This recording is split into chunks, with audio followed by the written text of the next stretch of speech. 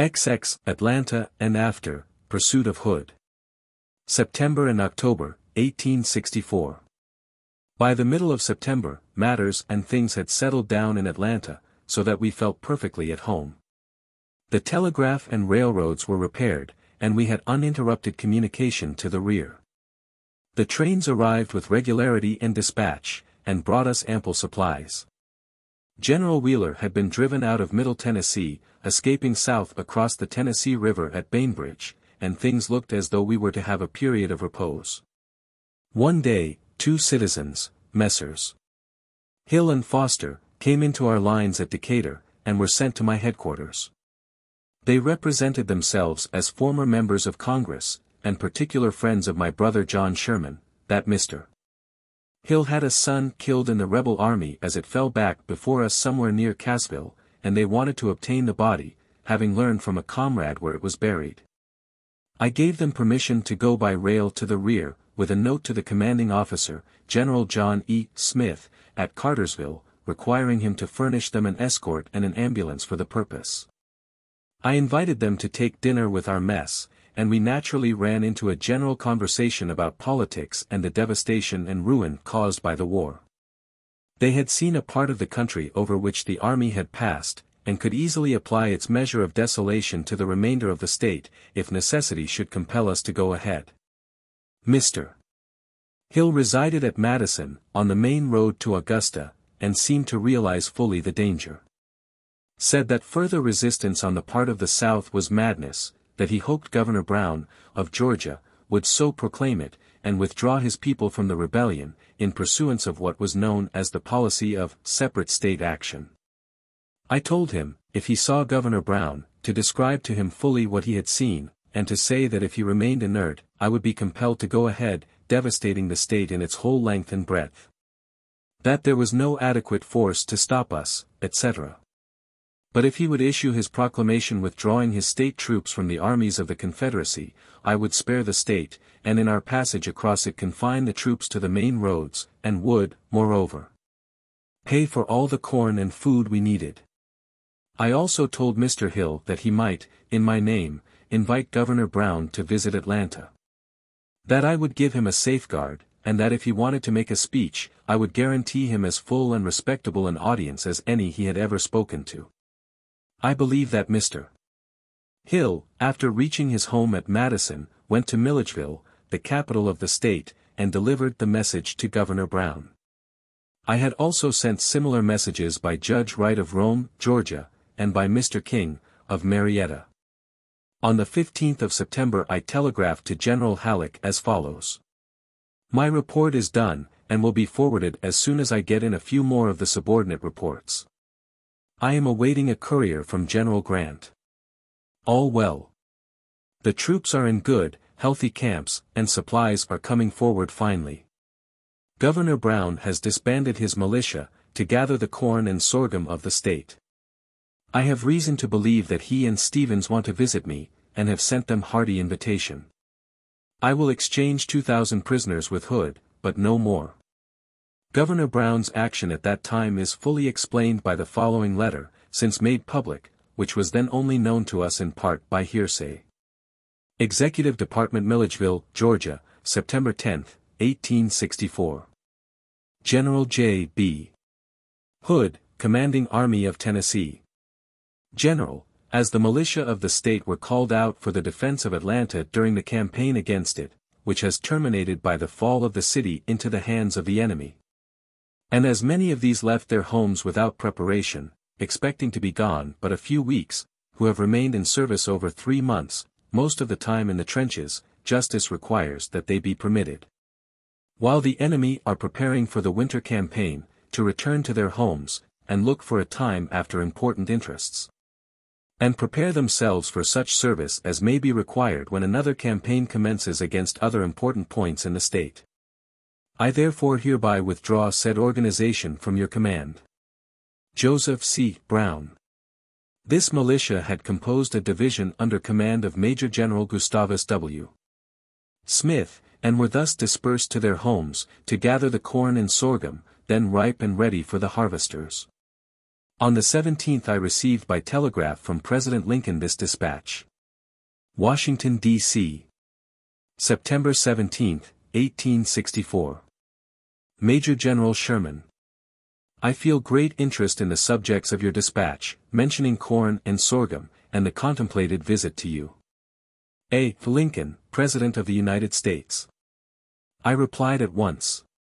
Headquarters Military Division of the Mississippi. In the Field, Atlanta, Georgia, September 17, 1864. President Lincoln, Washington, D.C. I will keep the department fully advised of all developments connected with the subject in which you feel interested. Mr. Wright, former member of Congress from Rome, Georgia, and Mr. King, of Marietta, are now going between Governor Brown and myself. I have said to them that some of the people of Georgia are engaged in rebellion, began in error and perpetuated in pride, but that Georgia can now save herself from the devastations of war preparing for her. Only by withdrawing her quota out of the Confederate Army, and aiding me to expel Hood from the borders of the state. In which event, instead of desolating the land as we progress, I will keep our men to the high roads and commons, and pay for the corn and meat we need and take.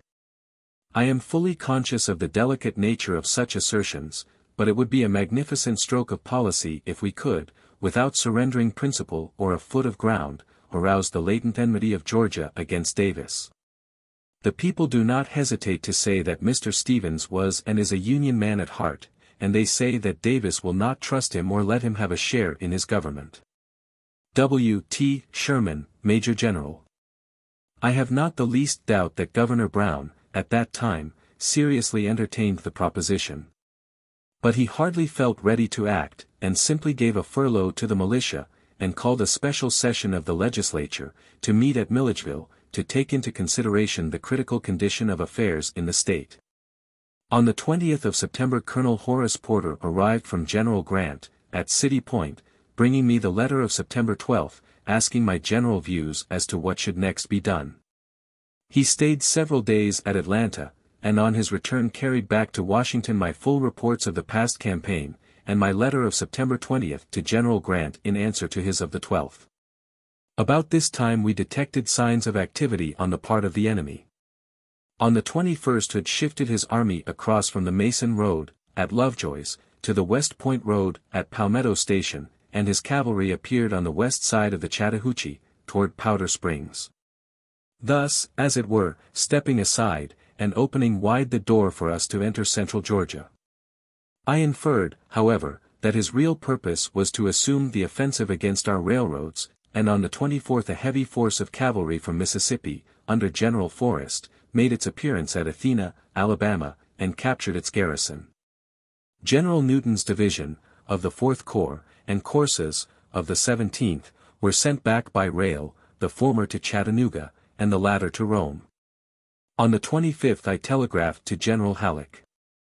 Hood seems to be moving, as it were, to the Alabama line, leaving open the road to Mason, as also to Augusta, but his cavalry is busy on all our roads. A force, number estimated as high as 8,000, are reported to have captured Athena, Alabama, and a regiment of 350 men sent to its relief. I have sent Newton's division up to Chattanooga in cars, and will send another division to Rome. If I were sure that Savannah would soon be in our possession, should be tempted to march for Milledgeville and Augusta. But I must first secure what I have. Jeff. Davis is at Macon. On the next day I telegraphed further that Jeff. Davis was with Hood at Palmetto Station. One of our spies was there at the time, who came in the next night, and reported to me the substance of his speech to the soldiers. It was a repetition of those he had made at Columbia, South Carolina, and Mason, Georgia, on his way out, which I had seen in the newspapers. Davis seemed to be perfectly upset by the fall of Atlanta, and to have lost all sense and reason. He denounced General Joss Johnston and Governor Brown as little better than traitors, attributed to them personally the many misfortunes which had befallen their cause, and informed the soldiers that now the tables were to be turned. That General Forrest was already on our roads in Middle Tennessee, and that Hood's army would soon be there. He asserted that the Yankee army would have to retreat or starve, and that the retreat would prove more disastrous than was that of Napoleon from Moscow. He promised his Tennessee and Kentucky soldiers that their feet should soon tread their native soil, etc., etc. He made no concealment of these vainglorious boasts, and thus gave us the full key to his future designs. To be forewarned was to be forearmed, and I think we took full advantage of the occasion. On the 26th I received this dispatch. City Point, Virginia, September 26, 1864-10 a.m. Major General Sherman, Atlanta. It will be better to drive Forrest out of Middle Tennessee as a first step, and do anything else you may feel your force sufficient for. When a movement is made on any part of the seacoast, I will advise you. If Hood goes to the Alabama line, will it not be impossible for him to subsist his army? U.S. Grant, Lieutenant General. Answer. Headquarters Military Division of the Mississippi in the Field, Atlanta, Georgia, September 26, 1864. General, I have your dispatch of today. I have already sent one division, Newton's, to Chattanooga, and another, Corse's, to Rome. Our armies are much reduced, and if I send back any more, I will not be able to threaten Georgia much. There are men enough to the rear to whip Forrest, but they are necessarily scattered to defend the roads. Can you expedite the sending to Nashville of the recruits that are in Indiana and Ohio? They could occupy the forts. Hood is now on the West Point Road 24 miles south of this, and draws his supplies by that road. Jefferson Davis is there today, and superhuman efforts will be made to break my road. Forrest is now Lieutenant General, and commands all the enemy's cavalry. W. T. Sherman, Major General. General Grant first thought I was in error in supposing that Jeff. Davis was at Macon and Palmetto, but on the 27th I received a printed copy of his speech made at Macon on the 22d, which was so significant that I ordered it to be telegraphed entire as far as Louisville, to be sent thence by mail to Washington. And on the same day received this dispatch. Washington, D.C., September 27, 1864 to 9 a.m. Major General Sherman, Atlanta, you say Jeff Davis is on a visit to General Hood. I judge that Brown and Stevens are the objects of his visit. A. Lincoln, President of the United States. To which I replied. Headquarters Military Division of the Mississippi. In the Field, Atlanta, Georgia, September 28, 1864. President Lincoln, Washington, D.C. I have positive knowledge that Mr. Davis made a speech at Macon, on the 22d, which I mailed to General Halleck yesterday. It was bitter against General Joss Johnston and Governor Brown. The militia are on furlough. Brown is at Milledgeville, trying to get a legislature to meet next month, but he is afraid to act unless in concert with other governors. Judge Wright, of Rome, has been here, and Messrs. Hill and Nelson, former members of Congress, are here now, and will go to meet Wright at Rome, and then go back to Madison and Milledgeville. Great efforts are being made to reinforce Hood's army, and to break up my railroads, and I should have at once a good reserve force at Nashville. It would have a bad effect, if I were forced to send back any considerable part of my army to guard roads, so as to weaken me to an extent that I could not act offensively if the occasion calls for it. W. T. Sherman, Major General. All this time Hood and I were carrying on the foregoing correspondence relating to the exchange of prisoners, the removal of the people from Atlanta, and the relief of our prisoners of war at Andersonville. Notwithstanding the severity of their imprisonment, some of these men escaped from Andersonville, and got to me at Atlanta. They described their sad condition, more than 25,000 prisoners confined in a stockade designed for only 10,000, debarred the privilege of gathering wood out of which to make huts. Deprived of sufficient healthy food, and the little stream that ran through their prison pen poisoned and polluted by the offal from their cooking and butchering houses above. On the 22d of September I wrote to General Hood, describing the condition of our men at Andersonville, purposely refraining from casting odium on him or his associates for the treatment of these men, but asking his consent for me to procure from our generous friends at the North the articles of clothing and comfort which they wanted, viz. Underclothing, soap, combs, scissors, etc., all needed to keep them in health, and to send these stores with a train and an officer to issue them. General Hood, on the 24th, promptly consented, and I telegraphed to my friend Mr. James E. Yeatman, Vice President of the Sanitary Commission at St. Louis, to send us all the underclothing and soap he could spare, specifying 1,200 fine-tooth combs, and 400 pairs of shears to cut hair. These articles indicate the plague that most afflicted our prisoners at Andersonville. Mr. Yeatman promptly responded to my request, expressed the articles, but they did not reach Andersonville in time, for the prisoners were soon after removed. These supplies did, however, finally overtake them at Jacksonville, Florida, just before the war closed. On the 28th I received from General Grant 2 dispatches. City Point, Virginia, September 27, 1864 to 8:30 a.m. Major General Sherman, it is evident, from the tone of the Richmond press and from other sources of information, that the enemy intend making a desperate effort to drive you from where you are. I have directed all new troops from the west, and from the east too, if necessary, in case none are ready in the west, to be sent to you. If General Burbridge is not too far on his way to Abingdon, I think he had better be recalled and his surplus troops sent into Tennessee. U.S. Grant, Lieutenant General. City Point, Virginia, September 27, 1864 to 10:30 a.m. Major General Sherman, I have directed all recruits and new troops from all the western states to be sent to Nashville, to receive their further orders from you. I was mistaken about Jeff Davis being in Richmond on Thursday last. He was then on his way to Macon. U.S. Grant, Lieutenant General. Forrest having already made his appearance in Middle Tennessee, and Hood evidently edging off in that direction, satisfied me that the general movement against our roads had begun. I therefore determined to send General Thomas back to Chattanooga, with another division, Morgan's, of the 14th Corps, to meet the danger in Tennessee. General Thomas went up on the 29th, and Morgan's division followed the same day, also by rail. And I telegraphed to General Halleck. I take it for granted that Forrest will cut our road, but think we can prevent him from making a serious lodgment.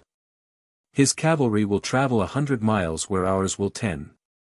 I have sent 2 divisions up to Chattanooga and 1 to Rome, and General Thomas started today to drive Forrest out of Tennessee.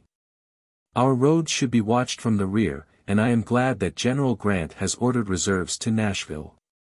I prefer for the future to make the movement on Milledgeville, Millen, and Savannah. Hood now rests 24 miles south, on the Chattahoochee, with his right on the West Point Road. He is removing the iron of the Macon Road. I can whip his infantry, but his cavalry is to be feared.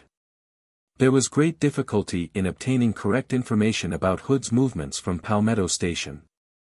I could not get spies to penetrate his camps, but on the 1st of October I was satisfied that the bulk of his infantry was at and across the Chattahoochee River, near Campbellton, and that his cavalry was on the west side, at Powder Springs. On that day I telegraphed to General Grant. Hood is evidently across the Chattahoochee, below Sweetwater. If he tries to get on our road, this side of the Etowah, I shall attack him. But if he goes to the Selma and Talladega road, why will it not do to leave Tennessee to the forces which Thomas has, and the reserves soon to come to Nashville, and for me to destroy Atlanta and march across Georgia to Savannah or Charleston? Breaking roads and doing irreparable damage. We cannot remain on the defensive. The Selma and Talladega road herein referred to was an unfinished railroad from Selma, Alabama, through Talladega, to Blue Mountain, a terminus 65 miles southwest of Rome and about 15 miles southeast of Gadsden, where the rebel army could be supplied from the direction of Montgomery and Mobile, and from which point Hood could easily threaten Middle Tennessee. My first impression was, that Hood would make for that point, but by the 3d of October the indications were that he would strike our railroad nearer us, viz., about Kingston or Marietta. Orders were at once made for the 20th Corps, Slocum's, to hold Atlanta and the bridges of the Chattahoochee, and the other corps were put in motion for Marietta. The army had undergone many changes since the capture of Atlanta. General Schofield had gone to the rear, leaving General J. D. Cogg in command of the Army of the Ohio, 23rd Corps. General Thomas, also, had been dispatched to Chattanooga, with Newton's division of the 4th Corps and Morgan's of the 14th Corps, leaving General D. S. Stanley, the senior major general of the 2 corps of his Army of the Cumberland, remaining and available for this movement, viz., the 4th and 14th, commanded by himself and Major General Jeff C. Davis. And after General Dodge was wounded, his corps, the 16th, had been broken up, and its 2 divisions were added to the 15th and 17th Corps, constituting the Army of the Tennessee, commanded by Major General O. O. Howard.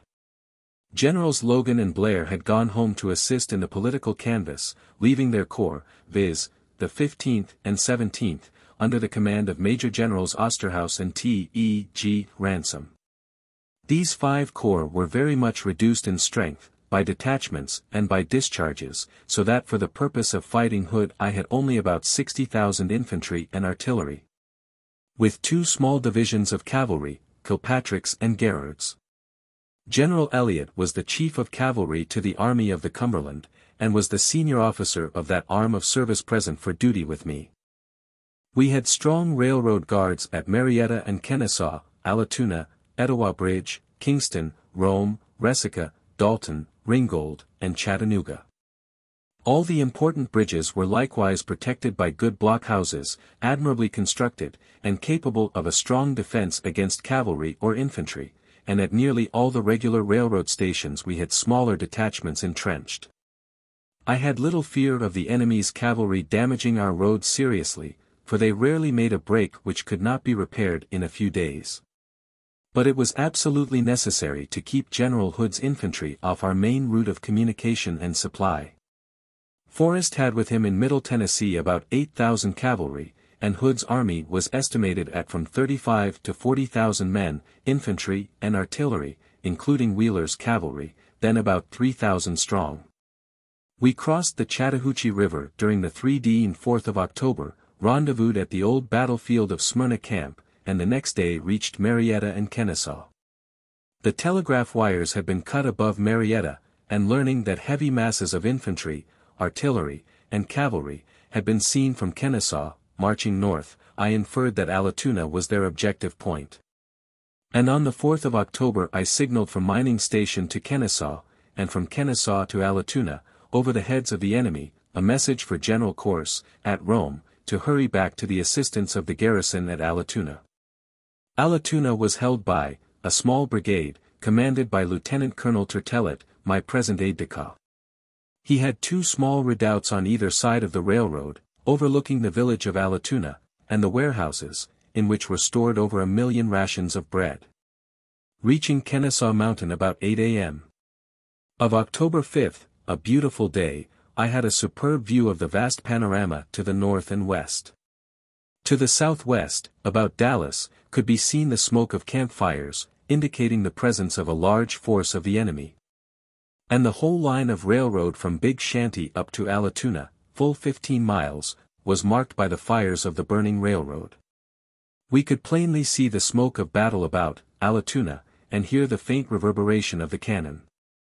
From Kennesaw I ordered the 23rd Corps, General Cox, to march due west on the Burnt Hickory Road, and to burn houses or piles of brush as it progressed, to indicate the head of column. Hoping to interpose this corps between Hood's main army at Dallas and the detachment then assailing Allatoona. The rest of the army was directed straight for Allatoona, northwest, distant 18 miles. The signal officer on Kennesaw reported that since daylight he had failed to obtain any answer to his call for Allatoona. But, while I was with him, he caught a faint glimpse of the telltale flag through an embrasure, and after much time he made out these letters C, R, S, E, H, E, R, and translated the message, "Corse is here." It was a source of great relief, for it gave me the first assurance that General Corse had received his orders, and that the place was adequately garrisoned. I watched with painful suspense the indications of the battle raging there, and was dreadfully impatient at the slow progress of the relieving column, whose advance was marked by the smokes which were made according to orders, but about 2 p.m. I noticed with satisfaction that the smoke of battle about Allatoona grew less and less, and ceased altogether about 4 p.m. For a time I attributed this result to the effect of General Cogg's march, but later in the afternoon the signal flag announced the welcome tidings that the attack had been fairly repulsed, but that General Corse was wounded. The next day my aide, Colonel Dayton, received this characteristic dispatch. Allatoona, Georgia, October 6, 1884 to 2 p.m.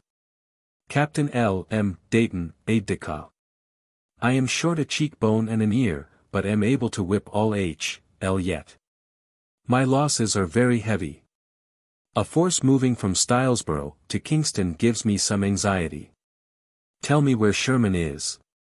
John M. Corse, Brigadier General. Inasmuch as the enemy had retreated southwest, and would probably next appear at Rome, I answered General Corse with orders to get back to Rome with his troops as quickly as possible. General Corse's report of this fight at Allatoona is very full and graphic. It is dated Rome, October 27, 1864.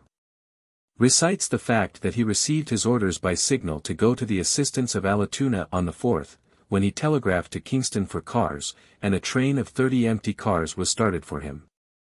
But about 10 of them got off the track and caused delay.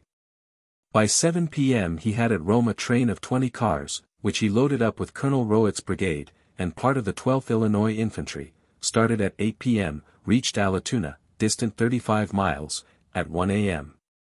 of the 5th, and sent the train back for more men, but the road was in bad order, and no more men came in time. He found Colonel Tertellet's garrison composed of 890 men. His reinforcement was 1,054, total for the defense, 1,944. The outposts were already engaged, and as soon as daylight came he drew back the men from the village to the ridge on which the redoubts were built. The enemy was composed of French's division of 3 brigades, variously reported from 4 to 5,000 strong. This force gradually surrounded the place by 8 a.m. when General French sent in by flag of truce this note. Around Allatoona, October 5, 1884. Commanding Officer, United States Forces, Allatoona. I have placed the forces under my command in such positions that you are surrounded, and to avoid a needless effusion of blood I call on you to surrender your forces at once. And unconditionally. 5 minutes will be allowed you to decide. Should you accede to this, you will be treated in the most honorable manner as prisoners of war. I have the honor to be, very respectfully yours. S. G. French. Major General Commanding Forces Confederate States. General Corse answered immediately. Headquarters 4th Division, 15th Corps. Allatoona, Georgia, October 5, 1864. Major General S. G. French, Confederate States, etc. Your communication demanding surrender of my command I acknowledge receipt of, and respectfully reply that we are prepared for the needless effusion of blood whenever it is agreeable to you. I am, very respectfully, your obedient servant. John M. Corse, Brigadier General Commanding Forces United States. Of course the attack began at once, coming from front, flank, and rear. There were 2 small redoubts, with slight parapets and ditches, one on each side of the deep railroad cut. These redoubts had been located by Colonel Poe, United States Engineers, at the time of our advance on Kennesaw, the previous June. Each redoubt overlooked the storehouses close by the railroad, and each could aid the other defensively by catching in flank the attacking force of the other. Our troops at first endeavored to hold some ground outside the redoubts, but were soon driven inside, when the enemy made repeated assaults, but were always driven back. About 11 a.m. Colonel Redfield, of the 39th Iowa, was killed, and Colonel Rowett was wounded, but never ceased to fight and encourage his men. Colonel Tertellet was shot through the hips, but continued to command. General Corse was, at 1 p.m. shot across the face, the ball cutting his ear, which stunned him, but he continued to encourage his men and to give orders. The enemy, about 1:30 p.m. made a last and desperate effort to carry one of the redoubts, but was badly cut to pieces by the artillery and infantry fire from the other, when he began to draw off, leaving his dead and wounded on the ground. Before finally withdrawing, General French converged a heavy fire of his cannon on the blockhouse at Allatoona Creek, about 2 miles from the depot, set it on fire, and captured its garrison, consisting of 4 officers and 85 men. By 4 p.m. he was in full retreat south, on the Dallas Road, and got by before the head of General Cox's column had reached it. Still several ambulances and stragglers were picked up by this command on that road. General Corse reported 231 rebel dead, 411 prisoners, 3 regimental colors, and 800 muskets captured. Among the prisoners was a Brigadier General Young, who thought that French's aggregate loss would reach 2,000. Colonel Tertellet says that, for days after General Corse had returned to Rome, his men found and buried at least 100 more dead rebels, who had doubtless been wounded, and died in the woods near Allatoona. I know that when I reached Allatoona, on the 9th, I saw a good many dead men, which had been collected for burial. Corse's entire loss, officially reported, was killed 142, wounded 353, missing 212, total 707. I esteemed this defense of Allatoona so handsome and important, that I made it the subject of a general order, viz., No. 86, of October 7, 1864. The general commanding avails himself of the opportunity, in the handsome defense made of Allatoona, to illustrate the most important principle in war, that fortified posts should be defended to the last, regardless of the relative numbers of the party attacking and attacked. The thanks of this army are due and are hereby accorded to General Corse, Colonel Tertellet, Colonel Rowett, officers, and men, for their determined and gallant defense of Allatoona. And it is made an example to illustrate the importance of preparing in time, and meeting the danger, when present, boldly, manfully, and well. Commanders and garrisons of the posts along our railroad are hereby instructed that they must hold their posts to the last minute, sure that the time gained is valuable and necessary to their comrades at the front. By order of Major General W. T. Sherman. L. M. Dayton, aide-de-camp. The rebels had struck our railroad a heavy blow, burning every tie, bending the rails for 8 miles, from Big Shanty to above Ackworth, so that the estimate for repairs called for 35,000 new ties, and 6 miles of iron. 10,000 men were distributed along the break to replace the ties, and to prepare the road bed, while the regular repair party, under Colonel W. W. Wright, came down from Chattanooga with iron, spikes, etc. And in about 7 days the road was all right again.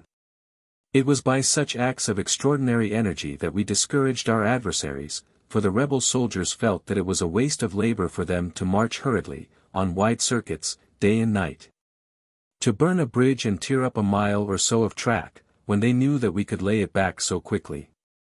They supposed that we had men and money without limit, and that we always kept on hand, distributed along the road, duplicates of every bridge and culvert of any importance. A good story is told of one who was on Kennesaw Mountain during our advance in the previous June or July. A group of rebels lay in the shade of a tree, one hot day, overlooking our camps about Big Shanty. One soldier remarked to his fellows, "Well, the Yanks will have to get up and get now, for I heard General Johnston himself say that General Wheeler had blown up the tunnel near Dalton, and that the Yanks would have to retreat, because they could get no more rations." "Oh, hell," said a listener, "don't you know that old Sherman carries a duplicate tunnel along?" After the war was over, General Johnston inquired of me who was our chief railroad engineer. When I told him that it was Colonel W. W. Wright, a civilian, he was much surprised, said that our feats of bridge building and repairs of roads had excited his admiration.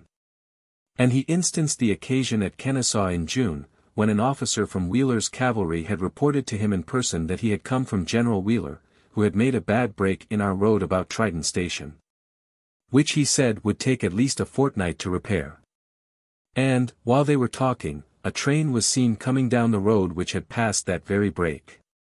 and had reached me at Big Shanty as soon as the fleet horsemen had reached him, General Johnston, at Marietta.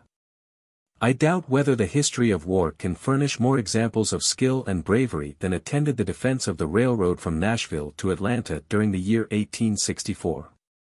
In person I reached Allatoona on the 9th of October, still in doubt as to Hood's immediate intentions. Our cavalry could do little against his infantry in the rough and wooded country about Dallas, which masked the enemy's movements.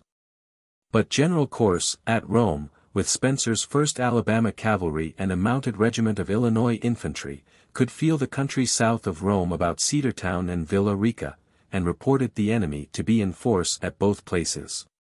On the 9th I telegraphed to General Thomas, at Nashville, as follows. I came up here to relieve our road. The 20th Corps remains at Atlanta. Hood reached the road and broke it up between Big Shanty and Ackworth. He attacked Allatoona, but was repulsed. We have plenty of bread and meat, but forage is scarce. I want to destroy all the road below Chattanooga, including Atlanta, and to make for the seacoast. We cannot defend this long line of road. And on the same day I telegraphed to General Grant, at City Point.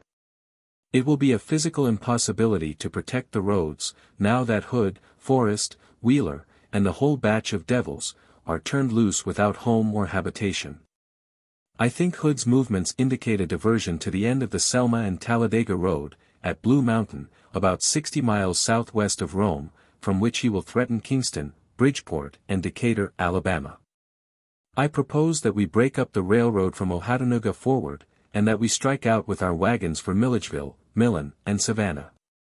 Until we can repopulate Georgia, it is useless for us to occupy it. But the utter destruction of its roads, houses, and people, will cripple their military resources. By attempting to hold the roads, we will lose 1,000 men each month, and will gain no result. I can make this march, and make Georgia howl. We have on hand over 8,000 head of cattle and 3 million rations of bread, but no corn. We can find plenty of forage in the interior of the state. Meantime the rebel General Forrest had made a bold circuit in Middle Tennessee, avoiding all fortified points, and breaking up the railroad at several places. But, as usual, he did his work so hastily and carelessly that our engineers soon repaired the damage. Then, retreating before General Rousseau, he left the state of Tennessee, crossing the river near Florence, Alabama, and got off unharmed. On the 10th of October the enemy appeared south of the Etowah River at Rome, when I ordered all the armies to march to Kingston, rode myself to Cartersville with the 23rd Corps, General Cox, and telegraphed from there to General Thomas at Nashville. It looks to me as though Hood was bound for Tuscumbia. He is now crossing the Coosa River below Rome, looking west. Let me know if you can hold him with your forces now in Tennessee and the expected reinforcements, as, in that event, you know what I propose to do. I will be at Kingston tomorrow. I think Rome is strong enough to resist any attack, and the rivers are all high. If he turns up by Somerville, I will get in behind him. And on the same day to General Grant, at City Point. Hood is now crossing the Coosa, 12 miles below Rome, bound west. If he passes over to the Mobile and Ohio Railroad, had I not better execute the plan of my letter sent you by Colonel Porter, and leave General Thomas, with the troops now in Tennessee, to defend the state? He will have an ample force when the reinforcements ordered reach Nashville. I found General John E. Smith at Cartersville, and on the 11th rode on to Kingston, where I had telegraphic communications in all directions. From General Corse, at Rome, I learned that Hood's army had disappeared, but in what direction he was still in doubt. And I was so strongly convinced of the wisdom of my proposition to change the whole tactics of the campaign, to leave Hood to General Thomas, and to march across Georgia for Savannah or Charleston, that I again telegraphed to General Grant. We cannot now remain on the defensive.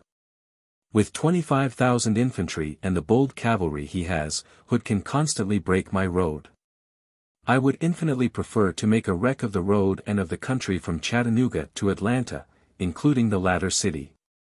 Send back all my wounded and unserviceable men, and with my effective army move through Georgia, smashing things to the sea. Hood may turn into Tennessee and Kentucky, but I believe he will be forced to follow me. Instead of being on the defensive, I will be on the offensive. Instead of my guessing at what he means to do, he will have to guess at my plans. The difference in war would be fully 25 per pent. I can make Savannah, Charleston, or the month of the Chattahoochee, Apalachicola. Answer quick, as I know we will not have the telegraph long. I received no answer to this at the time, and the next day went on to Rome, where the news came that Hood had made his appearance at Resica, and had demanded the surrender of the place, which was commanded by Colonel Weaver, reinforced by Brevet Brigadier General Rahm. General Hood had evidently marched with rapidity up the Chattooga Valley, by Somerville, Lafayette, Ship's Gap, and Snake Creek Gap, and had with him his whole army, except a small force left behind to watch Rome. I ordered Resica to be further reinforced by rail from Kingston, and ordered General Cox to make a bold reconnaissance down the Coosa Valley, which captured and brought into Rome some cavalrymen and a couple of field guns, with their horses and men. At first I thought of interposing my whole army in the Chattooga Valley, so as to prevent Hood's escape south. But I saw at a glance that he did not mean to fight, and in that event, after damaging the road all he could, he would be likely to retreat eastward by Spring Place, which I did not want him to do. And, hearing from General Rahm that he still held Resica safe, and that General Edward McCook had also got there with some cavalry reinforcements, I turned all the heads of columns for Resica, viz., General Cox's, from Rome, General Stanley's, from McGuire's, and General Howard's, from Kingston. We all reached Resica during that night, and the next morning, 13th, learned that Hood's whole army had passed up the valley toward Dalton, burning the railroad and doing all the damage possible. On the 12th he had demanded the surrender of Resica in the following letter. Headquarters Army of Tennessee in the Field, October 12, 1861. To the officer commanding the United States forces at Resica, Georgia. Sir, I demand the immediate and unconditional surrender of the post and garrison under your command, and, should this be acceded to, all white officers and soldiers will be paroled in a few days. If the place is carried by assault, no prisoners will be taken. Most respectfully, your obedient servant. J. B. Hood, General. To this Colonel Weaver, then in command, replied. Headquarters 2nd Brigade, 3rd Division, 15th Corps. Resica, Georgia, October 12, 1884. To General J. B. Hood. Your communication of this date just received. In reply, I have to state that I am somewhat surprised at the concluding paragraph, to the effect that, if the place is carried by assault, no prisoners will be taken. In my opinion I can hold this post. If you want it, come and take it. I am, General, very respectfully, your most obedient servant. Clark R. Weaver, Commanding Officer. This brigade was very small, and as Hood's investment extended only from the Oostinala, below the town, to the Conasauga above, he left open the approach from the south, which enabled General Rahm and the cavalry of Generals McCook and Watkins to reinforce from Kingston. In fact, Hood, admonished by his losses at Allatoona, did not attempt an assault at all, but limited his attack to the above threat, and to some skirmishing, giving his attention chiefly to the destruction of the railroad, which he accomplished all the way up to Tunnel Hill, nearly 20 miles, capturing en route the regiment of black troops at Dalton, Johnson's 44th United States Colored. On the 14th, I turned General Howard through Snake Creek Gap, and sent General Stanley around by Tilton, with orders to cross the mountain to the west, so as to capture, if possible, the force left by the enemy in Snake Creek Gap. We found this gap very badly obstructed by fallen timber, but got through that night, and the next day the main army was at Villanelle. On the morning of the 16th, the leading division of General Howard's column, commanded by General Charles R. Woods, carried Ship's Gap, taking prisoners part of the 24th South Carolina Regiment, which had been left there to hold us in check. The best information there obtained located Hood's army at Lafayette, near which place I hoped to catch him and force him to battle. But, by the time we had got enough troops across the mountain at Ship's Gap, Hood had escaped down the valley of the Chattooga, and all we could do was to follow him as closely as possible.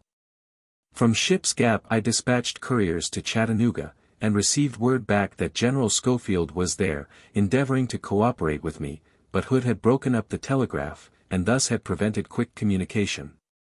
General Schofield did not reach me till the army had got down to Galesville, about the 21st of October. It was at Ship's Gap that a courier brought me the cipher message from General Halleck which intimated that the authorities in Washington were willing I should undertake the march across Georgia to the sea. The translated dispatch named Horseybar Sound as the point where the fleet would await my arrival. After much time I construed it to mean Ossabaw Sound, below Savannah, which was correct. On the 16th I telegraphed to General Thomas, at Nashville. Send me Morgan's and Newton's old divisions. Re-establish the road, and I will follow Hood wherever he may go. I think he will move to Blue Mountain. We can maintain our men and animals on the country. General Thomas's reply was: Nashville, October 17, 1864, 10:30 a.m. Major General Sherman. Your dispatch from Ship's Gap, 5 p.m. of the 16th, just received. Schofield, whom I placed in command of the two divisions, Wagner's and Morgan's, was to move up Lookout Valley this a.m., to intercept Hood, should he be marching for Bridgeport. I will order him to join you with the two divisions, and will reconstruct the road as soon as possible. We'll also reorganize the guards for posts and blockhouses. Mower and Wilson have arrived, and are on their way to join you. I hope you will adopt Grant's idea of turning Wilson loose, rather than undertake the plan of a march with the whole force through Georgia to the sea, inasmuch as General Grant cannot cooperate with you as at first arranged. George H. Thomas, Major General. So it is clear that at that date neither General Grant nor General Thomas heartily favored my proposed plan of campaign. On the same day, I wrote to General Schofield at Chattanooga. Hood is not at Deer Head Cove. We occupy Ship's Gap and Lafayette. Hood is moving south via Summerville, Alpine, and Gadsden.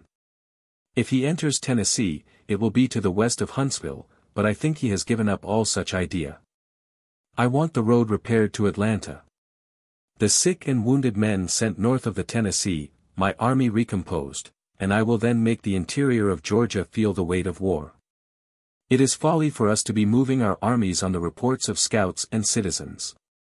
We must maintain the offensive. Your first move on Trenton and Valley Head was right, the move to defend Caperton's Ferry is wrong. Notify General Thomas of these my views. We must follow Hood till he is beyond the reach of mischief, and then resume the offensive.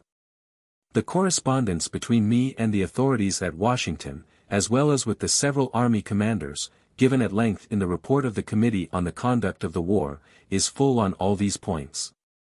After striking our road at Dalton, Hood was compelled to go on to Chattanooga and Bridgeport, or to pass around by Decatur and abandon altogether his attempt to make us let go our hold of Atlanta by attacking our communications.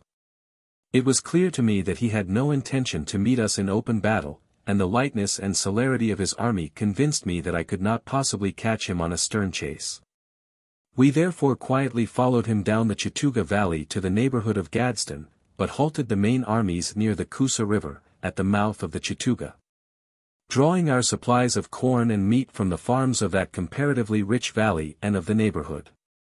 General Slocum, in Atlanta, had likewise sent out, under strong escort, large trains of wagons to the east, and brought back corn, bacon, and all kinds of provisions, so that Hood's efforts to cut off our supplies only reacted on his own people.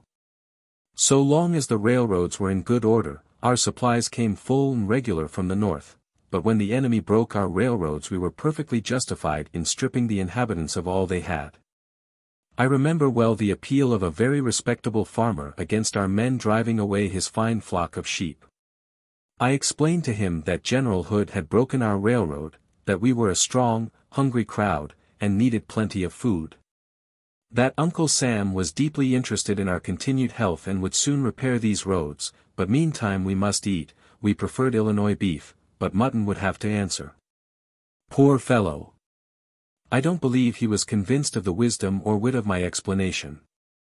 Very soon after reaching Lafayette we organized a line of supply from Chattanooga to Ringgold by rail, and thence by wagons to our camps about Galesville. Meantime, also, Hood had reached the neighborhood of Gadsden, and drew his supplies from the railroad at Blue Mountain. On the 19th of October I telegraphed to General Halleck, at Washington. Hood has retreated rapidly by all the roads leading south. Our advance columns are now at Alpine and Melville Post Office. I shall pursue him as far as Galesville. The enemy will not venture toward Tennessee except around by Decatur. I propose to send the 4th Corps back to General Thomas, and leave him, with that corps, the garrisons, and new troops, to defend the line of the Tennessee River. And with the rest I will push into the heart of Georgia and come out at Savannah, destroying all the railroads of the state. The break in our railroad at Big Shanty is almost repaired, and that about Dalton should be done in 10 days. We find abundance of forage in the country. On the same day I telegraphed to General L.C. Easton, Chief Quartermaster, who had been absent on a visit to Missouri, but had got back to Chattanooga. Go in person to superintend the repairs of the railroad, and make all orders in my name that will expedite its completion. I want it finished, to bring back from Atlanta to Chattanooga the sick and wounded men and surplus stores. On the 1st of November I want nothing in front of Chattanooga except what we can use as food and clothing and haul in our wagons. There is plenty of corn in the country, and we only want forage for the posts. I allow 10 days for all this to be done, by which time I expect to be at or near Atlanta. I telegraphed also to General Amos Beckwith, Chief Commissary in Atlanta, who was acting as Chief Quartermaster during the absence of General Easton. Hood will escape me. I want to prepare for my big raid. On the 1st of November I want nothing in Atlanta but what is necessary for war. Send all trash to the rear at once, and have on hand 30 days' food and but little forage.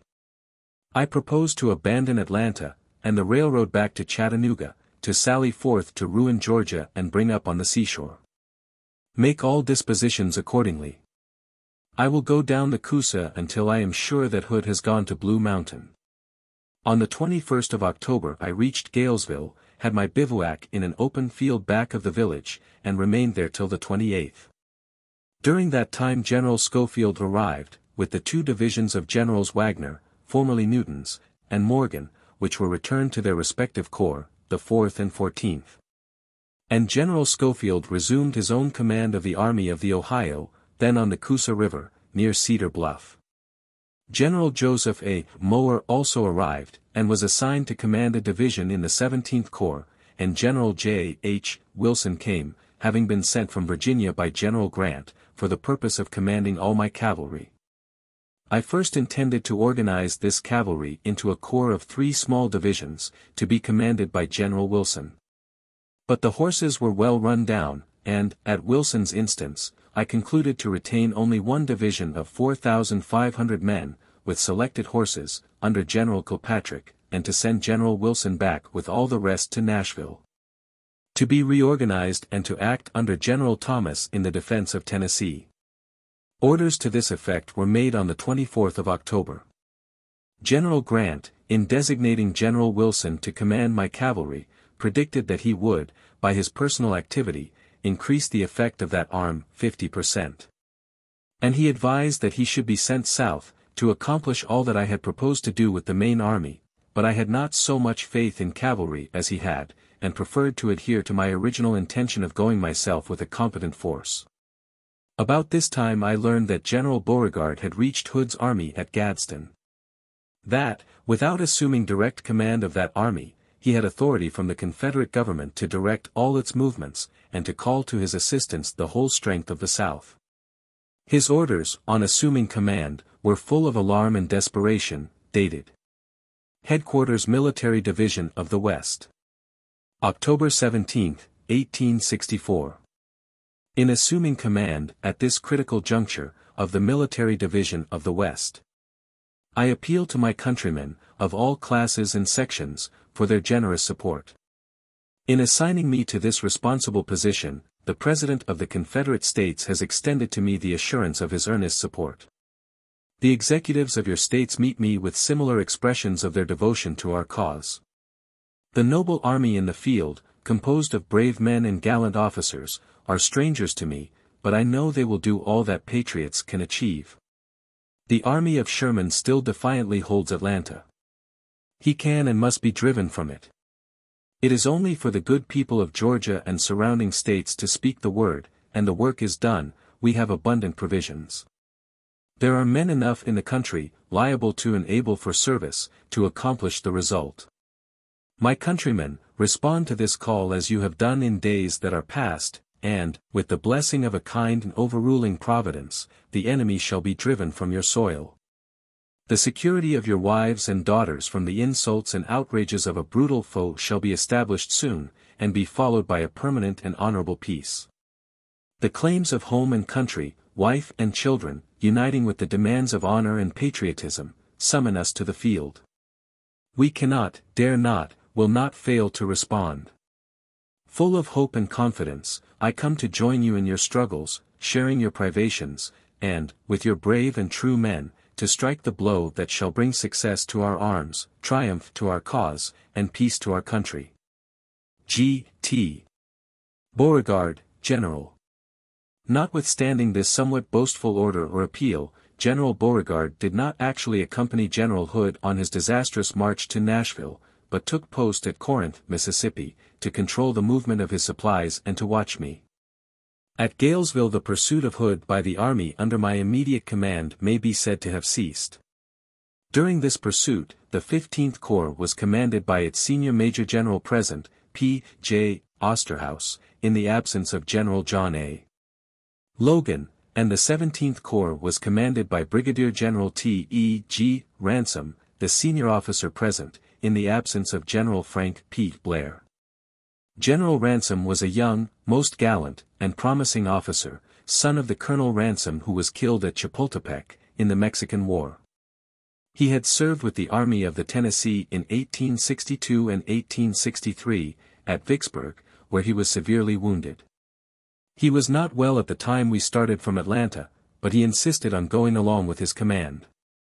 His symptoms became more aggravated on the march, and when we were encamped near Galesville, I visited him in company with Surgeon John Moores, United States Army, who said that the case was one of typhoid fever, which would likely prove fatal. A few days after, viz., the 28th, he was being carried on a litter toward Rome, and as I rode from Galesville to Rome, I passed him by the way, stopped, and spoke with him, but did not then suppose he was so near his end. The next day, however, his escort reached Rome, bearing his dead body. The officer in charge reported that, shortly after I had passed, his symptoms became so much worse that they stopped at a farmhouse by the roadside, where he died that evening. His body was at once sent to Chicago for burial, and a monument has been ordered by the Society of the Army of the Tennessee to be erected in his memory. On the 26th of October I learned that Hood's whole army had made its appearance about Decatur, Alabama, and at once caused a strong reconnaissance to be made down the Coosa to near Gadsden, which revealed the truth that the enemy was gone except a small force of cavalry, commanded by General Wheeler, which had been left to watch us. I then finally resolved on my future course, which was to leave Hood to be encountered by General Thomas, while I should carry into full effect the long-contemplated project of marching for the sea-coast, and thence to operate toward Richmond. But it was all important to me and to our cause that General Thomas should have an ample force, equal to any and every emergency. He then had at Nashville about 8 or 10,000 new troops, and as many more civil employees of the quartermaster's department, which were not suited for the field, but would be most useful in manning the excellent forts that already covered Nashville.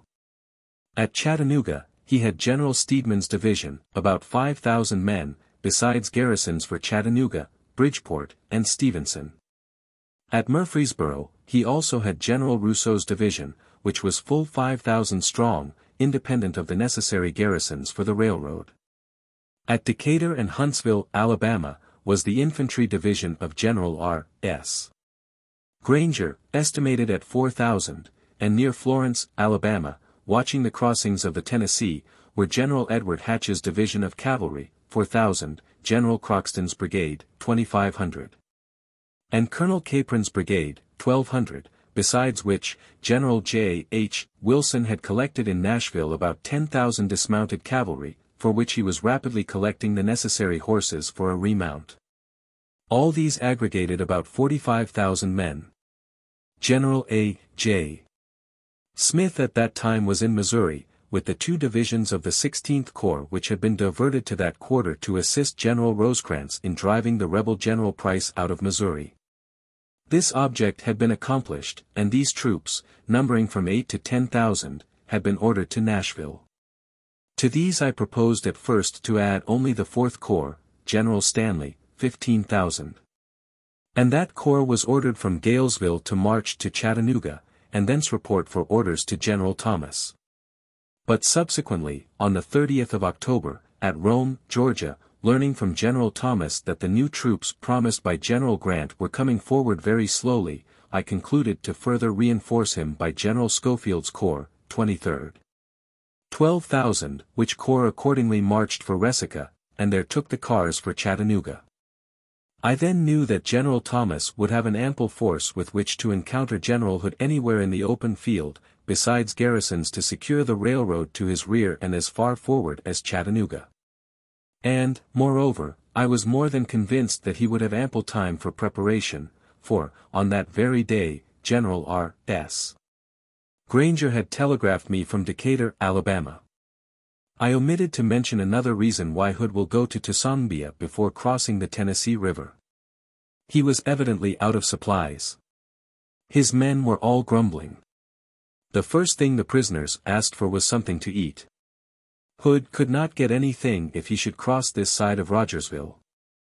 I knew that the country about Decatur and Tuscumbia, Alabama, was bare of provisions, and inferred that General Hood would have to draw his supplies, not only of food, but of stores, clothing, and ammunition, from Mobile, Montgomery, and Selma, Alabama, by the railroad around by Meridian and Corinth, Mississippi, which we had most effectually disabled the previous winter.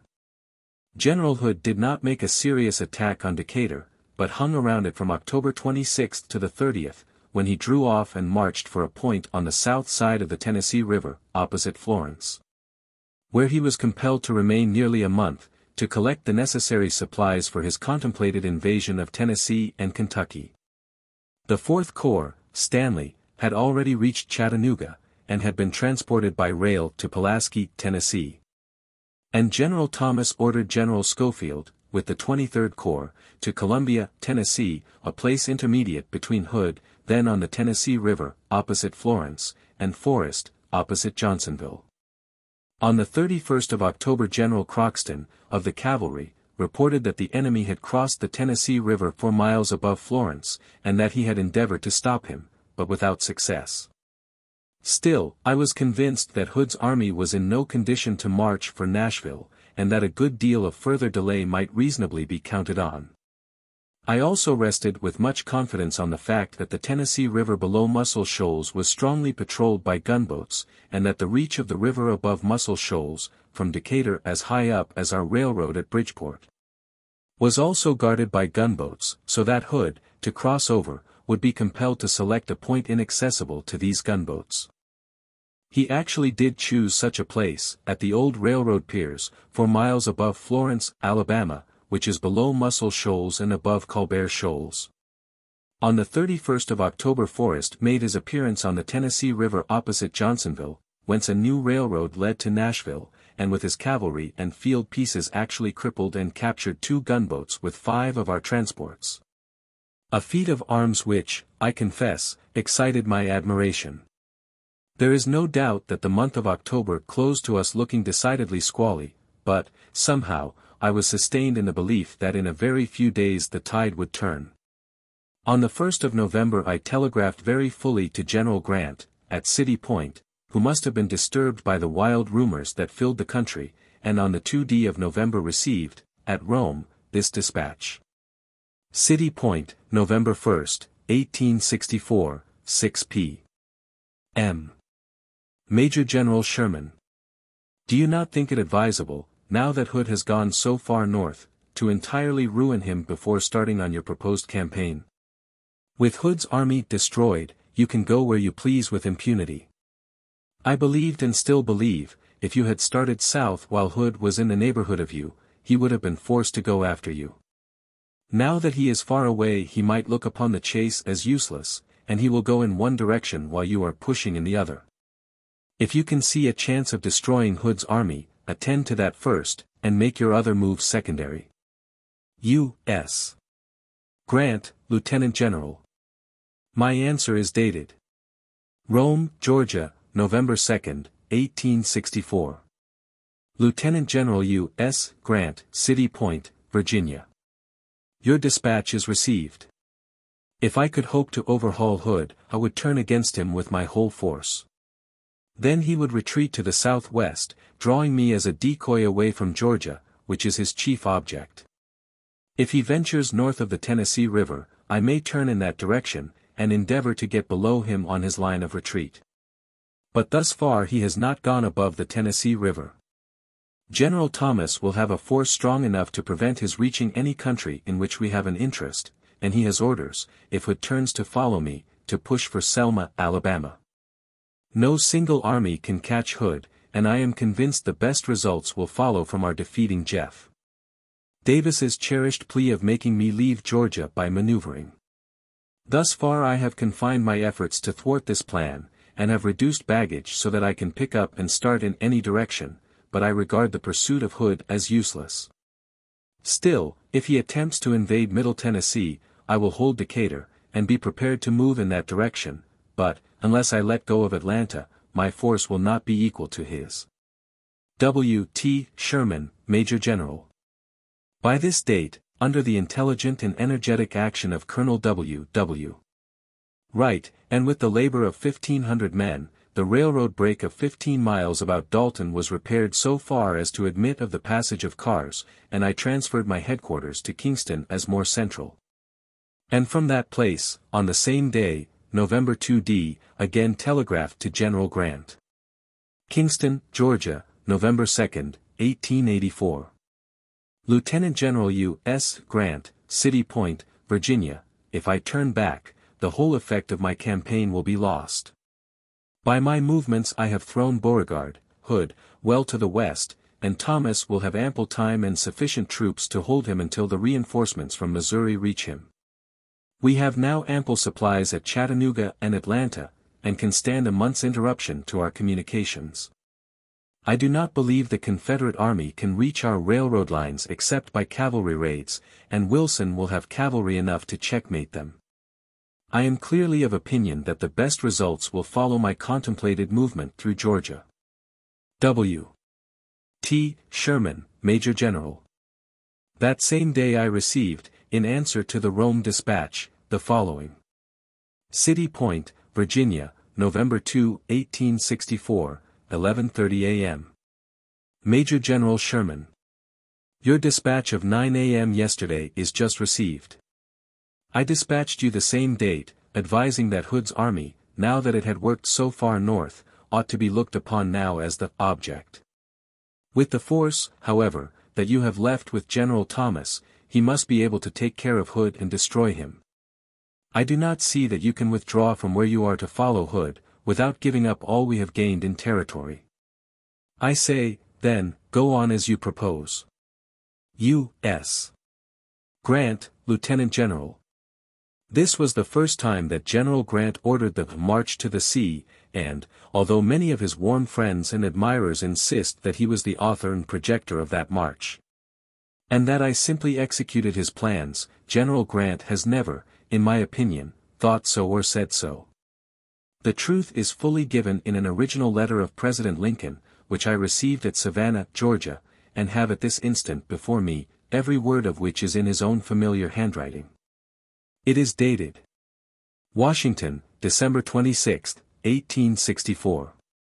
When you were about leaving Atlanta for the Atlantic coast, I was anxious, if not fearful, but, feeling that you were the better judge, and remembering nothing risked, nothing gained, I did not interfere. Now, the undertaking being a success, the honor is all yours, for I believe none of us went further than to acquiesce, and, taking the work of General Thomas into account, as it should be taken, it is indeed a great success. Not only does it afford the obvious and immediate military advantages, but, in showing to the world that your army could be divided, putting the stronger part to an important new service. And yet leaving enough to vanquish the old opposing force of the whole, Hood's army, it brings those who sat in darkness to see a great light. But what next? I suppose it will be safer if I leave General Grant and yourself to decide. A. Lincoln. Of course, this judgment, made after the event, was extremely flattering and was all I ever expected, a recognition of the truth and of its importance. I have often been asked, by well-meaning friends, when the thought of that march first entered my mind. I knew that an army which had penetrated Georgia as far as Atlanta could not turn back. It must go ahead, but when, how, and where, depended on many considerations. As soon as Hood had shifted across from Lovejoy's to Palmetto, I saw the move in my mind's eye, and, after Jeff Davis's speech at Palmetto, of September 26, I was more positive in my conviction, but was in doubt as to the time and manner. When General Hood first struck our railroad above Marietta, we were not ready, and I was forced to watch his movements further, till he had caromed off to the west of Decatur. Then I was perfectly convinced, and had no longer a shadow of doubt. The only possible question was as to Thomas's strength and ability to meet Hood in the open field. I did not suppose that General Hood, though rash, would venture to attack fortified places like Allatoona, Resaca, Decatur, and Nashville. But he did so, and in so doing he played into our hands perfectly. On the 2d of November I was at Kingston, Georgia, and my 4 corps, the 15th, 17th, 14th, and 20th, with 1 division of cavalry, were strung from Rome to Atlanta. Our railroads and telegraph had been repaired, and I deliberately prepared for the march to Savannah, distant 300 miles from Atlanta. All the sick and wounded men had been sent back by rail to Chattanooga. All our wagon trains had been carefully overhauled and loaded, so as to be ready to start on an hour's notice, and there was no serious enemy in our front. General Hood remained still at Florence, Alabama, occupying both banks of the Tennessee River, busy in collecting shoes and clothing for his men, and the necessary ammunition and stores with which to invade Tennessee, most of which had to come from Mobile, Selma, and Montgomery, Alabama, over railroads that were still broken. Beauregard was at Corinth, hastening forward these necessary preparations. General Thomas was at Nashville, with Wilson's dismounted cavalry and a mass of new troops and quartermaster's employees amply sufficient to defend the place. The 4th and 23rd Corps, under Generals Stanley and Schofield, were posted at Pulaski, Tennessee, and the cavalry of Hatch, Croxton, and Capron, were about Florence, watching Hood. Smith's, A.J. 2 divisions of the 16th Corps were still in Missouri, but were reported as ready to embark at Lexington for the Cumberland River and Nashville. Of course, General Thomas saw that on him would likely fall the real blow, and was naturally anxious. He still kept Granger's division at Decatur, Rousseau's at Murfreesboro, and Steedman's at Chattanooga, with strong railroad guards at all the essential points intermediate. Confident that by means of this very railroad he could make his concentration sooner than Hood could possibly march up from Florence. Meantime, General F. P. Blair had rejoined his corps, 17th, and we were receiving at Kingston recruits and returned furlough men, distributing them to their proper companies. Paymasters had come down to pay off our men before their departure to a new sphere of action, and commissioners were also on hand from the several states to take the vote of our men in the presidential election then agitating the country. On the 6th of November, at Kingston, I wrote and telegraphed to General Grant, reviewing the whole situation, gave him my full plan of action, stated that I was ready to march as soon as the election was over, and appointed November 10th as the day for starting. On the 8th I received this dispatch. City Point, Virginia, November 7th, 1864 to 10:30 p.m. Major General Sherman. Your dispatch of this evening received. I see no present reason for changing your plan. Should any arise, you will see it, or if I do I will inform you. I think everything here is favorable now. Great good fortune attend you. I believe you will be eminently successful, and, at worst, can only make a march less fruitful of results than hoped for. U.S. Grant, Lieutenant General. Meantime trains of cars were whirling by, carrying to the rear an immense amount of stores which had accumulated at Atlanta, and at the other stations along the railroad. And General Steedman had come down to Kingston, to take charge of the final evacuation and withdrawal of the several garrisons below Chattanooga. On the 10th of November the movement may be said to have fairly begun. All the troops designed for the campaign were ordered to march for Atlanta, and General Corse, before evacuating his post at Rome, was ordered to burn all the mills, factories, etc., etc. That could be useful to the enemy, should he undertake to pursue us, or resume military possession of the country. This was done on the night of the 10th, and next day Corse reached Kingston. On the 11th General Thomas and I interchanged full dispatches. He had heard of the arrival of General A.J. Smith's 2 divisions at Paducah, which would surely reach Nashville much sooner than General Hood could possibly do from Florence, so that he was perfectly satisfied with his share of the army. On the 12th, with a full staff, I started from Kingston for Atlanta, and about noon of that day we reached Cartersville, and sat on the edge of a porch to rest, when the telegraph operator, Mr. Van Valkenburg, or Eddie, got the wire down from the poles to his lap, in which he held a small pocket instrument. Calling Chattanooga, he received this message from General Thomas, dated Nashville, November 12, 1884, 8:80 a.m. Major General Sherman. Your dispatch of 12 o'clock last night is received.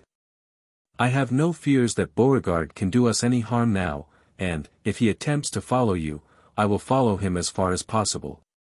If he does not follow you, I will then thoroughly organize my troops, and believe I shall have men enough to ruin him unless he gets out of the way very rapidly. The country of Middle Alabama, I learn, is teeming with supplies this year, which will be greatly to our advantage. I have no additional news to report from the direction of Florence. I am now convinced that the greater part of Beauregard's army is near Florence and Tuscumbia, and that you will have at least a clear road before you for several days, and that your success will fully equal your expectations. George H. Thomas, Major General. I answered simply, dispatch received, all right. About that instant of time, some of our men burnt a bridge, which severed the telegraph wire, and all communication with the rear ceased thenceforth. As we rode on toward Atlanta that night, I remember the railroad trains going to the rear with a furious speed, the engineers and the few men about the trains waving us an affectionate adieu. It surely was a strange event, 2 hostile armies marching in opposite directions, each in the full belief that it was achieving a final and conclusive result in a great war. And I was strongly inspired with the feeling that the movement on our part was a direct attack upon the rebel army and the rebel capital at Richmond, though a full 1,000 miles of hostile country intervened, and that, for better or worse, it would end the war. XXII. The March to the Sea from Atlanta to Savannah. November and December, 1864. On the 12th of November the railroad and telegraph communications with the rear were broken, and the army stood detached from all friends, dependent on its own resources and supplies. No time was to be lost. All the detachments were ordered to march rapidly for Atlanta, breaking up the railroad en route, and generally to so damage the country as to make it untenable to the enemy. By the 14th all the troops had arrived at or near Atlanta, and were, according to orders, grouped into 2 wings, the right and left, commanded respectively by Major Generals O. Howard and H. W. Slocum, both comparatively young men, but educated and experienced officers, fully competent to their command. The right wing was composed of the 15th Corps, Major General P. J. Osterhaus commanding, and the 17th Corps, Major General Frank P. Blair commanding.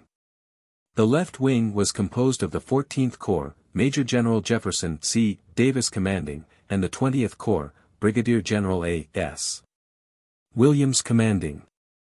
The 15th Corps had 4 divisions, commanded by Brigadier Generals Charles R. Woods, W. B. Hazen, John E. Smith, and John M. Gorse. The 17th Corps had 3 divisions, commanded by Major General J. A. Mower, and Brigadier Generals M. D. Leggett and Giles A. Smith. The 14th Corps had 3 divisions, commanded by Brigadier Generals W. P. Carlin, James D. Morgan, and A. Baird. The 20th Corps had also 3 divisions, commanded by Brigadier Generals N. J. Jackson, John W. Geary, and W. T. Ward. The cavalry division was held separate, subject to my own orders. It was commanded by Brigadier General Judson Kilpatrick, and was composed of 2 brigades, commanded by Colonels Eli H. Murray, of Kentucky, and Smith D. Atkins, of Illinois. The strength of the army, as officially reported, is given in the following tables, and shows an aggregate of 55,329 infantry, 5,063 cavalry, and 1,812 artillery in all, 62,204 officers and men. The most extraordinary efforts had been made to purge this army of non-combatants and of sick men, for we knew well that there was to be no place of safety save with the army itself. Our wagons were loaded with ammunition, provisions, and forage, and we could ill afford to haul even sick men in the ambulances, so that all on this exhibit may be assumed to have been able-bodied, experienced soldiers, well armed, well equipped and provided, as far as human foresight could, with all the essentials of life, strength, and vigorous action.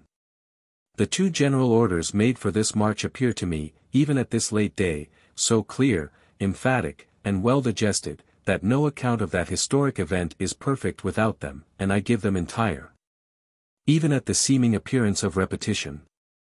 And, though they called for great sacrifice and labor on the part of the officers and men, I insist that these orders were obeyed as well as any similar orders ever were, by an army operating wholly in an enemy's country, and dispersed, as we necessarily were, during the subsequent period of nearly 6 months. Special Field Orders, No. 119. Headquarters Military Division of the Mississippi. In the field, Kingston, Georgia, November 8, 1864. The General Commanding deems it proper at this time to inform the officers and men of the 14th, 15th, 17th, and 20th Corps that he has organized them into an army for a special purpose, well known to the War Department and to General Grant. It is sufficient for you to know that it involves a departure from our present base, and a long and difficult march to a new one. All the chances of war have been considered and provided for, as far as human sagacity can. All he asks of you is to maintain that discipline, patience, and courage, which have characterized you in the past. And he hopes, through you, to strike a blow at our enemy that will have a material effect in producing what we all so much desire, his complete overthrow. Of all things, the most important is, that the men, during marches and in camp, keep their places and do not scatter about as stragglers or foragers, to be picked up by a hostile people in detail. It is also of the utmost importance that our wagons should not be loaded with anything but provisions and ammunition. All surplus servants, non-combatants, and refugees, should now go to the rear, and none should be encouraged to encumber us on the march.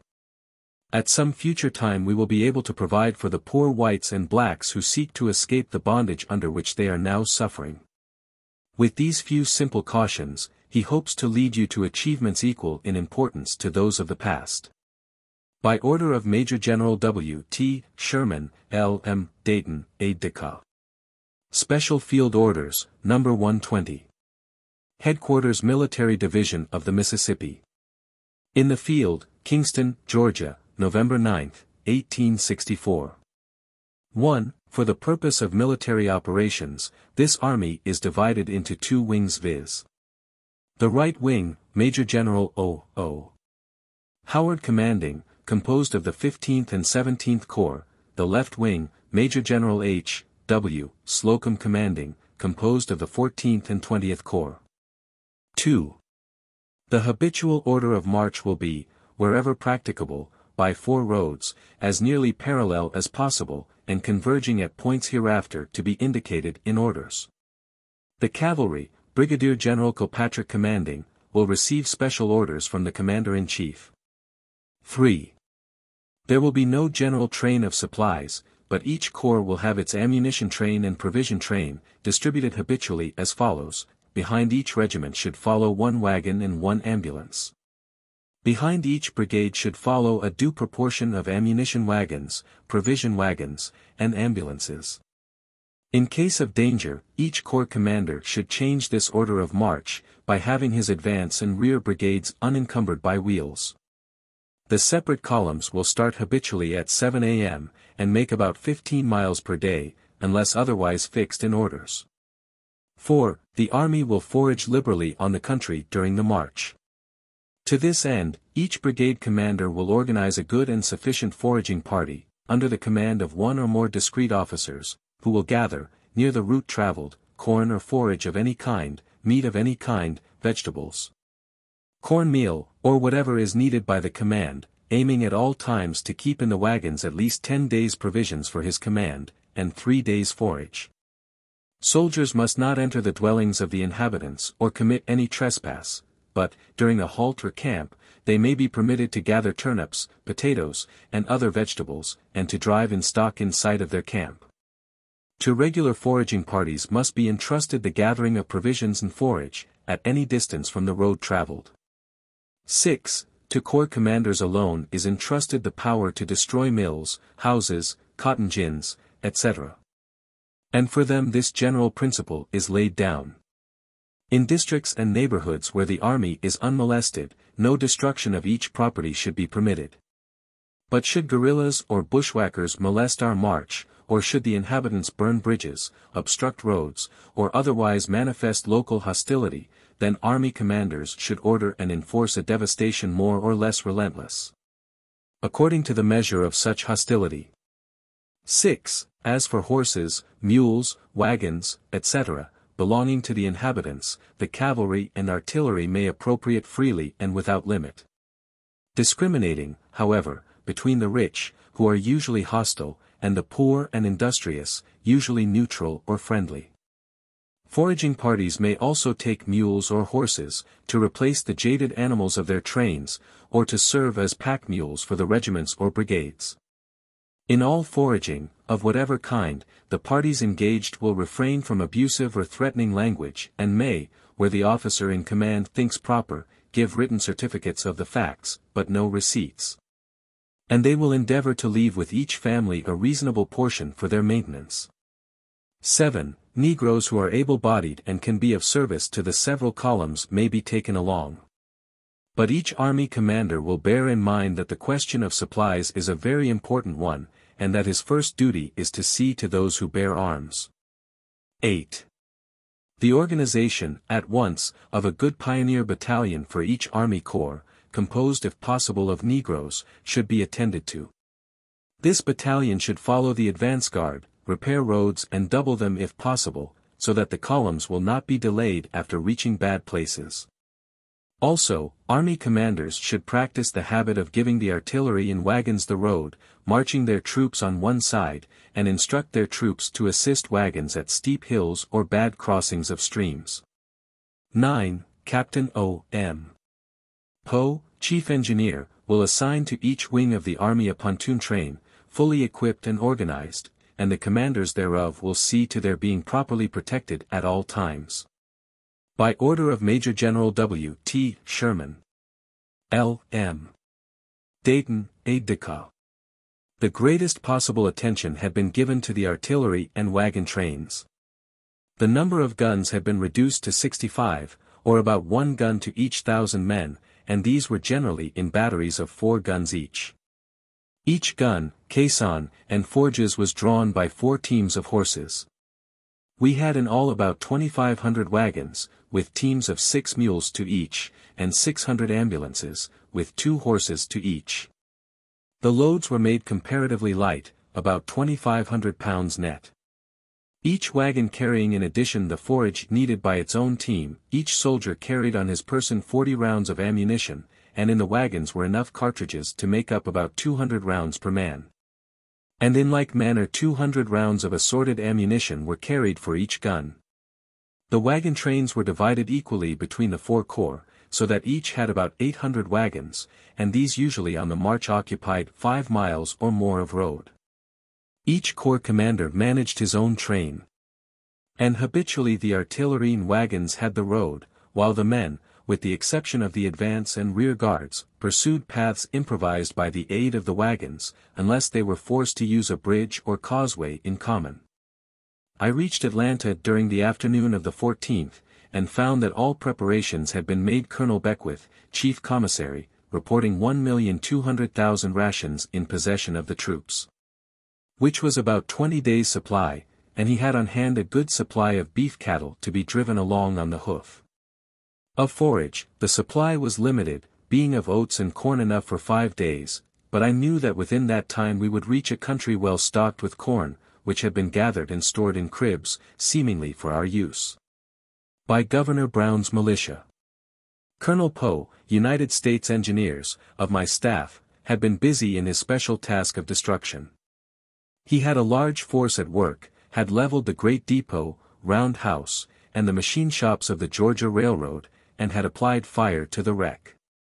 One of these machine shops had been used by the rebels as an arsenal, and in it were stored piles of shot and shell, some of which proved to be loaded, and that night was made hideous by the bursting of shells, whose fragments came uncomfortably near Judge Lyon's house, in which I was quartered. The fire also reached the block of stores near the depot, and the heart of the city was in flames all night, but the fire did not reach the parts of Atlanta where the courthouse was, or the great mass of dwelling houses. The march from Atlanta began on the morning of November 15, the right wing and cavalry following the railroad southeast toward Jonesboro, and General Slocum with the 20th Corps leading off to the east by Decatur and Stone Mountain, toward Madison. These were divergent lines, designed to threaten both Mason and Augusta at the same time, so as to prevent a concentration at our intended destination, or objective, Milledgeville, the capital of Georgia, distant southeast about 100 miles. The time allowed each column for reaching Milledgeville was 7 days. I remained in Atlanta during the 15th with the 14th Corps, and the rear guard of the right wing, to complete the loading of the trains, and the destruction of the buildings of Atlanta which could be converted to hostile uses. And on the morning of the 16th started with my personal staff, a company of Alabama cavalry, commanded by Lieutenant Snelling, and an infantry company, commanded by Lieutenant McCrory, which guarded our small train of wagons. My staff was then composed of Major L. M. Dayton, aide-de-camp and acting adjutant general, Major J. C. McCoy, and Major J. C. Audenried, aides. Major Ward Nichols had joined some weeks before at Galesville, Alabama, and was attached as an acting aide-de-camp. Also Major Henry Hitchcock had joined at the same time as Judge Advocate. Colonel Charles Ewing was Inspector General, and Surgeon John Moore Medical Director. These constituted our mess. We had no tents, only the flies, with which we nightly made bivouacs with the assistance of the abundant pine boughs, which made excellent shelter, as well as beds. Colonel L. C. Easton was Chief Quartermaster. Colonel Amos Beckwith, Chief Commissary, Colonel O. M. Poe, Chief Engineer, and Colonel T. G. Baylor, Chief of Ordnance. These invariably rode with us during the day, but they had a separate camp and mess at night. General William F. Berry had been Chief of Artillery in the previous campaign, but at Kingston his face was so swollen with erysipelas that he was reluctantly compelled to leave us for the rear, and he could not, on recovering, rejoin us till we had reached Savannah. About 7 a.m. of November 16 we rode out of Atlanta by the Decatur Road, filled by the marching troops and wagons of the 14th Corps. And reaching the hill, just outside of the old rebel works, we naturally paused to look back upon the scenes of our past battles.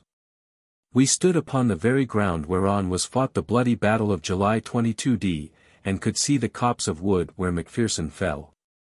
Behind us lay Atlanta, smoldering and in ruins, the black smoke rising high in air, and hanging like a pall over the ruined city.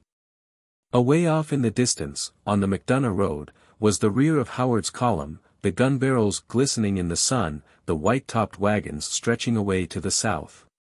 And right before us the 14th Corps, marching steadily and rapidly, with a cheery look and swinging pace, that made light of the 1,000 miles that lay between us and Richmond. Some band, by accident, struck up the anthem of John Brown's Soul Goes Marching On. The men caught up the strain, and never before or since have I heard the chorus of Glory, Glory, Hallelujah, done with more spirit, or in better harmony of time and place. Then we turned our horses' heads to the east. Atlanta was soon lost behind the screen of trees, and became a thing of the past. Around it clings many a thought of desperate battle, of hope and fear, that now seem like the memory of a dream, and I have never seen the place since. The day was extremely beautiful, clear sunlight, with bracing air, and an unusual feeling of exhilaration seemed to pervade all minds, a feeling of something to come, vague and undefined, still full of venture and intense interest. Even the common soldiers caught the inspiration, and many a group called out to me as I worked my way past them, "Uncle Billy, I guess Grant is waiting for us at Richmond." Indeed, the general sentiment was that we were marching for Richmond, and that there we should end the war, but how and when they seemed to care not. Nor did they measure the distance, or count the cost in life, or bother their brains about the great rivers to be crossed, and the food required for man and beast, that had to be gathered by the way. There was a devil-may-care feeling pervading officers and men, that made me feel the full load of responsibility, for success would be accepted as a matter of course, whereas, should we fail, this march would be adjudged the wild adventure of a crazy fool. I had no purpose to march direct for Richmond by way of Augusta and Charlotte, but always designed to reach the seacoast first at Savannah or Port Royal, South Carolina, and even kept in mind the alternative of Pensacola. The first night out we camped by the roadside near Lithonia. Stone Mountain, a mass of granite, was in plain view, cut out in clear outline against the blue sky. The whole horizon was lurid with the bonfires of rail ties, and groups of men all night were carrying the heated rails to the nearest trees, and bending them around the trunks. Colonel Poe had provided tools for ripping up the rails and twisting them when hot. But the best and easiest way is the one I have described, of heating the middle of the iron rails on bonfires made of the crossties, and then winding them around a telegraph pole or the trunk of some convenient sapling. I attached much importance to this destruction of the railroad, gave it my own personal attention, and made reiterated orders to others on the subject. The next day we passed through the handsome town of Covington, the soldiers closing up their ranks, the color-bearers unfurling their flags, and the band striking up patriotic airs. The white people came out of their houses to behold the sight, spite of their deep hatred of the invaders, and the Negroes were simply frantic with joy. Whenever they heard my name, they clustered about my horse, shouted and prayed in their peculiar style, which had a natural eloquence that would have moved a stone. I have witnessed hundreds, if not thousands, of such scenes, and can now see a poor girl, in the very ecstasy of the Methodist shout, hugging the banner of one of the regiments, and jumping up to the feet of Jesus. I remember, when riding around by a by-street in Covington, to avoid the crowd that followed the marching column, that someone brought me an invitation to dine with a sister of Sam Anderson, who was a cadet at West Point with me. But the messenger reached me after we had passed the main part of the town. I asked to be excused, and rode on to a place designated for camp, at the crossing of the Occoquan River, about 4 miles to the east of the town. Here we made our bivouac, and I walked up to a plantation house close by, where were assembled many Negroes, among them an old, gray-haired man, of as fine a head as I ever saw. I asked him if he understood about the war and its progress. He said he did, that he had been looking for the angel of the Lord ever since he was knee-high, and, though we professed to be fighting for the Union, he supposed that slavery was the cause, and that our success was to be his freedom. I asked him if all the Negro slaves comprehended this fact, and he said they surely did. I then explained to him that we wanted the slaves to remain where they were, and not to load us down with useless mouths, which would eat up the food needed for our fighting men, that our success was their assured freedom. That we could receive a few of their young, hardy men as pioneers. But that, if they followed us in swarms of old and young, feeble and helpless, it would simply load us down and cripple us in our great task. I think Major Henry Hitchcock was with me on that occasion, and made a note of the conversation, and I believe that old man spread this message to the slaves, which was carried from mouth to mouth, to the very end of our journey, And that it in part saved us from the great danger we incurred of swelling our numbers so that famine would have attended our progress.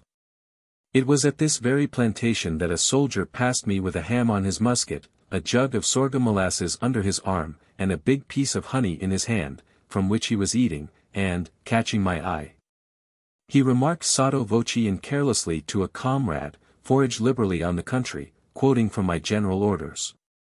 On this occasion, as on many others that fell under my personal observation, I reproved the man, explained that foraging must be limited to the regular parties properly detailed, and that all provisions thus obtained must be delivered to the regular commissaries, to be fairly distributed to the men who kept their ranks. From Covington the 14th Corps, Davis's, with which I was traveling, turned to the right for Milledgeville, via Shady Dale.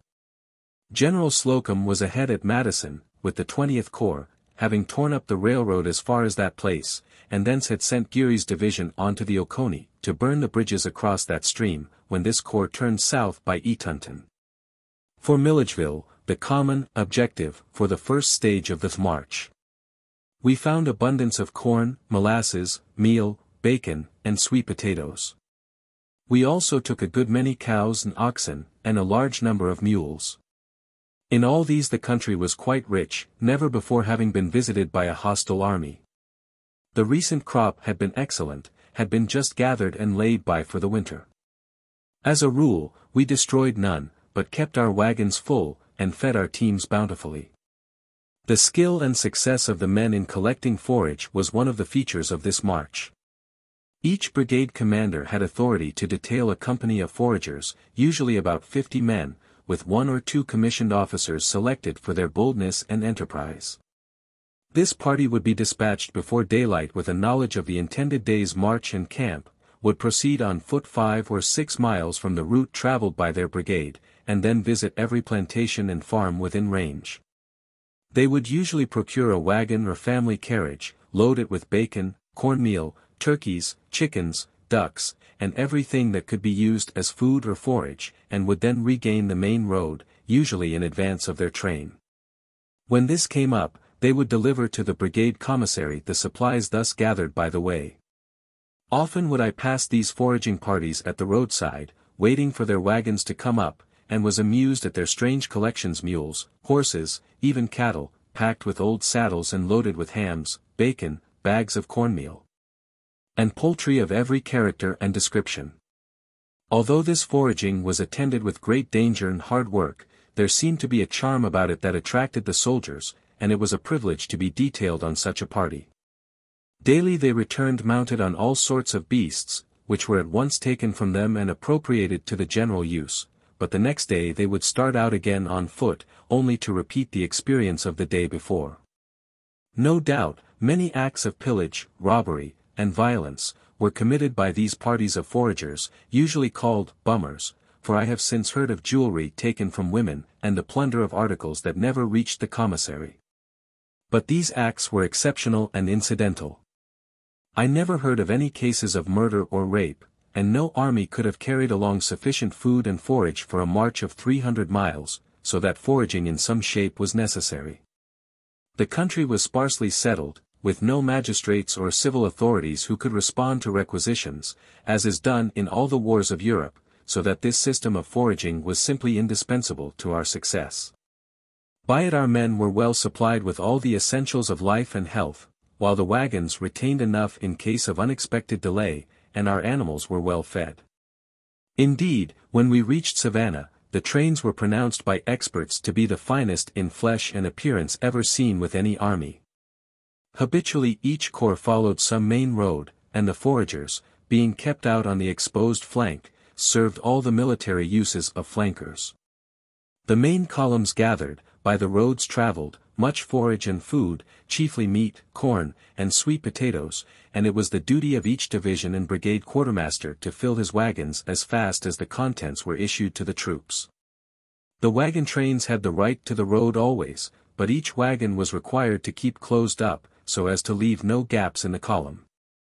If for any purpose any wagon or group of wagons dropped out of place, they had to wait for the rear. And this was always dreaded, for each brigade commander wanted his train up at camp as soon after reaching it with his men as possible.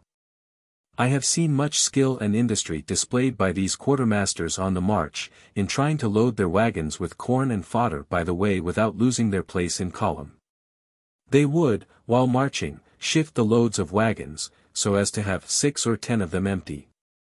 Then, riding well ahead, they would secure possession of certain stacks of fodder near the road, or cribs of corn, leave some men in charge, then open fences and a road back for a couple of miles, return to their trains.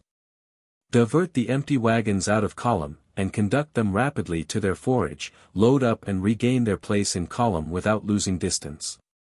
On one occasion I remember to have seen 10 or a dozen wagons thus loaded with corn from 2 or 3 full cribs, almost without halting. These cribs were built of logs, and roofed. The train guard, by a lever, had raised the whole side of the crib a foot or 2, the wagons drove close alongside, and the men in the cribs, lying on their backs, kicked out a wagon load of corn in the time I have taken to describe it. In a well-ordered and well-disciplined army, these things might be deemed irregular, but I am convinced that the ingenuity of these younger officers accomplished many things far better than I could have ordered, and the marches were thus made. And the distances were accomplished, in the most admirable way. Habitually we started from camp at the earliest break of dawn, and usually reached camp soon after noon. The marches varied from 10 to 15 miles a day, though sometimes on extreme flanks it was necessary to make as much as 20, but the rate of travel was regulated by the wagons. And, considering the nature of the roads, 15 miles per day was deemed the limit. The pontoon trains were in like manner distributed in about equal proportions to the 4 corps, giving each a section of about 900 feet. The pontoons were of the skeleton pattern, with cotton canvas covers, each boat, with its proportion of balks and cheeses, constituting a load for one wagon. By uniting 2 such sections together, we could make a bridge of 1,800 feet, enough for any river we had to traverse. But habitually the leading brigade would, out of the abundant timber, improvise a bridge before the pontoon train could come up, unless in the cases of rivers of considerable magnitude, such as the Ocmulgee, Oconee, Ogeechee, Savannah, etc. On the 20th of November I was still with the 14th Corps, near Etunton Factory, waiting to hear of the 20th Corps, and on the 21st we camped near the house of a man named Mann, the next day, about 4 p.m. General Davis had halted his head of column on a wooded ridge, overlooking an extensive slope of cultivated country, about 10 miles short of Milledgeville, and was deploying his troops for camp when I got up. There was a high, raw wind blowing, and I asked him why he had chosen so cold and bleak a position. He explained that he had accomplished his full distance for the day, and had there an abundance of wood and water. He explained further that his advance guard was a mile or so ahead, so I rode on, asking him to let his rear division, as it came up, move some distance ahead into the depression or valley beyond. Riding on some distance to the border of a plantation, I turned out of the main road into a cluster of wild plum bushes, that broke the force of the cold November wind, dismounted, and instructed the staff to pick out the place for our camp. The afternoon was unusually raw and cold. My orderly was at hand with his invariable saddlebags, which contained a change of underclothing, my maps, a flask of whiskey, and bunch of cigars. Taking a drink and lighting a cigar, I walked to a row of Negro huts close by, entered one and found a soldier or 2 warming themselves by a wood fire. I took their place by the fire, intending to wait there till our wagons had got up, and a camp made for the night. I was talking to the old Negro woman, when someone came and explained to me that, if I would come farther down the road, I could find a better place. So I started on foot, and found on the main road a good double-hewed log house, in one room of which Colonel Poe, Dr. Moore, and others, had started a fire. I sent back orders to the plum bushes to bring our horses and saddles up to this house, and an orderly to conduct our headquarter wagons to the same place. In looking around the room, I saw a small box, like a candle box, marked Howell Cobb, and, on inquiring of a Negro, found that we were at the plantation of General Howell Cobb of Georgia, one of the leading rebels of the South. Then a general in the Southern Army, and who had been Secretary of the United States Treasury in Mr. Buchanan's time. Of course, we confiscated his property, and found it rich in corn, beans, peanuts, and sorghum molasses. Extensive fields were all round the house. I sent word back to General David to explain whose plantation it was, and instructed him to spare nothing. That night huge bonfires consumed the fence rails, kept our soldiers warm, and the teamsters and men, as well as the slaves, carried off an immense quantity of corn and provisions of all sorts. In due season the headquarter wagons came up, and we got supper. After supper I sat on a chair astride, with my back to a good fire, musing, and became conscious that an old negro, with a tallow candle in his hand, was scanning my face closely. I inquired, "What do you want, old man?" He answered, "Dey say you is Massa Sherman." I answered that such was the case, and inquired what he wanted. He only wanted to look at me, and kept muttering, "Dis nigger can't sleep dis night." I asked him why he trembled so, and he said that he wanted to be sure that we were in fact Yankees, for on a former occasion some rebel cavalry had put on light blue overcoats, personating Yankee troops. And many of the Negroes were deceived thereby, himself among the number had shown them sympathy, and had in consequence been unmercifully beaten therefore. This time he wanted to be certain before committing himself, so I told him to go out on the porch, from which he could see the whole horizon lit up with campfires, and he could then judge whether he had ever seen anything like it before. The old man became convinced that the Yankees had come at last, about whom he had been dreaming all his life, and some of the staff officers gave him a strong drink of whiskey, which set his tongue going. Lieutenant Spelling, who commanded my escort, was a Georgian, and recognized in this old Negro a favorite slave of his uncle, who resided about 6 miles off, but the old slave did not at first recognize his young master in our uniform. One of my staff officers asked him what had become of his young master, George. He did not know, only that he had gone off to the war, and he supposed him killed, as a matter of course. His attention was then drawn to Spelling's face, when he fell on his knees and thanked God that he had found his young master alive and along with the Yankees. Spelling inquired all about his uncle and the family, asked my permission to go and pay his uncle a visit, which I granted, of course, and the next morning he described to me his visit.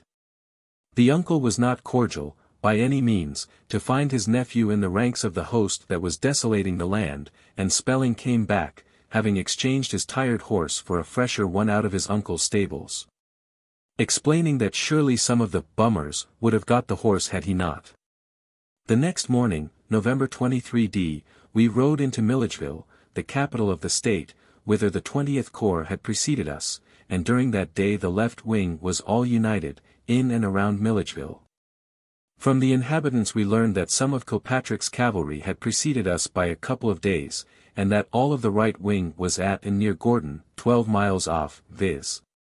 the place where the branch railroad came to Milledgeville from the Mason and Savannah road. The first stage of the journey was, therefore, complete, and absolutely successful.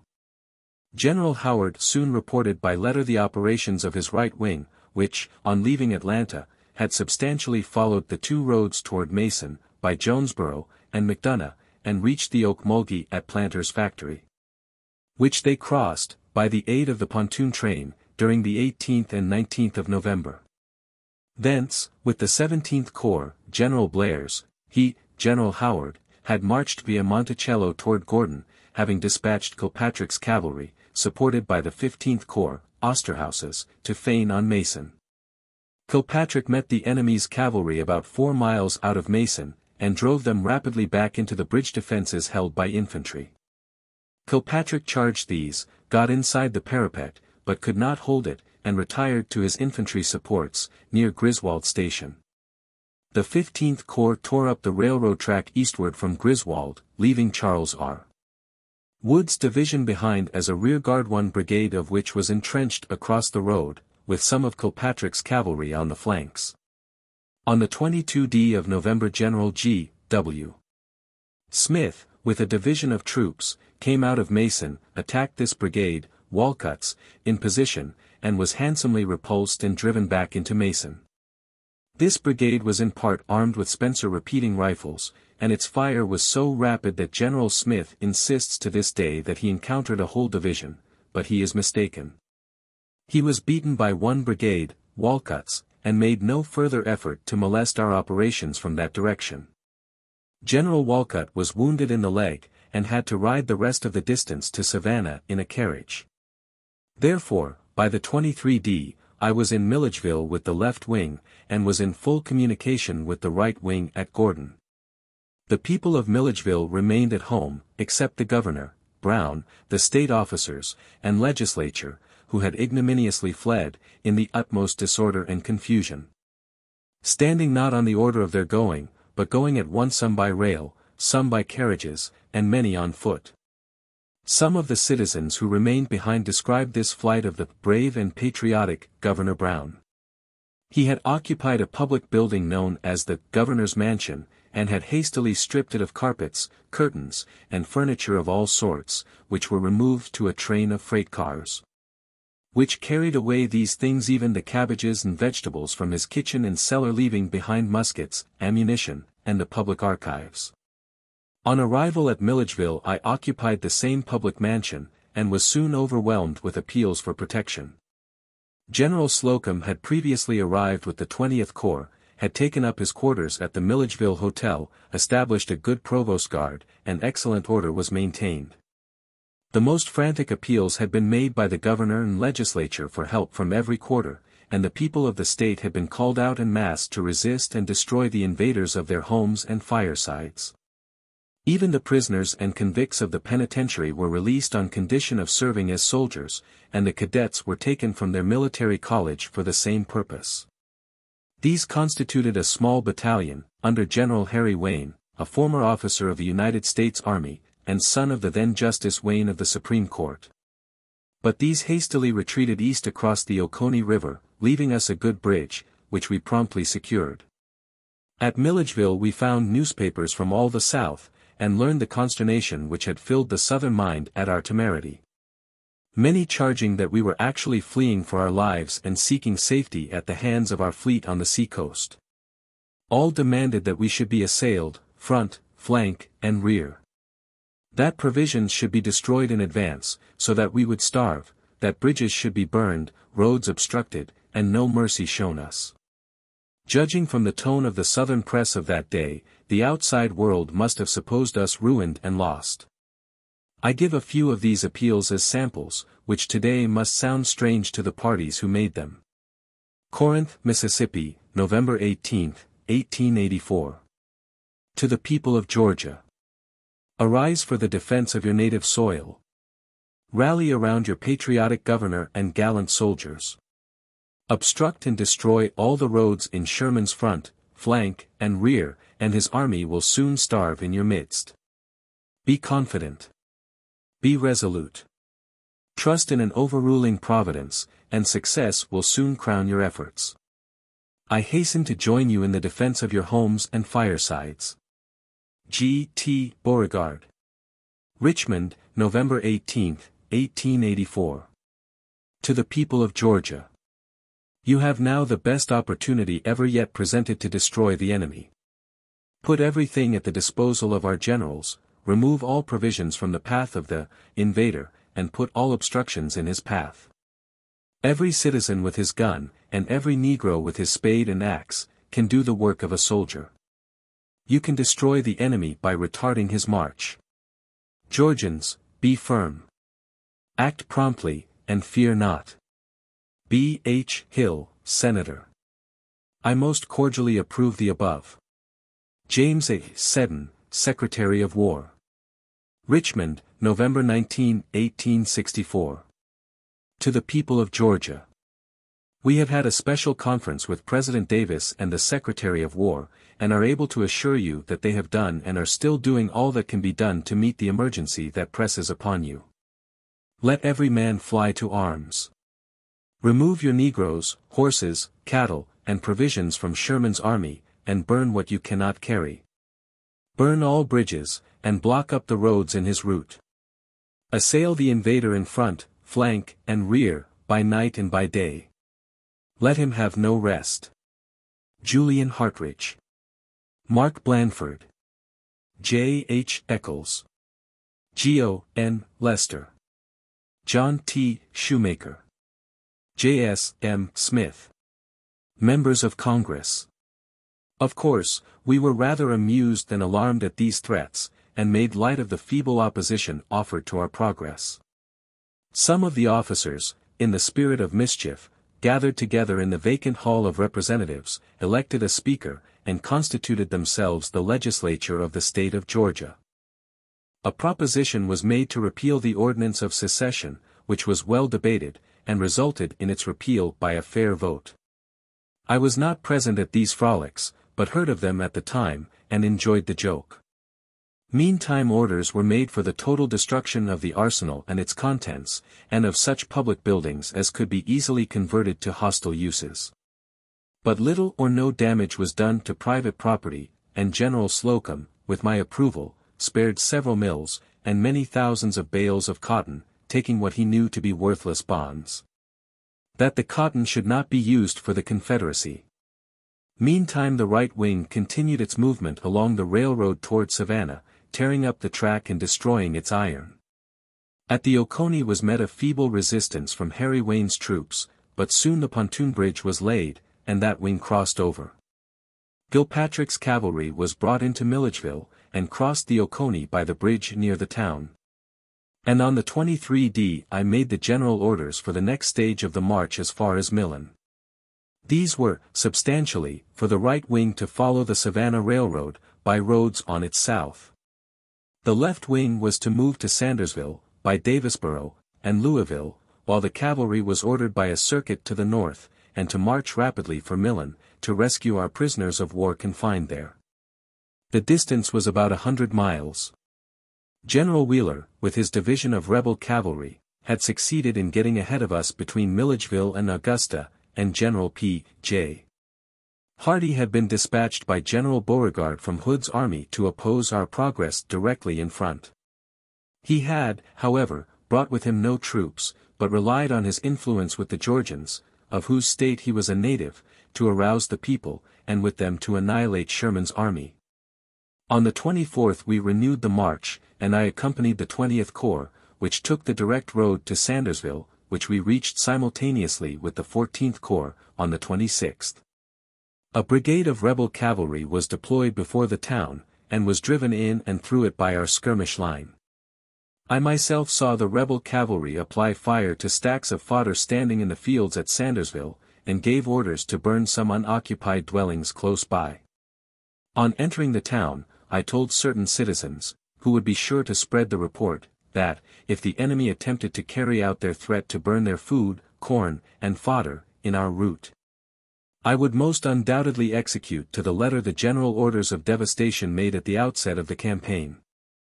With this exception, and one or two minor cases near Savannah, the people did not destroy food, for they saw clearly that it would be ruin to themselves. At Sandersville I halted the left wing until I heard that the right wing was abreast of us on the railroad. During the evening a Negro was brought to me, who had that day been to the station, Tennille, about 6 miles south of the town.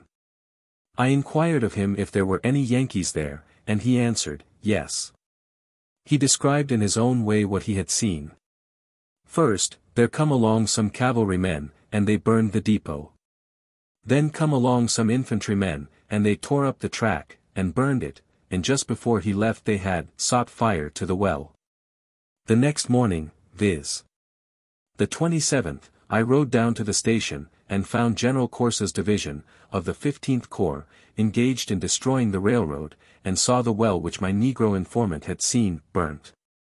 It was a square pit about 25 feet deep, boarded up, with wooden steps leading to the bottom, wherein was a fine copper pump, to lift the water to a tank above. The soldiers had broken up the pump, heaved in the steps and lining, and set fire to the mass of lumber in the bottom of the well, which corroborated the Negro's description. From this point Blair's Corps, the 17th, took up the work of destroying the railroad, the 15th Corps following another road leading eastward, farther to the south of the railroad. While the left wing was marching toward Louisville, north of the railroad, General Kilpatrick had, with his cavalry division, moved rapidly toward Waynesboro, on the branch railroad leading from Millen to Augusta. He found Wheeler's division of rebel cavalry there, and had considerable skirmishing with it, but, learning that our prisoners had been removed 2 days before from Millen, he returned to Louisville on the 29th, where he found the left wing. Here he remained a couple of days to rest his horses, and, receiving orders from me to engage Wheeler and give him all the fighting he wanted, he procured from General Slocum the assistance of the infantry division of General Baird, and moved back for Waynesboro on the 2d of December, the remainder of the left wing continuing its march on toward Miller's. Near Waynesboro, Wheeler was again encountered, and driven through the town and beyond Briar Creek, toward Augusta, thus keeping up the delusion that the main army was moving toward Augusta. General Kilpatrick's fighting and movements about Waynesboro and Briar Creek were spirited, and produced a good effect by relieving the infantry column and the wagon trains of all molestation during their march on Millen. Having thus covered that flank, he turned south and followed the movement of the 14th Corps to Buckhead Church, north of Millen and near it. On the 3d of December I entered Millen with the 17th Corps, General Frank P. Blair, and there paused 1 day, to communicate with all parts of the army. General Howard was south of the Ogeechee River, with the 15th Corps, opposite Scarborough. General Slocum was at Buckhead Church, 4 miles north of Millen, with the 20th Corps.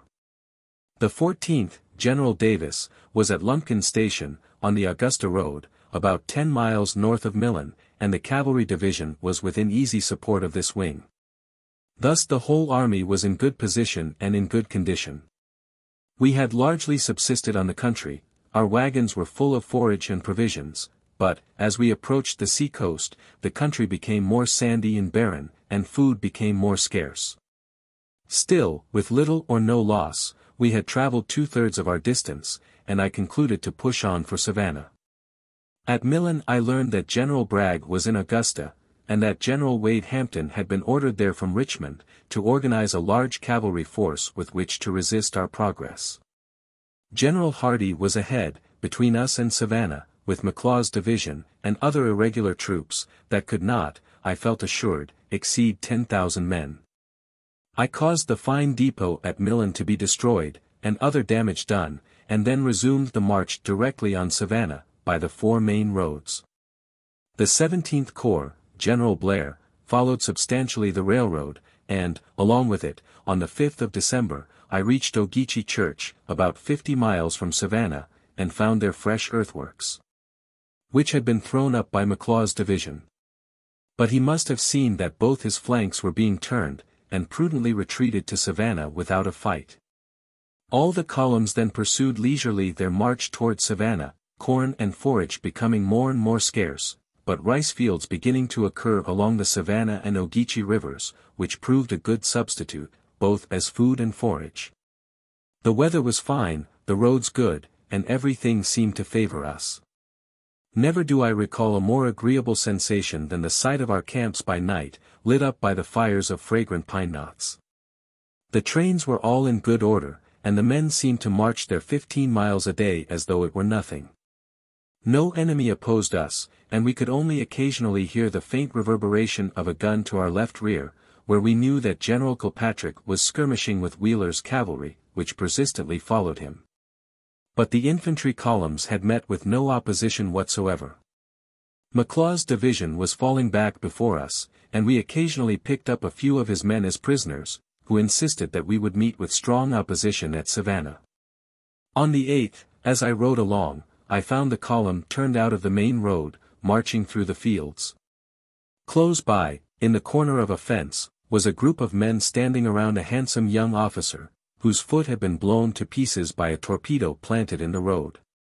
He was waiting for a surgeon to amputate his leg, and told me that he was riding along with the rest of his brigade staff of the 17th Corps, when a torpedo trodden on by his horse had exploded, killing the horse and literally blowing off all the flesh from one of his legs.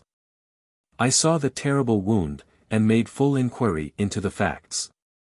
There had been no resistance at that point, nothing to give warning of danger, and the rebels had planted 8-inch shells in the road, with friction matches to explode them by being trodden on. This was not war, but murder, and it made me very angry. I immediately ordered a lot of rebel prisoners to be brought from the provost guard, armed with picks and spades, and made them march in close order along the road, so as to explode their own torpedoes, or to discover and dig them up. They begged hard, but I reiterated the order, and could hardly help laughing at their stepping so gingerly along the road, where it was supposed sunken torpedoes might explode at each step.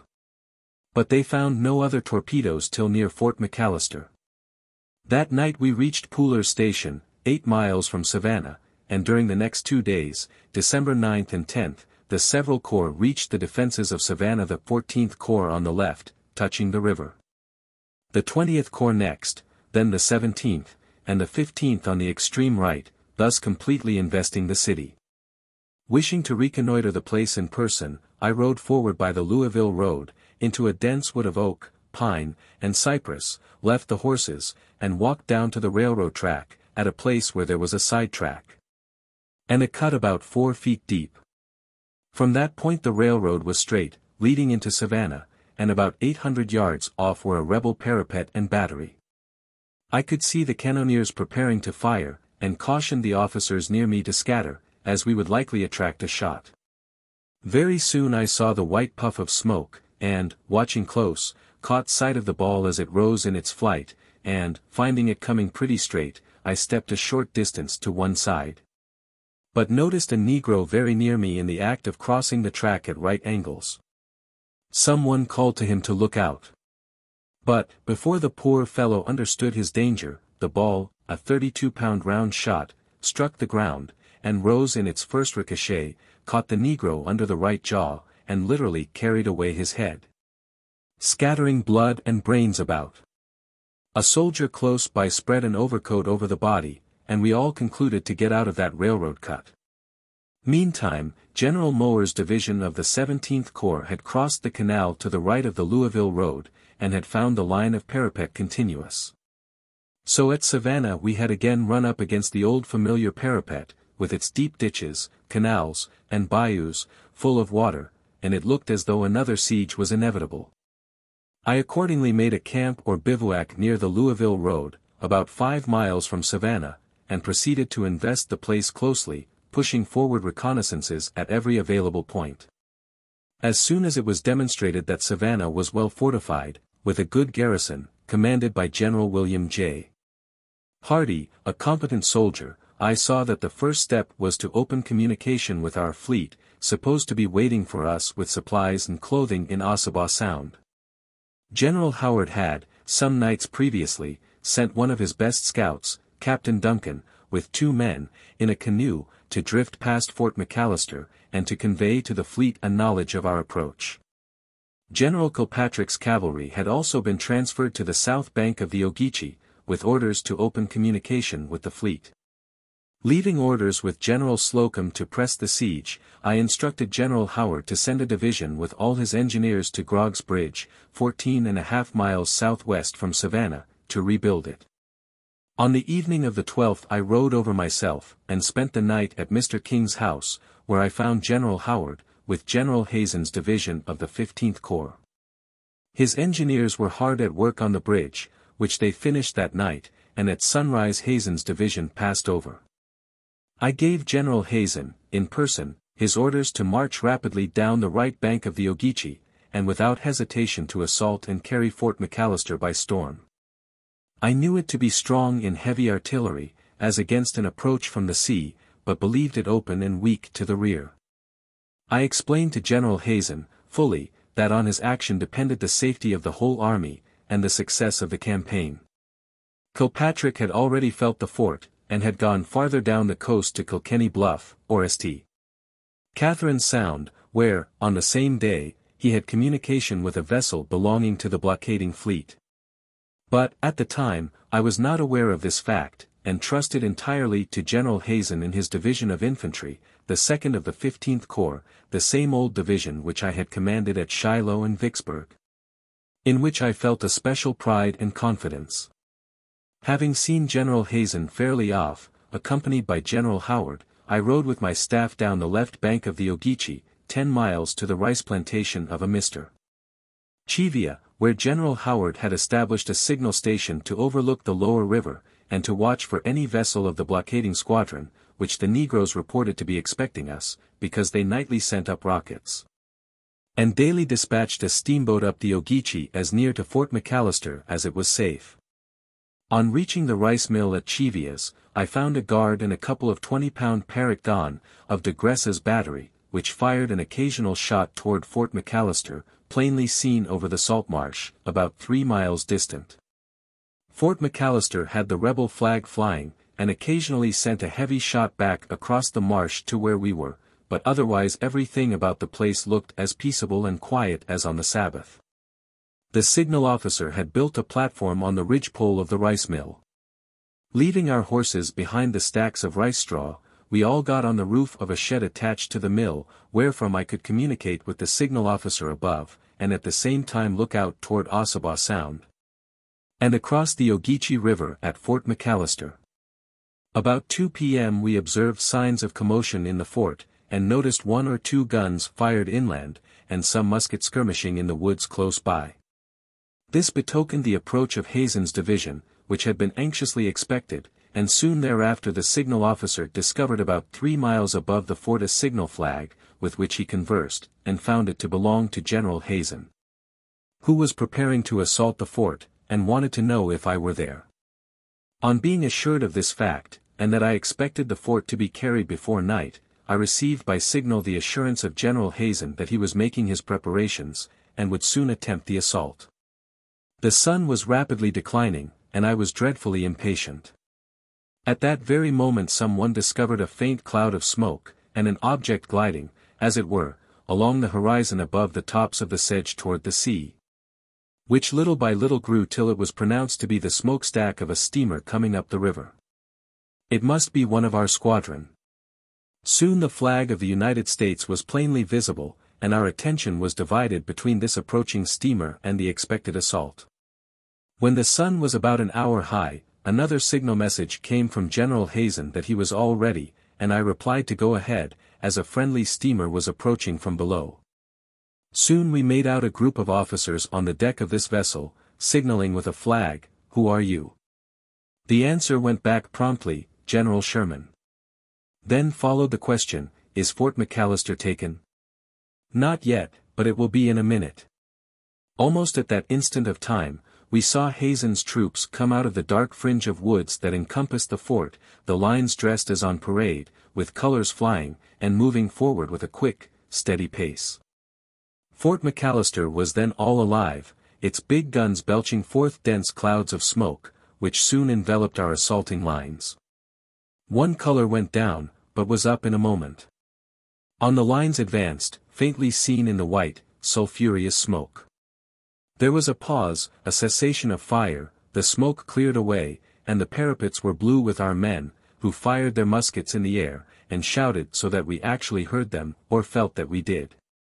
Fort McAllister was taken, and the good news was instantly sent by the signal officer to our Navy friends on the approaching gunboat, for a point of timber had shut out Fort McAllister from their view, and they had not seen the action at all, but must have heard the cannonading. During the progress of the assault, our little group on Cheeves's mill hardly breathed. But no sooner did we see our flags on the parapet than I exclaimed, in the language of the poor Negro at Cobb's plantation, "This nigger will have no sleep this night." I was resolved to communicate with our fleet that night, which happened to be a beautiful moonlight one. At the wharf belonging to Cheeves's mill was a small skiff, that had been used by our men in fishing or in gathering oysters. I was there in a minute, called for a volunteer crew, when several young officers, Nichols and Merritt among the number, said they were good oarsmen, and volunteered to pull the boat down to Fort McAllister. General Howard asked to accompany me. So we took seats in the stern of the boat, and our crew of officers pulled out with a will. The tide was setting in strong, and they had a hard pull, for, though the distance was but 3 miles in an air line, the river was so crooked that the actual distance was fully 6 miles. On the way down we passed the wreck of a steamer which had been sunk some years before, during a naval attack on Fort McAllister. Night had fairly set in when we discovered a soldier on the beach. I hailed him, and inquired if he knew where General Hazen was. He answered that the general was at the house of the overseer of the plantation, McAllister's, and that he could guide me to it. We accordingly landed, tied our boat to a drift log, and followed our guide through bushes to a frame house, standing in a grove of live oaks, near a row of Negro quarters. General Hazen was there with his staff, in the act of getting supper. He invited us to join them, which we accepted promptly, for we were really very hungry. Of course, I congratulated Hazen most heartily on his brilliant success, and praised its execution very highly, as it deserved, and he explained to me more in detail the exact results. The fort was an enclosed work, and its land front was in the nature of a bastion and curtains, with good parapet, ditch, fraise, and chevaux de frise, made out of the large branches of live oaks. Luckily, the rebels had left the larger and unwieldy trunks on the ground, which served as a good cover for the skirmish line, which crept behind these logs, and from them kept the artillerists from loading and firing their guns accurately. The assault had been made by 3 parties in line, one from below, one from above the fort, and the third directly in rear, along the Capitol. All were simultaneous, and had to pass a good abatis and line of torpedoes, which actually killed more of the assailants than the heavy guns of the fort, which generally overshot the mark. Hazen's entire loss was reported, killed and wounded, 92. Each party reached the parapet about the same time, and the garrison inside, of about 250 men, about 50 of them killed or wounded, were in his power. The commanding officer, Major Anderson, was at that moment a prisoner, and General Hazen invited him in to take supper with us, which he did. Up to this time General Hazen did not know that a gunboat was in the river below the fort. For it was shut off from sight by a point of timber, and I was determined to board her that night, at whatever risk or cost, as I wanted some news of what was going on in the outer world. Accordingly, after supper, we all walked down to the fort, nearly a mile from the house where we had been, entered Fort McAllister, held by a regiment of Hazen's troops, and the sentinel cautioned us to be very careful, as the ground outside the fort was full of torpedoes. Indeed, while we were there, a torpedo exploded, tearing to pieces a poor fellow who was hunting for a dead comrade.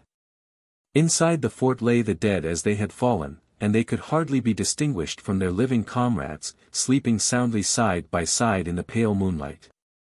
In the river, close by the fort, was a good yawl tied to a stake, but the tide was high, and it required some time to get it into the bank.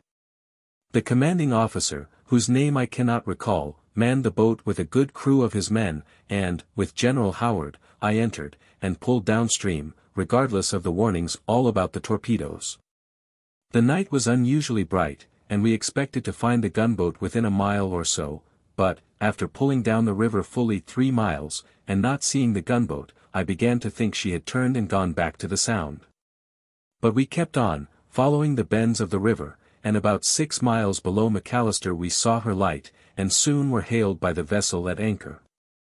Pulling alongside, we announced ourselves, and were received with great warmth and enthusiasm on deck by half a dozen naval officers, among them Captain Williamson, United States Navy. She proved to be the Dandelion, a tender of the regular gunboat flag, posted at the mouth of the Ogeechee. All sorts of questions were made and answered, and we learned that Captain Duncan had safely reached the squadron, had communicated the good news of our approach, and they had been expecting us for some days. They explained that Admiral Dahlgren commanded the South Atlantic Squadron, which was then engaged in blockading the coast from Charleston south, and was on his flagship, the Harvest Moon, lying in Wassaw Sound, that General J.G. Foster was in command of the Department of the South, with his headquarters at Hilton Head, and that several ships loaded with stores for the Army were lying in Tybee Roads and in Port Royal Sound. From these officers I also learned that General Grant was still besieging Petersburg and Richmond, and that matters and things generally remained pretty much the same as when we had left Atlanta. All thoughts seemed to have been turned to us in Georgia, cut off from all communication with our friends, and the rebel papers had reported us to be harassed, defeated, starving, and fleeing for safety to the coast. I then asked for pen and paper, and wrote several hasty notes to General Foster, Admiral Dahlgren, General Grant, and the Secretary of War, giving in general terms the actual state of affairs, the fact of the capture of Fort McAllister. and of my desire at means should be taken to establish a line of supply from the vessels in port up the Ogeechee to the rear of the army. As a sample, I give one of these notes, addressed to the Secretary of War, intended for publication to relieve the anxiety of our friends at the North generally. On board Dandelion, Ossabaw Sound, December 13, 1864 to -11:50 p.m. To Honorable E.M. Stanton, Secretary of War, Washington, D.C. Today, at 6 p.m., General Hazen's division of the 15th Corps carried Fort McAllister by assault, capturing its entire garrison and stores. This opened to us Ossabaw Sound, and I pushed down to this gunboat to communicate with the fleet. Before opening communication we had completely destroyed all the railroads leading into Savannah, and invested the city. The left of the army is on the Savannah River 3 miles above the city, and the right on the Ogeechee, at King's Bridge. The army is in splendid order, and equal to anything. The weather has been fine, and supplies were abundant. Our march was most agreeable, and we were not at all molested by guerrillas. We reached Savannah 3 days ago, but, owing to Fort McAllister, could not communicate, but, now that we have McAllister, we can go ahead. We have already captured 2 boats on the Savannah River and prevented their gunboats from coming down. I estimate the population of Savannah at 25,000, and the garrison at 15,000. General Hardee commands. We have not lost a wagon on the trip, but have gathered a large supply of negroes, mules, horses, etc., and our teams are in far better condition than when we started. My first duty will be to clear the army of surplus negroes, mules, and horses. We have utterly destroyed over 200 miles of rails, and consumed stores and provisions that were essential to Lee's and Hood's armies. The quick work made with McAllister, the opening of communication with our fleet, and our consequent independence as to supplies, dissipate all their boasted threats to head us off and starve the army. I regard Savannah as already gained. Yours truly. W. T. Sherman, Major General. By this time the night was well advanced, and the tide was running ebb strong, so I asked Captain Williamson to tow us up as near Fort McAllister as he would venture for the torpedoes, of which the Navy officers had a wholesome dread. The Dandelion steamed up some 3 or 4 miles, till the lights of Fort McAllister could be seen, when she anchored, and we pulled to the fort in our own boat. General Howard and I then walked up to the McAllister house, where we found General Hazen and his officers asleep on the floor of one of the rooms. Lying down on the floor, I was soon fast asleep, but shortly became conscious that someone in the room was inquiring for me among the sleepers. Calling out, I was told that an officer of General Foster's staff had just arrived from a steamboat anchored below McAllister. That the general was extremely anxious to see me on important business, but that he was lame from an old Mexican war wound, and could not possibly come to me. I was extremely weary from the incessant labor of the day and night before, but got up, and again walked down the sandy road to McAllister, where I found a boat awaiting us, which carried us some 3 miles down the river, to the steamer W. Coit, I think, on board of which we found General Foster. He had just come from Port Royal, expecting to find Admiral Dahlgren in Ossabaw Sound, and, hearing of the capture of Fort McAllister, he had come up to see me. He described fully the condition of affairs with his own command in South Carolina. He had made several serious efforts to effect a lodgment on the railroad which connects Savannah with Charleston near Pocotaligo, but had not succeeded in reaching the railroad itself, though he had a full division of troops, strongly entrenched near Broad River, within cannon range of the railroad. He explained, moreover, that there were at Port Royal abundant supplies of bread and provisions, as well as of clothing, designed for our use. We still had in our wagons and in camp abundance of meat, but we needed bread, sugar, and coffee, and it was all important that a route of supply should at once be opened, for which purpose the assistance of the Navy were indispensable. We accordingly steamed down the Ogeechee River to Ossabaw Sound, in hopes to meet Admiral Dahlgren, but he was not there, and we continued on by the inland channel to Warsaw Sound, where we found the Harvest Moon, and Admiral Dahlgren. I was not personally acquainted with him at the time, but he was so extremely kind and courteous that I was at once attracted to him. There was nothing in his power, he said, which he would not do to assist us, to make our campaign absolutely successful. He undertook at once to find vessels of light draught to carry our supplies from Port Royal to Cheeves's Mill, or to Grog's Bridge above, whence they could be hauled by wagons to our several camps. He offered to return with me to Fort McAllister, to superintend the removal of the torpedoes, and to relieve me of all the details of this most difficult work. General Foster then concluded to go on to Port Royal, to send back to us 600,000 rations, and all the rifled guns of heavy caliber, and ammunition on hand, with which I thought we could reach the city of Savannah from the positions already secured. Admiral Dahlgren then returned with me in the Harvest Moon to Fort McAllister. This consumed all of the 14th of December. And by the 15th I had again reached Cheeves's Mill, where my horse awaited me, and rode on to General Howard's headquarters at Anderson's Plantation, on the Plank Road, about 8 miles back of Savannah. I reached this place about noon, and immediately sent orders to my own headquarters, on the Louisville Road, to have them brought over to the Plank Road, as a place more central and convenient.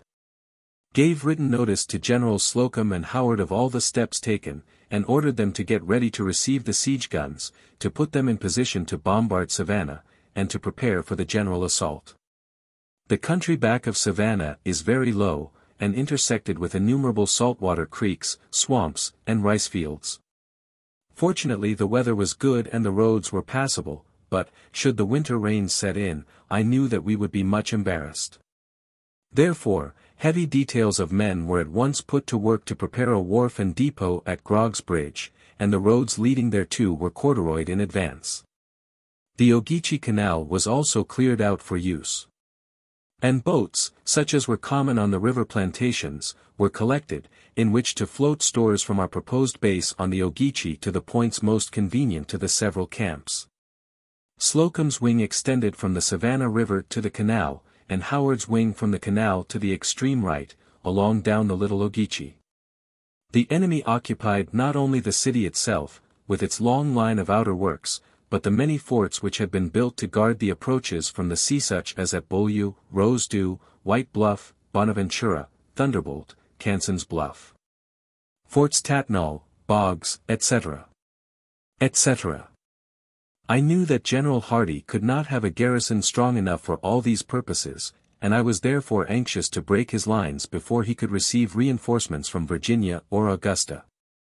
General Slocum had already captured a couple of steamboats trying to pass down the Savannah River from Augusta, and had established some of his men on Argyle and Hutchinson Islands above the city, and wanted to transfer a whole corps to the South Carolina bank. But, as the enemy had ironclad gunboats in the river, I did not deem it prudent, because the same result could be better accomplished from General Foster's position at Broad River. Fort McAllister was captured as described, late in the evening of December 13, and by the 16th many steamboats had passed up as high as King's Bridge. Among them one which General Grant had dispatched with the mails for the army, which had accumulated since our departure from Atlanta, under charge of Colonel A. H. Markland. These mails were most welcome to all the officers and soldiers of the army, which had been cut off from friends and the world for 2 months, and this prompt receipt of letters from home had an excellent effect, making us feel that home was near. By this vessel also came Lieutenant Dune, aide-de-camp, with the following letter of December 3d, from General Grant, and on the next day Colonel Babcock, United States Engineers, arrived with the letter of December 6. Both of which are in General Grant's own handwriting, and are given entire. Headquarters Armies of the United States. City Point, Virginia, December 3, 1864. Major General W. T. Sherman, commanding armies near Savannah, Georgia. General, the little information gleaned from the Southern press indicating no great obstacle to your progress, I have directed your mails, which had been previously collected in Baltimore by Colonel Markland, Special Agent of the Post Office Department, to be sent as far as the blockading squadron off Savannah, to be forwarded to you as soon as heard from on the coast. Not liking to rejoice before the victory is assured, I abstain from congratulating you and those under your command, until bottom has been struck. I have never had a fear, however, for the result. Since you left Atlanta, no very great progress has been made here. The enemy has been closely watched, though, and prevented from detaching against you. I think not one man has gone from here, except some 12 or 1500 dismounted cavalry. Bragg has gone from Wilmington. I am trying to take advantage of his absence to get possession of that place. Owing to some preparations Admiral Porter and General Butler are making to blow up Fort Fisher, which, while hoping for the best, I do not believe a particle in, there is a delay in getting this expedition off. I hope they will be ready to start by the 7th, and that Bragg will not have started back by that time. In this letter I do not intend to give you anything like directions for future action, but will state a general idea I have, and will get your views after you have established yourself on the seacoast. With your veteran army I hope to get control of the only two through routes from east to west possessed by the enemy before the fall of Atlanta. The condition will be filled by holding Savannah and Augusta, or by holding any other port to the east of Savannah and Branchville. If Wilmington falls, a force from there can cooperate with you. Thomas has got back into the defenses of Nashville, with Hood close upon him. Decatur has been abandoned, and so have all the roads, except the main one leading to Chattanooga. Part of this falling back was undoubtedly necessary, and all of it may have been. It did not look so, however, to me. In my opinion, Thomas far outnumbers Hood in infantry. In cavalry Hood has the advantage in morale and numbers. I hope yet that Hood will be badly crippled, if not destroyed. The general news you will learn from the papers better than I can give it. After all becomes quiet, and roads become so bad up here that there is likely to be a week or two when nothing can be done, I will run down the coast to see you. If you desire it, I will ask Mrs. Sherman to go with me. Yours truly. U.S. Grant, Lieutenant General. Headquarters of the Armies of the United States. City Point, Virginia, December 6, 1864. Major General W.T. Sherman, Commanding Military Division of the Mississippi. General, on reflection since sending my letter by the hands of Lieutenant Dunn, I have concluded that the most important operation toward closing out the rebellion will be to close out Lee and his army. You have now destroyed the roads of the South so that it will probably take them 3 months without interruption to re-establish a through line from east to west. In that time I think the job here will be effectually completed. My idea now is that you establish a base on the sea-coast, fortify and leave in it all your artillery and cavalry, and enough infantry to protect them. And at the same time so threaten the interior that the militia of the South will have to be kept at home. With the balance of your command come here by water with all dispatch. Select yourself the officer to leave in command, but you I want in person. Unless you see objections to this plan which I cannot see, use every vessel going to you for purposes of transportation. Hood has Thomas close in Nashville. I have said all I can to force him to attack, without giving the positive order until today. Today, however, I could stand it no longer, and gave the order without any reserve. I think the battle will take place tomorrow. The result will probably be known in New York before Colonel Babcock, the bearer of this, will leave it. Colonel Babcock will give you full information of all operations now in progress. Very respectfully your obedient servant. U.S. Grant, Lieutenant General. The contents of these letters gave me great uneasiness, for I had set my heart on the capture of Savannah, which I believed to be practicable, and to be near. For me to embark for Virginia by sea was so complete a change from what I had supposed would be the course of events that I was very much concerned. I supposed, as a matter of course, that a fleet of vessels would soon pour in, ready to convey the army to Virginia, and as General Grant's orders contemplated my leaving the cavalry, trains, and artillery behind. I judged Fort McAllister to be the best place for the purpose, and sent my chief engineer, Colonel Poe, to that fort, to reconnoiter the ground, and to prepare it so as to make a fortified camp large enough to accommodate the vast herd of mules and horses that would thus be left behind. And as some time might be required to collect the necessary shipping, which I estimated at little less than 100 steamers and sailing vessels, I determined to push operations. In hopes to secure the city of Savannah before the necessary fleet could be available. All these ideas are given in my answer to General Grant's letters, dated December 16, 1864, herewith, which is a little more full than the one printed in the report of the Committee on the Conduct of the War. Because in that copy I omitted the matter concerning General Thomas, which now need no longer be withheld. Headquarters Military Division of the Mississippi.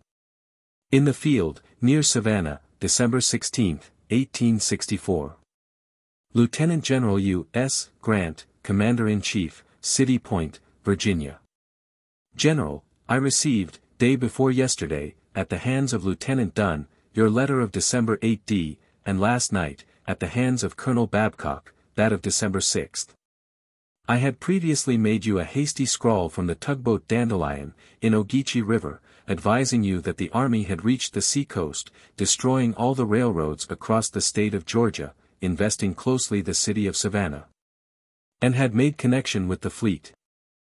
Since writing that note, I have in person met and conferred with General Foster and Admiral Dahlgren, and made all the arrangements which were deemed essential for reducing the city of Savannah to our possession. But, since the receipt of yours of the 6th, I have initiated measures looking principally to coming to you with 50 or 60,000 infantry, and incidentally to capture Savannah, if time will allow. At the time we carried Fort McAllister by assault so handsomely, with its 22 guns and entire garrison, I was hardly aware of its importance. But, since passing down the river with General Foster and up with Admiral Dahlgren, I realize how admirably adapted are Ossabaw Sound and Ogeechee River to supply an army operating against Savannah. Seagoing vessels can easily come to King's Bridge, a point on Ogeechee River, 14.5 miles due west of Savannah, from which point we have roads leading to all our camps. The country is low and sandy, and cut up with marshes, which in wet weather will be very bad, but we have been so favored with weather that they are all now comparatively good. And heavy details are constantly employed in double corduroying the marshes, so that I have no fears even of bad weather. Fortunately, also, by liberal and judicious foraging, we reached the sea-coast abundantly supplied with forage and provisions, needing nothing on arrival except bread. Of this we started from Atlanta, with from 8 to 20 days' supply per corps, and some of the troops only had 1 day's issue of bread during the trip of 30 days. Yet they did not want, for sweet potatoes were very abundant, as well as cornmeal, and our soldiers took to them naturally. We started with about 5,000 head of cattle, and arrived with over 10,000, of course consuming mostly turkeys, chickens, sheep, hogs, and the cattle of the country. As to our mules and horses, we left Atlanta with about 2,500 wagons, many of which were drawn by mules which had not recovered from the Chattanooga starvation, all of which were replaced, the poor mules shot. And our transportation is now in superb condition. I have no doubt the state of Georgia has lost, by our operations, 15,000 first-rate mules. As to horses, Kilpatrick collected all his remounts, and it looks to me, in riding along our columns, as though every officer had 3 or 4 led horses, and each regiment seems to be followed by at least 50 Negroes and footsore soldiers. Riding on horses and mules. The custom was for each brigade to send out daily a foraging party of about 50 men, on foot, who invariably returned mounted, with several wagons loaded with poultry, potatoes, etc. And as the army is composed of about 40 brigades, you can estimate approximately the number of horses collected. Great numbers of these were shot by my order, because of the disorganizing effect on our infantry of having too many idlers mounted. General Houston is now engaged in collecting statistics on this subject, but I know the government will never receive full accounts of our captures, although the result aimed at was fully attained, viz., to deprive our enemy of them. All these animals I will have sent to Port Royal, or collected behind Fort McAllister, to be used by General Saxton in his farming operations, or by the Quartermaster's Department, after they are systematically accounted for. While General Easton is collecting transportation for my troops to James River, I will throw to Port Royal Island all our means of transportation I can, and collect the rest near Fort McAllister. covered by the Ogeechee River and entrenchments to be erected, and for which Captain Poe, my chief engineer, is now reconnoitering the ground, but in the meantime will act as I have begun, as though the city of Savannah were my objective, namely. The troops will continue to invest Savannah closely, making attacks and feints wherever we have fair ground to stand upon, and I will place some 30-pound Parrotts, which I have got from General Foster, in position near enough to reach the center of the city, and then will demand its surrender. If General Hardee is alarmed, or fears starvation, he may surrender, otherwise I will bombard the city, but not risk the lives of our men by assaults across the narrow causeways, by which alone I can now reach it. If I had time, Savannah, with all its dependent fortifications, would surely fall into our possession, for we hold all its avenues of supply. The enemy has made 2 desperate efforts to get boats from above to the city, in both of which he has been foiled. General Slocum, whose left flank rests on the river, capturing and burning the first boat. And in the second instance driving back 2 gunboats and capturing the steamer Resolute, with 7 naval officers and a crew of 25 seamen. General Slocum occupies Argyle Island and the upper end of Hutchinson Inland, and has a brigade on the South Carolina shore opposite, and is very urgent to pass one of his corps over to that shore. But, in view of the change of plan made necessary by your order of the 6th, I will maintain things in statu quo till I have got all my transportation to the rear and out of the way. And until I have sea transportation for the troops you require at James River, which I will accompany and command in person. Of course, I will leave Kilpatrick, with his cavalry, say 5,300, and, it may be, a division of the 15th Corps. But, before determining on this, I must see General Foster, and may arrange to shift his force, now over above the Charleston Railroad, at the head of Broad River, to the Ogeechee, where, in cooperation with Kilpatrick's cavalry, he can better threaten the state of Georgia than from the direction of Port Royal. Besides, I would much prefer not to detach from my regular corps any of its veteran divisions, and would even prefer that other less valuable troops should be sent to reinforce Foster from some other quarter. My 4 corps, full of experience and full of ardor, coming to you en masse, equal to 60,000 fighting men, will be a reinforcement that Lee cannot disregard. Indeed, with my present command, I had expected, after reducing Savannah, instantly to march to Columbia, South Carolina, thence to Raleigh, and thence to report to you. But this would consume, it may be, 6 weeks' time after the fall of Savannah. Whereas, by sea, I can probably reach you with my men and arms before the middle of January. I myself am somewhat astonished at the attitude of things in Tennessee. I purposely delayed at Kingston until General Thomas assured me that he was all ready, and my last dispatch from him of the 12th of November was full of confidence, in which he promised me that he would ruin Hood if he dared to advance from Florence, urging me to go ahead, and give myself no concern about Hood's army in Tennessee. Why he did not turn on him at Franklin, after checking and discomfiting him, surpasses my understanding. Indeed, I do not approve of his evacuating Decatur, but think he should have assumed the offensive against Hood from Pulaski, in the direction of Waynesburg. I know full well that General Thomas is slow in mind and in action. But he is judicious and brave, and the troops feel great confidence in him. I still hope he will outmaneuver and destroy Hood.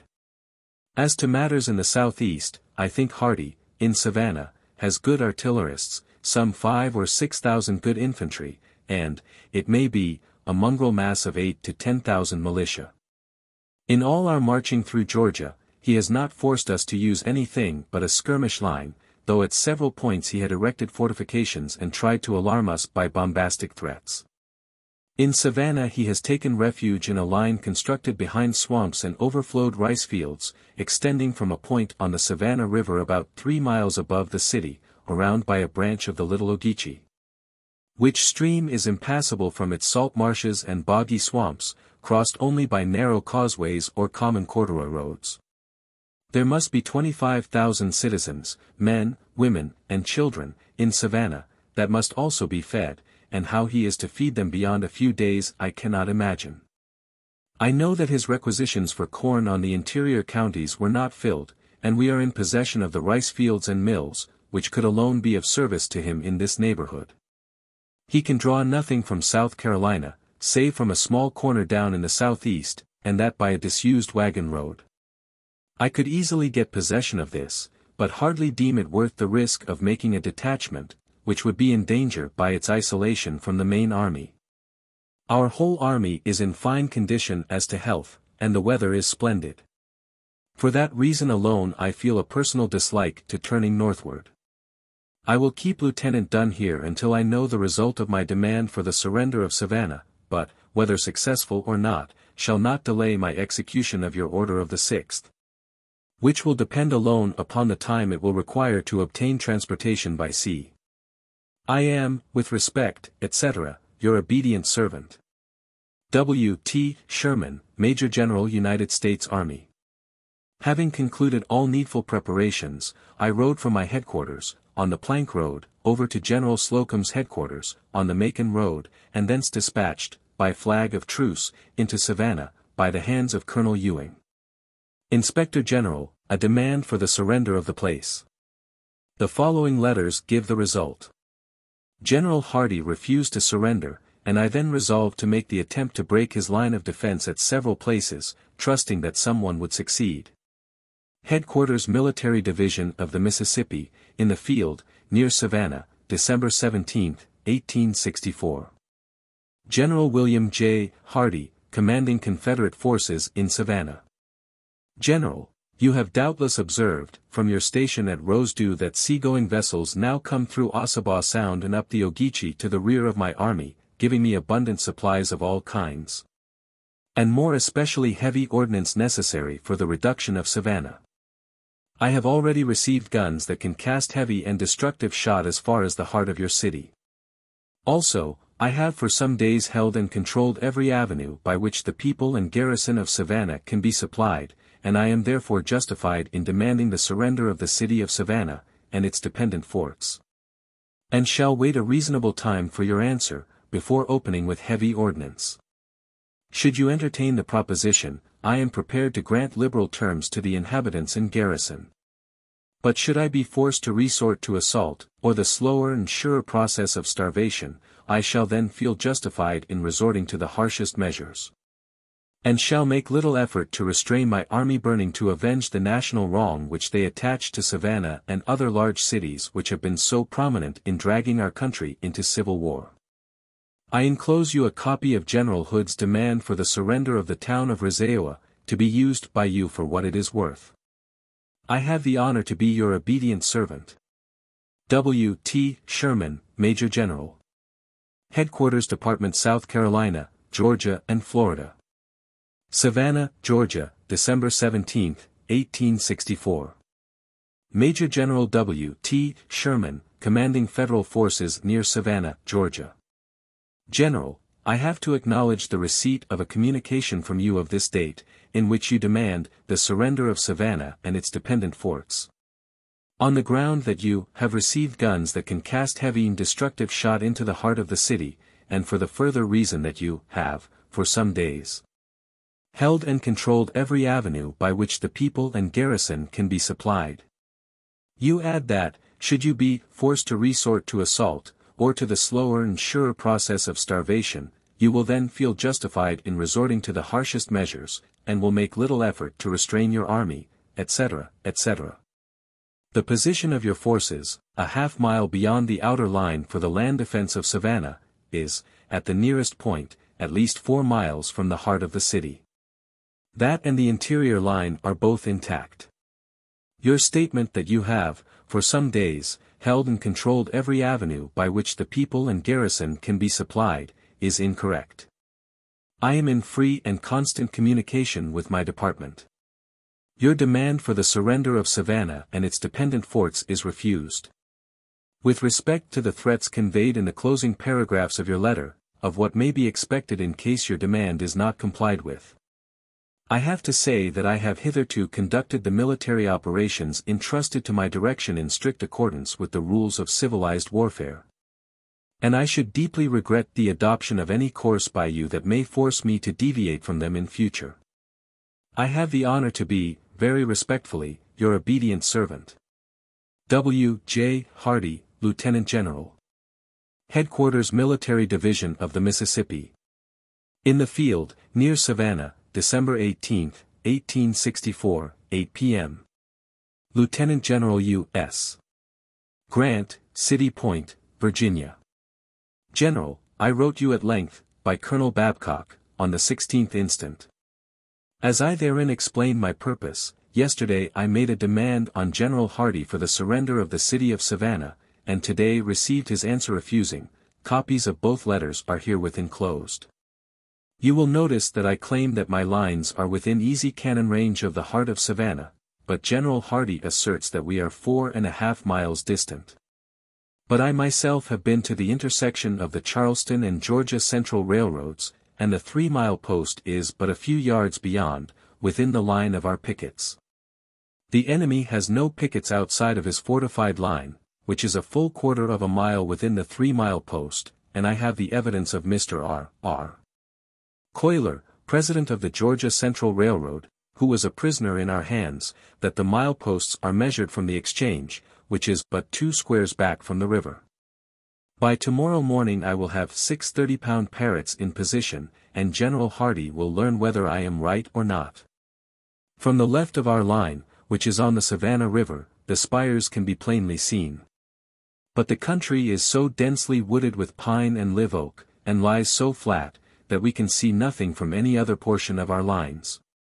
General Slocum feels confident that he can make a successful assault at 1 or 2 points in front of General Davis's 14th Corps. All of General Howard's troops, the right wing, lie behind the Little Ogeechee, and I doubt if it can be passed by troops in the face of an enemy. Still, we can make strong feints, and if I can get a sufficient number of boats, I shall make a cooperative demonstration up Vernon River or Wassaw Sound. I should like very much indeed to take Savannah before coming to you. But, as I wrote to you before, I will do nothing rash or hasty. And will embark for the James River as soon as General Easton, who is gone to Port Royal for that purpose, reports to me that he has an approximate number of vessels for the transportation of the contemplated force. I fear even this will cost more delay than you anticipate, for already the movement of our transports and the gunboats has required more time than I had expected. We have had dense fogs. There are more mud banks in the Ogeechee than were reported, and there are no pilots whatever. Admiral Dahlgren promised to have the channel buoyed and staked, but it is not done yet. We find only 6 feet of water up to King's Bridge at low tide, about 10 feet up to the rice mill, and 16 to Fort McAllister. All these points may be used by us, and we have a good, strong bridge across Ogeechee at King's, by which our wagons can go to Fort McAllister, to which point I am sending all wagons not absolutely necessary for daily use, the negroes, prisoners of war, sick, etc. En route for Port Royal. In relation to Savannah, you will remark that General Hardee refers to his still being in communication with his department. This language he thought would deceive me. But I am confirmed in the belief that the route to which he refers, the Union Plank Road on the South Carolina shore, is inadequate to feed his army and the people of Savannah, and General Foster assures me that he has his force on that very road. Near the head of Broad River, so that cars no longer run between Charleston and Savannah. We hold this end of the Charleston Railroad, and have destroyed it from the 3-mile post back to the bridge, about 12 miles. In anticipation of leaving this country, I am continuing the destruction of their railroads, and at this moment have 2 divisions and a cavalry at work breaking up the Gulf Railroad from the Ogeechee to the Altamahaw. So that, even if I do not take Savannah, I will leave it in a bad way. But I still hope that events will give me time to take Savannah, even if I have to assault with some loss. I am satisfied that, unless we take it, the gunboats never will, for they can make no impression upon the batteries which guard every approach from the sea. I have a faint belief that, when Colonel Babcock reaches you, you will delay operations long enough to enable me to succeed here. With Savannah in our possession, at some future time if not now, we can punish South Carolina as she deserves, and as thousands of the people in Georgia hoped we would do. I do sincerely believe that the whole United States, North and South, would rejoice to have this army turned loose on South Carolina, to devastate that state in the manner we have done in Georgia. And it would have a direst and immediate bearing on your campaign in Virginia. I have the honor to be your obedient servant. W. T. Sherman, Major General United States Army. As soon as the army had reached Savannah, and had opened communication with the fleet, I endeavored to ascertain what had transpired in Tennessee since our departure. We received our letters and files of newspapers, which contained full accounts of all the events there up to about the 1st of December. As before described, General Hood had 3 full corps of infantry S. D. Lee's, A. P. Stewart's, and Cheatham's, at Florence, Alabama, with Forrest's corps of cavalry, numbering in the aggregate about 45,000 men.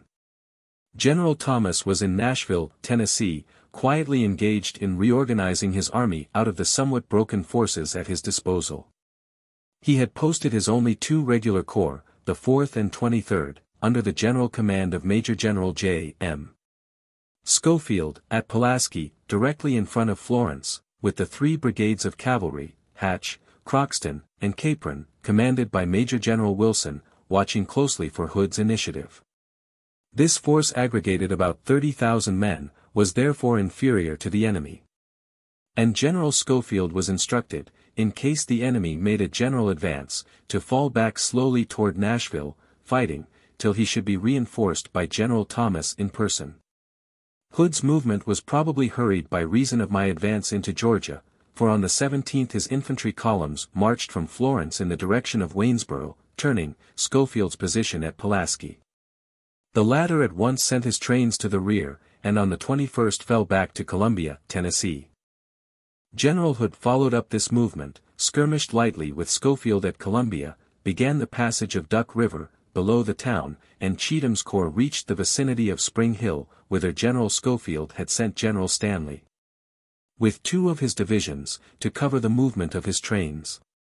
During the night of November 29 General Schofield passed Spring Hill with his trains and army, and took post at Franklin, on the south aid of Harpeth River. General Hood now attaches serious blame to General Cheatham for not attacking General Schofield in flank while in motion at Spring Hill, for he was bivouacked within 800 yards of the road at the time of the passage of our army. General Schofield reached Franklin on the morning of November 30, and posted his army in front of the town, where some rifle entrenchments had been constructed in advance.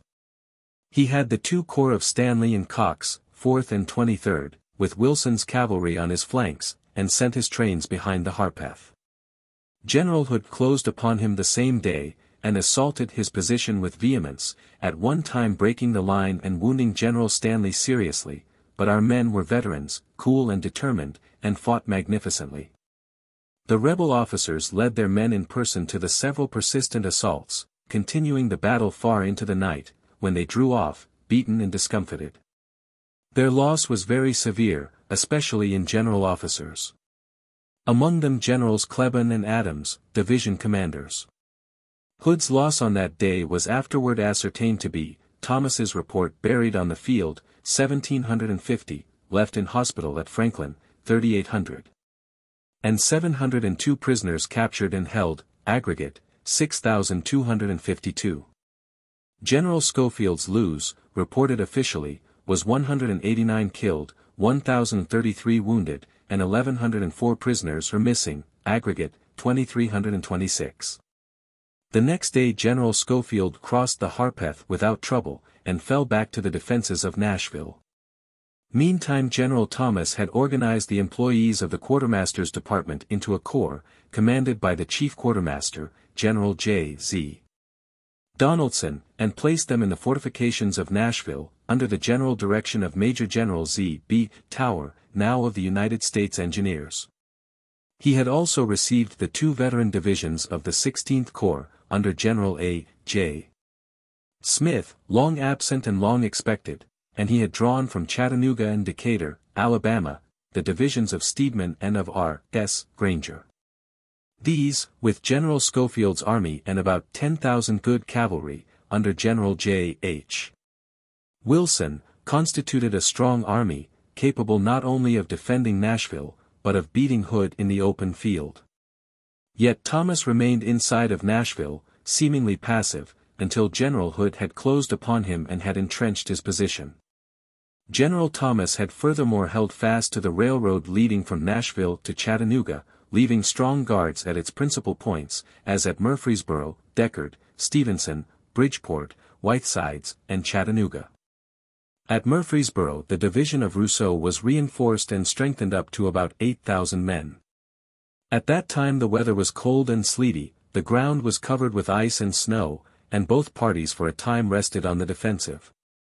Those matters stood at Nashville, while we were closing down on Savannah, in the early part of December, 1864, and the country, as well as General Grant, was alarmed at the seeming passive conduct of General Thomas. And General Grant at one time considered the situation so dangerous that he thought of going to Nashville in person, but General John Logan, happening to be at City Point, was sent out to supersede General Thomas. Luckily for the latter, he acted in time, gained a magnificent victory, and thus escaped so terrible a fate. On the 18th of December, at my camp by the side of the plank road, 8 miles back of Savannah, I received General Hardee's letter declining to surrender, when nothing remained but to assault. The ground was difficult, and, as all former assaults had proved so bloody, I concluded to make one more effort to completely surround Savannah on all aids, so as further to excite Hardee's fears, and, in case of success, to capture the whole of his army. We had already completely invested the place on the north, west, and south, but there remained to the enemy, on the east, the use of the old dike or plank road leading into South Carolina. And I knew that Hardee would have a pontoon bridge across the river. On examining my maps, I thought that the division of John P. Hatch, belonging to General Foster's command, might be moved from its then position at Broad River, by water, down to Bluffton, from which it could reach this plank road, fortify and hold it at some risk, of course. Because Hardee could avail himself of his central position to fall on this detachment with his whole army. I did not want to make a mistake like Ball's Bluff at that period of the war. So, taking one or two of my personal staff, I rode back to Grog's Bridge, leaving with Generals Howard and Slocum orders to make all possible preparations, but not to attack, during my 2 or 3 days' absence. And there I took a boat for Wassaw Sound, whence Admiral Dahlgren conveyed me in his own boat, the Harvest Moon, to Hilton Head, where I represented the matter to General Foster, and he promptly agreed to give his personal attention to it. During the night of the 20th we started back, the wind blowing strong. Admiral Dahlgren ordered the pilot of the Harvest Moon to run into Tybee, and to work his way through to Wassaw Sound and the Ogeechee River by the Romney Marshes. We were caught by a low tide and stuck in the mud. After laboring some time, the Admiral ordered out his barge. In it we pulled through this intricate and shallow channel, and toward evening of December 21st we discovered, coming toward us, a tug, called the Red Legs, belonging to the quartermaster's department, with a staff officer on board. Bearing letters from Colonel Dayton to myself and the Admiral, reporting that the city of Savannah had been found evacuated on the morning of December 21st, and was then in our possession. General Hardee had crossed the Savannah River by a pontoon bridge, carrying off his men and light artillery, blowing up his ironclads and navy yard, but leaving for us all the heavy guns, stores, cotton, railway cars, steamboats, and an immense amount of public and private property. Admiral Dahlgren concluded to go toward a vessel, the Sonoma, of his blockading fleet, which lay at anchor near Beaulieu, and I transferred to the Red Legs, and hastened up the Ogeechee River to Grog's Bridge, whence I rode to my camp that same night. I there learned that, early on the morning of December 21st, the skirmishers had detected the absence of the enemy, and had occupied his lines simultaneously along their whole extent. But the left flank, Slocum, especially Geary's division of the 20th Corps, claimed to have been the first to reach the heart of the city. Generals Slocum and Howard moved their headquarters at once into the city, leaving the bulk of their troops in camps outside. On the morning of December 22d I followed with my own headquarters, and rode down Bull Street to the Custom House, from the roof of which we had an extensive view over the city, the river, and the vast extent of marsh and rice fields on the South Carolina side. The Navy Yard, and the wreck of the ironclad ram Savannah, were still smoldering, but all else looked quiet enough. Turning back, we rode to the Pulaski Hotel, which I had known in years long gone, and found it kept by a Vermont man with a lame leg, who used to be a clerk in the St. Louis Hotel, New Orleans, and I inquired about the capacity of his hotel for headquarters. He was very anxious to have us for boarders, but I soon explained to him that we had a full mess equipment along, and that we were not in the habit of paying board. That one wing of the building would suffice for our use, while I would allow him to keep an hotel for the accommodation of officers and gentlemen in the remainder. I then dispatched an officer to look around for a livery stable that could accommodate our horses, and, while waiting there, an English gentleman, Mr. Charles Green, came and said that he had a fine house completely furnished, for which he had no use, and offered it as headquarters. He explained, moreover, that General Howard had informed him, the day before, that I would want his house for headquarters. At first I felt strongly disinclined to make use of any private dwelling, lest complaints should arise of damage and loss of furniture, and so expressed myself to Mr. Green. But, after riding about the city, and finding his house so spacious, so convenient, with large yard and stabling, I accepted his offer, and occupied that house during our stay in Savannah. He only reserved for himself the use of a couple of rooms above the dining room, and we had all else, and a most excellent house it was in all respects. I was disappointed that Hardee had escaped with his army, but on the whole we had reason to be content with the substantial fruits of victory. The Savannah River was found to be badly obstructed by torpedoes, and by log piers stretched across the channel below the city, which piers were filled with the cobble stones that formerly paved the streets. Admiral Dahlgren was extremely active, visited me repeatedly in the city, while his fleet still watched Charleston, and all the avenues, for the blockade runners that infested the coast, which were notoriously owned and managed by Englishmen, who used the island of New Providence, Nassau, as a sort of entrepot. One of these small blockade runners came into Savannah after we were in full possession, and the master did not discover his mistake till he came ashore to visit the custom house. Of course his vessel fell a prize to the navy. A heavy force was at once set to work to remove the torpedoes and obstructions in the main channel of the river, and, from that time forth, Savannah became the great depot of supply for the troops operating in that quarter. Meantime, on the 15th and 16th of December, were fought, in front of Nashville, the great battles in which General Thomas so nobly fulfilled his promise to ruin Hood, the details of which are fully given in his own official reports, long since published.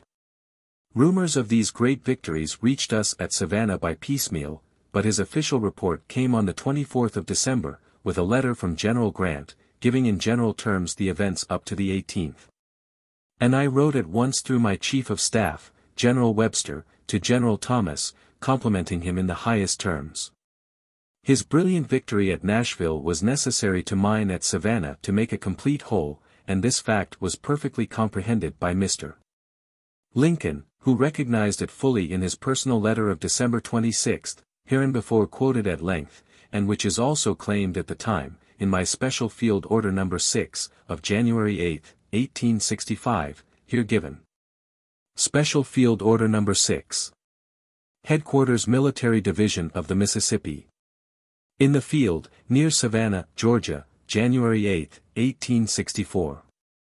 The General Commanding announces to the troops composing the Military Division of the Mississippi that he has received from the President of the United States, and from Lieutenant General Grant, letters conveying their high sense and appreciation of the campaign just closed, resulting in the capture of Savannah and the defeat of Hood's army in Tennessee. In order that all may understand the importance of events, it is proper to revert to the situation of affairs in September last. We held Atlanta, a city of little value to us, but so important to the enemy that Mr. Davis, the head of the rebellious faction in the South, visited his army near Palmetto, and commanded it to regain the place and also to ruin and destroy us, by a series of measures which he thought would be effectual. That army, by a rapid march, gained our railroad near Big Shanty, and afterward about Dalton. We pursued it, but it moved so rapidly that we could not overtake it, and General Hood led his army successfully far over toward Mississippi, in hope to decoy us out of Georgia. But we were not thus to be led away by him, and preferred to lead and control events ourselves. Generals Thomas and Schofield, commanding the departments to our rear, returned to their posts and prepared to decoy General Hood into their meshes, while we came on to complete the original journey. We quietly and deliberately destroyed Atlanta, and all the railroads which the enemy had used to carry on war against us, occupied his state capital, and then captured his commercial capital, which had been so strongly fortified from the sea as to defy approach from that quarter. Almost at the moment of our victorious entry into Savannah came the welcome and expected news that our comrades in Tennessee had also fulfilled nobly and well their part, had decoyed General Hood to Nashville and then turned on him, defeating his army thoroughly, capturing all his artillery, great numbers of prisoners, and were still pursuing the fragments down in Alabama. So complete success in military operations, extending over half a continent, is an achievement that entitles it to a place in the military history of the world. The armies serving in Georgia and Tennessee, as well as the local garrisons of Decatur, Bridgeport, Chattanooga, and Murfreesboro, are alike entitled to the common honors, and each regiment may inscribe on its colors, at pleasure, the word Savannah, or Nashville. The general commanding embraces, in the same general success, the operations of the cavalry under Generals Stoneman, Burbridge, and Gillem, that penetrated into southwest Virginia, and paralyzed the efforts of the enemy to disturb the peace and safety of East Tennessee. Instead of being put on the defensive, we have at all points assumed the bold offensive, and have completely thwarted the designs of the enemies of our country. By order of Major General W. T. Sherman, L. M. Dayton, aide-de-camp. Here terminated the March to the Sea, and I only add a few letters, selected out of many, to illustrate the general feeling of rejoicing throughout the country at the time. I only regarded the march from Atlanta to Savannah as a shift of base, as the transfer of a strong army, which had no opponent, and had finished its then work, from the interior to a point on the sea-coast, from which it could achieve other important results. I considered this march as a means to an end, and not as an essential act of war. Still, then, as now, the march to the sea was generally regarded as something extraordinary, something anomalous, something out of the usual order of events. Whereas, in fact, I simply moved from Atlanta to Savannah, as one step in the direction of Richmond, a movement that had to be met and defeated, or the war was necessarily at an end. Were I to express my measure of the relative importance of the march to the sea, and of that from Savannah northward, I would place the former at 1, and the latter at 10, or the maximum. I now close this long chapter by giving a tabular statement of the losses during the march, and the number of prisoners captured. The property captured consisted of horses and mules by the thousand, and of quantities of subsistence stores that aggregate very large, but may be measured with sufficient accuracy by assuming that 65,000 men obtained abundant food for about 40 days, and 35,000 animals were fed for a like period, so as to reach Savannah in splendid flesh and condition. I also add a few of the more important letters that passed between Generals Grant, Halleck, and myself, which illustrate our opinions at that stage of the war. Statement of casualties and prisoners captured by the Army in the field. Campaign of Georgia. Killed. Officers 10. Men 93. Wounded. Officers 24. Men 404. Missing. Officers 1. Men 277. Captured. Officers 77. Men 1,261. Headquarters of the Army. Washington, December 16, 1864. Major General Sherman, via Hilton Head. General, Lieutenant General Grant informs me that, in his last dispatch sent to you, he suggested the transfer of your infantry to Richmond.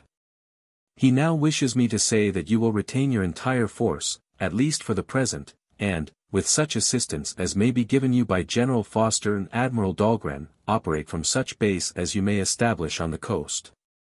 General Foster will obey such instructions as may be given by you. Should you have captured Savannah, it is thought that by transferring the water batteries to the land side that place may be made a good depot and base of operations on Augusta, Branchville, or Charleston. If Savannah should not be captured, or if captured and not deemed suitable for this purpose, perhaps Beaufort would serve as a depot. As the rebels have probably removed their most valuable property from Augusta, perhaps Branchville would be the most important point at which to strike in order to sever all connection between Virginia and the Southwestern Railroad. General Grant's wishes, however, are, that this whole matter of your future actions should be entirely left to your discretion. We can send you from here a number of complete batteries of field artillery, with or without horses, as you may desire. Also, as soon as General Thomas can spare them, all the fragments, convalescents, and furloughed men of your army. It is reported that Thomas defeated Hood yesterday, near Nashville, but we have no particulars nor official reports, telegraphic communication being interrupted by a heavy storm. Our last advices from you was General Howard's note, announcing his approach to Savannah. Yours truly. H. W. Halleck, Major General, Chief of Staff. Headquarters of the Army. Washington, December 18, 1864. Major General W. T. Sherman, Savannah, via Hilton Head. My dear General, yours of the 13th, by Major Anderson, is just received. I congratulate you on your splendid success, and shall very soon expect to hear of the crowning work of your campaign, the capture of Savannah. Your march will stand out prominently as the great one of this great war. When Savannah falls, then for another wide swath through the center of the Confederacy. But I will not anticipate. General Grant is expected here this morning, and will probably write you his own views.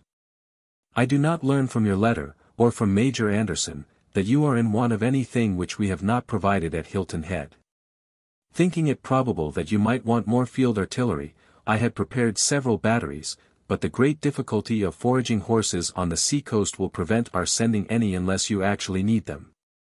The hay crop this year is short, and the quartermaster's department has great difficulty in procuring a supply for our animals. General Thomas has defeated Hood, near Nashville, and it is hoped that he will completely crush his army. Breckinridge, at last accounts, was trying to form a junction near Murfreesboro, but, as Thomas is between them, Breckinridge must either retreat or be defeated. General Rosecrans made very bad work of it in Missouri, allowing Price with a small force to overrun the state and destroy millions of property. Orders have been issued for all officers and detachments having 3 months or more to serve, to rejoin your army via Savannah.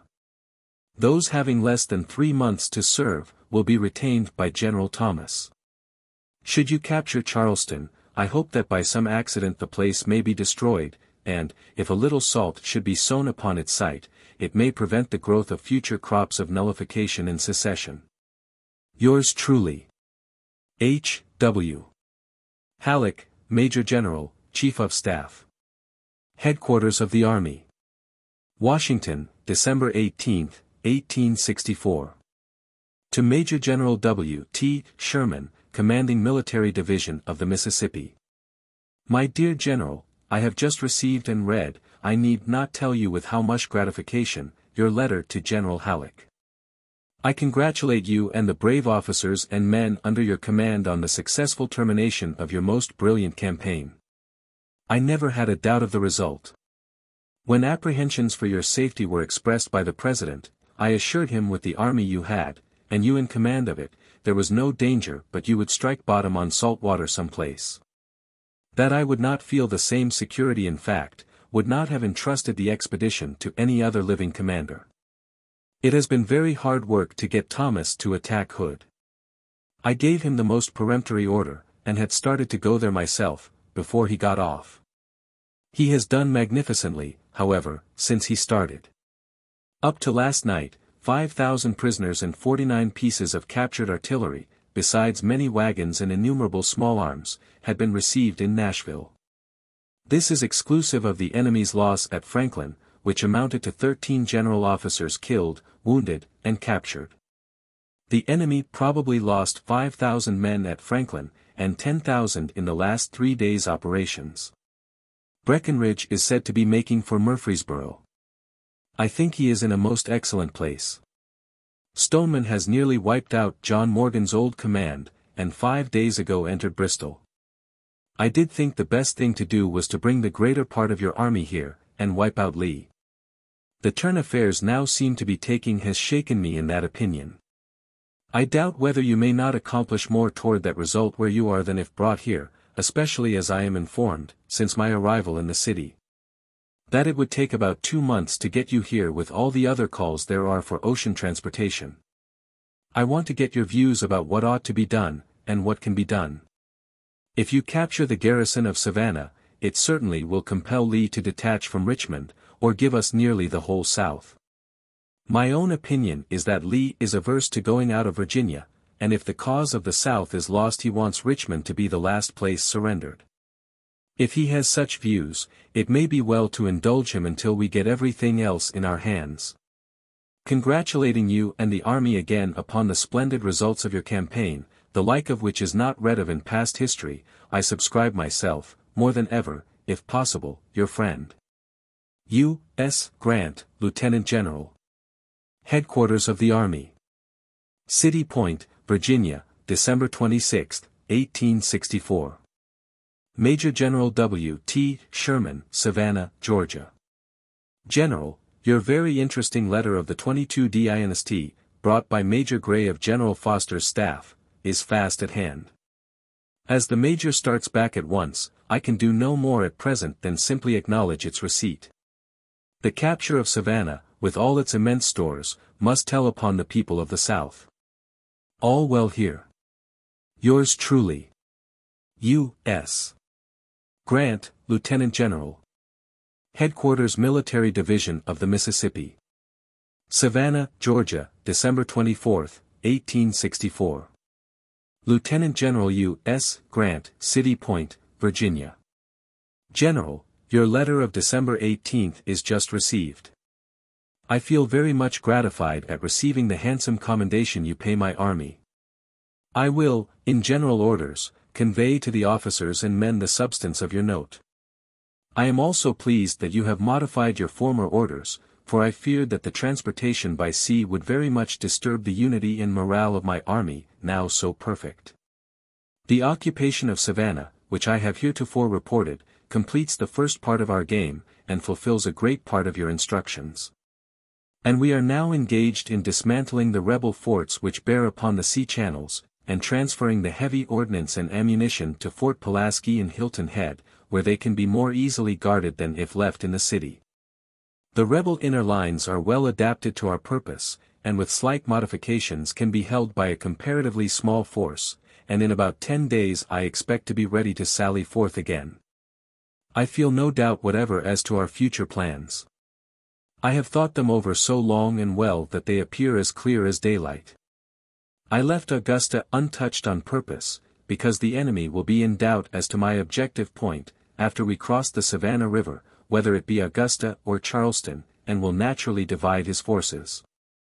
I will then move either on Branchville or Columbia, by any curved line that gives us the best supplies, breaking up in our course as much railroad as possible. Then, ignoring Charleston and Augusta both, I would occupy Columbia and Camden, pausing there long enough to observe the effect. I would then strike for the Charleston and Wilmington Railroad, somewhere between the Santee-Cape Fear rivers, and, if possible, communicate with the fleet under Admiral Dahlgren, whom I find a most agreeable gentleman, accommodating himself to our wishes and plans. Then I would favor an attack on Wilmington, in the belief that Porter and Butler will fail in their present undertaking. Charleston is now a mere desolated wreck, and is hardly worth the time it would take to starve it out. Still, I am aware that, historically and politically, much importance is attached to the place, and it may be that, apart from its military importance, both you and the administration may prefer I should give it more attention. And it would be well for you to give me some general idea on that subject, for otherwise I would treat it as I have expressed, as a point of little importance, after all its railroads leading into the interior have been destroyed or occupied by us. But, on the hypothesis of ignoring Charleston and taking Wilmington, I would then favor a movement direct on Raleigh. The game is then up with Lee, unless he comes out of Richmond, avoids you and fights me. In which case I should reckon on your being on his heels. Now that Hood is used up by Thomas, I feel disposed to bring the matter to an issue as quick as possible. I feel confident that I can break up the whole railroad system of South Carolina and North Carolina, and be on the Roanoke either at Raleigh or Weldon, by the time spring fairly opens. And, if you feel confident that you can whip Lee outside of his entrenchments, I feel equally confident that I can handle him in the open country. One reason why I would ignore Charleston is this, that I believe Hardee will reduce the garrison to a small force, with plenty of provisions. I know that the neck back of Charleston can be made impregnable to assault, and we will hardly have time for siege operations. I will have to leave in Savannah a garrison, and, if Thomas can spare them, I would like to have all detachments, convalescents, etc., belonging to these 4 corps, sent forward at once. I do not want to cripple Thomas, because I regard his operations as all-important, and I have ordered him to pursue Hood down into Alabama, trusting to the country for supplies. I reviewed one of my corps today, and shall continue to review the whole army.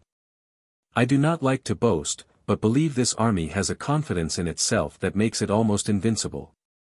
I wish you could run down and see us. It would have a good effect, and show to both armies that they are acting on a common plan. The weather is now cool and pleasant, and the general health very good. Your true friend, W. T. Sherman, Major General.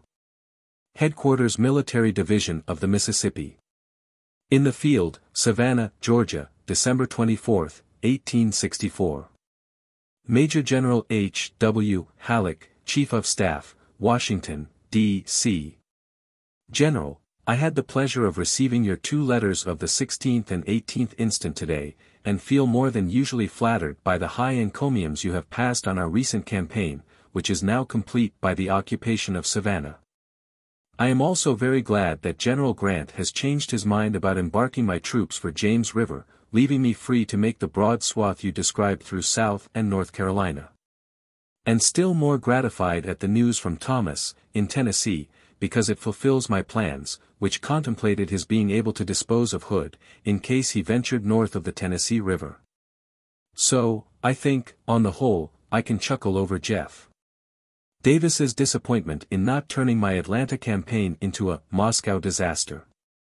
I have just finished a long letter to General Grant, and have explained to him that we are engaged in shifting our base from the Ogeechee to the Savannah River, dismantling all the forts made by the enemy to bear upon the saltwater channels, transferring the heavy ordnance, etc., to Fort Pulaski and Hilton Head, and in remodeling the enemy's interior lines to suit our future plans and purposes. I have also laid down the program for a campaign which I can make this winter, and which will put me in the spring on the Roanoke, in direct communication with General Grant on James River. In general terms, my plan is to turn over to General Foster the city of Savannah, to sally forth with my army resupplied, cross the Savannah, feign on Charleston and Augusta, but strike between, breaking en route the Charleston and Augusta Railroad. Also a large part of that from Branchville and Camden toward North Carolina, and then rapidly to move for some point of the railroad from Charleston to Wilmington, between the Santee and Cape Fear rivers. Then, communicating with the fleet in the neighborhood of Georgetown, would turn upon Wilmington or Charleston, according to the importance of either. I rather prefer Wilmington, as a live place, over Charleston, which is dead and unimportant when its railroad communications are broken. I take it for granted that the present movement on Wilmington will fail. If I should determine to take Charleston, I would turn across the country, which I have hunted over many a time, from Santee to Mount Pleasant, throwing one wing on the peninsula between the Ashley and Cooper. After accomplishing one or other of these ends, I would make a bee-line for Raleigh or Weldon, when Lee would be forced to come out of Richmond, or acknowledge himself beaten. He would, I think, by the use of the Danville Railroad, throw himself rapidly between me and Grant, leaving Richmond in the hands of the latter. This would not alarm me, for I have an army which I think can maneuver, and I would force him to attack me at a disadvantage, always under the supposition that Grant would be on his heels. And, if the worst come to the worst, I can fight my way down to Albemarle Sound, or Newbern. I think the time has come now when we should attempt the boldest moves, and my experience is, that they are easier of execution than more timid ones, because the enemy is disconcerted by them as, for instance, my recent campaign.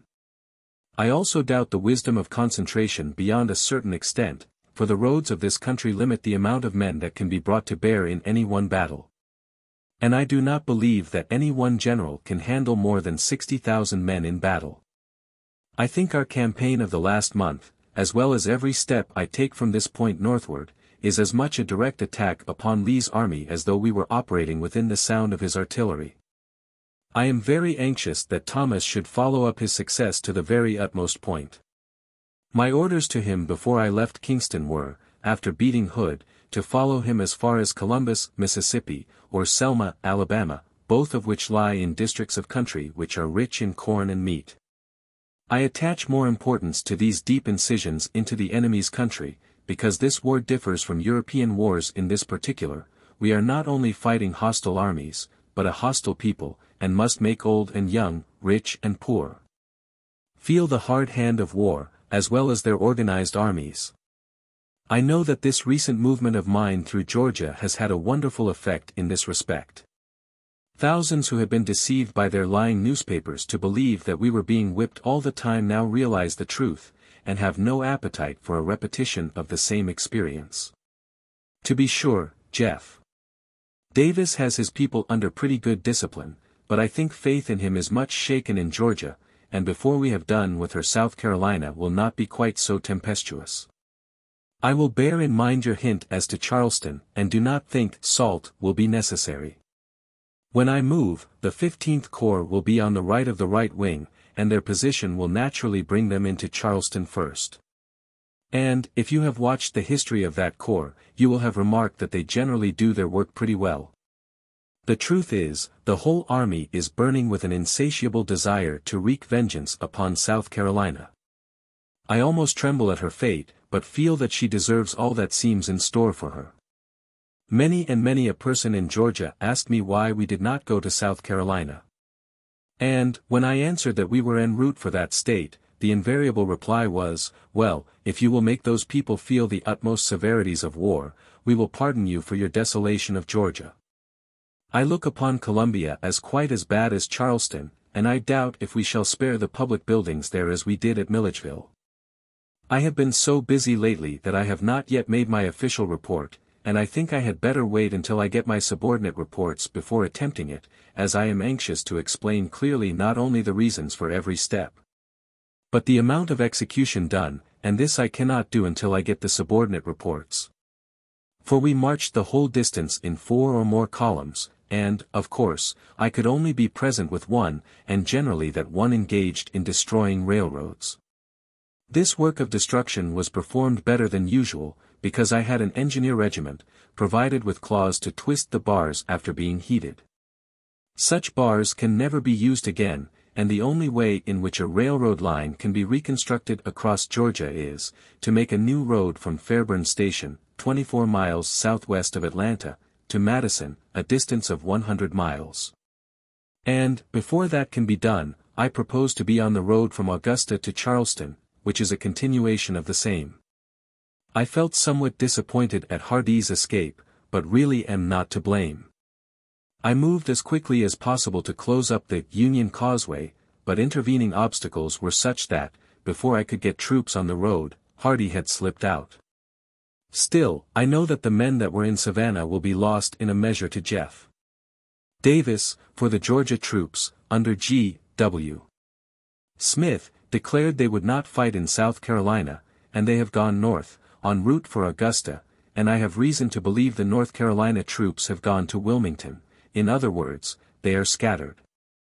I have reason to believe that Beauregard was present in Savannah at the time of its evacuation, and think that he and Hardee are now in Charleston, making preparations for what they suppose will be my next step.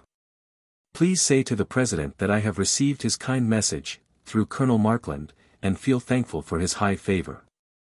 If I disappoint him in the future, it shall not be from want of zeal or love to the cause. From you I expect a full and frank criticism of my plans for the future, which may enable me to correct errors before it is too late. I do not wish to be rash, but want to give my rebel friends no chance to accuse us of want of enterprise or courage. Assuring you of my high personal respect, I remain, as ever, your friend. W. T. Sherman, Major General. General Order No. 3. War Department, Adjutant General's Office. Washington, January 14, 1865. The following resolution of the Senate and House of Representatives is published to the Army. Public Resolution No. 4. Joint Resolution tendering the thanks of the people and of Congress to Major General William T. Sherman, and the officers and soldiers of his command, for their gallant conduct in their late brilliant movement through Georgia. Be it resolved by the Senate and House of Representatives of the United States of America in Congress assembled, that the thanks of the people and of the Congress of the United States are due and are hereby tendered to Major General William T. Sherman, and through him to the officers and men under his command, for their gallantry and good conduct in their late campaign from Chattanooga to Atlanta, and the triumphal march thence through Georgia to Savannah, terminating in the capture and occupation of that city. And that the President cause a copy of this joint resolution to be engrossed and forwarded to Major General Sherman. Approved, January 10, 1865. By order of the Secretary of War. W. A. Nichols, Assistant Adjutant General. XXIII, Savannah and Pocotaligo. December, 1884, and January, 1885. The city of Savannah was an old place, and usually accounted a handsome one. Its houses were of brick or frame, with large yards, ornamented with shrubbery and flowers. Its streets perfectly regular, crossing each other at right angles, and at many of the intersections were small enclosures in the nature of parks. These streets and parks were lined with the handsomest shade trees of which I have knowledge, viz. the willow leaf live oak, evergreens of exquisite beauty. And these certainly entitled Savannah to its reputation as a handsome town more than the houses, which, though comfortable, would hardly make a display on Fifth Avenue or the Boulevard Haussmann of Paris. The city was built on a plateau of sand about 40 feet above the level of the sea, abutting against the river, leaving room along its margin for a street of stores and warehouses. The custom house, courthouse, post office, etc. were on the plateau above. In rear of Savannah was a large park, with a fountain, and between it and the courthouse was a handsome monument, erected to the memory of Count Pulaski, who fell in 1779 in the assault made on the city at the time it was held by the English during the Revolutionary War. Outside of Savannah there was very little to interest a stranger, except the cemetery of Bonaventura, and the ride along the Wilmington Channel by way of Thunderbolt, where might be seen some groves of the majestic live oak trees, covered with gray and funereal moss, which were truly sublime in grandeur, but gloomy after a few days camping under them. Within an hour of taking up my quarters in Mr. Green's house, Mr. A. G. Brown, of Salem, Massachusetts, United States Treasury agent for the Department of the South, made his appearance to claim possession, in the name of the Treasury Department, of all captured cotton, rice, buildings, etc. Having use for these articles ourselves, and having fairly earned them, I did not feel inclined to surrender possession, and explained to him that the quartermaster and commissary could manage them more to my liking than he. But I agreed, after the proper inventories had been prepared, if there remained anything for which we had no special use, I would turn it over to him. It was then known that in the warehouses were stored at least 25,000 bales of cotton, and in the forts 150 large, heavy seacoast guns, although afterward, on a more careful count, there proved to be more than 250 seacoast or siege guns, and 31,000 bales of cotton. At that interview Mr. Brown, who was a shrewd, clever Yankee, told me that a vessel was on the point of starting for Old Point Comfort, and, if she had good weather off Cape Hatteras, would reach Fortress Monroe by Christmas Day. And he suggested that I might make it the occasion of sending a welcome Christmas gift to the President, Mr. Lincoln, who peculiarly enjoyed such pleasantry. I accordingly sat down and wrote on a slip of paper, to be left at the telegraph office at Fortress Monroe for transmission, the following. Savannah, Georgia, December 22, 1884. To His Excellency President Lincoln, Washington, D.C. I beg to present you as a Christmas gift the city of Savannah, with 150 heavy guns and plenty of ammunition, also about 25,000 bales of cotton. W.T. Sherman, Major General. This message actually reached him on Christmas Eve, was extensively published in the newspapers, and made many a household unusually happy on that festive day, and it was in the answer to this dispatch that Mr. Lincoln wrote me the letter of December 28, already given, beginning with the words, "Many, many thanks," etc., which he sent at the hands of General John A. Logan, who happened to be in Washington, and was coming to Savannah, to rejoin his command. On the 23rd of December were made the following general orders for the disposition of the troops in and about Savannah. Special Field Order No. 139. Headquarters Military Division of the Mississippi.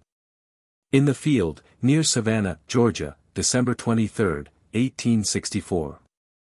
Savannah, being now in our possession, the river partially cleared out, and measures having been taken to remove all obstructions, will at once be made a grand depot for future operations. 1.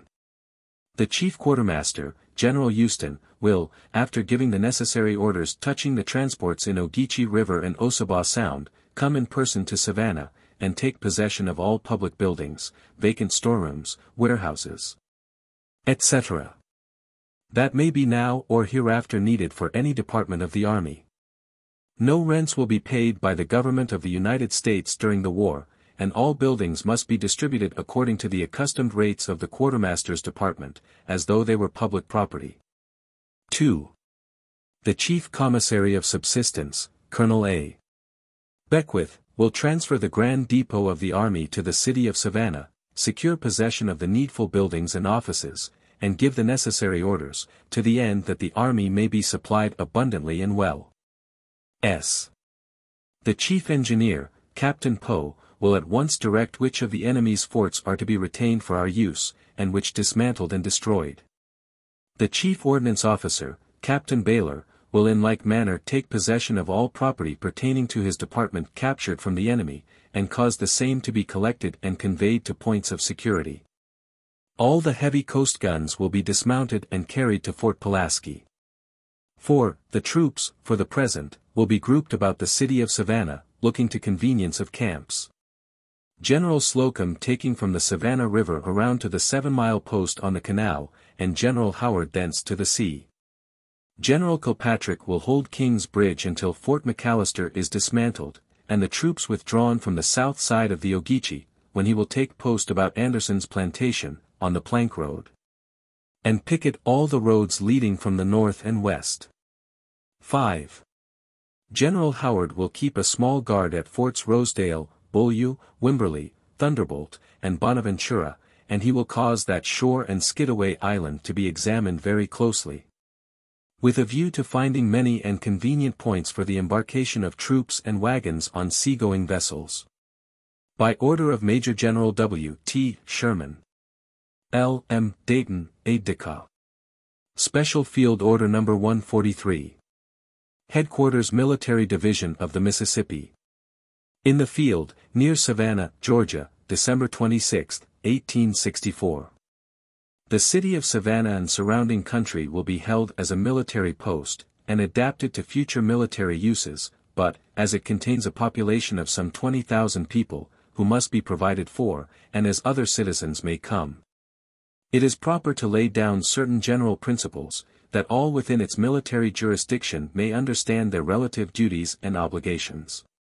1. During war, the military is superior to civil authority, and, where interests clash, the civil must give way. Yet, where there is no conflict, every encouragement should be given to well-disposed and peaceful inhabitants to resume their usual pursuits. Families should be disturbed as little as possible in their residences, and tradesmen allowed the free use of their shops, tools, etc. Churches, schools, and all places of amusement and recreation, should be encouraged, and streets and roads made perfectly safe to persons in their pursuits. Passes should not be exacted within the line of outer pickets, but if any person shall abuse these privileges by communicating with the enemy, or doing any act of hostility to the government of the United States. He or she will be punished with the utmost rigor of the law. Commerce with the outer world will be resumed to an extent commensurate with the wants of the citizens, governed by the restrictions and rules of the Treasury Department. 2.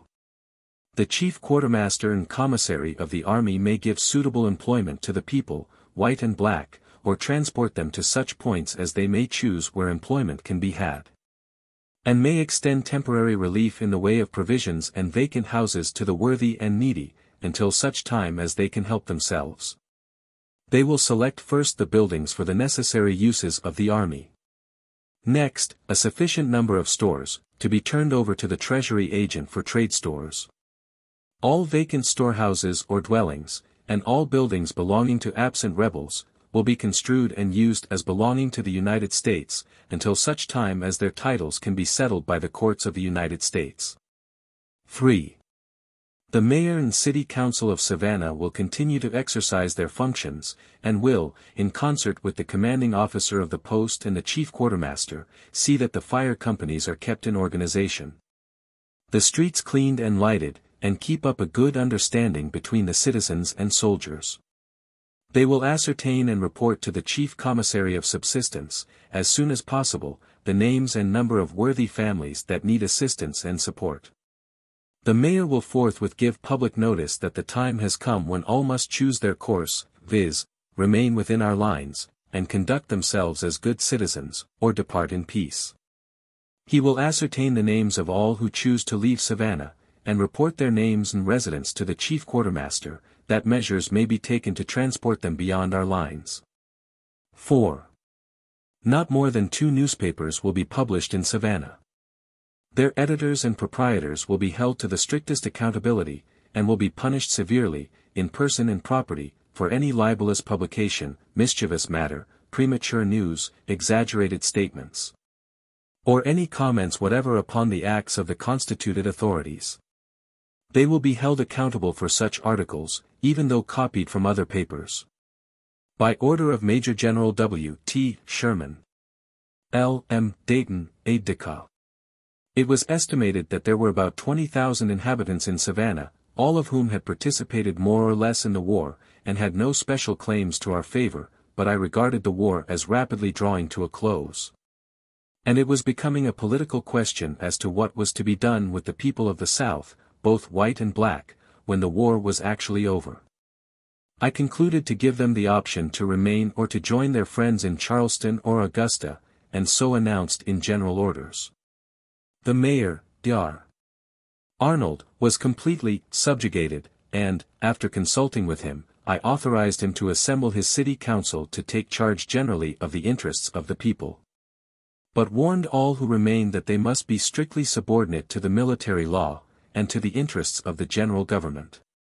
About 200 persona, mostly the families of men in the Confederate Army, prepared to follow the fortunes of their husbands and fathers, and these were sent in a steamboat under a flag of truce, in charge of my aide Captain Audenried, to Charleston Harbor, and there delivered to an officer of the Confederate Army. But the great bulk of the inhabitants chose to remain in Savannah, generally behaved with propriety, and good social relations at once arose between them and the army. Shortly after our occupation of Savannah, a lady was announced at my headquarters by the orderly or sentinel at the front door, who was ushered into the parlor, and proved to be the wife of General G. W. Smith, whom I had known about 1850, when Smith was on duty at West Point. She was a native of New London, Connecticut, and very handsome. She began her interview by presenting me a letter from her husband, who then commanded a division of the Georgia militia in the rebel army, which had just quitted Savannah, which letter began, "Dear Sherman, the fortunes of war, etc. Compel me to leave my wife in Savannah, and I beg for her your courteous protection, etc., etc." I inquired where she lived, and if anybody was troubling her. She said she was boarding with a lady whose husband had, in like manner with her own, gone off with Hardee's army, that a part of the house had been taken for the use of Major General Ward, of Kentucky. That her landlady was approaching her confinement, and was nervous at the noise which the younger staff officers made at night, etc. I explained to her that I could give but little personal attention to such matters, and referred her to General Slocum, whose troops occupied the city. I afterward visited her house, and saw, personally, that she had no reason to complain. Shortly afterward Mr. Hardy, a merchant of Savannah, came to me and presented a letter from his brother, the general, to the same effect, alleging that his brother was a civilian, had never taken up arms, and asked of me protection for his family, his cotton, etc. To him I gave the general assurance that no harm was designed to any of the people of Savannah who would remain quiet and peaceable, but that I could give him no guarantee as to his cotton, for over it I had no absolute control. And yet still later I received a note from the wife of General A. P. Stewart, who commanded a corps in Hood's army, asking me to come to see her. This I did, and found her to be a native of Cincinnati, Ohio, wanting protection, and who was naturally anxious about the fate of her husband, known to be with General Hood, in Tennessee, retreating before General Thomas. I remember that I was able to assure her that he had not been killed or captured, up to that date, and think that I advised her, instead of attempting to go in pursuit of her husband, to go to Cincinnati, to her uncle, Judge Storer. There await the issue of events. Before I had reached Savannah, and during our stay there, the rebel officers and newspapers represented the conduct of the men of our army as simply infamous, that we respected neither age nor sex. That we burned everything we came across, barns, stables, cotton gins, and even dwelling houses, that we ravished the women and killed the men, and perpetrated all manner of outrages on the inhabitants. Therefore it struck me as strange that Generals Hardee and Smith should commit their families to our custody, and even bespeak our personal care and attention. These officers knew well that these reports were exaggerated in the extreme, and yet tacitly assented to these publications, to arouse the drooping energies of the people of the South. As the division of Major General John W. Geary, of the 20th Corps, was the first to enter Savannah, that officer was appointed to command the place, or to act as a sort of governor. He very soon established a good police, maintained admirable order, and I doubt if Savannah, either before or since, has had a better government than during our stay. The guard mountings and parades, as well as the greater reviews, became the daily resorts of the ladies, to hear the music of our excellent bands.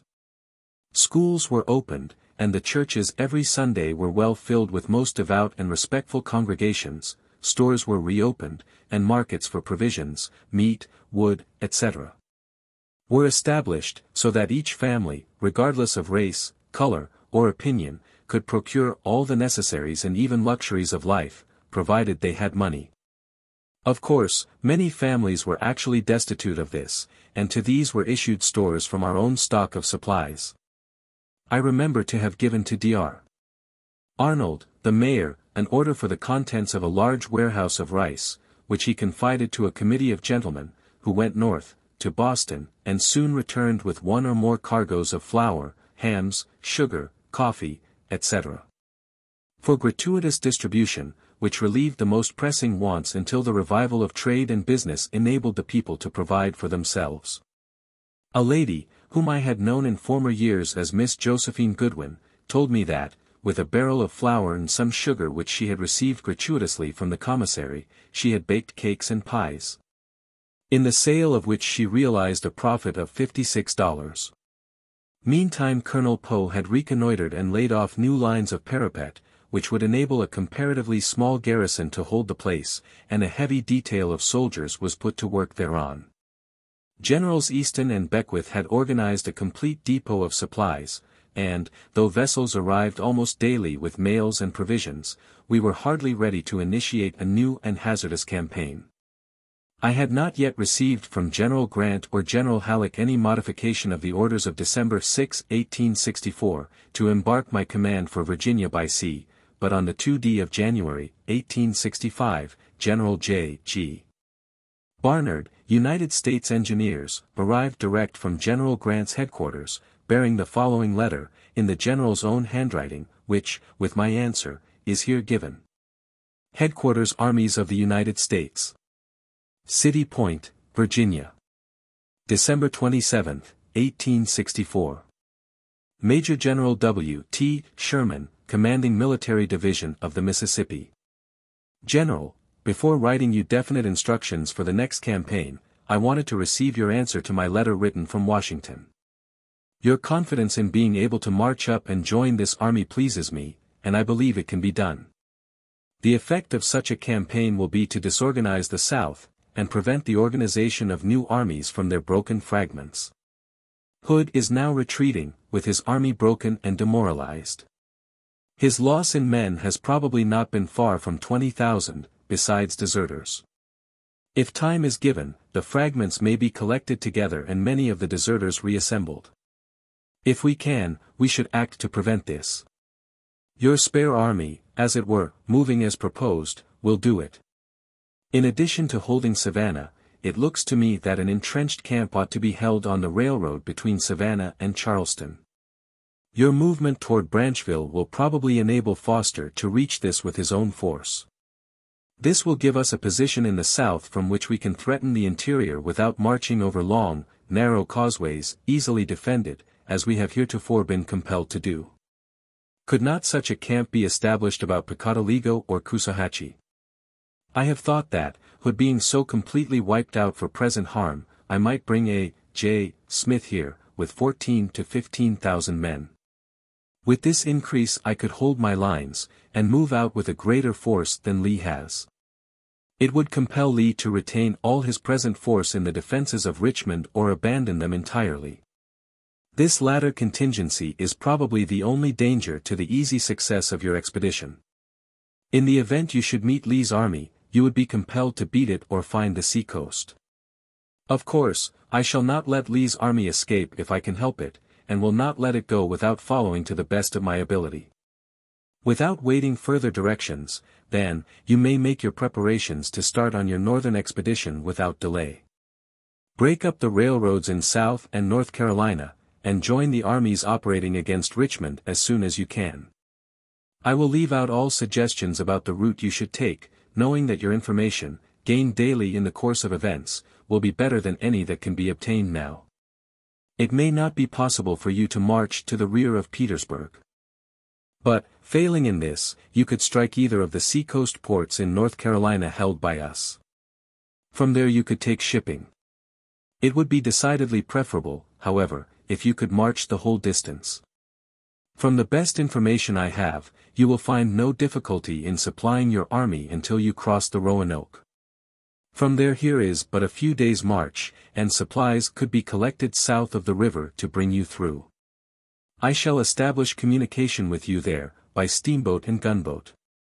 By this means your wants can be partially supplied. I shall hope to hear from you soon, and to hear your plan, and about the time of starting. Please instruct Foster to hold on to all the property in Savannah, and especially the cotton. Do not turn it over to citizens or Treasury agents, without orders of the War Department. Very respectfully, your obedient servant. U. S. Grant, Lieutenant General. Headquarters Military Division of the Mississippi. In the field, near Savannah, Georgia, January 2, 1865. Lieutenant General U. S. Grant, City Point. General, I have received, by the hands of General Barnard, your note of 26th and letter of December 27th. I herewith enclose to you a copy of a projet which I have this morning, in strict confidence, discussed with my immediate commanders. I shall need, however, larger supplies of stores, especially grain. I will enclose to you, with this, letters from General Easton, Quartermaster, and Colonel Beckwith, Commissary of Subsistence, setting forth what will be required, and trust you will forward them to Washington with your sanction. So that the necessary steps may be taken at once to enable me to carry out this plan on time. I wrote you very fully on the 24th, and have nothing to add. Everything here is quiet, and if I can get the necessary supplies in our wagons, shall be ready to start at the time indicated in my projet, January 15th. But, until those supplies are in hand, I can do nothing. After they are, I shall be ready to move with great rapidity. I have heard of the affair at Cape Fear. It has turned out as you will remember I expected. I have furnished General Easton a copy of the dispatch from the Secretary of War. He will retain possession of all cotton here, and ship it as fast as vessels can be had to New York. I shall immediately send the 17th Corps over to Port Royal, by boats, to be furnished by Admiral Dahlgren and General Foster, without interfering with General Easton's vessels, to make a lodgment on the railroad at Pocotaligo. General Barnard will remain with me a few days, and I send this by a staff officer, who can return on one of the vessels of the supply fleet. I suppose that, now that General Butler has got through with them, you can spare them to us. My report of recent operations is nearly ready, and will be sent you in a day or two, as soon as some farther subordinate reports come in. I am, with great respect, very truly, your friend. W. T. Sherman, Major General. Entirely confidential. Projet for January. 1. Right wing to move men and artillery by transports to head of Broad River and Beaufort, re-establish Port Royal Ferry, and mass the wing at or in the neighborhood of Pocotaligo. Left wing and cavalry to work slowly across the causeway toward Hardeeville, to open a road by which wagons can reach their corps about Broad River. Also, by a rapid movement of the left, to secure Sisters Ferry, and Augusta Road out to Robertsville. In the meantime, all guns, shot, shell, cotton, etc. to be moved to a safe place, easy to guard, and provisions and wagons got ready for another swath, aiming to have our army in hand about the head of Broad River, say Pocotaligo, Robertsville, and Coosawhatchee, by the January 15th. 2. The whole army to move with loaded wagons by the roads leading in the direction of Columbia, which afford the best chance of forage and provisions. Howard to be at Pocotaligo by the January 15th, and Slocum to be at Robertsville, and Kilpatrick at or near Coosawhatchee about the same date. General Foster's troops to occupy Savannah, and gunboats to protect the rivers as soon as Howard gets Pocotaligo. W. T. Sherman, Major General. Therefore, on the 2d of January, I was authorized to march with my entire army north by land, and concluded at once to secure a foothold or starting point on the South Carolina side. Selecting Pocotaligo and Hardeeville as the points of rendezvous for the two wings. But I still remained in doubt as to the wishes of the administration, whether I should take Charleston en route, or confine my whole attention to the incidental advantages of breaking up the railways of South and North Carolina. And the greater object of uniting my army with that of General Grant before Richmond. General Barnard remained with me several days, and was regarded then, as now, one of the first engineers of the age, perfectly competent to advise me on the strategy and objects of the new campaign. He expressed himself delighted with the high spirit of the army, the steps already taken, by which we had captured Savannah, and he personally inspected some of the forts, such as Thunderbolt and Cawson's Bluff, by which the enemy had so long held at bay the whole of our navy, and had defeated the previous attempts made in April, 1862, by the army of General Gilmore, which had bombarded and captured Fort Pulaski, but had failed to reach the city of Savannah. I think General Barnard expected me to invite him to accompany us northward in his official capacity. But Colonel Poe, of my staff, had done so well, and was so perfectly competent, that I thought it unjust to supersede him by a senior in his own corps. I therefore said nothing of this to General Barnard, and soon after he returned to his post with General Grant, at City Point, bearing letters and full personal messages of our situation and wants. We were very much in want of light draft steamers for navigating the shallow waters of the coast, so that it took the 17th Corps more than a week to transfer from Thunderbolt to Beaufort, South Carolina. Admiral Dahlgren had supplied the Harvest Moon and the Pontiac, and General Foster gave us a couple of hired steamers. I was really amused at the effect this short sea voyage had on our men, most of whom had never before looked upon the ocean. Of course, they were fit subjects for seasickness, and afterward they begged me never again to send them to sea, saying they would rather march 1,000 miles on the worst roads of the South than to spend a single night on the ocean. By the 10th General Howard had collected the bulk of the 17th Corps, General Blair, on Beaufort Island, and began his march for Pocotaligo, 25 miles inland. They crossed the channel between the island and mainland during Saturday, the 14th of January, by a pontoon bridge, and marched out to Garden's Corners, where there was some light skirmishing. The next day, Sunday, they continued on to Pocotaligo, finding the strong fort there abandoned, and accordingly made a lodgment on the railroad, having lost only 2 officers and 8 men. About the same time General Slocum crossed 2 divisions of the 20th Corps over the Savannah River, above the city, occupied Hardeeville by 1 division and Purysburg by another. Thus, by the middle of January, we had effected a lodgment in South Carolina, and were ready to resume the march northward. But we had not yet accumulated enough provisions and forage to fill the wagons, and other causes of delay occurred, of which I will make mention in due order. On the last day of December, 1864, Captain Breeze, United States Navy, flag officer to Admiral Porter, reached Savannah, bringing the first news of General Butler's failure at Fort Fisher. And that the general had returned to James River with his land forces, leaving Admiral Porter's fleet anchored off Cape Fear, in that tempestuous season. Captain Breeze brought me a letter from the Admiral, dated December 29, asking me to send him from Savannah one of my old divisions, with which he said he would make short work of Fort Fisher. That he had already bombarded and silenced its guns, and that General Butler had failed because he was afraid to attack, or even give the order to attack, after, as Porter insisted, the guns of Fort Fisher had been actually silenced by the Navy. I answered him promptly on the 31st of December, that I proposed to march north inland, and that I would prefer to leave the rebel garrisons on the coast, instead of dislodging and piling them up in my front as we progressed. From the chances, as I then understood them, I supposed that Fort Fisher was garrisoned by a comparatively small force, while the whole division of General Hoke remained about the city of Wilmington. And that, if Fort Fisher were captured, it would leave General Hoke free to join the larger force that would naturally be collected to oppose my progress northward. I accordingly answered Admiral Porter to this effect, declining to loan him the use of one of my divisions.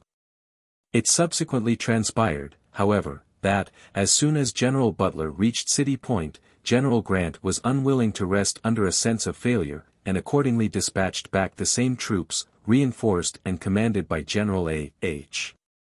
Terry, who, on the 15th day of January, successfully assaulted and captured Fort Fisher, with its entire garrison. After the war was over, about the 20th of May, when I was giving my testimony before the Congressional Committee on the Conduct of the War, the chairman of the committee, Senator B.F. Wade, of Ohio, told me that General Butler had been summoned before that committee during the previous January, and had just finished his demonstration to their entire satisfaction that Fort Fisher could not be carried by assault. When they heard the newsboy in the hall crying out an extra, calling him in, they inquired the news, and he answered, "Fort Fisher done took." Of course, they all laughed, and none more heartily than General Butler himself. On the 11th of January there arrived at Savannah a revenue cutter, having on board Simeon Draper, Esq., of New York City, the Honorable E.M. Stanton, Secretary of War, Quartermaster General Meigs, Adjutant General Townsend, and a retinue of civilians, who had come down from the north to regulate the civil affairs of Savannah. I was instructed by Mr. Stanton to transfer to Mr. Draper the Custom House, Post Office, and such other public buildings as these civilians needed in the execution of their office, and to cause to be delivered into their custody the captured cotton. This was accomplished by Special Field Orders, No. 10.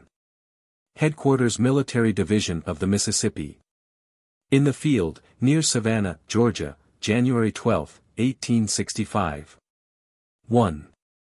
Brevet Brigadier General Houston, Chief Quartermaster, will turn over to Simeon Draper, Esq., Agent of the United States Treasury Department, all cotton now in the city of Savannah, prize of war, taking his receipt for the same in gross, and returning for it to the Quartermaster General.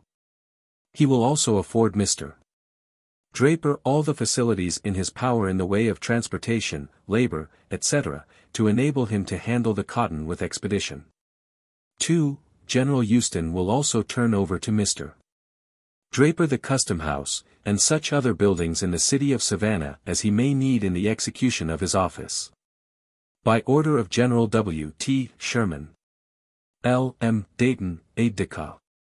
Up to this time all the cotton had been carefully guarded, with orders to General Houston to ship it by the return vessels to New York, for the adjudication of the nearest prize court, accompanied with invoices and all evidence of title to ownership. Marks, numbers, and other figures, were carefully preserved on the bales, so that the court might know the history of each bale. But Mr. Stanton, who surely was an able lawyer, changed all this, and ordered the obliteration of all the marks. So that no man, friend or foe, could trace his identical cotton. I thought it strange at the time, and think it more so now. For I am assured that claims, real and fictitious, have been proved up against this identical cotton of 3 times the quantity actually captured, and that reclamations on the Treasury have been allowed for more than the actual quantity captured. Viz. 31,000 bales.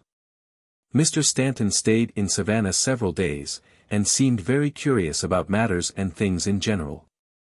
I walked with him through the city, especially the bivouacs of the several regiments that occupied the vacant squares, and he seemed particularly pleased at the ingenuity of the men in constructing their temporary huts.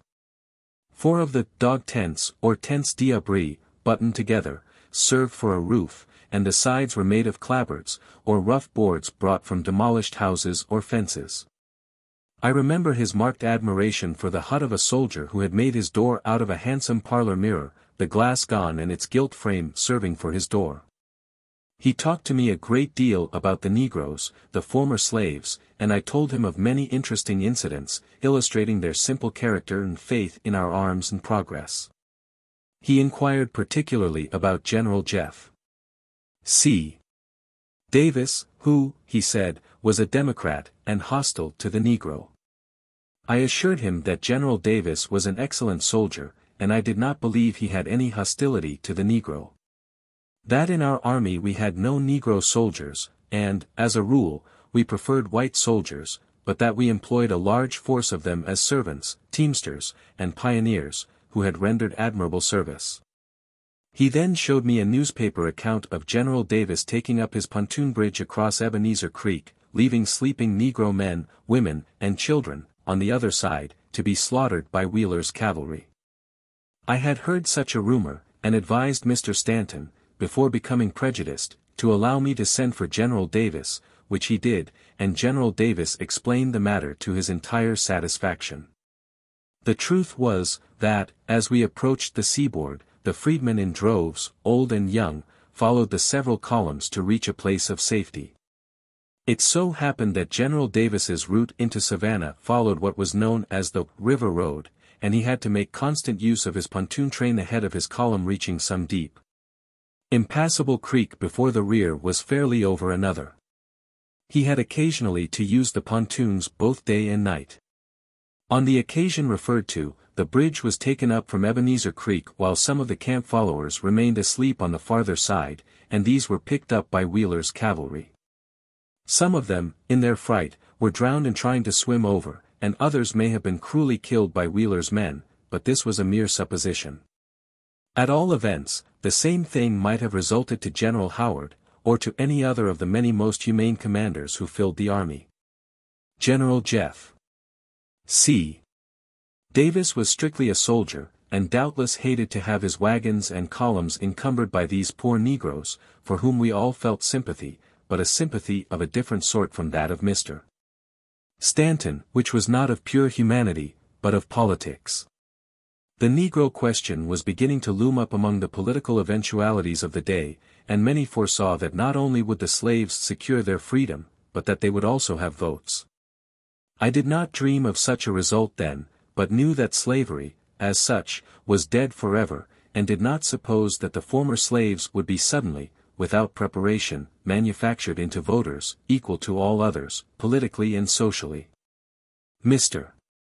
Stanton seemed desirous of coming into contact with the Negroes to confer with them, and he asked me to arrange an interview for him.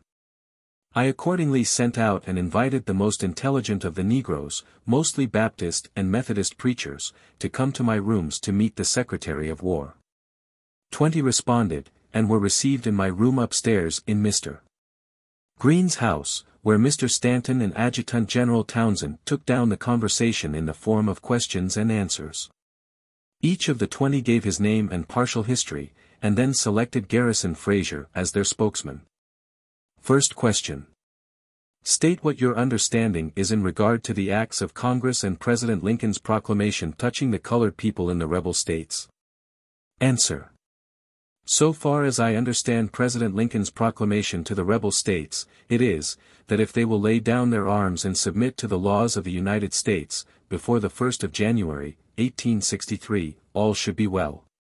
But if they did not, then all the slaves in the southern states should be free, henceforth and forever. That is what I understood. Second question. State what you understand by slavery, and the freedom that was to be given by the President's proclamation. Answer. Slavery is receiving by irresistible power the work of another man, and not by his consent.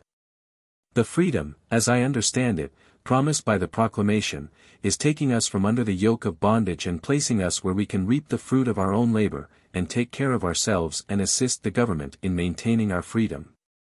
Fourth question. State in what manner you would rather live, whether scattered among the whites, or in colonies by yourselves. Answer. I would prefer to live by ourselves, for there is a prejudice against us in the South that will take years to get over, but I do not know that I can answer for my brethren. All but Mr. Lynch, a missionary from the North, agreed with Fraser, but he thought they ought to live together, along with the whites.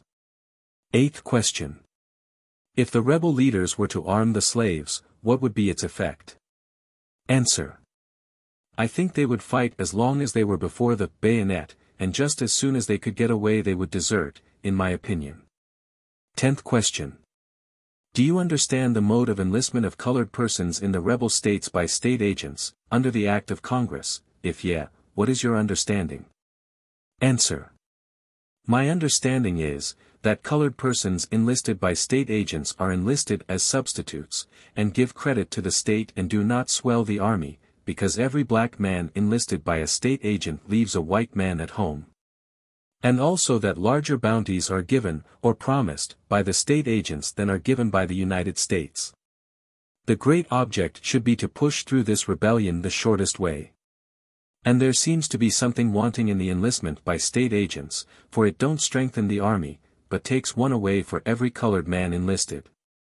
11th question. State what, in your opinion, is the best way to enlist colored men as soldiers? Answer. I think, sir, that all compulsory operations should be put a stop to. The ministers would talk to them, and the young men would enlist. It is my opinion that it will be far better for the state agents to stay at home and the enlistments be made for the United States under the direction of General Sherman. Up to this time I was present, and, on Mr. Stanton's intimating that he wanted to ask some questions affecting me, I withdrew, and then he put the 12th and last question. 12th question. State what is the feeling of the colored people toward General Sherman, and how far do they regard his sentiments and actions as friendly to their rights and interests, or otherwise? Answer. We looked upon General Sherman, prior to his arrival, as a man, in the providence of God, specially set apart to accomplish this work, and we unanimously felt inexpressible gratitude to him. Looking upon him as a man who should be honored for the faithful performance of his duty. Some of us called upon him immediately upon his arrival, and it is probable he did not meet the secretary with more courtesy than he did us. His conduct and deportment toward us characterized him as a friend and gentleman. We have confidence in General Sherman, and think what concerns us could not be in better hands. This is our opinion now, from the short acquaintance and intercourse we have had.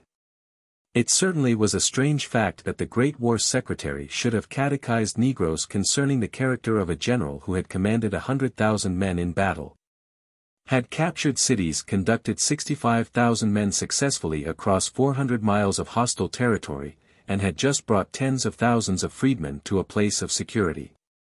But because I had not loaded down my army by other hundreds of thousands of poor Negroes, I was construed by others as hostile to the black race. I had received from General Halleck, at Washington, a letter warning me that there were certain influential parties near the President who were torturing him with suspicions of my fidelity to him and his Negro policy. But I shall always believe that Mr. Lincoln, though a civilian, knew better, and appreciated my motives and character. Though this letter of General Halleck has always been treated by me as confidential, I now insert it here at length. Headquarters of the Army. Washington, D.C., December 30, 1864. Major General W. T. Sherman, Savannah.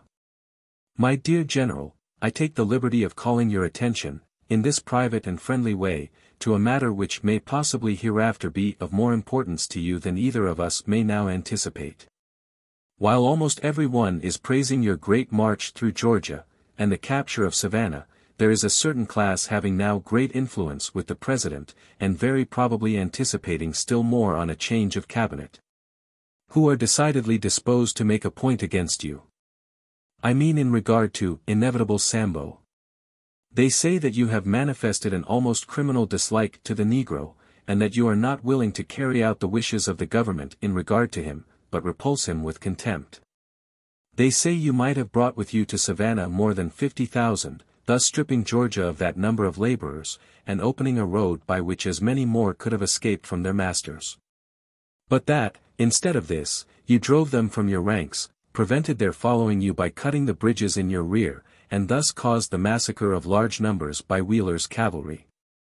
To those who know you as I do, such accusation will pass as the idle winds, for we presume that you discouraged the Negroes from following you because you had not the means of supporting them, and feared they might seriously embarrass your march.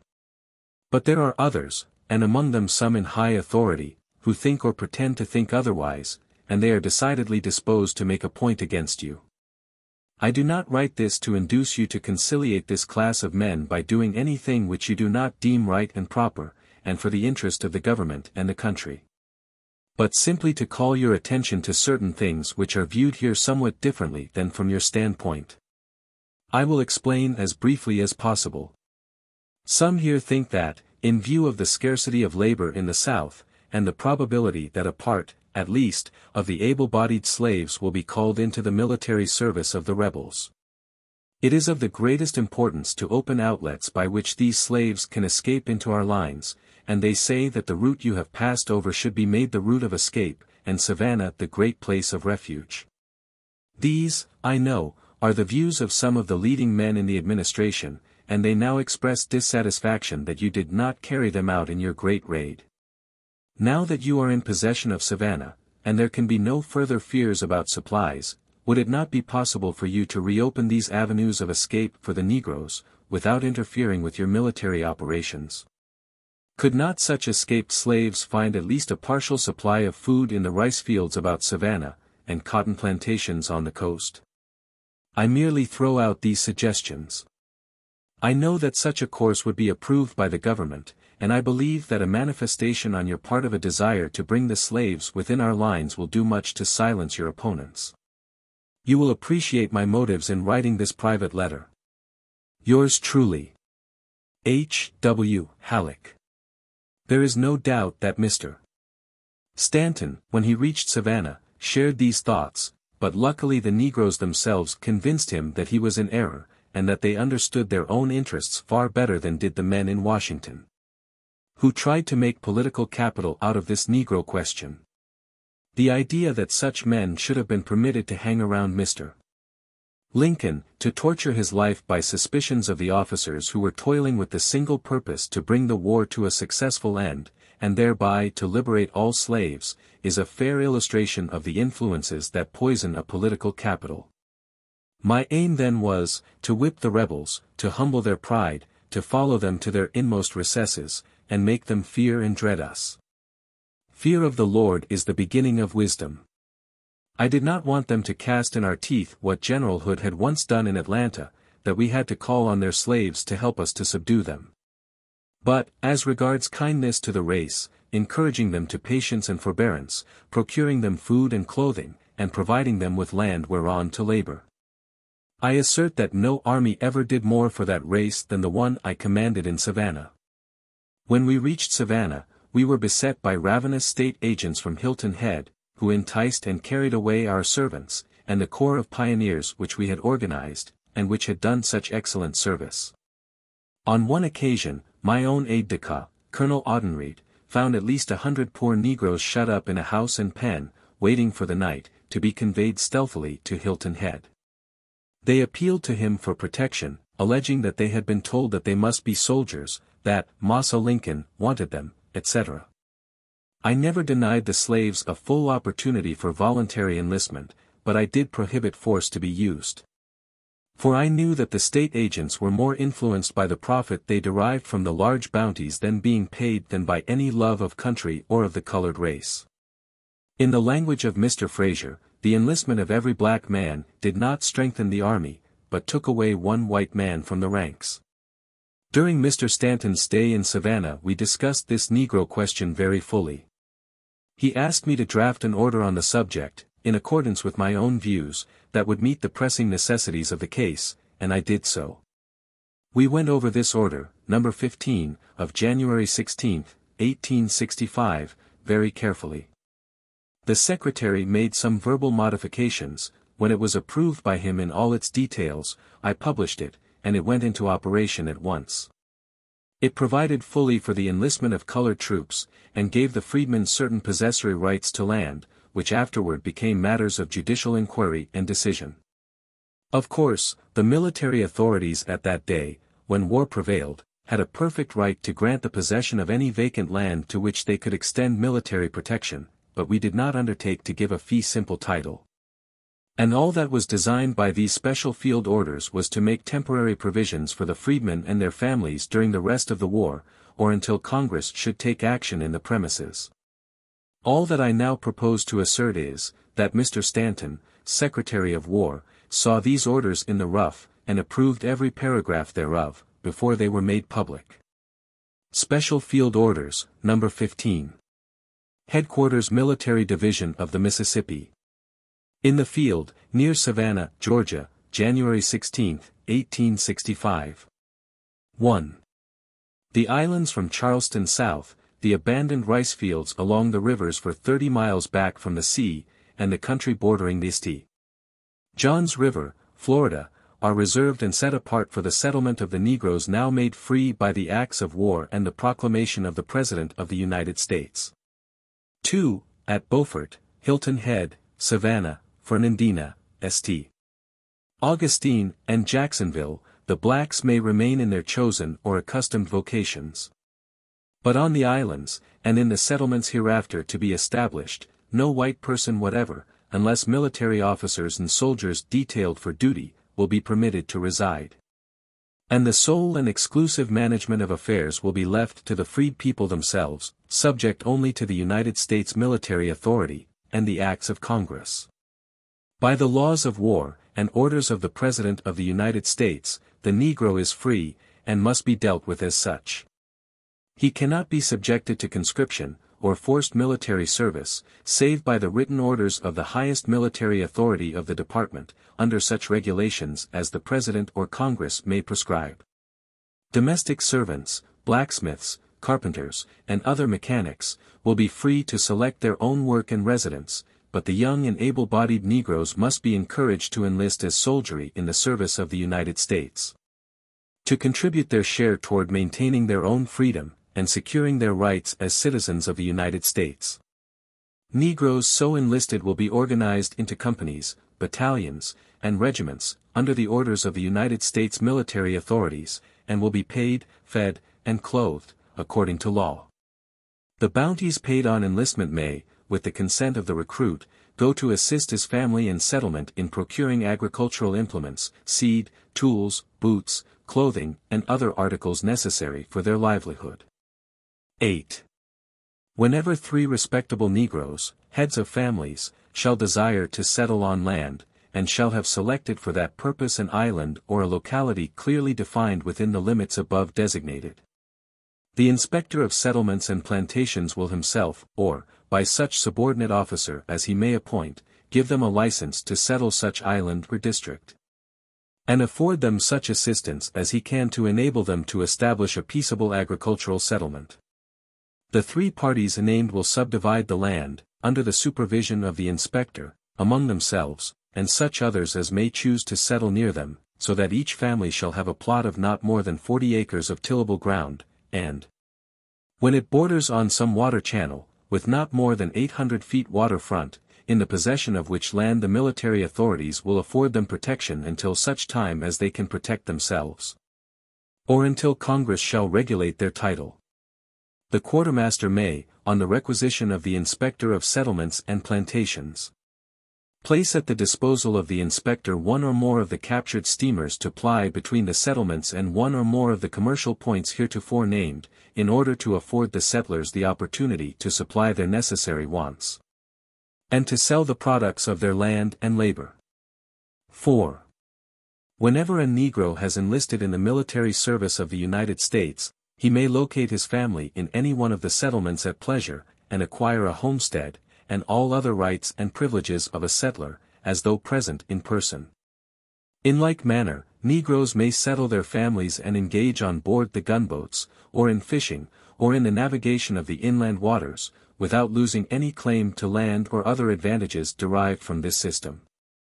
But no one, unless an actual settler as above defined, or unless absent on government service, will be entitled to claim any right to land or property in any settlement by virtue of these orders. 5. In order to carry out this system of settlement, a general officer will be detailed as Inspector of Settlements and Plantations, whose duty it shall be to visit the settlements, to regulate their police and general arrangement, and who will furnish personally to each head of a family, subject to the approval of the President of the United States, a possessory title in writing, giving as near as possible the description of boundaries, and who shall adjust all claims or conflicts that may arise under the same, subject to the like approval, treating such titles altogether as possessory. The same general officer will also be charged with the enlistment and organization of the Negro recruits, and protecting their interests while absent from their settlements, and will be governed by the rules and regulations prescribed by the War Department for such purposes. 6. Brigadier General R. Saxton is hereby appointed Inspector of Settlements and Plantations, and will at once enter on the performance of his duties. No change is intended or desired in the settlement now on Beaufort Island, nor will any rights to property heretofore acquired be affected thereby. By order of Major General W. T. Sherman, L.M. Dayton, Assistant Adjutant General. I saw a good deal of the Secretary socially, during the time of his visit to Savannah. He kept his quarters on the revenue cutter with Simeon Draper, Esq., which cutter lay at a wharf in the river, but he came very often to my quarters at Mr. Green's house. Though appearing robust and strong, he complained a good deal of internal pains, which he said threatened his life, and would compel him soon to quit public office. He professed to have come from Washington purposely for rest and recreation, and he spoke unreservedly of the bickerings and jealousies at the national capital, of the interminable quarrels of the state governors about their quotas, and more particularly of the financial troubles that threatened the very existence of the government itself. He said that the price of everything had so risen in comparison with the depreciated money, that there was danger of national bankruptcy, and he appealed to me, as a soldier and patriot, to hurry up matters so as to bring the war to a close. He left for Port Royal about the 15th of January, and promised to go north without delay, so as to hurry back to me the supplies I had called for, as indispensable for the prosecution of the next stage of the campaign. I was quite impatient to get off myself, for a city life had become dull and tame, and we were all anxious to get into the pine woods again, free from the importunities of rebel women asking for protection, and of the civilians from the north who were coming to Savannah for cotton and all sorts of profit. On the 18th of January General Slocum was ordered to turn over the city of Savannah to General J. G. Foster, commanding the Department of the South, who proposed to retain his own headquarters at Hilton Head, and to occupy Savannah by General Grover's division of the 19th Corps, just arrived from James River, and on the next day, viz. January 19th, I made the first general orders for the move. These were substantially to group the right wing of the army at Pocotaligo, already held by the 17th Corps, and the left wing and cavalry at or near Robertsville, in South Carolina. The army remained substantially the same as during the march from Atlanta, with the exception of a few changes in the commanders of brigades and divisions, the addition of some men who had joined from furlough, and the loss of others from the expiration of their term of service. My own personal staff remained the same, with the exception that General W. F. Berry had rejoined us at Savannah, perfectly recovered from his attack of erysipelas, and continued with us to the end of the war. Generals Easton and Beckwith remained at Savannah, in charge of their respective depots, with orders to follow and meet us by sea with supplies when we should reach the coast at Wilmington or New Bern, North Carolina.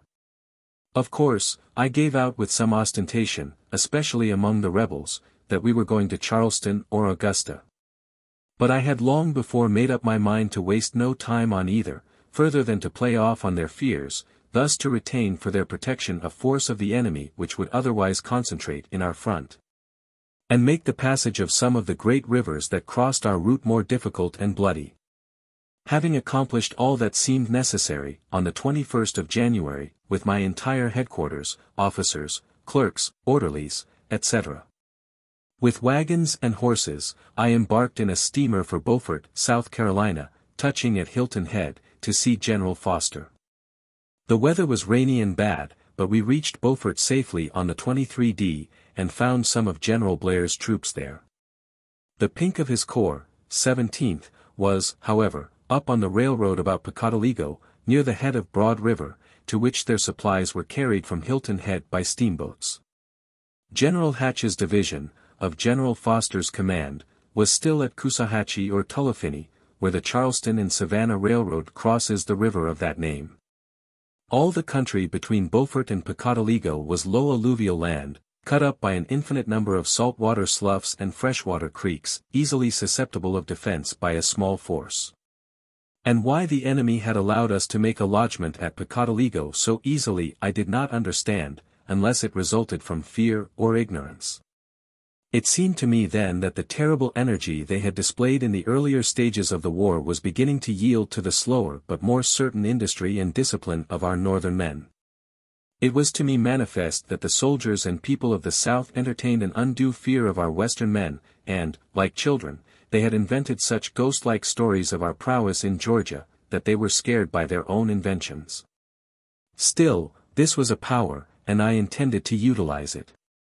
Somehow, our men had got the idea that South Carolina was the cause of all our troubles. Her people were the first to fire on Fort Sumter, had been in a great hurry to precipitate the country into civil war, and therefore on them should fall the scourge of war in its worst form. Taunting messages had also come to us, when in Georgia, to the effect that, when we should reach South Carolina, we would find a people less passive, who would fight us to the bitter end, daring us to come over, etc. So that I saw and felt that we would not be able longer to restrain our men as we had done in Georgia. Personally, I had many friends in Charleston, to whom I would gladly have extended protection and mercy, but they were beyond my personal reach, and I would not restrain the army lest its vigor and energy should be impaired. And I had every reason to expect bold and strong resistance at the many broad and deep rivers that lay across our path. General Foster's Department of the South had been enlarged to embrace the coast of North Carolina, so that the few troops serving there, under the command of General Innes N. Palmer, at New Bern, became subject to my command. General A. H. Terry held Fort Fisher, and a rumor came that he had taken the city of Wilmington, but this was premature. He had about 8,000 men. General Schofield was also known to be en route from Nashville for North Carolina, with the entire 23rd Corps, so that I had every reason to be satisfied that I would receive additional strength as we progressed northward. And before I should need it. General W. J. Hardee commanded the Confederate forces in Charleston, with the Sockyhatchee River as his line of defense. It was also known that General Beauregard had come from the direction of Tennessee, and had assumed the general command of all the troops designed to resist our progress. The heavy winter rains had begun early in January, rendered the roads execrable, and the Savannah River became so swollen that it filled its many channels, overflowing the vast extent of rice fields that lay on the east bank. This flood delayed our departure 2 weeks, for it swept away our pontoon bridge at Savannah, and came near drowning John E. Smith's division of the 15th Corps, with several heavy trains of wagons that were en route from Savannah to Pocotaligo by the old causeway. General Slocum had already ferried 2 of his divisions across the river, when Sisters Ferry, about 40 miles above Savannah, was selected for the passage of the rest of his wing and of Kilpatrick's cavalry. The troops were in motion for that point before I quitted Savannah, and Captain S.B. Luce, United States Navy, had reported to me with a gunboat, the Pontiac, and a couple of transports, which I requested him to use in protecting Sisters Ferry during the passage of Slocum's wing, and to facilitate the passage of the troops all he could. The utmost activity prevailed at all points, but it was manifest we could not get off much before the first day of February, so I determined to go in person to Pocotaligo, and there act as though we were bound for Charleston. On the 24th of January I started from Beaufort with a part of my staff, leaving the rest to follow at leisure, rowed across the island to a pontoon bridge that spanned the channel between it and the mainland, and thence rowed by Garden's Corners to a plantation not far from Pocotaligo, occupied by General Blair. There we found a house, with a majestic avenue of live oaks, whose limbs had been cut away by the troops for firewood. And desolation marked one of those splendid South Carolina estates where the proprietors formerly had dispensed a hospitality that distinguished the old regime of that proud state. I slept on the floor of the house, but the night was so bitter cold that I got up by the fire several times. And when it burned low I rekindled it with an old mantel clock and the wreck of a bedstead which stood in a corner of the room, the only act of vandalism that I recall done by myself personally during the war. The next morning I rode to Pocotaligo, and thence reconnoitered our entire line down to Coosawhatchee. Pocotaligo Fort was on low, alluvial ground, and near it began the sandy pineland which connected with the firm ground extending inland, constituting the chief reason for its capture at the very first stage of the campaign. Hatch's division was ordered to that point from Coosawhatchee, and the whole of Howard's right wing was brought nearby, ready to start by the 1st of February. I also reconnoitered the point of the Saukehatchie River, where the Charleston Railroad crossed it, found the bridge protected by a rebel battery on the farther side, and could see a few men about it. But the stream itself was absolutely impassable, for the whole bottom was overflowed by its swollen waters to the breadth of a full mile. Nevertheless, Force's and Mower's divisions of the 17th Corps were kept active, seemingly with the intention to cross over in the direction of Charleston, and thus to keep up the delusion that that city was our immediate objective. Meantime, I had reports from General Slocum of the terrible difficulties he had encountered about Sisters Ferry, where the Savannah River was reported nearly 3 miles wide, and it seemed for a time almost impossible for him to span it at all with his frail pontoons. About this time, January 25, the weather cleared away bright and cold, and I inferred that the river would soon run down, and enable Slocum to pass the river before February 1. One of the divisions of the 15th Corps, Corse's, had also been cut off by the loss of the pontoon bridge at Savannah, so that General Slocum had with him, not only his own 2 corps, but Corse's division and Kilpatrick's cavalry, without which it was not prudent for me to inaugurate the campaign. We therefore rested quietly about Pocotaligo, collecting stores and making final preparations, until the 1st of February, when I learned that the cavalry and 2 divisions of the 20th Corps were fairly across the river, and then gave the necessary orders for the march northward. Before closing this chapter, I will add a few original letters that bear directly on the subject, and tend to illustrate it. Headquarters Armies of the United States. Washington, D.C., January 21, 1866. Major General W.T. Sherman, Commanding Military Division of the Mississippi. General, your letters brought by General Barnard were received at City Point, and read with interest. Not having them with me, however, I cannot say that in this I will be able to satisfy you on all points of recommendation. As I arrived here at 1 p.m., and must leave at 6 p.m. Having in the meantime spent over 3 hours with the Secretary and General Halleck, I must be brief. Before your last request to have Thomas make a campaign into the heart of Alabama, I had ordered Schofield to Annapolis, Maryland, with his corps. The advance, 6,000, will reach the seaboard by the 23d, the remainder following as rapidly as railroad transportation can be procured from Cincinnati. The corps numbers over 21,000 men.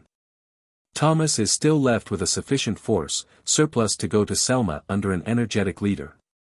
He has been telegraphed to know whether he could go, and, if so, by which of several routes he would select. No reply is yet received. Canby has been ordered to set offensively from the seacoast to the interior, toward Montgomery and Selma. Thomas's forces will move from the north at an early day, or some of his troops will be sent to Canby.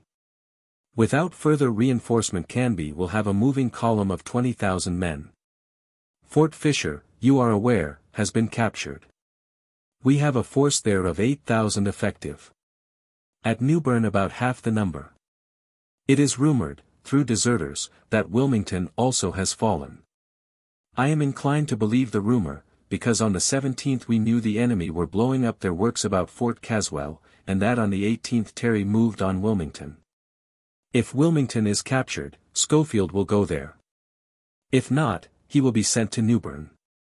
In either event, all the surplus forces at the 2 points will move to the interior, toward Goldsboro, in cooperation with your movements. From either point, railroad communications can be run out, there being here abundance of rolling stock suited to the gauge of those roads. There have been about 16,000 men sent from Lee's army south. Of these, you will have 14,000 against you, if Wilmington is not held by the enemy, casualties at Fort Fisher having overtaken about 2,000. All other troops are subject to your orders as you come in communication with them. They will be so instructed. From about Richmond I will watch Lee closely, and if he detaches many men, or attempts to evacuate, will pitch in. In the meantime, should you be brought to a halt anywhere, I can send 2 corps of 30,000 effective men to your support, from the troops about Richmond. To resume, Canby is ordered to operate to the interior from the Gulf. A. J. Smith may go from the north, but I think it doubtful. A force of 28 or 30,000 will cooperate with you from Newbern or Wilmington, or both. You can call for reinforcements. This will be handed you by Captain Hudson, of my staff, who will return with any message you may have for me. If there is anything I can do for you in the way of having supplies on shipboard, at any point on the seacoast, ready for you, let me know it. Yours truly. U. S. Grant, Lieutenant General. Headquarters Military Division of the Mississippi. In the field, Pocotaligo, South Carolina, January 29, 1885. Lieutenant General U. S. Grant, City Point, Virginia. Dear General, Captain Hudson has this moment arrived with your letter of January 21, which I have read with interest. The capture of Fort Fisher has a most important bearing on my campaign, and I rejoice in it for many reasons, because of its intrinsic importance, and because it gives me another point of security on the seaboard. I hope General Terry will follow it up by the capture of Wilmington, although I do not look for it, from Admiral Porter's dispatch to me. I rejoice that Terry was not a West Pointer, that he belonged to your army, and that he had the same troops with which Butler feared to make the attempt. Admiral Dahlgren, whose fleet is reinforced by some more ironclads, wants to make an assault à la Fisher on Fort Moultrie, but I withhold my consent, for the reason that the capture of all Sullivan's Island is not conclusive as to Charleston. The capture of James Island would be, but all pronounce that impossible at this time. Therefore, I am moving, as hitherto designed, for the railroad west of Branchville, then will swing across to Orangeburg, which will interpose my army between Charleston and the interior. Contemporaneous with this, Foster will demonstrate up the Edisto, and afterward make a lodgment at Bull's Bay, and occupy the common road which leads from Mount Pleasant toward Georgetown. When I get to Columbia, I think I shall move straight for Goldsboro, via Fayetteville. By this circuit I cut all roads, and devastate the land. And the forces along the coast, commanded by Foster, will follow my movement, taking anything the enemy lets go, or so occupy his attention that he cannot detach all his forces against me. I feel sure of getting Wilmington, and maybe Charleston, and being at Goldsboro, with its railroads finished back to Morehead City in Wilmington, I can easily take Raleigh, when it seems that Lee must come out. If Schofield comes to Beaufort, he should be pushed out to Kinston, on the Neuse, and maybe Goldsboro, or, rather, a point on the Wilmington road, south of Goldsboro. It is not necessary to storm Goldsboro, because it is in a distant region, of no importance in itself, and, if its garrison is forced to draw supplies from its north, it will be eating up the same stores on which Lee depends for his command. I have no doubt Hood will bring his army to Augusta. Canby and Thomas should penetrate Alabama as far as possible, to keep employed at least a part of Hood's army. Or, what would accomplish the same thing, Thomas might reoccupy the railroad from Chattanooga forward to the Etowah, viz., Rome, Kingston, and Allatoona, thereby threatening Georgia. I know that the Georgia troops are disaffected. At Savannah I met delegates from several counties of the Southwest, who manifested a decidedly hostile spirit to the Confederate cause. I nursed the feeling as far as possible, and instructed Grower to keep it up. My left wing must now be at Sisters Ferry, crossing the Savannah River to the east bank. Slocum has orders to be at Robertsville tomorrow, prepared to move on Barnwell. Howard is here, all ready to start for the Augusta Railroad at Midway. We find the enemy on the east aid of the Saukehatchie, and cavalry in our front, but all give ground on our approach, and seem to be merely watching us. If we start on Tuesday, in 1 week we shall be near Orangeburg, having broken up the Augusta road from the Edisto westward 20 or 25 miles. I will be sure that every rail is twisted. Should we encounter too much opposition near Orangeburg, then I will for a time neglect that branch, and rapidly move on Columbia, and fill up the triangle formed by the Congaree and Wateree, tributaries of the Santee, breaking up that great center of the Carolina roads. Up to that point I feel full confidence, but from there may have to maneuver some, and will be guided by the questions of weather and supplies. You remember we had fine weather last February for our Meridian trip, and my memory of the weather at Charleston is, that February is usually a fine month.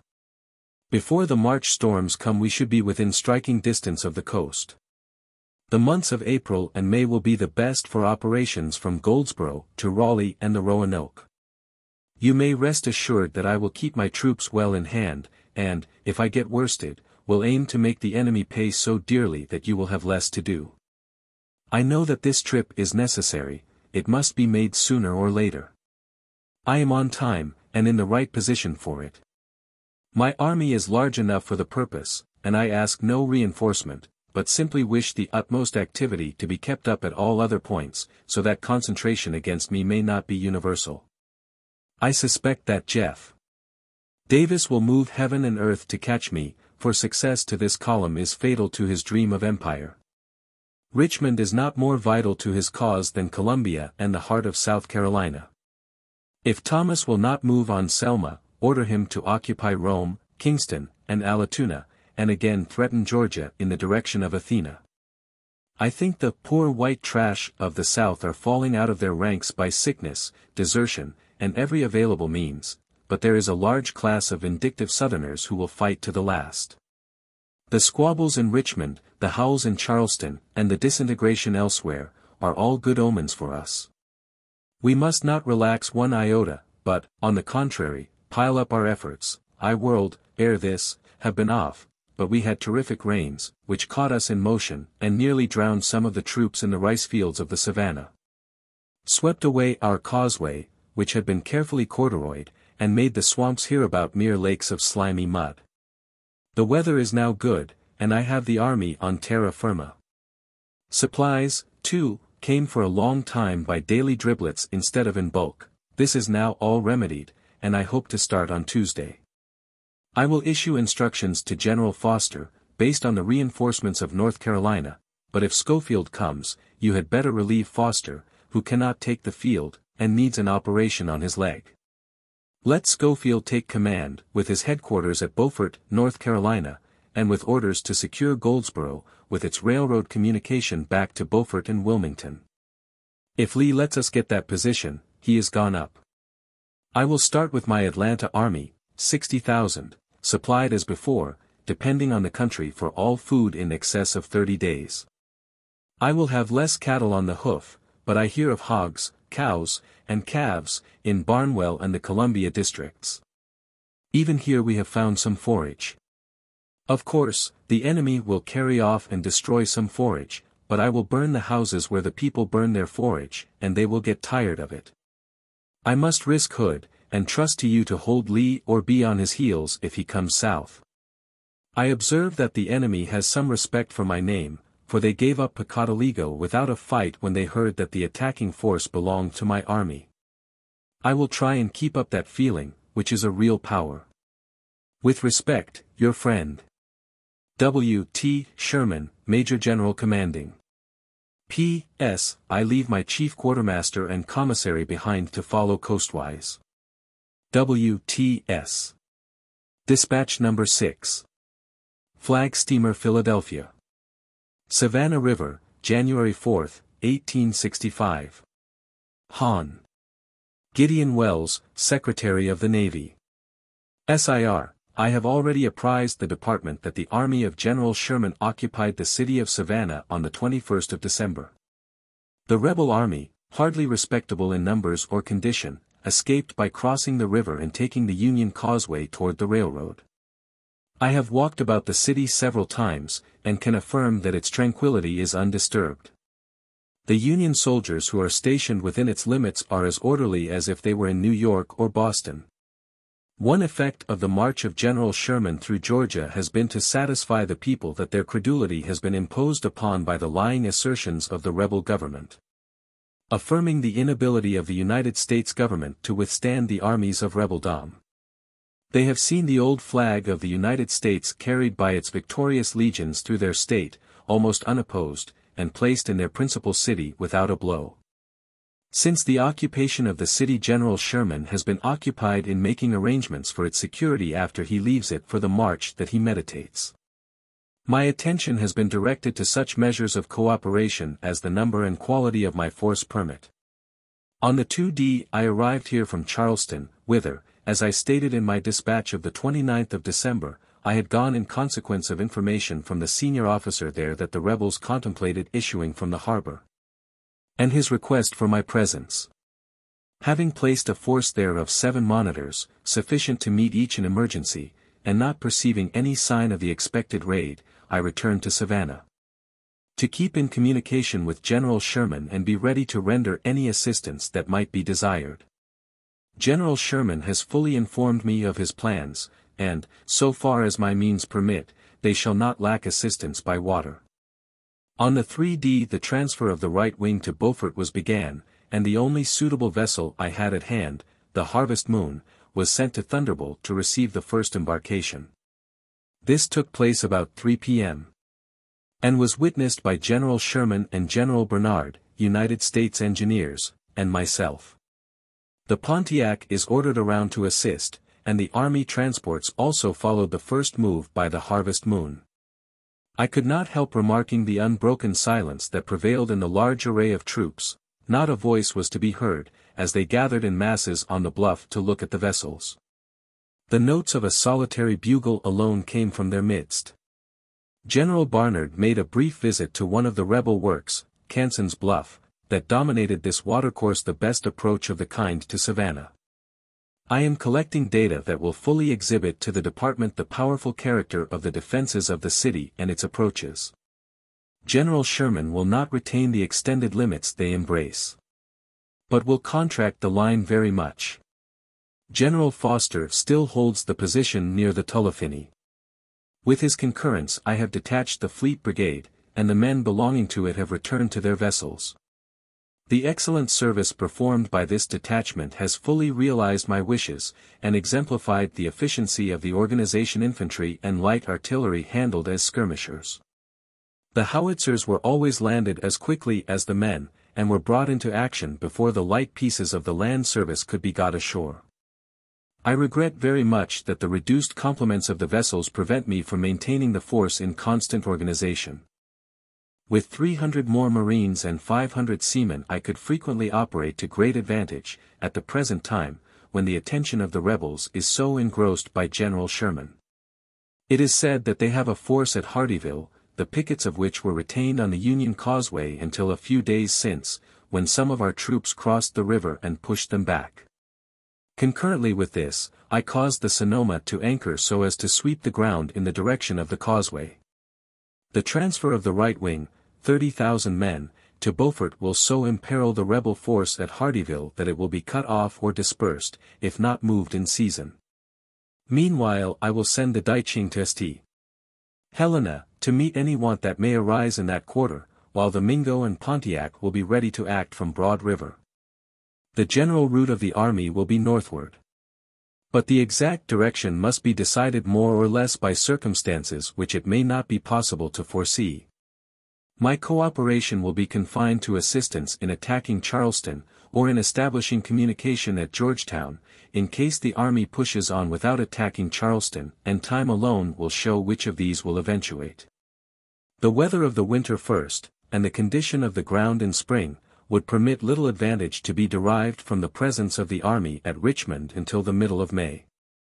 So that General Sherman has no reason to move in haste, but can choose such objects as he prefers, and take as much time as their attainment may demand. The department will learn the objects in view of General Sherman more precisely from a letter addressed by him to General Halleck, which he read to me a few days since. I have the honor to be, very respectfully, your obedient servant. J. A. Dahlgren, Rear Admiral, Commanding South Atlantic Blockading Squadron. Headquarters Military Division of the Mississippi.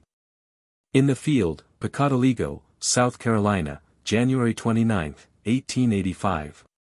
Major General J. G. Foster, Commanding Department of the South. General, I have just received dispatches from General Grant, stating that Schofield's corps, the 23rd, 21,000 strong, is ordered east from Tennessee, and will be sent to Beaufort, North Carolina. That is well.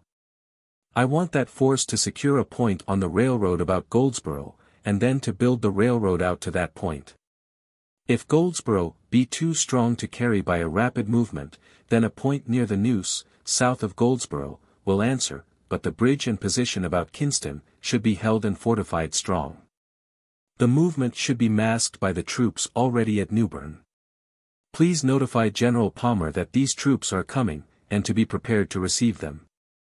Major General Schofield will command in person, and is admirably adapted for the work.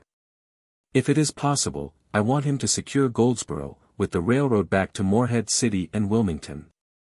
As soon as General Schofield reaches Fort Macon, have him to meet some one of your staff, to explain in full the details of the situation of affairs with me, and you can give him the chief command of all troops at Cape Fear and in North Carolina.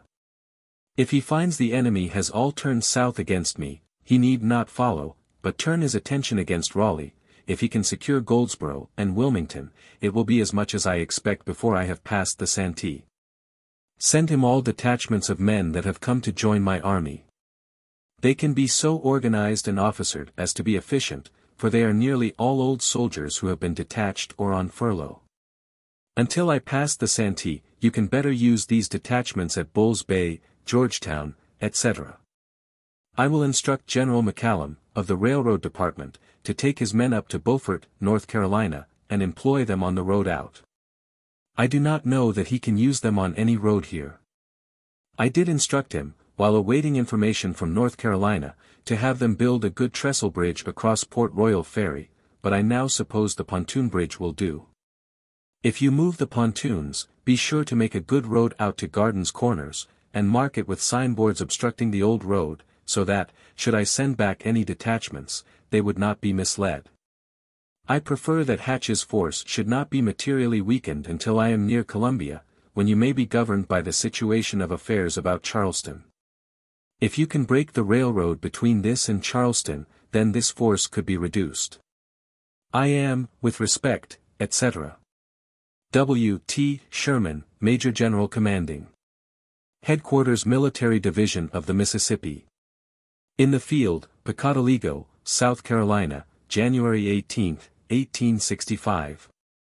Honorable Edwin M. Stanton, Secretary of War, Washington, D.C. SIR, when you left Savannah a few days ago, you forgot the map which General Geary had prepared for you, showing the route by which his division entered the city of Savannah, being the first troops to occupy that city. I now send it to you. I avail myself of the opportunity also to enclose you copies of all my official orders touching trade and intercourse with the people of Georgia, as well as for the establishment of the Negro settlements. Delegations of the people of Georgia continue to come in, and I am satisfied that, by judicious handling and by a little respect shown to their prejudices, we can create a schism in Jeff Davis's dominions. All that I have conversed with realize the truth that slavery as an institution is defunct, and the only questions that remain are what disposition shall be made of the Negroes themselves. I confess myself unable to offer a complete solution for these questions, and prefer to leave it to the slower operations of time. We have given the initiative, and can afford to await the working of the experiment.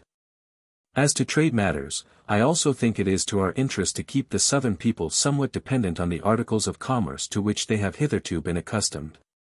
General Grover is now here, and will, I think, be able to handle this matter judiciously, and may gradually relax, and invite cotton to come in large quantities. But at first we should manifest no undue anxiety on that score. For the rebels would at once make use of it as a power against us. We should assume a tone of perfect contempt for cotton and everything else in comparison with the great object of the war, the restoration of the Union, with all its rights and power. If the rebels burn cotton as a war measure, they simply play into our hands by taking away the only product of value they have to exchange in foreign ports for warships and munitions. By such a course, also, they alienate the feelings of a large class of small farmers who look to their little parcels of cotton to exchange for food and clothing for their families. I hope the government will not manifest too much anxiety to obtain cotton in large quantities, and especially that the President will not endorse the contracts for the purchase of large quantities of cotton. Several contracts, involving from 6 to 10,000 bales, endorsed by Mr. Lincoln, have been shown me, but were not in such a form as to amount to an order to compel me to facilitate their execution. As to Treasury agents, and agents to take charge of confiscated and abandoned property, whose salaries depend on their fees, I can only say that, as a general rule, they are mischievous and disturbing elements to a military government. And it is almost impossible for us to study the law and regulations so as to understand fully their powers and duties. I rather think the Quartermaster's Department of the Army could better fulfill all their duties and accomplish all that is aimed at by the law. Yet on this subject I will leave Generals Foster and Grover to do the best they can. I am, with great respect, your obedient servant. W. T. Sherman, Major General Commanding. Headquarters Military Division of the Mississippi. In the field, Pocotaligo, South Carolina, January 2, 1865. Honorable Edwin M. Stanton, Secretary of War, Washington, D.C. SIR, I have just received from Lieutenant General Grant a copy of that part of your telegram to him of December 26 relating to cotton, a copy of which has been immediately furnished to General Easton, Chief Quartermaster, who will be strictly governed by it. I had already been approached by all the consuls and half the people of Savannah on this cotton question, and my invariable answer was that all the cotton in Savannah was prize of war, belonged to the United States. And nobody should recover a bale of it with my consent. That, as cotton had been one of the chief causes of this war, it should help to pay its expenses. That all cotton became tainted with treason from the hour the first act of hostility was committed against the United States sometime in December, 1860, and that no bill of sale subsequent to that date could convey title.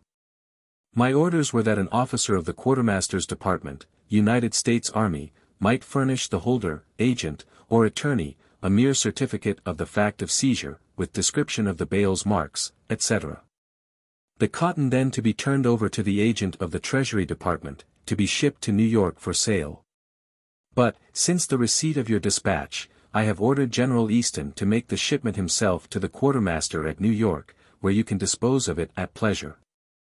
I do not think the Treasury Department ought to bother itself with the prizes or captures of war. Mr. Barclay, former consul at New York, representing Mr. Molyneux, former consul here, but absent a long time, called on me with reference to cotton claimed by English subjects. He seemed amazed when I told him I should pay no respect to consular certificates, that in no event would I treat an English subject with more favor than one of our own deluded citizens. And that for my part one was unwilling to fight for cotton for the benefit of Englishmen openly engaged in smuggling arms and instruments of war to kill us. That, on the contrary, it would afford me great satisfaction to conduct my army to Nassau, and wipe out that nest of pirates. I explained to him, however, that I was not a diplomatic agent of the general government of the United States, but that my opinion, so frankly expressed, was that of a soldier, which it would be well for him to heed. It appeared, also, that he owned a plantation on the line of investment of Savannah, which, of course, was pillaged, and for which he expected me to give some certificate entitling him to indemnification, which I declined emphatically. I have adopted in Savannah rules concerning property severe but just founded upon the laws of nations and the practice of civilized governments, and am clearly of opinion that we should claim all the belligerent rights over conquered countries. That the people may realize the truth that war is no child's play. I embrace in this a copy of a letter, dated December 31, 1864, in answer to one from Solomon Cohen, a rich lawyer, to General Blair, his personal friend, as follows. Major General F. P. Blair, commanding 17th Army Corps. General, your note, enclosing Mr. Cohen's of this date, is received, and I answer frankly through you his inquiries. 1. No one can practice law as an attorney in the United States without acknowledging the supremacy of our government. If I am not in error, an attorney is as much an officer of the court as the clerk, and it would be a novel thing in a government to have a court to administer law which denied the supremacy of the government itself. 2. No one will be allowed the privileges of a merchant, or, rather, to trade is a privilege which no one should seek of the government without in like manner acknowledging its supremacy. 3. If Mr. Cohen remains in Savannah as a denizen, his property, real and personal, will not be disturbed unless its temporary use be necessary for the military authorities of the city. The title to property will not be disturbed in any event, until adjudicated by the courts of the United States. 4. If Mr. Cohen leaves Savannah under my special order No. 148, it is a public acknowledgment that he adheres to the enemies of the United States, and all his property becomes forfeited to the United States. But, as a matter of favor, he will be allowed to carry with him clothing and furniture for the use of himself, his family, and servants, and will be transported within the enemy's lines, but not by way of Port Royal. These rules will apply to all parties, and from them no exception will be made. I have the honor to be, General, your obedient servant. W. T. Sherman, Major General. This letter was in answer to specific inquiries. It is clear, and covers all the points, and, should I leave before my orders are executed, I will endeavor to impress upon my successor, General Foster, their wisdom and propriety. I hope the course I have taken in these matters will meet your approbation, and that the President will not refund to parties claiming cotton or other property, without the strongest evidence of loyalty and friendship on the part of the claimant. Or unless some other positive end is to be gained. I am, with great respect, your obedient servant. W. T. Sherman, Major General Commanding. XXII, Campaign of the Carolinas. February and March, 1865. On the first day of February, as before explained, the army designed for the active campaign from Savannah northward was composed of two wings, commanded respectively by Major Generals Howard and Slocum, and was substantially the same that had marched from Atlanta to Savannah. The same general orders were in force, and this campaign may properly be classed as a continuance of the former. The right wing, Les Corse's division, 15th Corps, was grouped at or near Pocotaligo, South Carolina, with its wagons filled with food, ammunition, and forage, all ready to start, and only waiting for the left wing, which was detained by the flood in the Savannah River. It was composed as follows. 15th Corps, Major General John A. Logan. 1st Division, Brigadier General Charles R. Woods. 2nd Division, Major General W. B. Hazen. 3rd Division, Brigadier General John E. Smith. 4th Division, Brigadier General John M. Corse. Artillery Brigade, 18 guns, Lieutenant Colonel W. H. Ross, 1st Michigan Artillery. 17th Corps, Major General Frank P. Blair, Jr. 1st Division, Major General Joseph A. Moore. 2nd Division, Brigadier General M. F. Force, 4th Division, Brigadier General Giles Smith. Artillery Brigade, 14 guns, Major A. C. Waterhouse, 1st Illinois Artillery. The left wing, with Corse's division and Kilpatrick's cavalry, was at and near Sisters Ferry, 40 miles above the city of Savannah, engaged in crossing the river, then much swollen. It was composed as follows.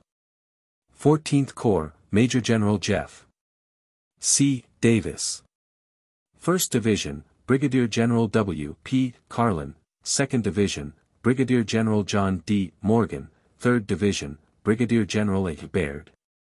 Artillery Brigade, 16 guns, Major Charles Hoftailing, 1st Illinois Artillery. 20th Corps, Brigadier General A. S. Williams. 1st Division, Brigadier General N. I. Jackson. 2nd Division, Brigadier General J. W. Geary. 3rd Division, Brigadier General W. T. Ward. Artillery Brigade, 16 News, Major J. A. Reynolds, 1st New York Artillery. Cavalry Division, Brigadier General Judson Kilpatrick. 1st Brigade, Colonel T. J. Jordan, 9th Pennsylvania Cavalry. 2nd Brigade, Colonel S. D. Atkins, 92nd Illinois Volume, 3rd Brigade, Colonel George E. Spencer, 1st Alabama Cavalry. 1 battery of 4 guns. The actual strength of the army, as given in the following official tabular statements, was at the time 60,079 men, and 68 guns. The trains were made up of about 2,500 wagons, with 6 mules to each wagon, and about 600 ambulances, with 2 horses each. The contents of the wagons embraced an ample supply of ammunition for a great battle. Forage for about 7 days, and provisions for 20 days, mostly of bread, sugar, coffee, and salt, depending largely for fresh meat on beeves driven on the hoof and such cattle, hogs, and poultry as we expected to gather along our line of march. Recapitulation, Campaign of the Carolinas. February 1st. 60,079. March 1st. 57,676. April 1st. 81,150. April 10th. 88,948. The enemy occupied the cities of Charleston and Augusta, with garrisons capable of making a respectable if not successful defense, but utterly unable to meet our veteran columns in the open field. To resist or delay our progress north, General Wheeler had his division of cavalry, reduced to the size of a brigade by his hard and persistent fighting ever since the beginning of the Atlanta campaign. And General Wade Hampton had been dispatched from the Army of Virginia to his native state of South Carolina, with a great flourish of trumpets, and extraordinary powers to raise men, money, and horses, with which to stay the progress of the invader, and to punish us for our insolent attempt to invade the glorious state of South Carolina. He was supposed at the time to have, at and near Columbia, 2 small divisions of cavalry commanded by himself and General Butler. Of course, I had a species of contempt for these scattered and inconsiderable forces, knew that they could hardly delay us an hour. And the only serious question that occurred to me was, would General Lee sit down in Richmond, besieged by General Grant, and permit us, almost unopposed, to pass through the states of South and North Carolina, cutting off and consuming the very supplies on which he depended to feed his army in Virginia, or would he make an effort to escape from General Grant, and endeavor to catch us inland somewhere between Columbia and Raleigh? I knew full well at the time that the broken fragments of Hood's army, which had escaped from Tennessee, were being hurried rapidly across Georgia, by Augusta, to make junction in my front. Estimating them at the maximum 25,000 men, and Hardee's, Wheeler's, and Hampton's forces at 15,000, made 40,000. Which, if handled with spirit and energy, would constitute a formidable force, and might make the passage of such rivers as the Santee and Cape Fear a difficult undertaking. Therefore, I took all possible precautions, and arranged with Admiral Dahlgren and General Foster to watch our progress inland by all the means possible, and to provide for us points of security along the coast. As, at Bull's Bay, Georgetown, and the mouth of Cape Fear River. Still, it was extremely desirable in one march to reach Goldsboro, in the state of North Carolina, distant 425 miles, a point of great convenience for ulterior operations, by reason of the two railroads which meet there, coming from the seacoast at Wilmington and Newbern. Before leaving Savannah I had sent to Newbern Colonel W. Wright, of the engineers, with orders to look to these railroads, to collect rolling stock, and to have the roads repaired out as far as possible in 6 weeks, the time estimated as necessary for us to march that distance. The question of supplies remained still the one of vital importance, and I reasoned that we might safely rely on the country for a considerable quantity of forage and provisions, and that, if the worst came to the worst, we could live several months on the mules and horses of our trains. Nevertheless, time was equally material, and the moment I heard that General Slocum had finished his pontoon bridge at Sister's Ferry, and that Kilpatrick's cavalry was over the river, I gave the general orders to march, and instructed all the columns to aim for the South Carolina Railroad to the west of Branchville, about Blackville and Midway. The right wing moved up the Saukehatchie, the 17th Corps on the right, with orders on reaching Rivers's Bridge to cross over, and the 15th Corps by Hickory Hill to Beaufort's Bridge. Kilpatrick was instructed to march by way of Barnwell, Corse's division, and the 20th Corps to take such roads as would bring them into communication with the 15th Corps about Beaufort's Bridge. All these columns started promptly on the 1st of February. We encountered Wheeler's cavalry, which had obstructed the road by felling trees, but our men picked these up and threw them aside, so that this obstruction hardly delayed us an hour. In person I accompanied the 15th Corps, General Logan, by McPhersonville and Hickory Hill, and kept couriers going to and fro to General Slocum with instructions to hurry as much as possible, so as to make a junction of the whole army on the South Carolina Railroad about Blackville. I spent the night of February 1st at Hickory Hill Post Office, and that of the 2D at Duck Branch Post Office, 31 miles out from Pocotaligo. On the 3D the 17th Corps was opposite Rivers's Bridge, and the 15th approached Beaufort's Bridge. The Saukehatchie was still over its banks, and presented a most formidable obstacle. The enemy appeared in some force on the opposite bank, had cut away all the bridges which spanned the many deep channels of the swollen river, and the only available passage seemed to be along the narrow causeways which constituted the common roads. At Rivers's Bridge Generals Mower and Giles A. Smith led, their heads of column through this swamp, the water up to their shoulders, crossed over to the pineland, turned upon the rebel brigade which defended the passage, and routed it in utter disorder. It was in this attack that General Wager Swain lost his leg, and he had to be conveyed back to Pocotaligo. Still, the loss of life was very small, in proportion to the advantages gained, for the enemy at once abandoned the whole line of the Saukehatchie, and the 15th Corps passed over at Beaufort's Bridge, without opposition. On the 5th of February I was at Beaufort's Bridge, by which time General A. S. Williams had got up with 5 brigades of the 20th Corps. I also heard of General Kilpatrick's being abreast of us, at Barnwell, and then gave orders for the march straight for the railroad at Midway. I still remained with the 15th Corps, which, on the 6th of February, was 5 miles from Bamberg. As a matter of course, I expected severe resistance at this railroad, for its loss would sever all the communications of the enemy in Charleston with those in Augusta. Early on the 7th, in the midst of a rainstorm, we reached the railroad, almost unopposed, striking it at several points. General Howard told me a good story concerning this, which will bear repeating. He was with the 17th Corps, marching straight for Midway, and when about 5 miles distant he began to deploy the leading division, so as to be ready for battle. Sitting on his horse by the roadside, while the deployment was making, he saw a man coming down the road, riding as hard as he could, and as he approached he recognized him as one of his own foragers, mounted on a white horse. with a rope bridle and a blanket for saddle. As he came near he called out, "Hurry up, General, we have got the railroad." So, while we, the generals, were proceeding deliberately to prepare for a serious battle, a parcel of our foragers, in search of plunder, had got ahead and actually captured the South Carolina Railroad. A line of vital importance to the rebel government. As soon as we struck the railroad, details of men were set to work to tear up the rails, to burn the ties and twist the bars.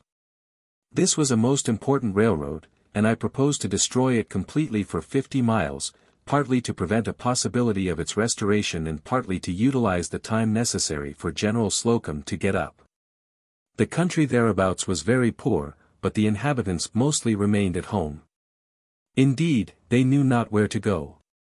The enemy's cavalry had retreated before us, but his infantry was reported in some strength at Branchville, on the farther side of the Edisto. Yet on the appearance of a mere squad of our men they burned their own bridges, the very thing I wanted, for we had no use for them, and they had. We all remained strung along this railroad till the 9th of February, the 17th Corps on the right, then the 15th, 20th, and Cavalry, at Blackville. General Slocum reached Blackville that day, with Geary's division of the 20th Corps, and reported the 14th Corps, General Jeff C. Davis's, to be following by way of Barnwell. On the 10th I rode up to Blackville, where I conferred with Generals Slocum and Kilpatrick, became satisfied that the whole army would be ready within a day, and accordingly made orders for the next movement north to Columbia. The right wing to strike Orangeburg en route. Kilpatrick was ordered to demonstrate strongly toward Aiken, to keep up the delusion that we might turn to Augusta. But he was notified that Columbia was the next objective, and that he should cover the left flank against Wheeler, who hung around it. I wanted to reach Columbia before any part of Hood's army could possibly get there. Some of them were reported as having reached Augusta, under the command of General Dick Taylor.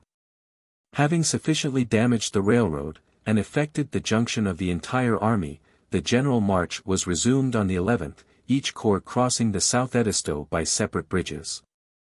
With orders to pause on the road leading from Orangeburg to Augusta, till it was certain that the 17th Corps had got possession of Orangeburg. This place was simply important as its occupation would sever the communications between Charleston and Columbia.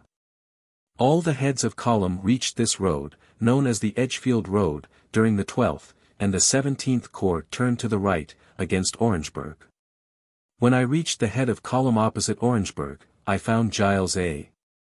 Smith's division halted, with a battery unlimbered, exchanging shots with a party on the opposite side of the Edisto. He reported that the bridge was gone, and that the river was deep and impassable. I then directed General Blair to send a strong division below the town, some 4 or 5 miles, to effect a crossing there. He laid his pontoon bridge, but the bottom on the other side was overflowed, and the men had to wade through it, in places as deep as their waists. I was with this division at the time, on foot, trying to pick my way across the overflowed bottom. But, as soon as the head of column reached the sand hills, I knew that the enemy would not long remain in Orangeburg, and accordingly returned to my horse, on the west bank, and rode rapidly up to where I had left Giles Smith. I found him in possession of the broken bridge, abreast of the town, which he was repairing, and I was among the first to cross over and enter the town. By and before the time either forces or Giles A. Smith's skirmishers entered the place, several stores were on fire, and I am sure that some of the townspeople told me that a Jew merchant had set fire to his own cotton and store, and from this the fire had spread. This, however, was soon put out, and the 17th Corps, General Blair, occupied the place during that night. I remember to have visited a large hospital, on the hill near the railroad depot, which was occupied by the orphan children who had been removed from the asylum in Charleston. We gave them protection, and, I think, some provisions. The railroad and depot were destroyed by order, and no doubt a good deal of cotton was burned, for we all regarded cotton as hostile property, a thing to be destroyed. General Blair was ordered to break up this railroad, forward to the point where it crossed the Santee, and then to turn for Columbia. On the morning of the 13th I again joined the 15th Corps, which crossed the North Edisto by Snilling's Bridge, and moved straight for Columbia, around the head of Caw Swamp. Orders were sent to all the columns to turn for Columbia, where it was supposed the enemy had concentrated all the men they could from Charleston, Augusta, and even from Virginia. That night I was with the 15th Corps, 21 miles from Columbia, where my aide, Colonel Audenried, picked up a rebel officer on the road, who, supposing him to be of the same service with himself, answered all his questions frankly, and revealed the truth that there was nothing in Columbia except Hampton's cavalry. The fact was, that General Hardee, in Charleston, took it for granted that we were after Charleston. The rebel troops in Augusta supposed they were our objective. So they abandoned poor Columbia to the care of Hampton's cavalry, which was confused by the rumors that poured in on it, so that both Beauregard and Wade Hampton, who were in Columbia, seemed to have lost their heads. On the 14th the head of the 15th Corps, Charles R. Woods's division, approached the Little Congaree, a broad, deep stream, tributary to the main Congaree, 6 or 8 miles below Columbia. On the opposite side of this stream was a newly constructed fort, and on our side a wide extent of old cotton fields, which had been overflowed, and was covered with a deep slime. General Woods had deployed his leading brigade, which was skirmishing forward, but he reported that the bridge was gone, and that a considerable force of the enemy was on the other side. I directed General Howard or Logan to send a brigade by a circuit to the left, to see if this stream could not be crossed higher up, but at the same time knew that General Slocum's route would bring him to Columbia behind this stream, and that his approach would uncover it. Therefore, there was no need of exposing much life. The brigade, however, found means to cross the Little Congaree, and thus uncovered the passage by the main road, so that General Woods's skirmishers at once passed over, and a party was set to work to repair the bridge, which occupied less than an hour when I passed over with my whole staff. I found the new fort unfinished and unoccupied, but from its parapet could see over some old fields bounded to the north and west by hills skirted with timber. There was a plantation to our left, about half a mile, and on the edge of the timber was drawn up a force of rebel cavalry of about a regiment, which advanced and charged upon some of our foragers, who were plundering the plantation. My aide, Colonel Audenried, who had ridden forward, came back somewhat hurt and bruised, for, observing this charge of cavalry, he had turned for us, and his horse fell with him in attempting to leap a ditch. General Woods's skirmish line met this charge of cavalry, and drove it back into the woods and beyond.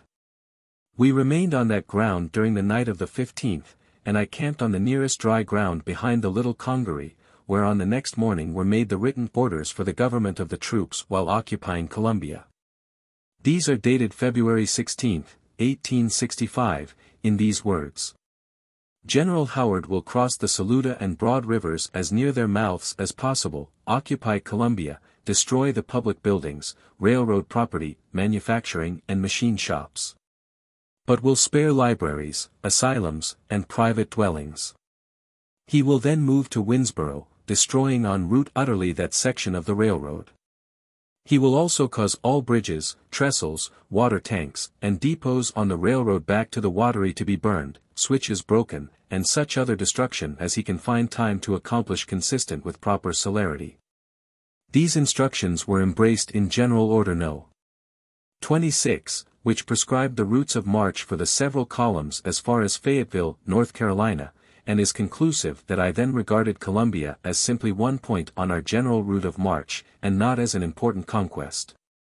During the 16th of February the 15th Corps reached the point opposite Columbia, and pushed on for the Saluda factory 3 miles above, crossed that stream, and the head of column reached Broad River just in time to find its bridge in flames, Butler's cavalry having just passed over into Columbia.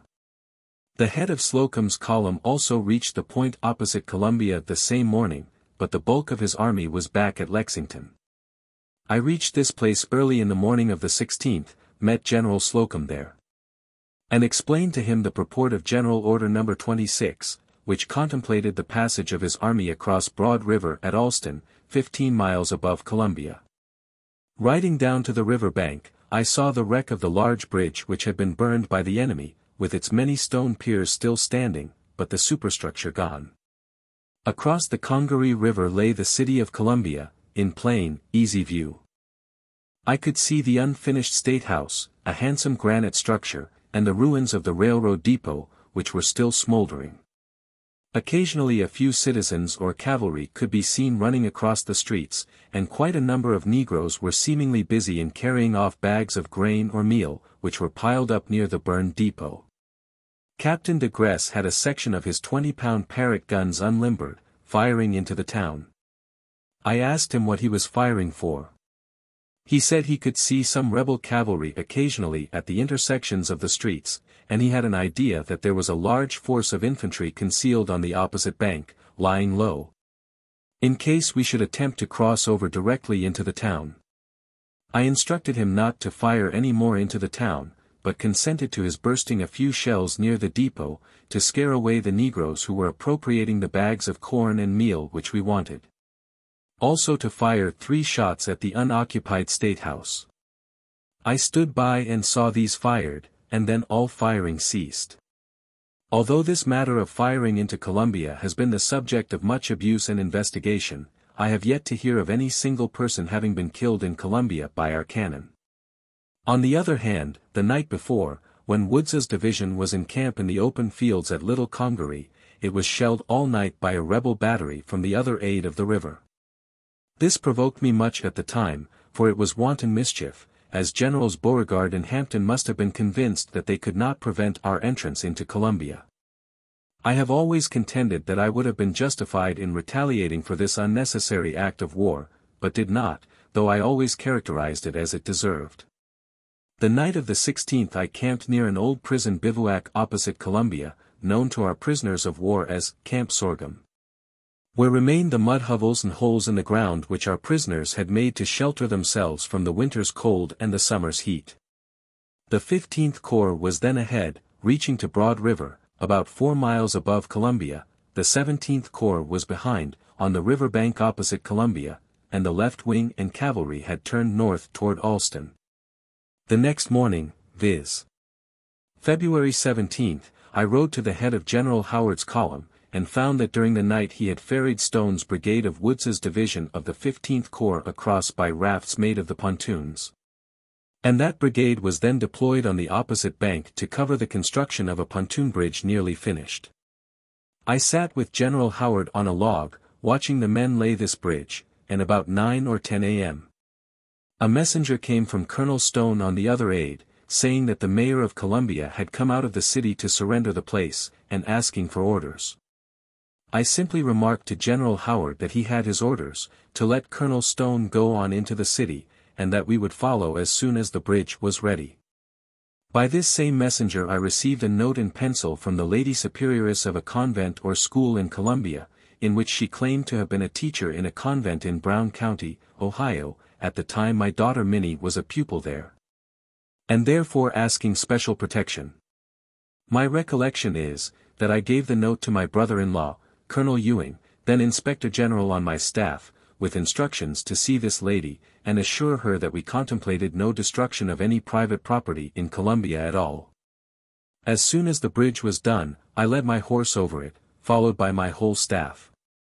General Howard accompanied me with his, and General Logan was next in order, followed by General C. R. Woods, and the whole of the 15th Corps. Ascending the hill, we soon emerged into a broad road leading into Columbia, between old fields of corn and cotton, and, entering the city, we found seemingly all its population, white and black, in the streets. A high and boisterous wind was prevailing from the north, and flakes of cotton were flying about in the air and lodging in the limbs of the trees, reminding us of a northern snowstorm. Near the market square we found Stone's brigade halted, with arms stacked, and a large detail of his men, along with some citizens, engaged with an old fire engine, trying to put out the fire in a long pile of burning cotton bales, which I was told had been fired by the rebel cavalry on withdrawing from the city that morning. I know that, to avoid this row of burning cotton bales, I had to ride my horse on the sidewalk. In the market square had collected a large crowd of whites and blacks, among whom was the mayor of the city, Dr.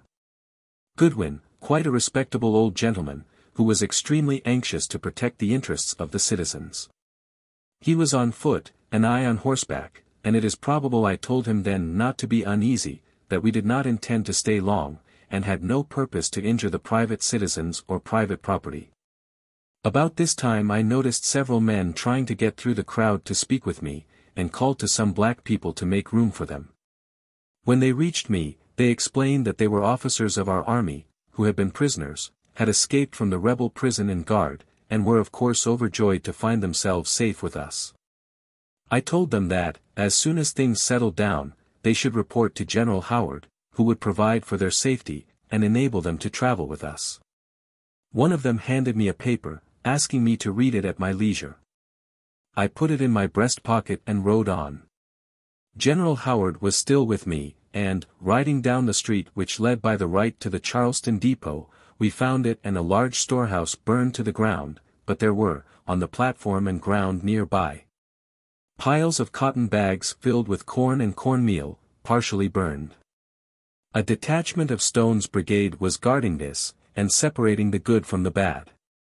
We rode along the railroad track, some 300 or 400 yards, to a large foundry, when some man rode up and said the rebel cavalry were close by, and he warned us that we might get shot.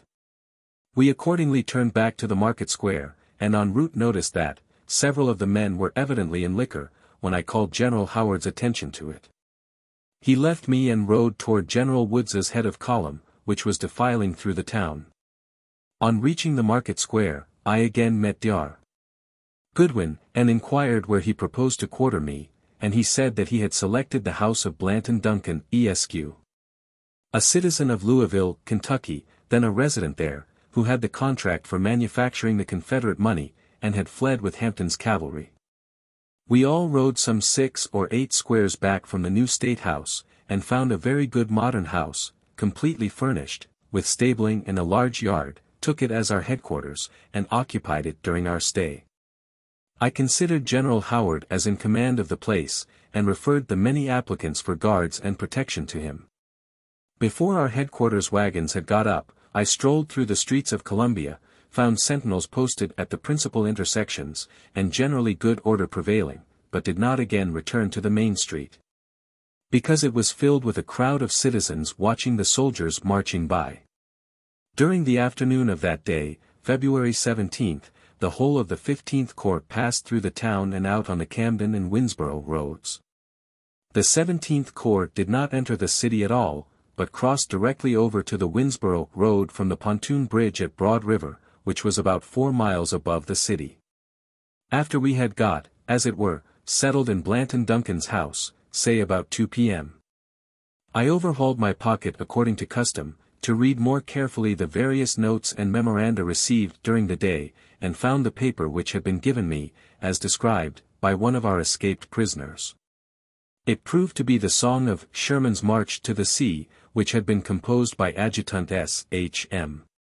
Byers, of the 5th Iowa Infantry, when a prisoner in the asylum at Columbia, which had been beautifully written off by a fellow prisoner, and handed to me in person. This appeared to me so good that I at once sent for Byers, attached him to my staff, provided him with horse and equipment, and took him as far as Fayetteville, North Carolina, whence he was sent to Washington as bearer of dispatches. He is now United States Consul at Zurich, Switzerland, where I have since been his guest. I insert the song here for convenient reference and preservation.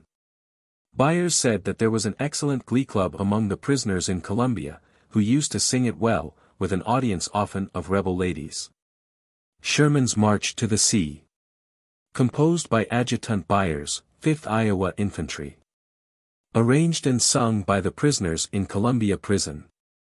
Our campfires shone bright on the mountain that frowned on the river below, as we stood by our guns in the morning, and eagerly watched for the foe, when a rider came out of the darkness that hung over mountain and tree, and shouted, "Boys, up and be ready, for Sherman will march to the sea."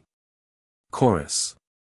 Then sang we a song of our chieftain, that echoed over river and lea, and the stars of our banner shone brighter, when Sherman marched down to the sea. 2. Then cheer upon cheer for bold Sherman, went up from each valley and glen. And the bugles re-echoed the music that came from the lips of the men. For we knew that the stars in our banner more bright in their splendor would be, and that blessings from Northland world greet us. When Sherman marched down to the sea, then sang we a song, etc. 3. Then forward, boys. Forward to battle. We marched on our wearisome way. We stormed the wild hills of Rezacar. God bless those who fell on that day. Then Kennesaw frowned in its glory, frowned down on the flag of the free. But the east and the west bore our standard. And Sherman marched on to the sea. Then sang we a song, etc. 4. Still onward we pressed, till our banners swept out from Atlanta's grim walls. And the blood of the patriot dampened the soil where the traitor flag falls. But we paused not to weep for the fallen, who slept by each river and tree. Yet we twined them a wreath of the laurel, as Sherman marched down to the sea. Then sang we a song, etc. V. Oh, proud was our army that morning, that stood where the pine darkly towers. When Sherman said, "Boys, you are weary, but today fair Savannah is ours." Then sang we the song of our chieftain, that echoed over river and lea. And the stars in our banner shone brighter, when Sherman camped down by the sea. Toward evening of February 17th, the mayor, Dr. Goodwin, came to my quarters at Duncan's house, and remarked that there was a lady in Columbia who professed to be a special friend of mine. On his giving her name, I could not recall it, but inquired as to her maiden or family name. He answered Poyas.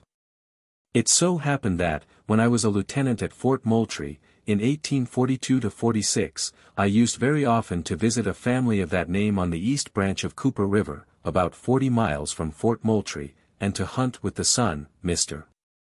James Poyas, an elegant young fellow and a fine sportsman. His father, mother, and several sisters, composed the family, and were extremely hospitable. One of the ladies was very fond of painting in watercolors, which was one of my weaknesses, and on one occasion I had presented her with a volume treating of watercolors. Of course, I was glad to renew the acquaintance, and proposed to Dr. Goodwin that we should walk to her house and visit this lady, which we did. The house stood beyond the Charlotte Depot, in a large lot, was of frame, with a high porch, which was reached by a set of steps outside. Entering this yard, I noticed ducks and chickens, and a general air of peace and comfort that was really pleasant to behold at that time of universal desolation. The lady in question met us at the head of the steps and invited us into a parlor which was perfectly neat and well furnished. After inquiring about her father, mother, sisters, and especially her brother James, my special friend, I could not help saying that I was pleased to notice that our men had not handled her house and premises as roughly as was their wont. "I owe it to you, General," she answered. "Not at all. I did not know you were here till a few minutes ago." She reiterated that she was indebted to me for the perfect safety of her house and property, and added, "You remember, when you were at our house on Cooper River in 1845, you gave me a book." And she handed me the book in question, on the fly leaf of which was written, "To Miss Poyas, with the compliments of W. T. Sherman, 1st Lieutenant 3rd Artillery."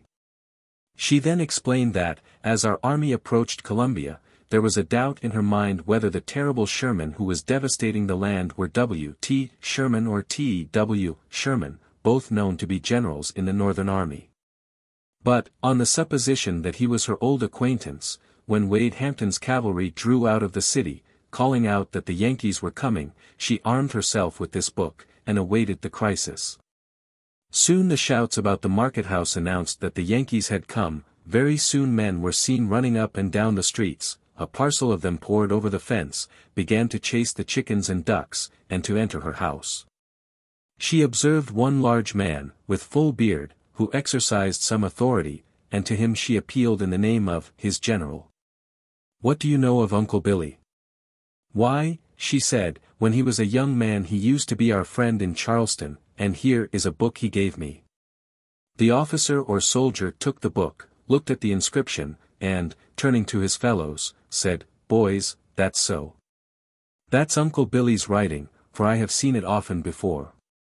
He at once commanded the party to stop pillaging, and left a man in charge of the house, to protect her until the regular provost guard should be established. I then asked her if the regular guard or sentinel had been as good to her. She assured me that he was a very nice young man, that he had been telling her all about his family in Iowa. And that at that very instant of time he was in another room minding her baby. Now, this lady had good sense and tact, and had thus turned aside a party who, in 5 minutes more, would have rifled her premises of all that was good to eat or wear. I made her a long social visit, and, before leaving Columbia, gave her a half-tierce of rice and about 100 pounds of ham from our own mess stores. In like manner, that same evening I found in Mrs. Simons another acquaintance, the wife of the brother of Honorable James Simons, of Charleston, who had been Miss Ragg. When Columbia was on fire that night, and her house in danger, I had her family and effects carried to my own headquarters, gave them my own room and bed, and, on leaving Columbia the next day, supplied her with a half-barrel of hams and a half-tierce of rice. I mention these specific facts to show that, personally, I had no malice or desire to destroy that city or its inhabitants, as is generally believed at the South. Having walked over much of the suburbs of Columbia in the afternoon, and being tired, I lay down on a bed in Blanton Duncan's house to rest. Soon after dark I became conscious that a bright light was shining on the walls. And, calling some one of my staff, Major Nichols, I think, to inquire the cause, he said there seemed to be a house on fire down about the market house. The same high wind still prevailed, and, fearing the consequences, I bade him go in person to see if the provost guard were doing its duty. He soon returned, and reported that the block of buildings directly opposite the burning cotton of that morning was on fire, and that it was spreading. But he had found General Woods on the ground, with plenty of men trying to put the fire out, or, at least, to prevent its extension. The fire continued to increase, and the whole heavens became lurid. I dispatched messenger after messenger to Generals Howard, Logan, and Woods, and received from them repeated assurances that all was being done that could be done, but that the high wind was spreading the flames beyond all control. These general officers were on the ground all night, and Hazen's division had been brought into the city to assist Woods's division, already there. About 11 o'clock at night I went downtown myself, Colonel Dayton with me. We walked to Mr. Simons's house, from which I could see the flames rising high in the air, and could hear the roaring of the fire. I advised the ladies to move to my headquarters, had our own headquarter wagons hitched up, and their effects carried there, as a place of greater safety. The whole air was full of sparks and of flying masses of cotton, shingles, etc. Some of which were carried 4 or 5 blocks, and started new fires. The men seemed generally under good control, and certainly labored hard to girdle the fire, to prevent it spreading. But, so long as the high wind prevailed, it was simply beyond human possibility. Fortunately, about 3 or 4 a.m., the wind moderated, and gradually the fire was got under control. But it had burned out the very heart of the city, embracing several churches, the old State House, and the school or asylum of that very Sister of Charity who had appealed for my personal protection. Nickerson's Hotel, in which several of my staff were quartered, was burned down, but the houses occupied by myself, Generals Howard and Logan, were not burned at all. Many of the people thought that this fire was deliberately planned and executed. This is not true. It was accidental, and in my judgment began with the cotton which General Hampton's men had set fire to on leaving the city, whether by his orders or not is not material, which fire was partially subdued early in the day by our men. But, when night came, the high wind fanned it again into full blaze, carried it against the frame houses, which caught like tinder, and soon spread beyond our control. This whole subject has since been thoroughly and judicially investigated, in some cotton cases, by the Mixed Commission on American and British Claims, under the Treaty of Washington. which commission failed to award a verdict in favor of the English claimants, and thereby settled the fact that the destruction of property in Columbia, during that night, did not result from the acts of the general government of the United States, that is to say, from my army. In my official report of this conflagration, I distinctly charged it to General Wade Hampton, and confess I did so pointedly, to shake the faith of his people in him, for he was in my opinion boastful, and professed to be the special champion of South Carolina. The morning sun of February 18th rose bright and clear over a ruined city. About half of it was in ashes and in smoldering heaps. Many of the people were houseless, and gathered in groups in the suburbs, or in the open parks and spaces, around their scanty piles of furniture. General Howard, in concert with the mayor, did all that was possible to provide other houses for them. And by my authority he turned over to the Sisters of Charity the Methodist College, and to the mayor 500 beef cattle, to help feed the people. I also gave the mayor, Dr. Goodwin, 100 muskets, with which to arm a guard to maintain order after we should leave the neighborhood. During the 18th and 19th we remained in Columbia, General Howard's troops engaged in tearing up and destroying the railroad, back toward the Watery, while a strong detail, under the immediate supervision of Colonel O.M. Poe, United States Engineers, destroyed the state arsenal, which was found to be well supplied with shot, shell, and ammunition. These were hauled in wagons to the Saluda River, under the supervision of Colonel Baylor, Chief of Ordnance, and emptied into deep water, causing a very serious accident by the bursting of a percussion shell, as it struck another on the margin of the water. The flame followed back a train of powder which had sifted out, reached the wagons, still partially loaded, and exploded them, killing 16 men and destroying several wagons and teams of mules. We also destroyed several valuable foundries and the factory of Confederate money. The dies had been carried away, but about 60 hand presses remained. There was also found an immense quantity of money, in various stages of manufacture, which our men spent and gambled with in the most lavish manner. Having utterly ruined Columbia, the right wing began its march northward, toward Winnsboro, on the 20th, which we reached on the 21st, and found General Slocum, with the left wing, who had come by the way of Alston. Thence the right wing was turned eastward, toward Cheraw, and Fayetteville, North Carolina, to cross the Catawba River at Pease Ferry. The cavalry was ordered to follow the railroad north as far as Chester, and then to turn east to Rocky Mount, the point indicated for the passage of the left wing. In person I reached Rocky Mount on the 22d, with the 20th Corps, which laid its pontoon bridge and crossed over during the 23d. Kilpatrick arrived the next day, in the midst of heavy rain, and was instructed to cross the Catawba at once, by night, and to move up to Lancaster, to make believe we were bound for Charlotte. To which point I heard that Beauregard had directed all his detachments, including a corps of Hood's old army, which had been marching parallel with us, but had failed to make junction with, the forces immediately opposing us. Of course, I had no purpose of going to Charlotte, for the right wing was already moving rapidly toward Fayetteville, North Carolina.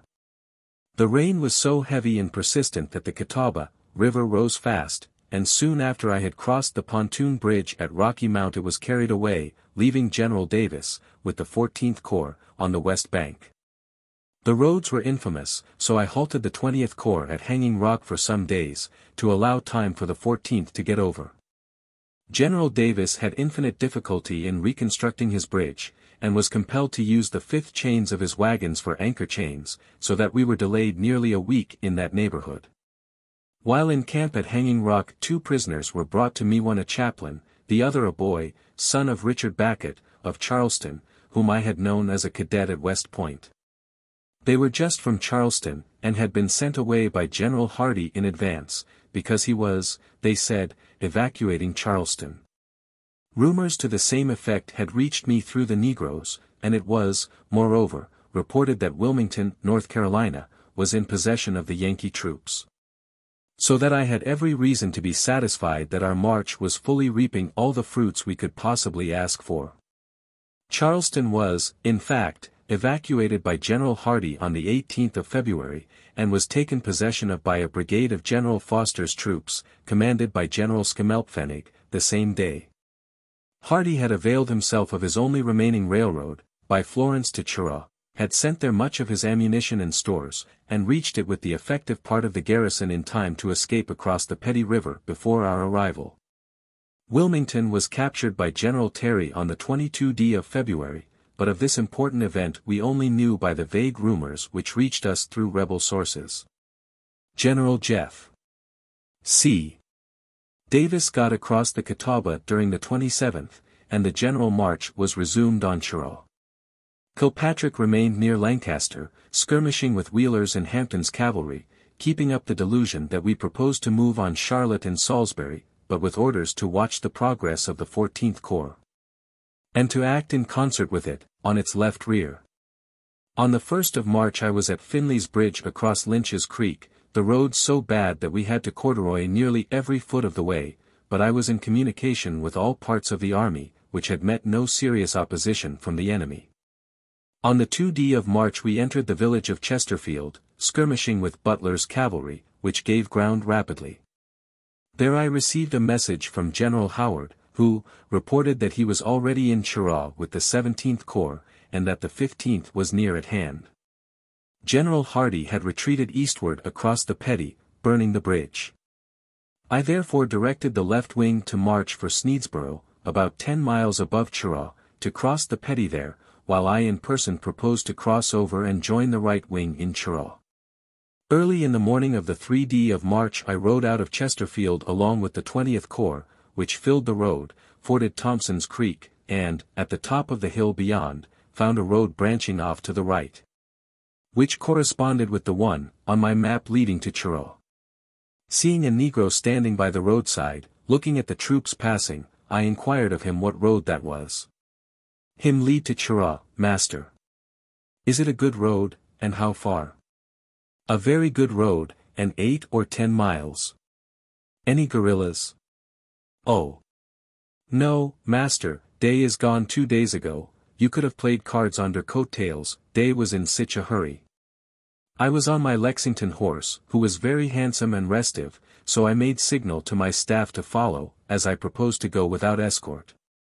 I turned my horse down the road, and the rest of the staff followed. General Barry took up the questions about the road, and asked the same negro what he was doing there. He answered, "They say Massa Sherman will be along soon." "Why," said General Barry, "that was General Sherman you were talking to." The poor negro, almost in the attitude of prayer, exclaimed, "The great God! Just look at his horse." He ran up and trotted by my side for a mile or so, and gave me all the information he possessed, but he seemed to admire the horse more than the rider. We reached Cheraw in a couple of hours in a drizzling rain, and, while waiting for our wagons to come up, I stayed with General Blair in a large house, the property of a blockade runner, whose family remained. General Howard occupied another house farther downtown. He had already ordered his pontoon bridge to be laid across the Petty, there a large, deep, navigable stream, and Mower's division was already across, skirmishing with the enemy about 2 miles out. Cheraw was found to be full of stores which had been sent up from Charleston prior to its evacuation, and which could not be removed.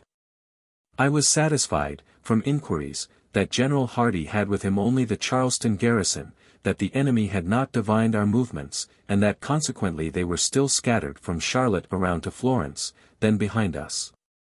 Having thus secured the passage of the Petty, I felt no uneasiness about the future, because there remained no further great impediment between us and Cape Fear River, which I felt assured was by that time in possession of our friends. The day was so wet that we all kept indoors, and about noon General Blair invited us to take lunch with him. We passed down into the basement dining room, where the regular family table was spread with an excellent meal. And during its progress I was asked to take some wine, which stood upon the table in venerable bottles. It was so very good that I inquired where it came from. General Blair simply asked, "Do you like it?" But I insisted upon knowing where he had got it. He only replied by asking if I liked it, and wanted some. He afterward sent to my bivouac a case containing a dozen bottles of the finest Madeira I ever tasted. And I learned that he had captured, in Cheraw, the wine of some of the old aristocratic families of Charleston, who had sent it up to Cheraw for safety, and heard afterward that Blair had found about 8 wagon loads of this wine, which he distributed to the army generally, in very fair proportions. After finishing our lunch, as we passed out of the dining room, General Blair asked me, if I did not want some saddle blankets, or a rug for my tent, and, leading me into the hall to a space under the stairway, he pointed out a pile of carpets which had also been sent up from Charleston for safety. After our headquarter wagons got up, and our bivouac was established in a field nearby, I sent my orderly, Walter, over to General Blair, and he came back staggering under a load of carpets, out of which the officers and escort made excellent tent rugs, saddlecloths, and blankets. There was an immense amount of stores in Cheraw, which were used or destroyed, among them 24 guns, 2,000 muskets, and 3,600 barrels of gunpowder. By the carelessness of a soldier, an immense pile of this powder was exploded, which shook the town badly, and killed and maimed several of our men. We remained in or near Cheraw till the 6th of March, by which time the army was mostly across the Petty River, and was prepared to resume the march on Fayetteville. In a house where General Hardee had been, I found a late New York Tribune, of fully a month later date than any I had seen. It contained a mass of news of great interest to us, and one short paragraph which I thought extremely mischievous. I think it was an editorial, to the effect that at last the editor had the satisfaction to inform his readers that General Sherman would next be heard from about Goldsboro, because his supply vessels from Savannah were known to be rendezvousing at Morehead City. Now, I knew that General Hardee had read that same paper, and that he would be perfectly able to draw his own inferences. Up to that moment I had endeavored so to feign to our left that we had completely misled our antagonists. But this was no longer possible, and I concluded that we must be ready for the concentration in our front of all the force subject to General Johnston's orders, for I was there also informed that he had been restored to the full command of the Confederate forces in South and North Carolina. On the 6th of March I crossed the Petty, and all the army marched for Fayetteville. The 17th Corps kept well to the right, to make room. The 15th Corps marched by a direct road. The 14th Corps also followed a direct road from Sneedsboro, where it had crossed the Petty. And the 20th Corps, which had come into Cheraw for the convenience of the pontoon bridge, diverged to the left, so as to enter Fayetteville next after the 14th Corps, which was appointed to lead into Fayetteville. Kilpatrick held his cavalry still farther to the left rear on the roads from Lancaster, by way of Wadesboro and New Gilead, so as to cover our trains from Hampton's and Wheeler's cavalry, who had first retreated toward the north. I traveled with the 15th Corps, and on the 8th of March reached Laurel Hill, North Carolina. Satisfied that our troops must be at Wilmington, I determined to send a message there. I called for my man, Corporal Pike, whom I had rescued as before described, at Columbia, who was then traveling with our escort, and instructed him in disguise to work his way to the Cape Fear River, secure a boat, and float down to Wilmington to convey a letter, and to report our approach. I also called on General Howard for another volunteer, and he brought me a very clever young sergeant, who is now a commissioned officer in the regular army. Each of these got off during the night by separate routes, bearing the following message, reduced to the same cipher we used in telegraphic messages. Headquarters Military Division of the Mississippi. In the field, Laurel Hill, Wednesday, March 8, 1865. Commanding Officer, Wilmington, North Carolina. We are marching for Fayetteville, will be there Saturday, Sunday, and Monday, and will then march for Goldsboro. If possible, send a boat up Cape Fear River, and have word conveyed to General Schofield that I expect to meet him about Goldsboro. We are all well and have done finely.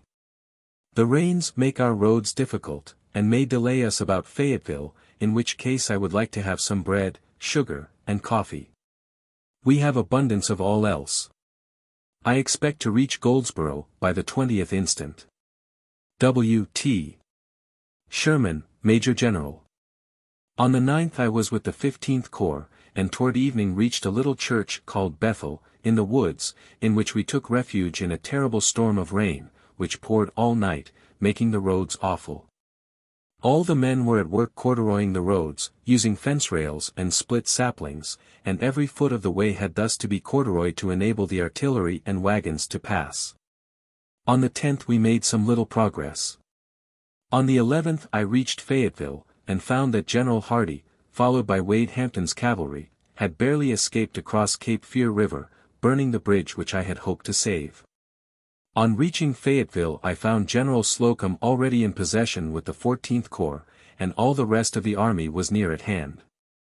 A day or two before, General Kilpatrick, to our left rear, had divided his force into two parts, occupying roads behind the 20th Corps, interposing between our infantry columns and Wade Hampton's cavalry. The latter, doubtless to make junction with General Hardee, in Fayetteville, broke across this line, captured the house in which General Kilpatrick and the brigade commander, General Spencer, were, and for a time held possession of the camp and artillery of the brigade. However, General Kilpatrick and most of his men escaped into a swamp with their arms, reorganized and returned, catching Hampton's men in turn, scattered and drove them away, recovering most of his camp and artillery.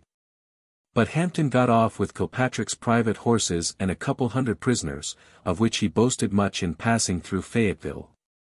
It was also reported that, in the morning after Hardee's army was all across the bridge at Cape Fear River, Hampton, with a small bodyguard, had remained in town, ready to retreat and burn the bridge as soon as our forces made their appearance. He was getting breakfast at the hotel when the alarm was given, when he and his escort took saddle, but soon realized that the alarm came from a set of our foragers, who, as usual, were extremely bold and rash. On these he turned, scattered them, killing some and making others prisoners, among them General Howard's favorite scout, Captain Duncan. Hampton then crossed the bridge and burned it. I took up my quarters at the old United States Arsenal, which was in fine order, and had been much enlarged by the Confederate authorities, who never dreamed that an invading army would reach it from the west. And I also found in Fayetteville the widow and daughter of my first captain, General Childs, of the 3rd Artillery, learned that her son Fred had been the ordnance officer in charge of the arsenal, and had of course fled with Hardee's army. During the 11th, the whole army closed down upon Fayetteville, and immediate preparations were made to lay 2 pontoon bridges, one near the burned bridge, and another about 4 miles lower down. Sunday, March 12, was a day of Sabbath stillness in Fayetteville. The people generally attended their churches, for they were a very pious people, descended in a large measure from the old Scotch Covenanters. And our men too were resting from the toils and labors of 6 weeks of as hard marching as ever fell to the lot of soldiers. Shortly after noon was heard in the distance the shrill whistle of a steamboat, which came nearer and nearer, and soon a shout, long and continuous, was raised down by the river, which spread farther and farther. And we all felt that it meant a messenger from home. The effect was electric, and no one can realize the feeling unless, like us, he has been for months cut off from all communication with friends, and compelled to listen to the croakings and prognostications of open enemies. But in a very few minutes came up through the town to the arsenal on the plateau behind a group of officers, among whom was a large, florid seafaring man, named Ainsworth, bearing a small mail bag from General Terry, at Wilmington. Having left at 2 p.m. the day before. Our couriers had got through safe from Laurel Hill, and this was the prompt reply. As in the case of our former march from Atlanta, intense anxiety had been felt for our safety, and General Terry had been prompt to open communication. After a few minutes' conference with Captain Ainsworth about the capacity of his boat, and the state of facts along the river, I instructed him to be ready to start back at 6 p.m. and ordered Captain Byers to get ready to carry dispatches to Washington. I also authorized General Howard to send back by this opportunity some of the fugitives who had traveled with his army all the way from Columbia, among whom were Mrs. Feaster and her 2 beautiful daughters. I immediately prepared letters for Secretary Stanton, Generals Halleck and Grant, and Generals Schofield, Foster, Easton, and Beckwith, all of which have been published, but I include here only those to the Secretary of War. And Generals Grant and Terry, as samples of the whole. Headquarters Military Division of the Mississippi, in the field, Fayetteville, North Carolina, Sunday, March 1885. Honorable E. M. Stanton, Secretary of War. Dear Sir, I know you will be pleased to hear that my army has reached this point, and has open communication with Wilmington. A tugboat came up this morning, and will start back at 6 p.m. I have written a letter to General Grant, the substance of which he will doubtless communicate, and it must suffice for me to tell you what I know will give you pleasure, that I have done all that I proposed. And the fruits seem to me ample for the time employed. Charleston, Georgetown, and Wilmington are incidents, while the utter demolition of the railroad system of South Carolina, and the utter destruction of the enemy's arsenals of Columbia, Cheraw, and Fayetteville, are the principles of the movement. These points were regarded as inaccessible to us, and now no place in the Confederacy is safe against the Army of the West. Let Lee hold on to Richmond, and we will destroy his country, and then of what use is Richmond? He must come out and fight us on open ground, and for that we must ever be ready. Let him stick behind his parapets, and he will perish. I remember well what you asked me, and think I am on the right road, though a long one. My army is as united and cheerful as ever, and as full of confidence in itself and its leaders. It is utterly impossible for me to enumerate what we have done, but I enclose a slip just handed me, which is but partial. At Columbia and Cheraw we destroyed nearly all the gunpowder and cartridges which the Confederacy had in this part of the country. This arsenal is in fine order, and has been much enlarged. I cannot leave a detachment to hold it, therefore shall burn it, blow it up with gunpowder, and then with rams knock down its walls. I take it for granted the United States will never again trust North Carolina with an arsenal to appropriate at her pleasure. Hoping that good fortune may still attend my army, I remain your servant. W. T. Sherman, Major General. Headquarters Military Division of the Mississippi, in the field. Fayetteville, North Carolina, Sunday, March 12, 1885. Lieutenant General U. S. Grant, Commanding United States Army, City Point, Virginia. Dear General, we reached this place yesterday at noon, Hardee, as usual, retreating across the Cape Fear, burning his bridges, but our pontoons will be up today, and, with as little delay as possible, I will be after him toward Goldsboro. A tug has just come up from Wilmington, and before I get off from here, I hope to get from Wilmington some shoes and stockings, sugar, coffee, and flour. We are abundantly supplied with all else, having in a measure lived off the country. The army is in splendid health, condition, and spirits, though we have had foul weather, and roads that would have stopped travel to almost any other body of men I ever heard of. Our march was substantially what I designed, straight on Columbia, feigning on Branchville and Augusta. We destroyed, in passing, the railroad from the Edisto nearly up to Aiken, again, from Orangeburg to the Congaree. Again, from Columbia down to Kingsville on the Wateree, and up toward Charlotte as far as the Chester line, thence we turned east on Cheraw and Fayetteville. At Columbia we destroyed immense arsenals and railroad establishments, among which were 43 cannon. At Cheraw we found also machinery and material of war sent from Charleston, among which were 25 guns and 3,600 barrels of powder, and here we find about 20 guns and a magnificent United States arsenal. We cannot afford to leave detachments, and I shall therefore destroy this valuable arsenal, so the enemy shall not have its use, and the United States should never again confide such valuable property to a people who have betrayed a trust. I could leave here tomorrow, but want to clear my columns of the vast crowd of refugees and Negroes that encumber us. Some I will send down the river in boats, and the rest to Wilmington by land, under small escort, as soon as we are across Cape Fear River. I hope you have not been uneasy about us, and that the fruits of this march will be appreciated. It had to be made not only to destroy the valuable depots by the way, but for its incidence in the necessary fall of Charleston, Georgetown, and Wilmington. If I can now add Goldsboro without too much cost, I will be in a position to aid you materially in the spring campaign. Joss Johnston may try to interpose between me here and Schofield about Newbern.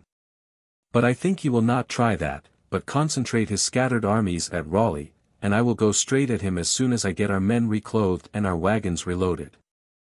Keep everybody busy, and let Stoneman push toward Greensboro or Charlotte from Knoxville. Even a feint in that quarter will be most important. The railroad from Charlotte to Danville is all that is left to the enemy, and it will not do for me to go there, on account of the red clay hills which are impassable to wheels in wet weather. I expect to make a junction with General Schofield in 10 days. Yours truly. W. T. Sherman, Major General. Headquarters Military Division of the Mississippi, in the field.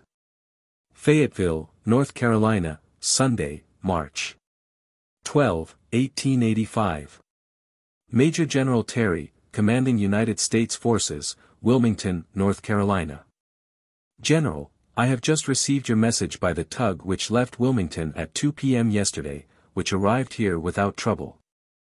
The scout who brought me your cipher message started back last night with my answers, which are superseded by the fact of your opening the river. General Howard just reports that he has secured one of the enemy's steamboats below the city. General Slocum will try to secure 2 others known to be above, and we will load them with refugees, white and black, who have clung to our skirts, impeded our movements, and consumed our food. We have swept the country well from Savannah to here, and the men and animals are in fine condition. Had it not been for the foul weather, I would have caught Hardy at Cheraw or here. But at Columbia, Cheraw, and here, we have captured immense stores, and destroyed machinery, guns, ammunition, and property, of inestimable value to our enemy. At all points he has fled from us, standing not on the order of his going. The people of South Carolina, instead of feeding Lee's army, will now call on Lee to feed them. I want you to send me all the shoes, stockings, drawers, sugar, coffee, and flour you can spare. Finish the loads with oats or corn, have the boats escorted, and let them run at night at any risk. We must not give time for Josh Johnston to concentrate at Goldsboro. We cannot prevent his concentrating at Raleigh, but he shall have no rest. I want General Schofield to go on with his railroad from Newbern as far as he can, and you should do the same from Wilmington. If we can get the roads to and secure Goldsboro by April 10th, it will be soon enough. But every day now is worth $1 million. I can whip Josh Johnston provided he does not catch one of my corps in flank, and I will see that the army marches hence to Goldsboro in compact form. I must rid our army of from 20 to 30,000 useless mouths, as many to go down Cape Fear as possible, and the rest to go in vehicles or on captured horses via Clinton to Wilmington. I thank you for the energetic action that has marked your course, and shall be most happy to meet you. I am, truly your friend. W. T. Sherman, Major General.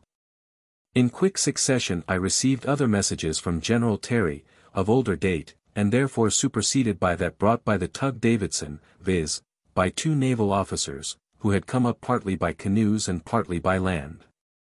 General Terry had also sent the 13th Pennsylvania Cavalry to search for us, under Colonel Kerwin, who had dispatched Major Burks with 50 men, who reached us at Fayetteville. So that, by March 12, I was in full communication with General Terry and the outside world. Still, I was anxious to reach Goldsboro, there to make junction with General Schofield, so as to be ready for the next and last stage of the war. I then knew that my special antagonist, General Josh E. Johnston, was back, with part of his old army, that he would not be misled by feints and false reports, and would somehow compel me to exercise more caution than I had hitherto done. I then overestimated his force at 37,000 infantry, supposed to be made up of S. D. Lee's corps, 4,000, Cheatham's, 5,000, Hoke's, 8,000, Hardee's, 10,000, and other detachments, 10,000. With Hampton's, Wheeler's, and Butler's cavalry, about 8,000. Of these, only Hardee and the cavalry were immediately in our front, while the bulk of Johnston's army was supposed to be collecting at or near Raleigh. I was determined, however, to give him as little time for organization as possible, and accordingly crossed Cape Fear River, with all the army, during the 13th and 14th, leaving one division as a rear guard, until the arsenal could be completely destroyed. This was deliberately and completely leveled on the 14th, when fire was applied to the wreck. Little other damage was done at Fayetteville. On the 14th the tug Davidson again arrived from Wilmington, with General Dodge, quartermaster, on board, reporting that there was no clothing to be had at Wilmington, but he brought up some sugar and coffee, which were most welcome, and some oats. He was followed by a couple of gunboats, under command of Captain Young, United States Navy, who reached Fayetteville after I had left, and undertook to patrol the river as long as the stage of water would permit. And General Dodge also promised to use the captured steamboats for a like purpose. Meantime, also, I had sent orders to General Schofield, at Newbern, and to General Terry, at Wilmington, to move with their effective forces straight for Goldsboro, where I expected to meet them by the 20th of March. On the 15th of March the whole army was across Cape Fear River, and at once began its march for Goldsboro, the 17th Corps still on the right, the 15th next in order, then the 14th and 20th on the extreme left. The cavalry, acting in close concert with the left flank. With almost a certainty of being attacked on this flank, I had instructed General Slocum to send his corps trains under strong escort by an interior road, holding 4 divisions ready for immediate battle. General Howard was in like manner ordered to keep his trains well to his right, and to have 4 divisions unencumbered, about 6 miles ahead of General Slocum, within easy support. In the meantime, I had dispatched by land to Wilmington a train of refugees who had followed the army all the way from Columbia, South Carolina, under an escort of 200 men, commanded by Major John A. Winson, 116th Illinois Infantry, so that we were disencumbered, and prepared for instant battle on our left and exposed flank. In person I accompanied General Slocum, and during the night of March 15 was 13 miles out on the Raleigh road. This flank followed substantially a road along Cape Fear River north, encountered pretty stubborn resistance by Hardee's infantry, artillery, and cavalry, and the ground favored our enemy. For the deep river, Cape Fear, was on his right, and North River on his left, forcing us to attack him square in front. I proposed to drive Hardee well beyond Averysboro, and then to turn to the right by Bentonville for Goldsboro. During the day it rained very hard, and I had taken refuge in an old cooper shop, where a prisoner of war was brought to me, sent back from the skirmish line by General Kilpatrick, who proved to be Colonel Albert Rhett, former commander of Fort Sumter. He was a tall, slender, and handsome young man, dressed in the most approved rebel uniform, with high jackboots beautifully stitched, and was dreadfully mortified to find himself a prisoner in our hands. General Frank Blair happened to be with me at the moment, and we were much amused at Rhett's outspoken disgust at having been captured without a fight. He said he was a brigade commander, and that his brigade that day was Hardee's rearguard. That his command was composed mostly of the recent garrisons of the batteries of Charleston Harbor, and had little experience in woodcraft. That he was giving ground to us as fast as Hardee's army to his rear moved back, and during this operation he was with a single aide in the woods, and was captured by 2 men of Kilpatrick's skirmish line that was following up his retrograde movement. These men called on him to surrender, and ordered him, in language more forcible than polite, to turn and ride back. He first supposed these men to be of Hampton's cavalry, and threatened to report them to General Hampton for disrespectful language. But he was soon undeceived, and was conducted to Kilpatrick, who sent him back to General Slocum's guard. The rain was falling heavily, and, our wagons coming up, we went into camp there, and had Rhett and General Blair to take supper with us, and our conversation was full and quite interesting. In due time, however, Rhett was passed over by General Slocum to his provost guard, with orders to be treated with due respect, and was furnished with a horse to ride. The next day, the 16th, the opposition continued stubborn, and near Averysboro, Hardee had taken up a strong position, before which General Slocum deployed Jackson's division, of the 20th Corps, with part of Ward's. Kilpatrick was on his right front. Coming up, I advised that a brigade should make a wide circuit by the left, and, if possible, catch this line in flank. The movement was completely successful, the first line of the enemy was swept away, and we captured the larger part of Rhett's brigade, 217 men, including Captain Macbeth's battery of 3 guns, and buried 108 dead. The deployed lines, Ward's and Jackson's, pressed on, and found Hardee again entrenched, but the next morning he was gone, in full retreat toward Smithfield. In this action, called the Battle of Averasboro, we lost 12 officers and 65 men killed, and 477 men wounded, a serious loss, because every wounded man had to be carried in an ambulance. The rebel wounded, 68, were carried to a house nearby. All surgical operations necessary were performed by our surgeons, and then these wounded men were left in care of an officer and 4 men of the rebel prisoners. With a scanty supply of food, which was the best we could do for them. In person I visited this house while the surgeons were at work, with arms and legs lying around loose, in the yard and on the porch, and in a room on a bed lay a pale, handsome young fellow, whose left arm had just been cut off near the shoulder.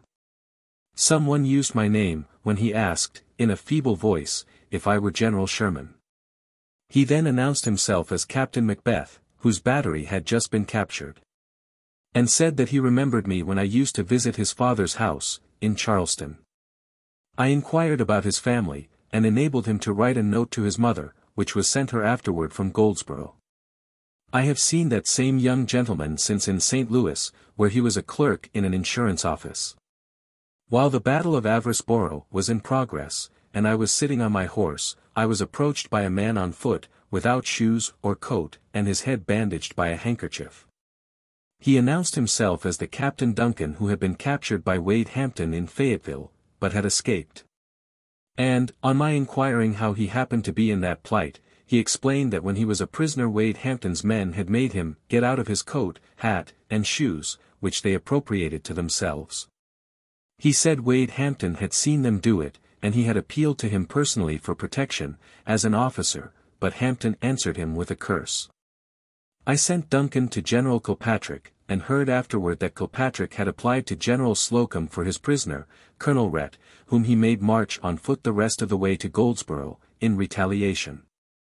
There was a story afloat that Kilpatrick made him get out of those fine boots, but restored them because none of his own officers had feet delicate enough to wear them. Of course, I know nothing of this personally, and have never seen Rhett since that night by the cooper shop, and suppose that he is the editor who recently fought a duel in New Orleans.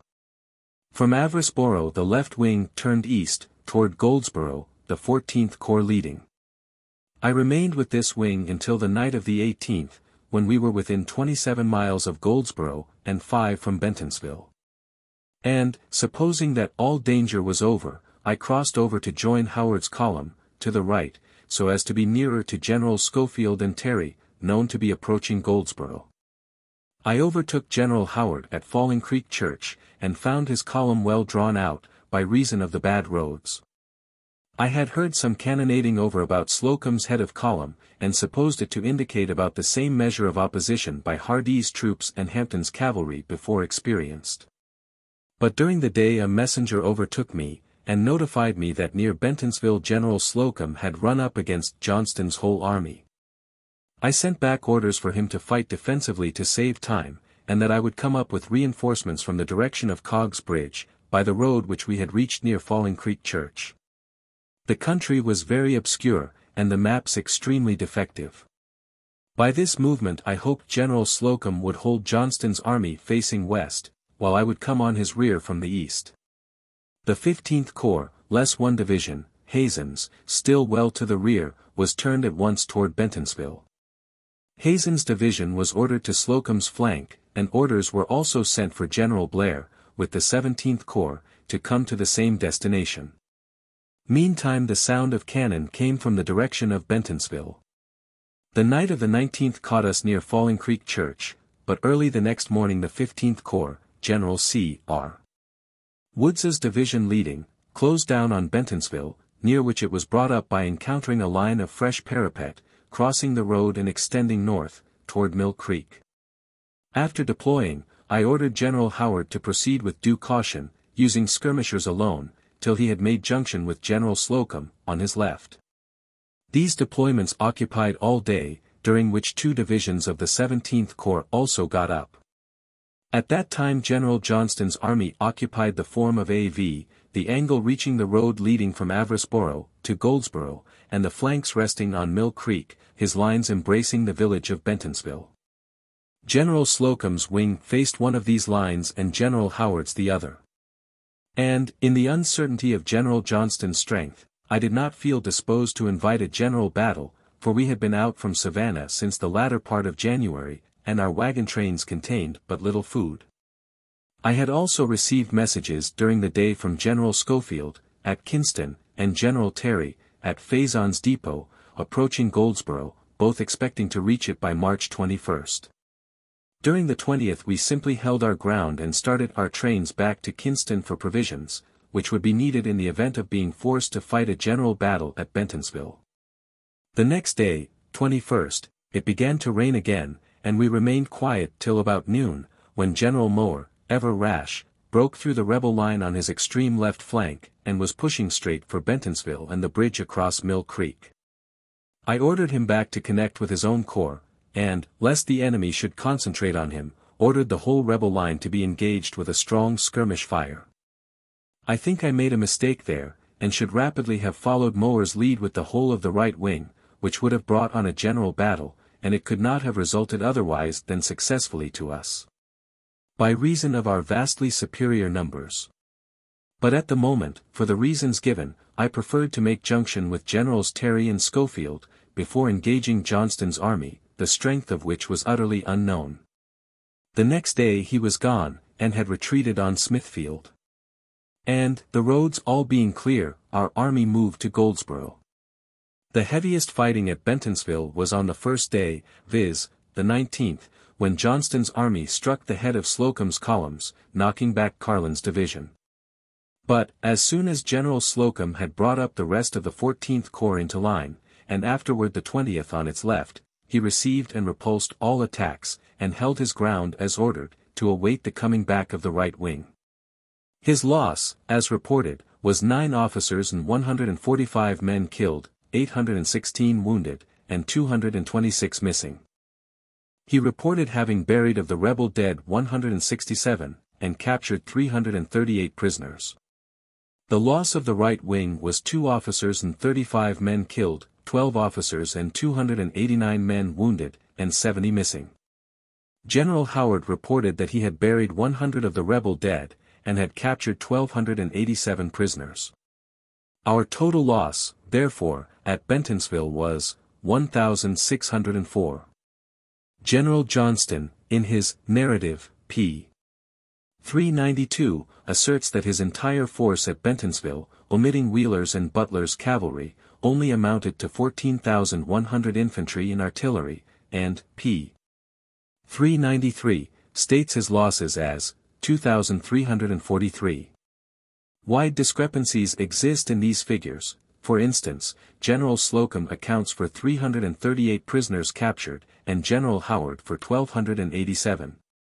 Making 1,625 in all, to Johnston's 653, a difference of 872. I have always accorded to General Johnston due credit for boldness in his attack on our exposed flank at Bentonville, but I think he understates his strength, and doubt whether at the time he had accurate returns from his miscellaneous army, collected from Hoke, Bragg, Hardee, Lee, etc. After the first attack on Carlin's division, I doubt if the fighting was as desperate as described by him, page 385, seek. I was close up with the 15th Corps, on the 20th and 21st, considered the fighting as mere skirmishing, and know that my orders were to avoid a general battle, till we could be sure of Goldsboro, and of opening up a new base of supply. With the knowledge now possessed of his small force, of course I committed an error in not overwhelming Johnston's army on the 21st of March, 1865. But I was content then to let him go, and on the 22d of March rode to Cogg's Bridge, where I met General Terry, with his 2 divisions of the 10th Corps. And the next day we rode into Goldsboro, where I found General Schofield with the 23rd Corps, thus effecting a perfect junction of all the army at that point, as originally contemplated. During the 23d and 24th the whole army was assembled at Goldsboro. General Terry's 2 divisions encamped at Faison's Depot to the south, and General Kilpatrick's cavalry at Mount Olive Station, near him, and there we all rested, while I directed my special attention to replenishing the army for the next and last stage of the campaign. Colonel W. Wright had been so indefatigable, that the Newbern Railroad was done, and a locomotive arrived in Goldsboro on the 25th of March.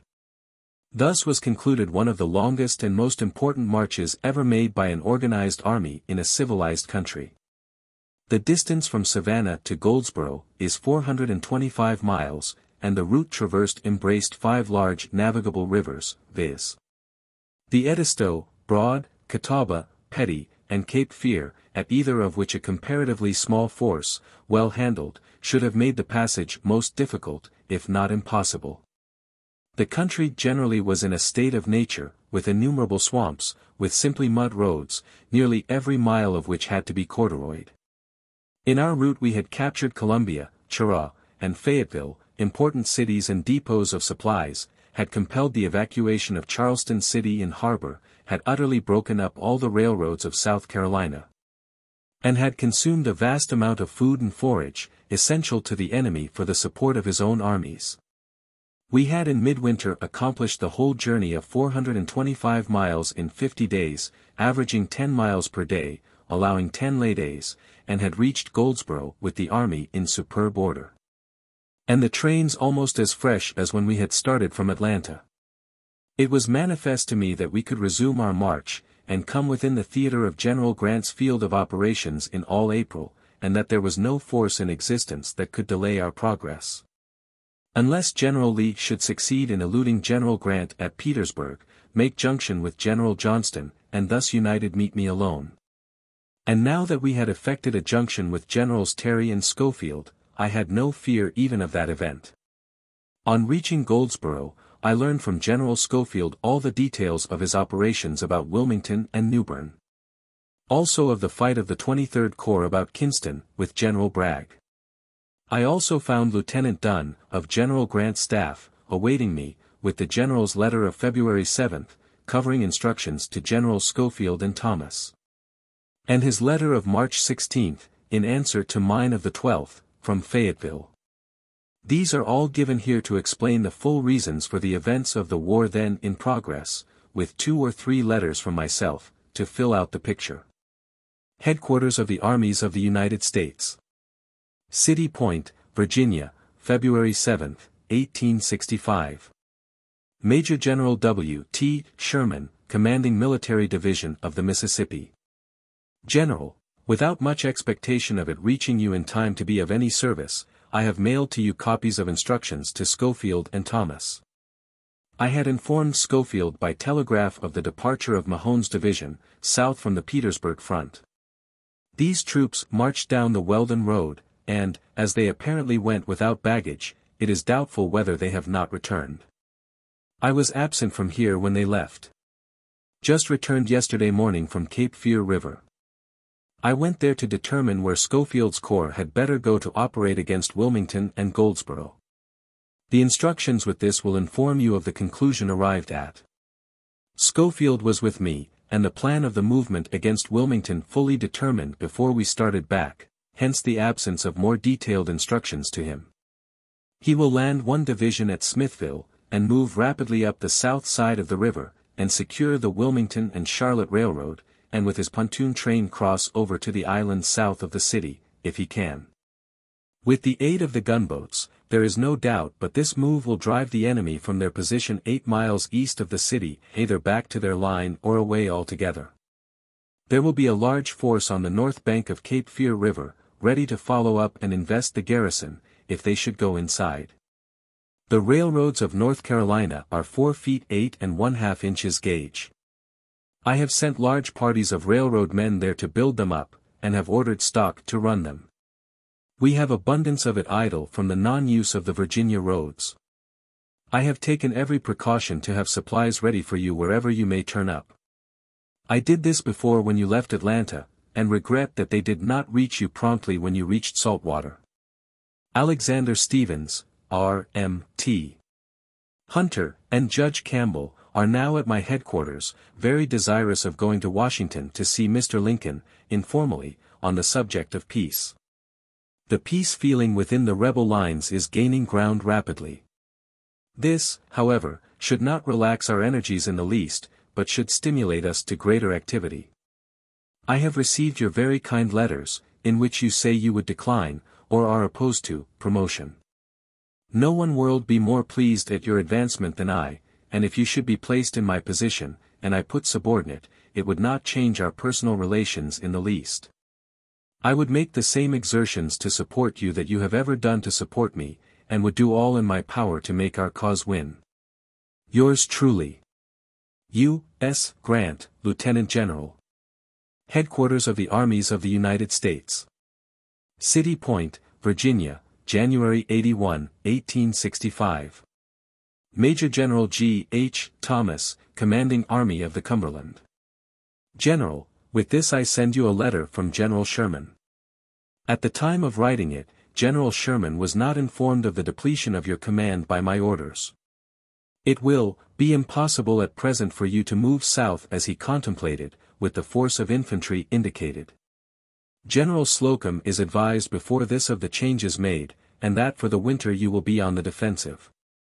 I think, however, an expedition from East Tennessee, under General Stoneman might penetrate South Carolina, well down toward Columbia, destroying the railroad and military resources of the country. Thus visiting a portion of the state which will not be reached by Sherman's forces. He might also be able to return to East Tennessee by way of Salisbury, North Carolina, thus releasing home our prisoners of war in rebel hands. Of the practicability of doing this, General Stoneman will have to be the judge, making up his mind from information obtained while executing the first part of his instructions. Sherman's movements will attract the attention of all the force the enemy can collect, thus facilitating the execution of this. 3,000 cavalry would be a sufficient force to take. This probably can be raised in the old Department of the Ohio, without taking any now under General Wilson. It would require, though, the reorganization of the 2 regiments of Kentucky cavalry, which Stoneman had in his very successful raid into southwestern Virginia. It will be necessary, probably, for you to send, in addition to the force now in East Tennessee, a small division of infantry, to enable General Gillem to hold the upper end of Holston Valley, and the mountain passes in rear of Stevenson. You may order such an expedition. To save time, I will send a copy of this to General Stoneman, so that he can begin his preparations without loss of time, and can commence his correspondence with you as to these preparations. As this expedition goes to destroy and not to fight battles, but to avoid them when practicable, particularly against anything like equal forces, or where a great object is to be gained, it should go as light as possible. Stoneman's experience in raiding will teach him in this matter better than he can be directed. Let there be no delay in the preparations for this expedition, and keep me advised of its progress. Very respectfully, your obedient servant. U.S. Grant, Lieutenant General. Headquarters of the Armies of the United States. City Point, Virginia, January 81, 1865. Major General J. M. Schofield, Commanding Army of the Ohio. General, I have requested by telegraph that, for present purposes, North Carolina be erected into a department, and that you be placed in command of it, subject to Major General Sherman's orders. Of course, you will receive orders from me direct until such time as General Sherman gets within communicating distance of you. This obviates the necessity of my publishing the order which I informed you would meet you at Fortress Monroe. If the order referred to should not be published from the Adjutant General's office, you will read these instructions as your authority to assume command of all the troops in North Carolina, dating all official communications. Headquarters Army of the Ohio. Your headquarters will be in the field, and with the portion of the army where you feel yourself most needed. In the first move you will go to Cape Fear River. Your movements are intended as cooperative with Sherman's movement through the states of South and North Carolina. The first point to be obtained is to secure Wilmington. Goldsboro will then be your objective point, moving either from Wilmington or Newbern, or both, as you may deem best. Should you not be able to reach Goldsboro, you will advance on the line or lines of railway connecting that place with the sea-coast, as near to it as you can, building the road behind you. The enterprise under you has 2 objects. The first is, to give General Sherman material aid, if needed, in his march north, the second, to open a base of supplies for him on the line of his march. As soon, therefore, as you can determine which of the 2 points, Wilmington or Newbern, you can best use for throwing supplies from to the interior. You will commence the accumulation of 20 days' rations and forage for 60,000 men and 20,000 animals. You will get of these as many as you can house and protect, to such point in the interior as you may be able to occupy. I believe General Innes N. Palmer has received some instructions directly from General Sherman, on the subject of securing supplies for his army. You can learn what steps he has taken, and be governed in your requisitions accordingly. A supply of ordnance stores will also be necessary. Make all your requisitions upon the chiefs of their respective departments, in the field, with me at City Point. Communicate with me by every opportunity, and, should you deem it necessary at any time, send a special boat to Fortress Monroe, from which point you can communicate by telegraph. The supplies referred to in these instructions are exclusive of those required by your own command. The movements of the enemy may justify you, or even make it your imperative duty, to cut loose from your base and strike for the interior, to aid Sherman. In such case you will act on your own judgment, without waiting for instructions. You will report, however, what you propose doing. The details for carrying out these instructions are necessarily left to you. I would urge, however, if I did not know that you are already fully alive to the importance of it, prompt action. Sherman may be looked for in the neighborhood of Goldsboro any time from the 22d to the 28th of February. This limits your time very materially. If rolling stock is not secured in the capture of Wilmington, it can be supplied from Washington. A large force of railroad men has already been sent to Beaufort, and other mechanics will go to Fort Fisher in a day or 2. On this point I have informed you by telegraph. Very respectfully, your obedient servant. U. S. Grant, Lieutenant General. Headquarters of the Armies of the United States. City Point, Virginia, March 16, 1865. Major General W. T. Sherman, Commanding Military Division of the Mississippi. General, your interesting letter of the 12th INST is just received. I have never felt any uneasiness for your safety, but I have felt great anxiety to know just how you were progressing. I knew, or thought I did, that, with the magnificent army with you, you would come out safely somewhere. To secure certain success, I deemed the capture of Wilmington of the greatest importance. Butler came near losing that prize to us. But Terry and Schofield have since retrieved his blunders, and I do not know but the first failure has been as valuable a success for the country as the capture of Fort Fisher. Butler may not see it in that light.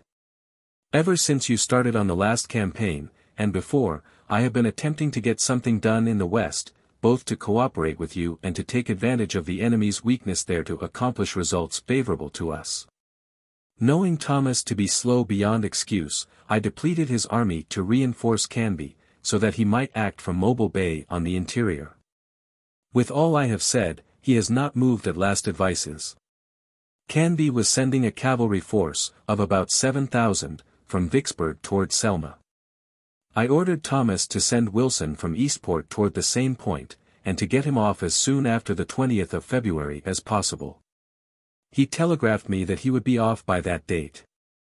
He has not yet started, or had not at last advices. I ordered him to send Stoneman from East Tennessee into northwest South Carolina, to be there about the time you would reach Columbia. He would either have drawn off the enemy's cavalry from you, or would have succeeded in destroying railroads, supplies, and other material, which you could not reach. At that time the Richmond papers were full of the accounts of your movements, and gave daily accounts of movements in West North Carolina. I supposed all the time it was Stoneman. You may judge my surprise when I afterward learned that Stoneman was still in Louisville, Kentucky, and that the troops in North Carolina were Kirk's forces. In order that Stoneman might get off without delay, I told Thomas that 3,000 men would be sufficient for him to take. In the meantime I had directed Sheridan to get his cavalry ready, and, as soon as the snow in the mountains melted sufficiently, to start for Staunton, and go on and destroy the Virginia Central Railroad and Canal. Time advanced, until he set the 28th of February for starting. I informed Thomas, and directed him to change the course of Stoneman toward Lynchburg, to destroy the road in Virginia up as near to that place as possible. Not hearing from Thomas, I telegraphed to him about the 12th, to know if Stoneman was yet off. He replied not, but that he, Thomas, would start that day for Knoxville, to get him off as soon as possible. Sheridan has made his raid, and with splendid success, so far as heard. I am looking for him at White House today. Since about the 20th of last month the Richmond papers have been prohibited from publishing accounts of army movements. We are left to our own resources, therefore, for information. You will see from the papers what Sheridan has done. If you do not, the officer who bears this will tell you all. Lee has depleted his army but very little recently, and I learn of none going south. Some regiments may have been detached, but I think no division or brigade. The determination seems to be to hold Richmond as long as possible. I have a force sufficient to leave enough to hold our lines, all that is necessary of them, and move out with plenty to whip his whole army. But the roads are entirely impassable. Until they improve, I shall content myself with watching Lee, and be prepared to pitch into him if he attempts to evacuate the place. I may bring Sheridan over, think I will, and break up the Danville and South Side railroads. These are the last avenues left to the enemy. Recruits have come in so rapidly at the west that Thomas has now about as much force as he had when he attacked Hood. I have stopped all who, under previous orders, would go to him, except those from Illinois. Fearing the possibility of the enemy falling back to Lynchburg, and afterward attempting to go into East Tennessee or Kentucky, I have ordered Thomas to move the 4th Corps to Bull's Gap, and to fortify there. And to hold out to the Virginia line, if he can. He has accumulated a large amount of supplies in Knoxville, and has been ordered not to destroy any of the railroad west of the Virginia Hugh. I told him to get ready for a campaign toward Lynchburg, if it became necessary. He never can make one there or elsewhere, but the steps taken will prepare for anyone else to take his troops and come east or go toward Rome, whichever may be necessary. I do not believe either will. When I hear that you and Schofield are together, with your back upon the coast, I shall feel that you are entirely safe against anything the enemy can do. Lee may evacuate Richmond, but he cannot get there with force enough to touch you. His army is now demoralized and deserting very fast, both to us and to their homes. A retrograde movement would cost him thousands of men, even if we did not follow. 5,000 men, belonging to the corps with you, are now on their way to join you. If more reinforcements are necessary, I will send them. My notion is, that you should get Raleigh as soon as possible, and hold the railroad from their back. This may take more force than you now have. From that point all North Carolina roads can be made useless to the enemy, without keeping up communications with the rear. Hoping to hear soon of your junction with the forces from Wilmington and Newborn, I remain, very respectfully, your obedient servant. U. S. Grant, Lieutenant General. Headquarters Military Division of the Mississippi in the field. Cox's Brigade, Neuse River, North Carolina, March 22, 1865. Lieutenant General U. S. Grant, Commander-in-Chief, City Point, Virginia. General, I wrote you from Fayetteville, North Carolina, on Tuesday, the 14th instant, that I was all ready to start for Goldsboro, to which point I had also ordered General Schofield, from Newborn, and General Terry, from Wilmington.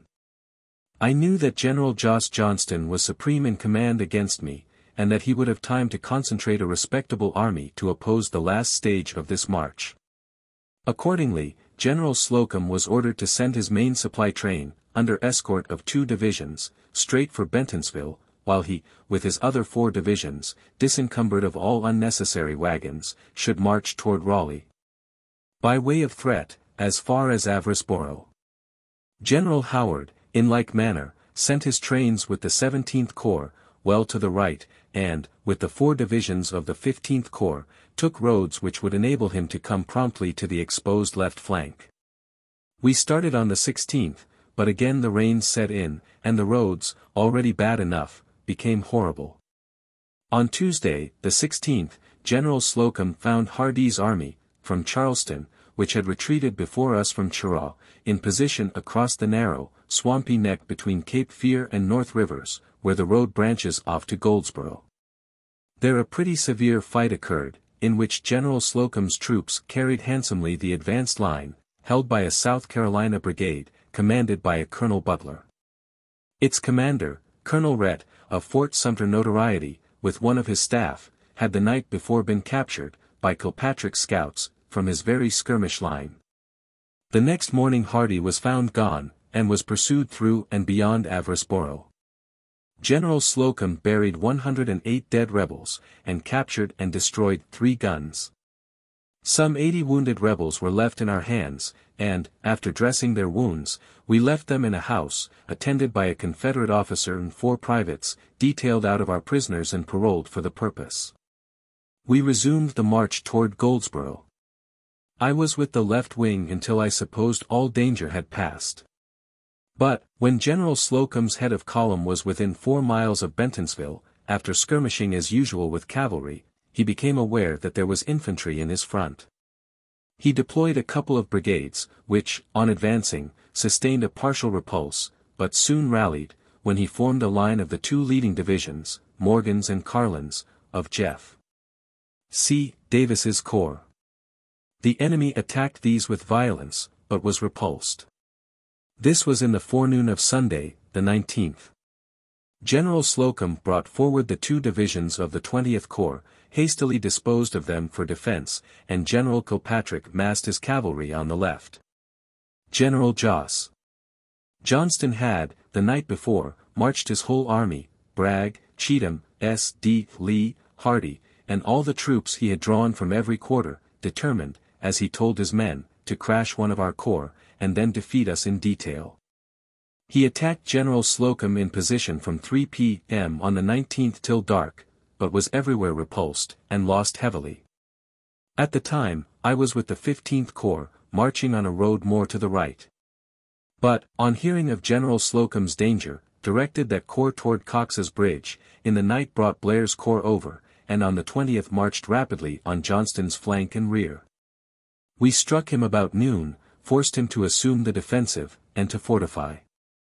Yesterday we pushed him hard, and came very near crushing him, the right division of the 17th Corps, Memoirs, having broken into within 100 yards of where Johnston himself was, at the bridge across Mill Creek.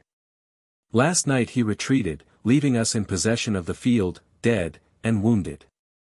We have over 2,000 prisoners from this affair and the one at Averasboro, and I am satisfied that Johnston's army was so roughly handled yesterday that we could march right on to Raleigh. But we have now been out 6 weeks, living precariously upon the collections of our foragers, our men dirty, ragged, and saucy, and we must rest and fix up a little. Our entire losses thus far, killed, wounded, and prisoners, will be covered by 2,500, a great part of which are, as usual, slight wounds. The enemy has lost more than double as many, and we have in prisoners alone full 2,000. I limited the pursuit, this morning, to Mill Creek, and will forthwith march the army to Goldsboro, there to rest, reclothe, and get some rations.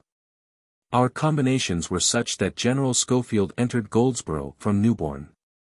General Terry got Cox's Bridge, with pontoons laid, and a brigade across Neuse River entrenched, and we whipped Johnston all on the same day. After riding over the field of battle today, near Bentonsville, and making the necessary orders, I have ridden down to this place, Cox's Bridge, to see General Terry, and tomorrow shall ride into Goldsboro. I propose to collect there my army proper. Shall post General Terry about Faison's Depot, and General Schofield about Kinston, partly to protect the road, but more to collect such food and forage as the country affords, until the railroads are repaired leading into Goldsboro. I fear these have not been pushed with the vigor I had expected, but I will soon have them both going. I shall proceed at once to organize 3 armies of 25,000 men each, and will try and be all ready to march to Raleigh or Weldon, as we may determine, by or before April 10th.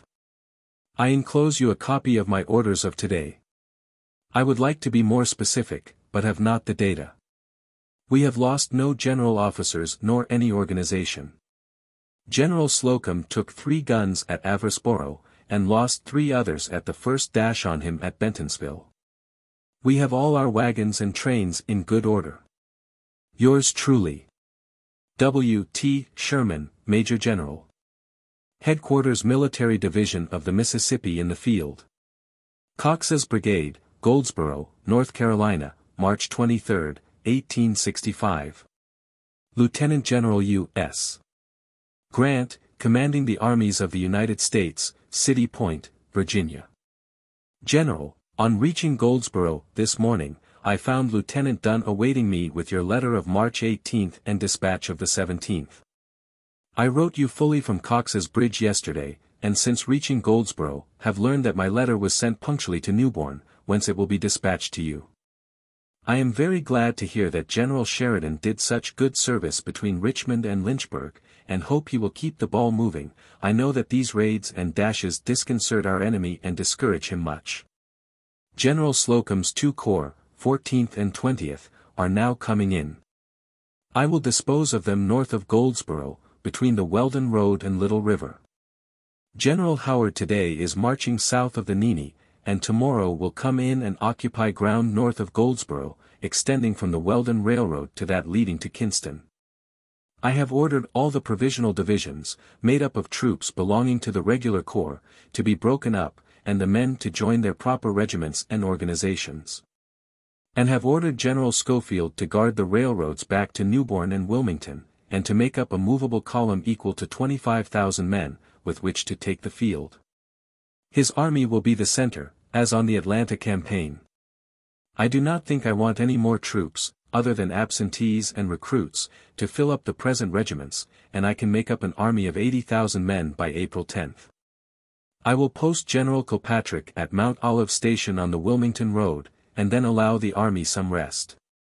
We have sent all our empty wagons, under escort, with the proper staff officers, to bring up from Kinston clothing and provisions. As long as we move we can gather food and forage, but, the moment we stop, trouble begins. I feel sadly disappointed that our railroads are not done. I do not like to say there has been any neglect until I make inquiries. But it does seem to me the repairs should have been made ere this, and the road properly stocked. I can only hear of 1 locomotive, besides the 4 old ones, on the Newbern Road, and 2 damaged locomotives, found by General Terry, on the Wilmington Road. I left Generals Easton and Beckwith purposely to make arrangements in anticipation of my arrival, and have heard from neither, though I suppose them both to be at Morehead City.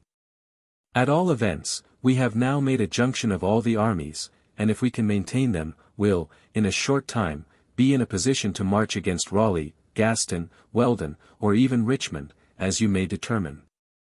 If I get the troops all well planed, and the supplies working well, I may run up to see you for a day or 2 before diving again into the bowels of the country. I will make, in a very short time, accurate reports of our operations for the past 2 months. Yours truly. W. T. Sherman, Major General Commanding. Headquarters Military Division of the Mississippi in the field. Cox's Brigade, Goldsboro, North Carolina, March 24, 1865. Lieutenant General U.S. Grant, City Point, Virginia. General, I have kept Lieutenant Dunn over today that I might report farther. All the army is now in, save the cavalry, which I have posted at Mount Olive Station, south of the Nene, and General Terry's command, which tomorrow will move from Cogg's Ferry to Faison's Depot, also on the Wilmington Road. I send you a copy of my orders of this morning, the operation of which will, I think, soon complete our roads. The telegraph is now done to Morehead City, and by it I learn that stores have been sent to Kinston in boats, and that our wagons are loading with rations and clothing. By using the Neuse as high up as Kinston, hauling from there 26 miles, and by equipping the 2 roads to Morehead City in Wilmington, I feel certain we can not only feed and equip the army, but in a short time fill our wagons for another start. I feel certain, from the character of the fighting, that we have got Johnston's army afraid of us. He himself acts with timidity and caution. His cavalry alone manifests spirit, but limits its operations to our stragglers and foraging parties. My marching columns of infantry do not pay the cavalry any attention, but walk right through it. I think I see pretty clearly how, in one more move, we can checkmate Lee, forcing him to unite Johnston with him in the defense of Richmond, or to abandon the cause. I feel certain, if he leaves Richmond, Virginia leaves the Confederacy. I will study my maps a little more before giving my positive views. I want all possible information of the Roanoke as to navigability, how far up, and with what draft. We find the country sandy, dry, with good roads, and more corn and forage than I had expected. The families remain, but I will gradually push them all out to Raleigh or Wilmington. We will need every house in the town. Lieutenant Dunn can tell you of many things of which I need not write. Yours truly. W. T. Sherman, Major General. Headquarters Military Division of the Mississippi in the field. Cox's Brigade, Goldsboro, North Carolina, April 5, 1865. Major General George H. Thomas, Commanding Department of the Cumberland. Dear General, I can hardly help smiling when I contemplate my command. It is decidedly mixed. I believe, but am not certain, that you are in my jurisdiction, but I certainly cannot help you in the way of orders or men.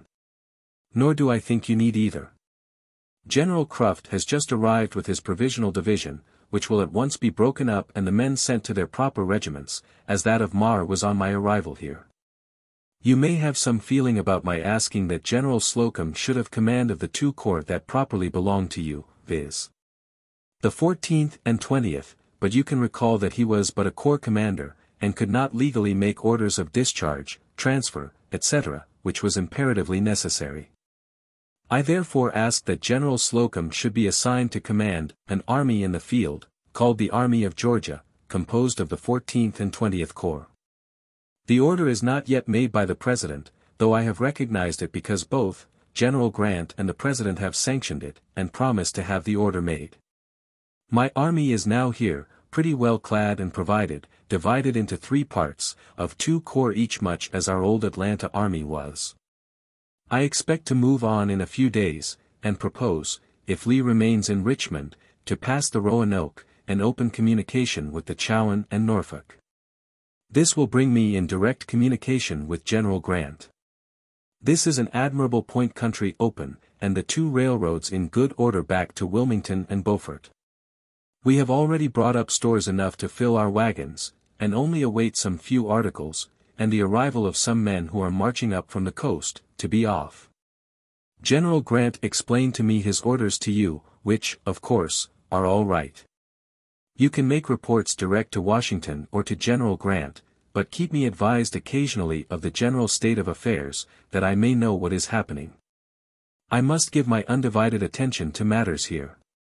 You will hear from 1,000 sources pretty fair accounts of our next march. Yours truly.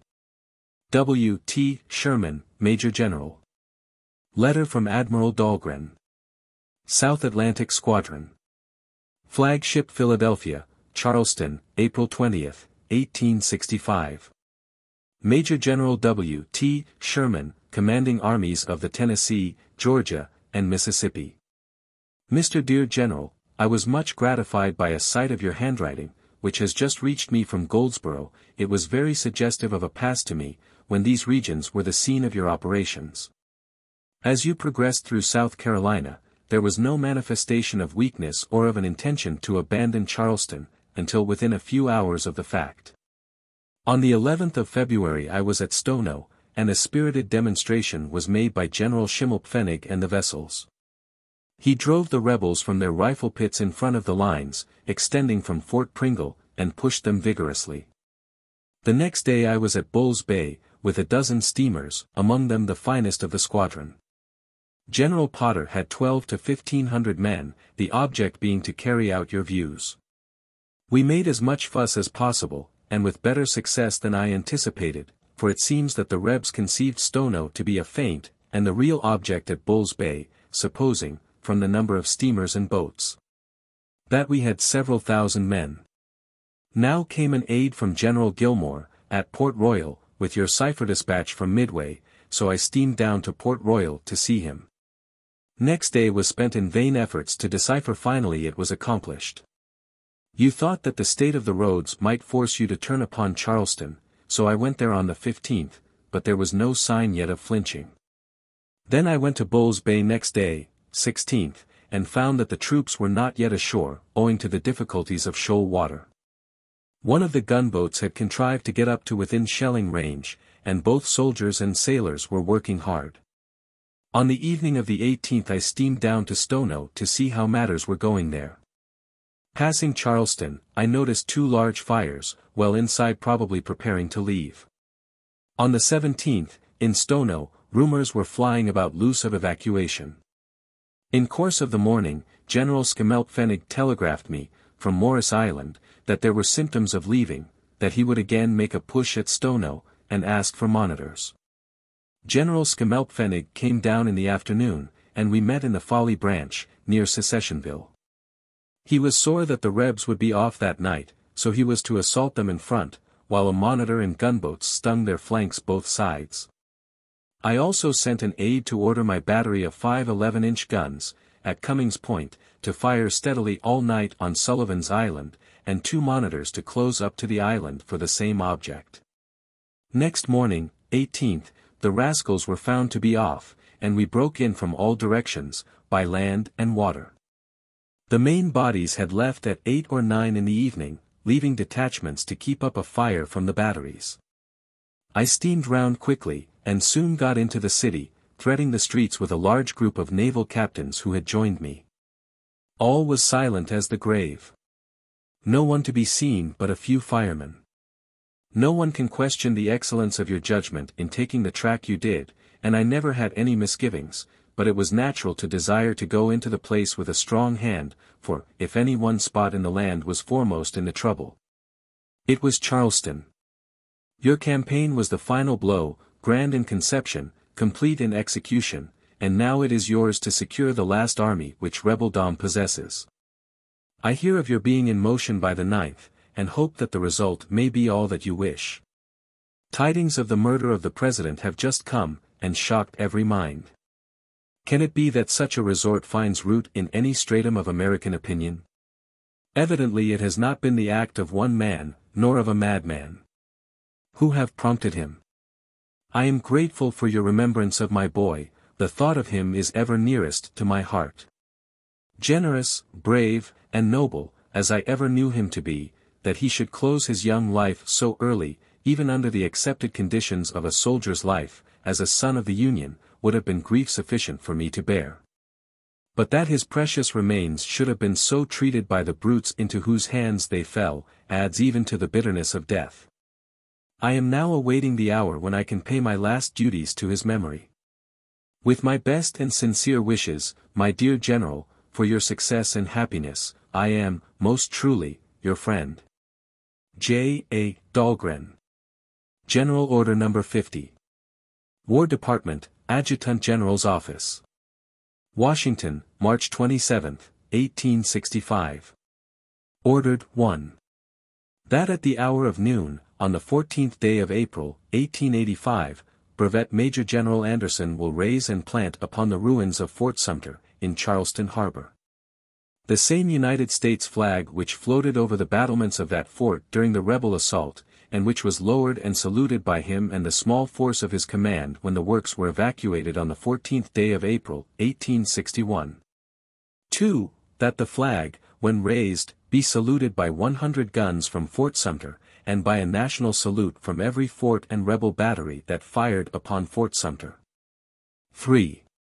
That suitable ceremonies be had upon the occasion, under the direction of Major General William T. Sherman, whose military operations compelled the rebels to evacuate Charleston, or, in his absence, under the charge of Major General Q. A. Gilmore, commanding the department. Among the ceremonies will be the delivery of a public address by the Reverend Henry Ward Beecher. 4.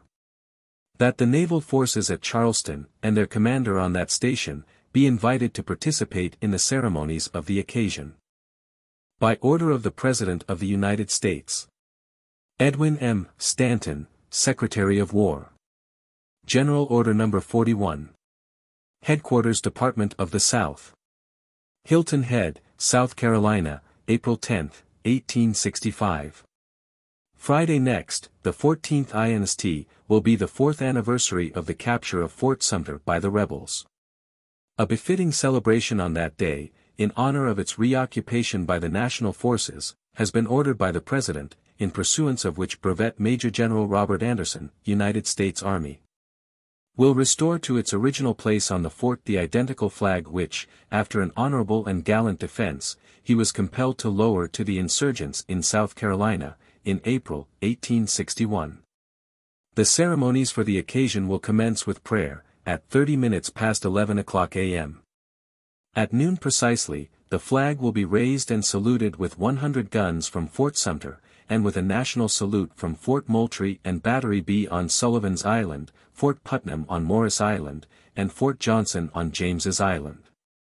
It being eminently appropriate that the places which were so conspicuous in the inauguration of the rebellion should take a part not less prominent in this national rejoicing over the restoration of the national authority.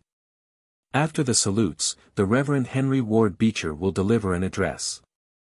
The ceremonies will close with prayer and a benediction. Colonel Stuart L. Woodford, Chief of Staff, under such verbal instructions as he may receive, is hereby charged with the details of the celebration, comprising all the arrangements that it may be necessary to make for the accommodation of the orator of the day, and the comfort and safety of the invited guests from the Army and Navy, and from civil life. By command of Major General Q. A. Gilmore. W. L. M. Berger, Assistant Adjutant General. Copy of Major Anderson's dispatch, announcing the surrender of Fort Sumter, April 14, 1861. Steamship Baltic, off Sandy Hook. April 10, 1861, 10:30 a.m. Via New York. Honorable S. Cameron, Secretary of War, Washington. Having defended Fort Sumter for 34 hours, until the quarters were entirely burned, the main gates destroyed by fire, the gorge walls seriously injured, the magazine surrounded by flames, and its door closed from the effect of heat, 4 barrels and 3 cartridges of powder only being available, and no provisions remaining but pork, I accepted terms of evacuation offered by General Beauregard, being the same offered by him on the 11th inst. Prior to the commencement of hostilities, and marched out of the fort, Sunday afternoon, the 14th INST, with colors flying and drums beating, bringing away company and private property, and saluting my flag with 50 guns. Robert Anderson, Major 1st Artillery, commanding. Ziv. End of the war from Goldsboro to Raleigh and Washington. April and May, 1865. As before described, the armies commanded respectively by Generals J. M. Schofield, A. H. Terry, and myself, effected a junction in and about Goldsboro, North Carolina, during the 22d and 23d of March, 1865, but it required a few days for all the troops and trains of wagons to reach their respective camps.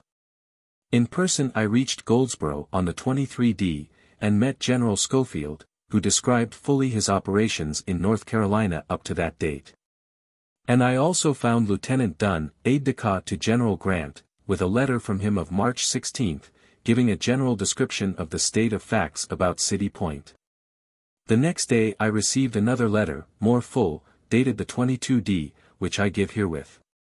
Nevertheless, I deemed it of great importance that I should have a personal interview with the General, and determined to go in person to City Point as soon as the repairs of the railroad, then in progress under the personal direction of Colonel W. Wright, would permit. Headquarters of the Armies of the United States, City Point, Virginia, March 22, 1865. Major General Sherman, commanding Military Division of the Mississippi. General, although the Richmond papers do not communicate the fact, yet I saw enough in them to satisfy me that you occupied Goldsboro on the 19th inst. I congratulate you and the Army on what may be regarded as the successful termination of the third campaign since leaving the Tennessee River, less than 1 year ago. Since Sheridan's very successful raid north of the James, the enemy are left dependent on the South Side and Danville roads for all their supplies. These I hope to cut next week. Sheridan is at White House, shoeing up and resting his cavalry. I expect him to finish by Friday night and to start the following morning, raid Long Bridge, Newmarket, Bermuda Hundred, and the extreme left of the army around Petersburg. He will make no halt with the armies operating here, but will be joined by a division of cavalry, 5,500 strong, from the Army of the Potomac, and will proceed directly to the South Side and Danville roads. His instructions will be to strike the South Side road as near Petersburg as he can, and destroy it so that it cannot be repaired for 3 or 4 days, and push on to the Danville road, as near to the Appomattox as he can get. Then I want him to destroy the road toward Bucksville as far as he can, then push on to the South Side road, west of Bucksville, and destroy it effectually. From that point I shall probably leave it to his discretion either to return to this army, crossing the Danville road south of Bucksville, or go and join you, passing between Danville and Greensboro. When this movement commences I shall move out by my left, with all the force I can, holding present entrenched lines. I shall start with no distinct view, further than holding Lee's forces from following Sheridan. But I shall be along myself, and will take advantage of anything that turns up. If Lee detaches, I will attack, or if he comes out of his lines I will endeavor to repulse him, and follow it up to the best advantage. It is most difficult to understand what the rebels intend to do, so far but few troops have been detached from Lee's army. Much machinery has been removed, and material has been sent to Lynchburg, showing a disposition to go there. Points, too, have been fortified on the Danville road. Lee's army is much demoralized, and great numbers are deserting. Probably, from returned prisoners, and such conscripts as can be picked up, his numbers may be kept up. I estimate his force now at about 65,000 men. Wilson started on Monday, with 12,000 cavalry, from Eastport. Stoneman started on the same day, from East Tennessee, toward Lynchburg. Thomas is moving the 4th Corps to Bull's Gap. Canby is moving with a formidable force on Mobile and the interior of Alabama. I ordered Gilmore, as soon as the fall of Charleston was known, to hold all important posts on the seacoast, and to send to Wilmington all surplus forces. Thomas was also directed to forward to New Bern all troops belonging to the corps with you. I understand this will give you about 5,000 men, besides those brought east by Marr. I have been telegraphing General Meigs to hasten up locomotives and cars for you. General McCallum, he informs me, is attending to it. I fear they are not going forward as fast as I would like. Let me know if you want more troops, or anything else. Very respectfully, your obedient servant. U. S. Grant, Lieutenant General. The railroad was repaired to Goldsboro, by the evening of March 25, when, leaving General Schofield in chief command, with a couple of staff officers I started for City Point, Virginia, in a locomotive, in company with Colonel Wright, the constructing engineer. We reached New Bern that evening, which was passed in the company of General Palmer and his accomplished lady, and early the next morning we continued on to Morehead City, where General Easton had provided for us the small captured steamer Russia. Captain Smith. We put to sea at once and steamed up the coast, reaching Fortress Monroe on the morning of the 27th, where I landed and telegraphed to my brother, Senator Sherman, at Washington, inviting him to come down and return with me to Goldsboro. We proceeded on up James River to City Point, which we reached the same afternoon. I found General Grant, with his family and staff, occupying a pretty group of huts on the bank of James River, overlooking the harbor, which was full of vessels of all classes, both war and merchant, with wharves and warehouses on an extensive scale. The general received me most heartily, and we talked over matters very fully. After I had been with him an hour or so, he remarked that the President, Mr. Lincoln, was then on board the steamer River Queen, lying at the wharf, and he proposed that we should call and see him. We walked down to the wharf, went on board, and found Mr. Lincoln alone, in the after cabin. He remembered me perfectly, and at once engaged in a most interesting conversation.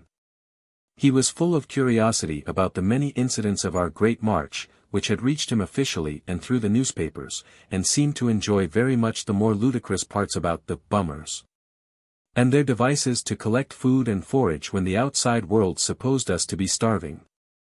But at the same time he expressed a good deal of anxiety lest some accident might happen to the army in North Carolina during my absence. I explained to him that that army was snug and comfortable, in good camps, at Goldsboro. That it would require some days to collect forage and food for another march, and that General Schofield was fully competent to command it in my absence.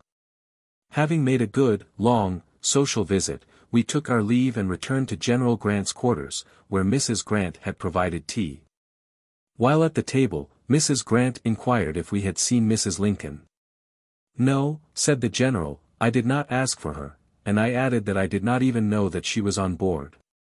Mrs. Grant then exclaimed, "Well, you are a pretty pair," and added that our neglect was unpardonable. When the general said we would call again the next day, and make amends for the unintended slight. Early the next day, March 28, all the principal officers of the Army and Navy called to see me, Generals Meade, Ord, Ingalls, etc. and Admiral Porter. At this time the River Queen was at anchor out in the river, abreast of the wharf, and we again started to visit Mr. and Mrs. Lincoln. Admiral Porter accompanied us. We took a small tug at the wharf, which conveyed us on board, where we were again received most courteously by the President, who conducted us to the after cabin. After the general compliments, General Grant inquired after Mrs. Lincoln, when the President went to her stateroom, returned, and begged us to excuse her, as she was not well. We then again entered upon a general conversation, during which General Grant explained to the President that at that very instant of time General Sheridan was crossing James River from the north, by a pontoon bridge below City Point. That he had a large, well-appointed force of cavalry, with which he proposed to strike the South Side and Danville railroads, by which alone General Lee, in Richmond, supplied his army. And that, in his judgment, matters were drawing to a crisis, his only apprehension being that General Lee would not wait long enough. I also explained that my army at Goldsboro was strong enough to fight Lee's army and Johnston's combined, provided that General Grant could come up within a day or so. That if Lee would only remain in Richmond another fortnight, I could march up to Bucksville, when Lee would have to starve inside of his lines, or come out from his entrenchments and fight us on equal terms. Both General Grant and myself supposed that one or the other of us would have to fight one more bloody battle, and that it would be the last. Mr. Lincoln exclaimed, more than once, that there had been blood enough shed, and asked us if another battle could not be avoided. I remember well to have said that we could not control that event, that this necessarily rested with our enemy. And I inferred that both Jeff Davis and General Lee would be forced to fight one more desperate and bloody battle. I rather supposed it would fall on me, somewhere near Raleigh. And General Grant added that, if Lee would only wait a few more days, he would have his army so disposed that if the enemy should abandon Richmond, and attempt to make junction with General Johnston in North Carolina, he, General Grant, would be on his heels. Mr. Lincoln more than once expressed uneasiness that I was not with my army at Goldsboro, when I again assured him that General Schofield was fully competent to command in my absence. That I was going to start back that very day, and that Admiral Porter had kindly provided for me the steamer Bat, which he said was much swifter than my own vessel, the Russia. During this interview I inquired of the President if he was all ready for the end of the war. What was to be done with the rebel armies when defeated? And what should be done with the political leaders, such as Jeff Davis, etc.? Should we allow them to escape, etc.? He said he was all ready, all he wanted of us was to defeat the opposing armies, and to get the men composing the Confederate armies back to their homes, at work on their farms and in their shops.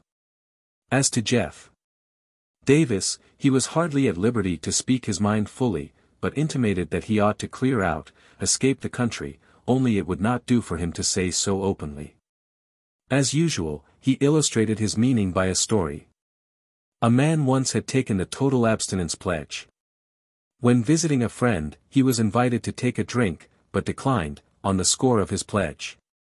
When his friend suggested lemonade, which was accepted. In preparing the lemonade, the friend pointed to the brandy bottle, and said the lemonade would be more palatable if he were to pour in a little brandy. When his guest said, if he could do so, unbeknown to him, he would not object. From which illustration I inferred that Mr. Lincoln wanted Davis to escape, unbeknown to him. I made no notes of this conversation at the time, but Admiral Porter, who was present, did, and in 1866 he furnished me an account thereof, which I insert below, but the Admiral describes the first visit, of the 27th. Whereas my memory puts Admiral Porter's presence on the following day. Still he may be right, and he may have been with us the day before, as I write this chiefly from memory. There were two distinct interviews. The first was late in the afternoon of March 27th, and the other about noon of the 28th, both in the after cabin of the steamer River Queen. On both occasions Mr. Lincoln was full and frank in his conversation, assuring me that in his mind he was all ready for the civil reorganization of affairs at the South as soon as the war was over. And he distinctly authorized me to assure Governor Vance and the people of North Carolina that, as soon as the rebel armies laid down their arms, and resumed their civil pursuits, they would at once be guaranteed all their rights as citizens of a common country. And that to avoid anarchy the state governments then in existence, with their civil functionaries, would be recognized by him as the government de facto till Congress could provide others. I know, when I left him, that I was more than ever impressed by his kindly nature, his deep and earnest sympathy with the afflictions of the whole people, resulting from the war, and by the march of hostile armies through the South. And that his earnest desire seemed to be to end the war speedily, without more bloodshed or devastation, and to restore all the men of both sections to their homes. In the language of his second inaugural address, he seemed to have charity for all, malice toward none, and, above all, an absolute faith in the courage, manliness, and integrity of the armies in the field. When at rest or listening, his legs and arms seemed to hang almost lifeless, and his face was careworn and haggard. But, the moment he began to talk, his face lightened up, his tall form, as it were, unfolded, and he was the very impersonation of good humor and fellowship. The last words I recall as addressed to me were that he would feel better when I was back at Goldsboro. We parted at the gangway of the River Queen, about noon of March 28th, and I never saw him again. Of all the men I ever met, he seemed to possess more of the elements of greatness, combined with goodness, than any other. Admiral Porter's account of the interview with Mr. Lincoln. The day of General Sherman's arrival at City Point, I think the 27th of March, 1866, I accompanied him and General Grant on board the President's flagship, the Queen, where the President received us in the upper saloon. No one but ourselves being present. The President was in an exceedingly pleasant mood, and delighted to meet General Sherman, whom he cordially greeted.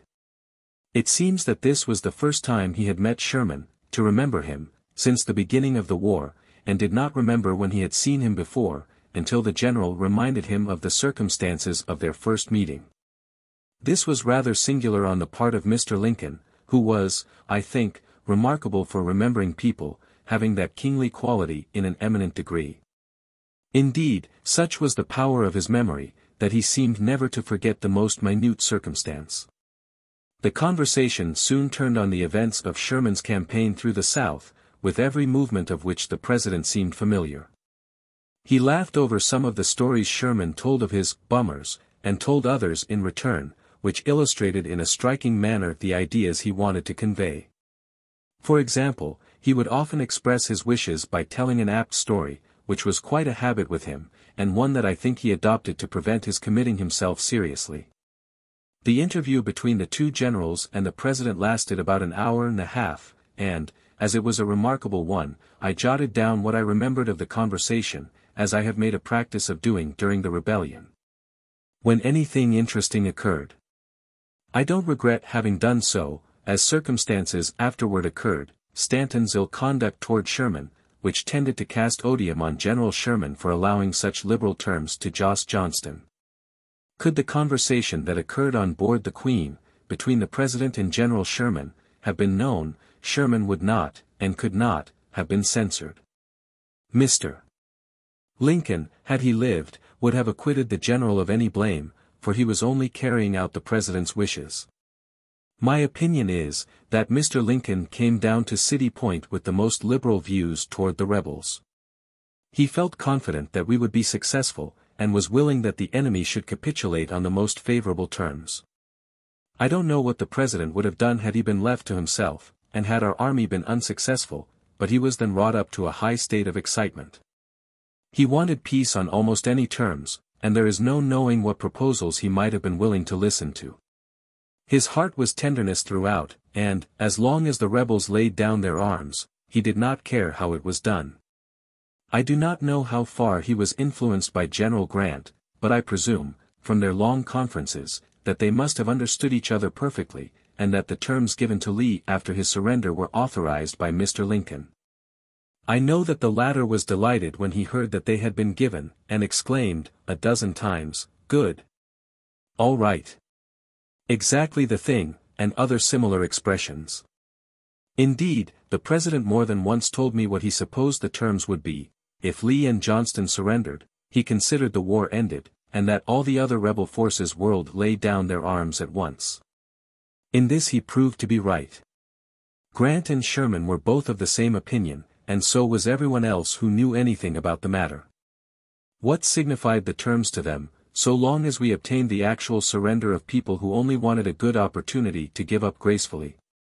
The rebels had fought to the last ditch, and all that they had left them was the hope of being handed down in history as having received honorable terms. After hearing General Sherman's account of his own position, and that of Johnston, at that time, the President expressed fears that the rebel general would escape south again by the railroads, and that General Sherman would have to chase him anew over the same ground. But the general pronounced this to be impracticable. He remarked, "I have him where he cannot move without breaking up his army, which, once disbanded, can never again be got together. And I have destroyed the southern railroads, so that they cannot be used again for a long time." General Grant remarked, "What is to prevent their laying the rails again?" "Why," said General Sherman, "my bummers don't do things by halves. Every rail, after having been placed over a hot fire, has been twisted as crooked as a ram's horn, and they never can be used again." This was the only remark made by General Grant during the interview, as he sat smoking a short distance from the President, intent, no doubt, on his own plans, which were being brought to a successful termination. The conversation between the President and General Sherman, about the terms of surrender to be allowed Johnston, continued. Sherman energetically insisted that he could command his own terms, and that Johnston would have to yield to his demands. But the President was very decided about the matter, and insisted that the surrender of Johnston's army most be obtained on any terms. General Grant was evidently of the same way of thinking, for, although he did not join in the conversation to any extent, yet he made no objections, and I presume had made up his mind to allow the best terms himself. He was also anxious that Johnston should not be driven into Richmond, to reinforce the rebels there, who, from behind their strong entrenchments, would have given us incalculable trouble. Sherman, as a subordinate officer, yielded his views to those of the President, and the terms of capitulation between himself and Johnston were exactly in accordance with Mr. Lincoln's wishes. He could not have done anything which would have pleased the President better. Mr. Lincoln did, in fact, arrange the, so considered, liberal terms offered General Johnston, and, whatever may have been General Sherman's private views, I feel sure that he yielded to the wishes of the President in every respect. It was Mr. Lincoln's policy that was carried out, and, had he lived long enough, he would have been but too glad to have acknowledged it. Had Mr. Lincoln lived, Secretary Stanton would have issued no false telegraphic dispatches, in the hope of killing off another general in the regular army, one who by his success had placed himself in the way of his own succession. The disbanding of Johnston's army was so complete, that the pens and ink used in the discussion of the matter were all wasted.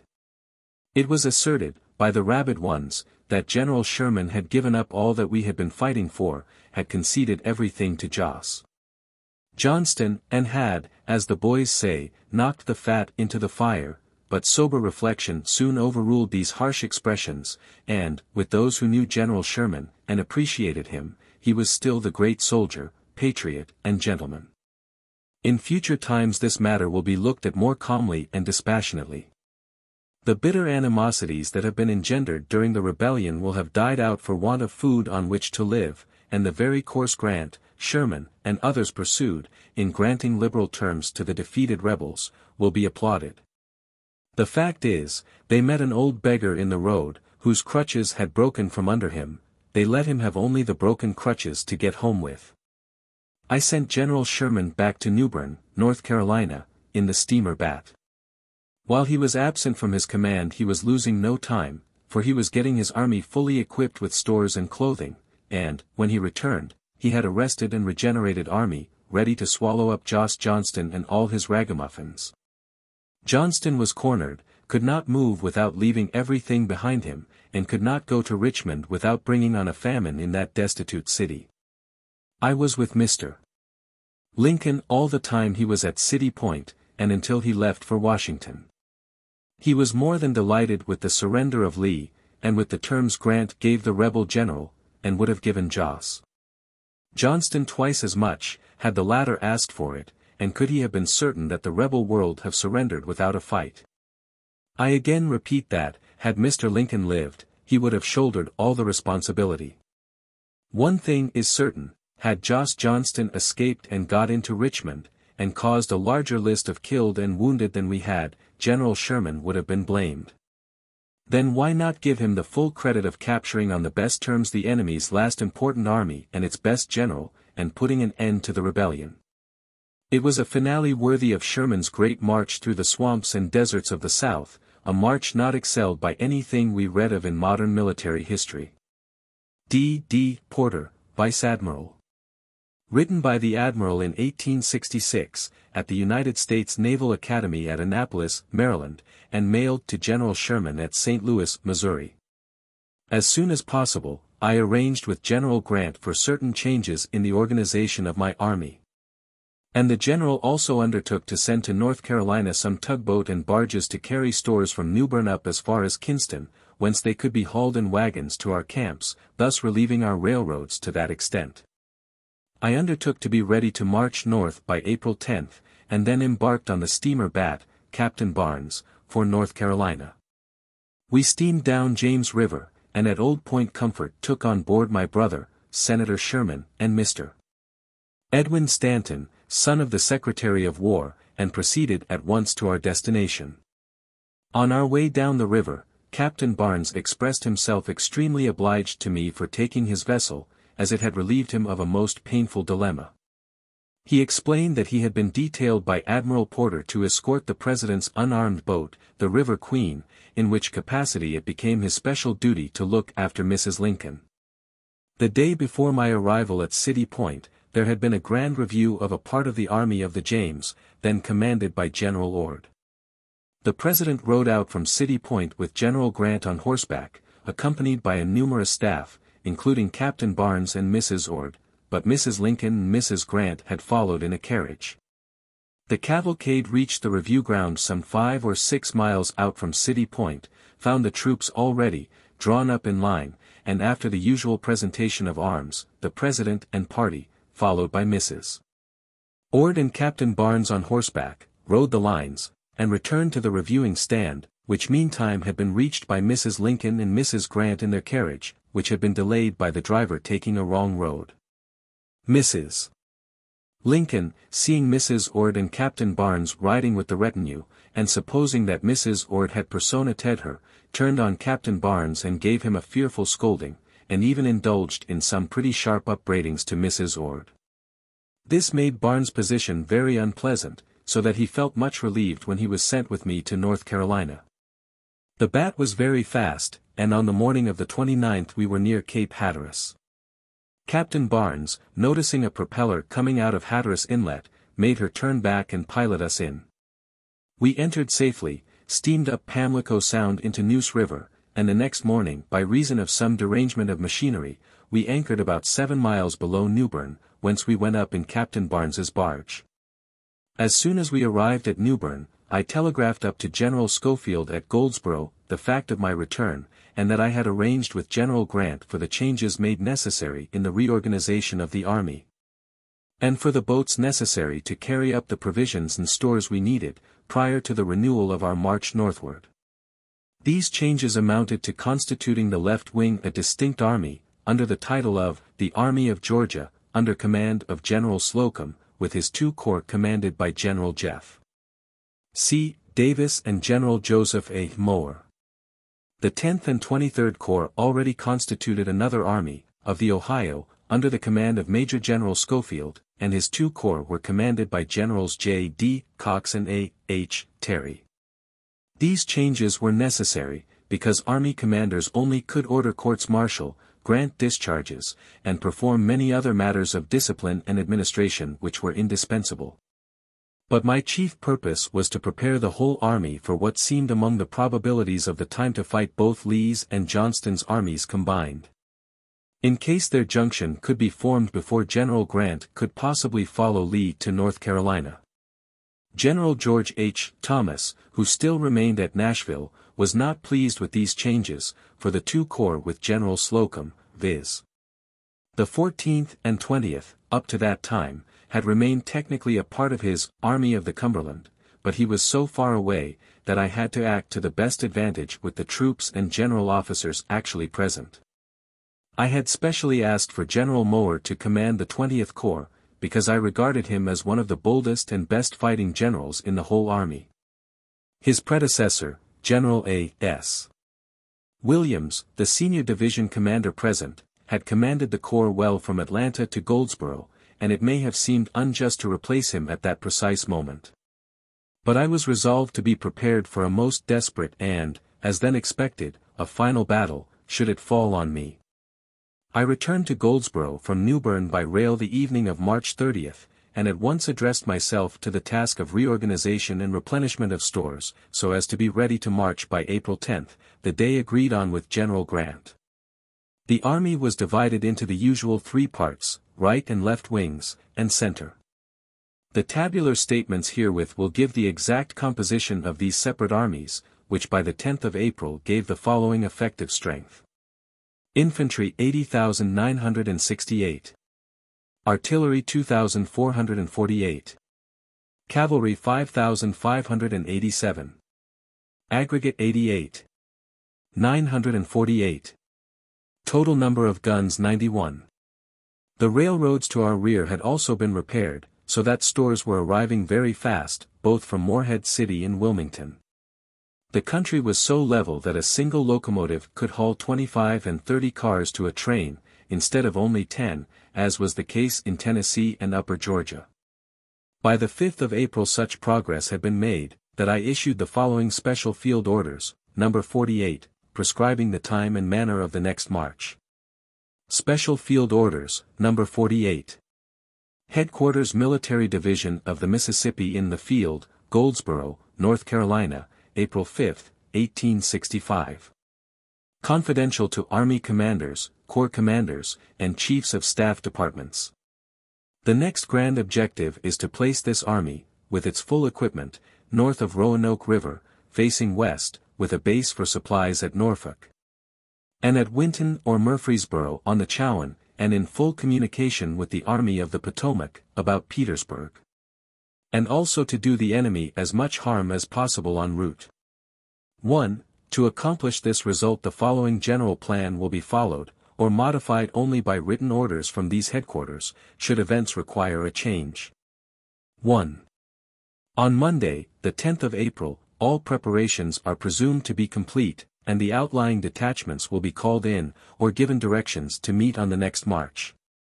All preparations will also be complete to place the railroad stock back of Kinston on the one road, and below the northeast branch on the other. 2. On Tuesday, the 11th, the columns will draw out on their lines of march, say, about 7 miles, and close up. 3. On Wednesday the march will begin in earnest, and will be kept up at the rate, say, of about 12 miles a day, or according to the amount of resistance. All the columns will dress to the left, which is the exposed flank, and commanders will study always to find roads by which they can, if necessary, perform a general left wheel. The wagons to be escorted to some place of security on the direct route of march. Foraging and other details may continue as heretofore, only more caution and prudence should be observed, and foragers should not go in advance of the advance guard, but look more to our right rear for corn, bacon, and meal. 2. The left wing, Major General Slocum commanding, will aim straight for the railroad bridge near Smithfield, thence along up the Neuse River to the railroad bridge over Neuse River, northeast of Raleigh, Powell's.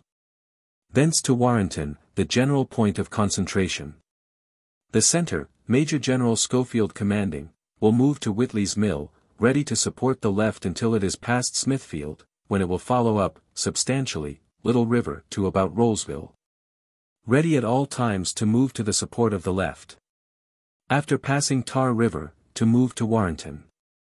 The right wing, Major General Howard commanding, preceded by the cavalry, will move rapidly on Pikeville and Nahunta, then swing across to Beulah to Folkes Bridge. Ready to make junction with the other armies in case the enemy offers battle this side of Neuse River, about Smithfield. Thence, in case of no serious opposition on the left, will work up toward Epsboro, Andrews, B., and Warrenton. The cavalry, General Kilpatrick commanding, leaving its encumbrances with the right wing, will push as though straight for Weldon, until the enemy is across Tar River, and that bridge burned. Then it will deflect toward Nashville and Warrenton, keeping up communication with General Headquarters. 3. As soon as the army starts, the chief quartermaster and commissary will prepare a resupply of stores at some point on Pamlico or Albemarle Sounds, ready to be conveyed to Kinston or Winton and Murfreesboro, according to developments. As soon as they have satisfactory information that the army is north of the Roanoke, they will forthwith establish a depot at Winton, with a sub-depot at Murfreesboro. Major General Schofield will hold, as heretofore, Wilmington, with the bridge across Northern Branch as an outpost, Newborn and Kinston as its outpost.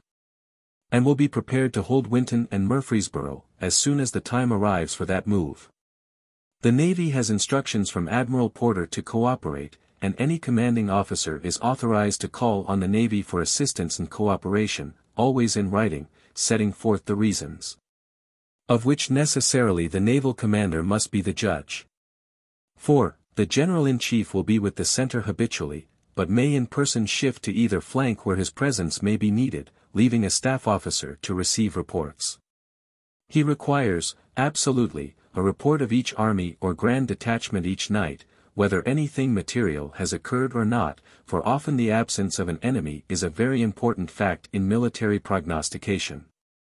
By order of Major General W.T. Sherman. L. M. Dayton, Assistant Adjutant General. But the whole problem became suddenly changed by the news of the fall of Richmond and Petersburg, which reached us at Goldsboro, on the 6th of April. The Confederate government, with Lee's army, had hastily abandoned Richmond, fled in great disorder toward Danville, and General Grant's whole army was in close pursuit. Of course, I inferred that General Lee would succeed in making junction with General Johnston, with at least a fraction of his army, somewhere to my front. I at once altered the foregoing orders, and prepared on the day appointed, viz. April 10, to move straight on Raleigh, against the army of General Johnston, known to be at Smithfield, and supposed to have about 35,000 men. Wade Hampton's cavalry was on his left front and Wheeler's on his right front, simply watching us and awaiting our initiative. Meantime the details of the great victories in Virginia came thick and fast, and on the 8th I received from General Grant this communication, in the form of a cipher dispatch. Headquarters Armies of the United States. Wilson Station, April 5, 1865. Major General Sherman, Goldsboro, North Carolina. All indications now are that Lee will attempt to reach Danville with the remnant of his force. Sheridan, who was up with him last night, reports all that is left with him horse, foot, and dragoons at 20,000, much demoralized. We hope to reduce this number 1/2. I will push on to Bucksville, and, if a stand is made at Danville, will, in a very few days, go there. If you can possibly do so, push on from where you are, and let us see if we cannot finish the job with Lee's and Johnston's armies. Whether it will be better for you to strike for Greensboro or nearer to Danville, you will be better able to judge when you receive this. Rebel armies now are the only strategic points to strike at. U.S. Grant, Lieutenant General. I answered immediately that we would move on the 10th, prepared to follow Johnston wherever he might go. Promptly on Monday morning, April 10th, the army moved straight on Smithfield. The right wing making a circuit by the right and the left wing, supported by the center, moving on the two direct roads toward Raleigh, distant 50 miles. General Terry's and General Kilpatrick's troops moved from their positions on the south or west bank of the Neuse River in the same general direction, by Cox's Bridge. On the 11th we reached Smithfield, and found it abandoned by Johnston's army, which had retreated hastily on Raleigh, burning the bridges.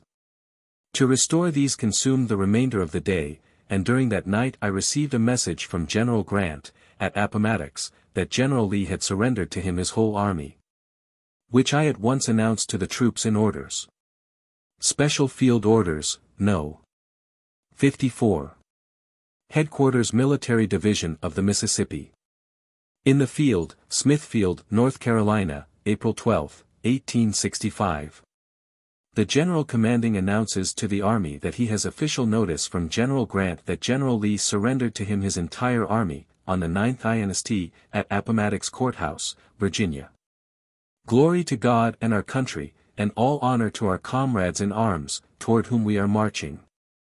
A little more labor, a little more toil on our part, the great race is won, and our government stands regenerated, after 4 long years of war.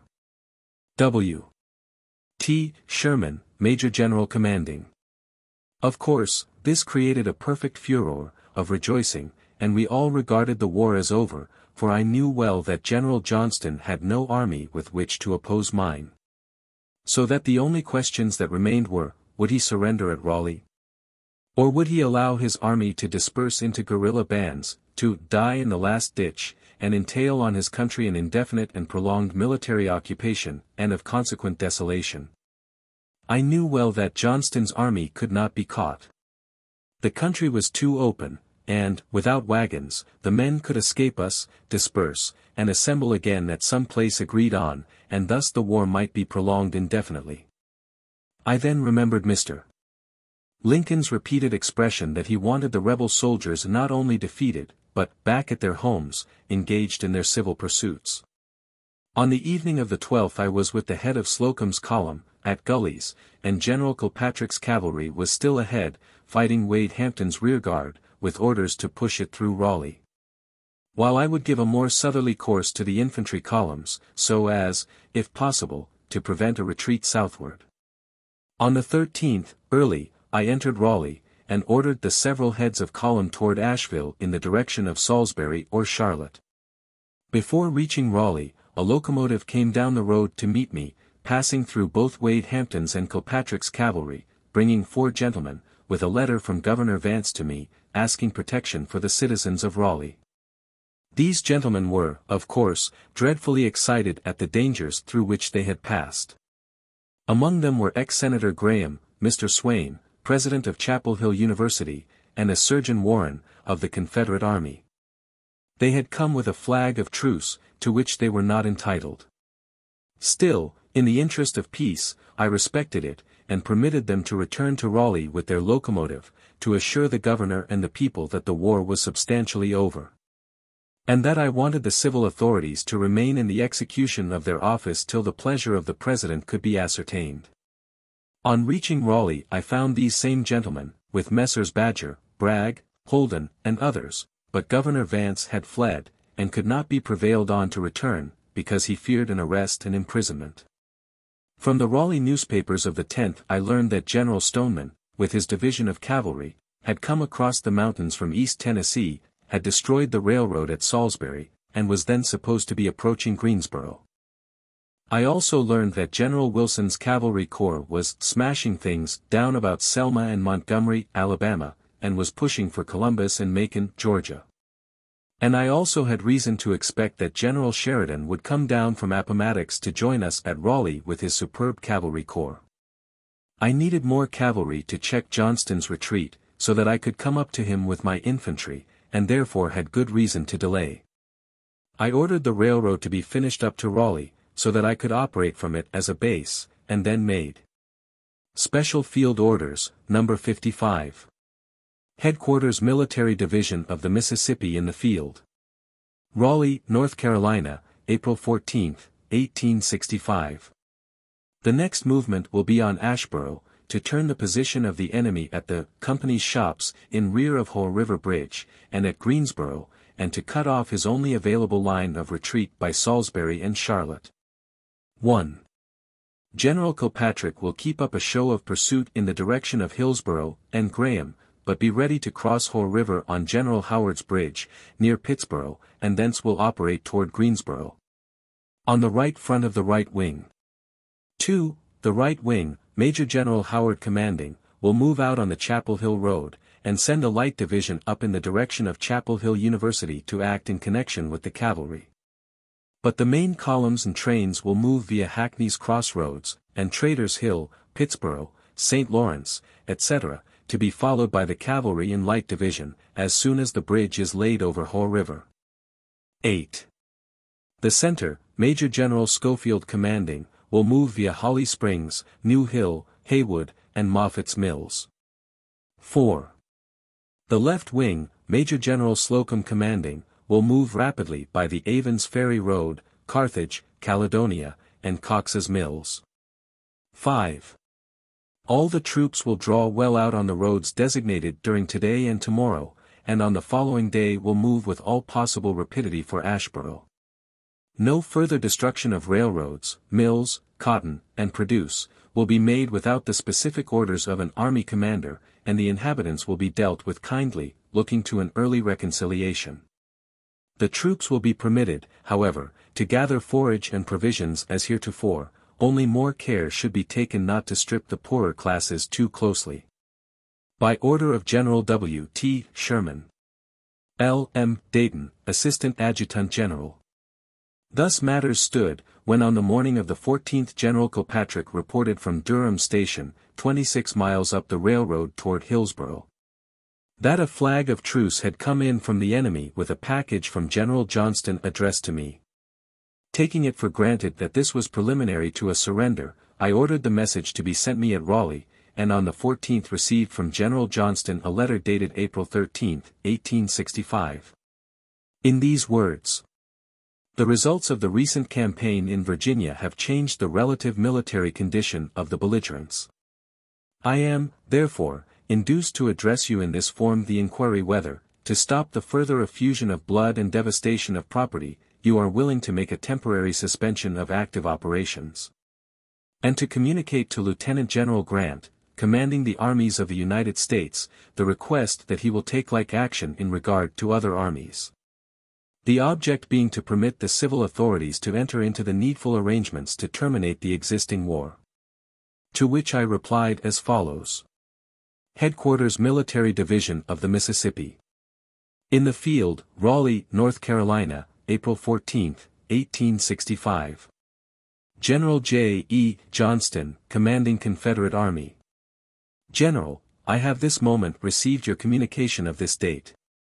I am fully empowered to arrange with you any terms for the suspension of farther hostilities between the armies commanded by you and those commanded by myself, and will be willing to confer with you to that end. I will limit the advance of my main column, tomorrow, to Morrisville, and the cavalry to the University, and expect that you will also maintain the present position of your forces until each has notice of a failure to agree. That a basis of action may be had, I undertake to abide by the same terms and conditions as were made by Generals Grant and Lee at Appomattox Courthouse, on the 9th instant, relative to our two armies. And, furthermore, to obtain from General Grant an order to suspend the movements of any troops from the direction of Virginia. General Stoneman is under my command, and my order will suspend any devastation or destruction contemplated by him. I will add that I really desire to save the people of North Carolina the damage they would sustain by the march of this army through the central or western parts of the state. I am, with respect, your obedient servant. W. T. Sherman, Major General. I sent my aide-de-camp, Colonel McCoy, up to Durham Station with this letter, with instructions to receive the answer, to telegraph its contents back to me at Raleigh, and to arrange for an interview. On the 16th I received a reply from General Johnston, agreeing to meet me the next day at a point midway between our advance at Durham and his rear at Hillsboro. I ordered a car and locomotive to be prepared to convey me up to Durham's at 8 o'clock of the morning of April 17. Just as we were entering the car, the telegraph operator, whose office was upstairs in the depot building, ran down to me and said that he was at that instant of time receiving a most important dispatch in cipher from Morehead City, which I ought to see. I held the train for nearly half an hour, when he returned with the message translated and written out. It was from Mr. Stanton, announcing the assassination of Mr. Lincoln, the attempt on the life of Mr. Seward and Son, and a suspicion that a like fate was designed for General Grant and all the principal officers of the government. Dreading the effect of such a message at that critical instant of time, I asked the operator if anyone besides himself had seen it. He answered no. I then bade him not to reveal the contents by word or look till I came back, which I proposed to do the same afternoon. The train then started, and, as we passed Morris's station, General Logan, commanding the 15th Corps, came into my car, and I told him I wanted to see him on my return, as I had something very important to communicate. He knew I was going to meet General Johnston, and volunteered to say that he hoped I would succeed in obtaining his surrender, as the whole army dreaded the long march to Charlotte, 175 miles, already begun, but which had been interrupted by the receipt of General Johnston's letter of the 13th. We reached Durham's, 26 miles, about 10 a.m., where General Kilpatrick had a squadron of cavalry drawn up to receive me. We passed into the house in which he had his headquarters, and soon after mounted some led horses, which he had prepared for myself and staff. General Kilpatrick sent a man ahead with a white flag, followed by a small platoon, behind which we rode, and were followed by the rest of the escort. We rode up the Hillsboro road for about 5 miles, when our flag-bearer discovered another coming to meet him. They met, and word was passed back to us that General Johnston was near at hand. When we rode forward and met General Johnston on horseback, riding side by side with General Wade Hampton, we shook hands, and introduced our respective attendants. I asked if there was a place convenient where we could be private, and General Johnston said he had passed a small farmhouse a short distance back, when we rode back to it together side by side, our staff officers and escorts following.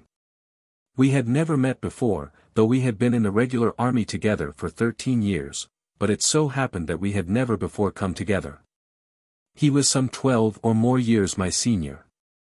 But we knew enough of each other to be well acquainted at once. We soon reached the house of a Mr. Bennet, dismounted, and left our horses with orderlies in the road. Our officers, on foot, passed into the yard, and General Johnston and I entered the small frame house. We asked the farmer if we could have the use of his house for a few minutes, and he and his wife withdrew into a smaller log house, which stood close by. As soon as we were alone together I showed him the dispatch announcing Mr. Lincoln's assassination, and watched him closely. The perspiration came out in large drops on his forehead, and he did not attempt to conceal his distress. He denounced the act as a disgrace to the age, and hoped I did not charge it to the Confederate government. I told him I could not believe that he or General Lee, or the officers of the Confederate Army, could possibly be privy to acts of assassination, but I would not say as much for Jeff Davis, George Sanders, and men of that stripe. We talked about the effect of this act on the country at large and on the armies, and he realized that it made my situation extremely delicate. I explained to him that I had not yet revealed the news to my own personal staff or to the army, and that I dreaded the effect when made known in Raleigh. Mr. Lincoln was peculiarly endeared to the soldiers, and I feared that some foolish woman or man in Raleigh might say something or do something that would madden our men, and that a fate worse than that of Columbia would befall the place. I then told Johnston that he must be convinced that he could not oppose my army, and that, since Lee had surrendered, he could do the same with honor and propriety. He plainly and repeatedly admitted this, and added that any further fighting would be murder, but he thought that, instead of surrendering piecemeal, we might arrange terms that would embrace all the Confederate armies. I asked him if he could control other armies than his own. He said, not then, but intimated that he could procure authority from Mr. Davis. I then told him that I had recently had an interview with General Grant and President Lincoln, and that I was possessed of their views. That with them and the people North there seemed to be no vindictive feeling against the Confederate armies, but there was against Davis and his political adherents. And that the terms that General Grant had given to General Lee's army were certainly most generous and liberal. All this he admitted, but always recurred to the idea of a universal surrender, embracing his own army, that of Dick Taylor in Louisiana and Texas, and of Maury, Forrest, and others, in Alabama and Georgia. General Johnston's account of our interview in his narrative, page 402, seq., is quite accurate and correct, only I do not recall his naming the capitulation of Loban, to which he refers. Our conversation was very general and extremely cordial, satisfying me that it could have but one result, and that which we all desired, viz., to end the war as quickly as possible, and, being anxious to return to Raleigh before the news of Mr. Lincoln's assassination could be divulged, on General Johnston's saying that he thought that, during the night, he could procure authority to act in the name of all the Confederate armies in existence. We agreed to meet again the next day at noon at the same place, and parted, he for Hillsborough and I for Raleigh. We rode back to Durham Station in the order we had come, and then I showed the dispatch announcing Mr. Lincoln's death. I cautioned the officers to watch the soldiers closely, to prevent any violent retaliation by them, leaving that to the government at Washington. And on our way back to Raleigh in the cars I showed the same dispatch to General Logan and to several of the officers of the 15th Corps that were posted at Morrisville and Jones's Station, all of whom were deeply impressed by it. But all gave their opinion that this sad news should not change our general course of action. As soon as I reached Raleigh I published the following orders to the army, announcing the assassination of the President, and I doubt if, in the whole land, there were more sincere mourners over his sad fate than were then in and about Raleigh. I watched the effect closely, and was gratified that there was no single act of retaliation. Though I saw and felt that one single word by me would have laid the city in ashes, and turned its whole population houseless upon the country, if not worse. Special Field Orders, No. 56. Headquarters Military Division of the Mississippi in the Field, Raleigh, North Carolina, April 17, 1865.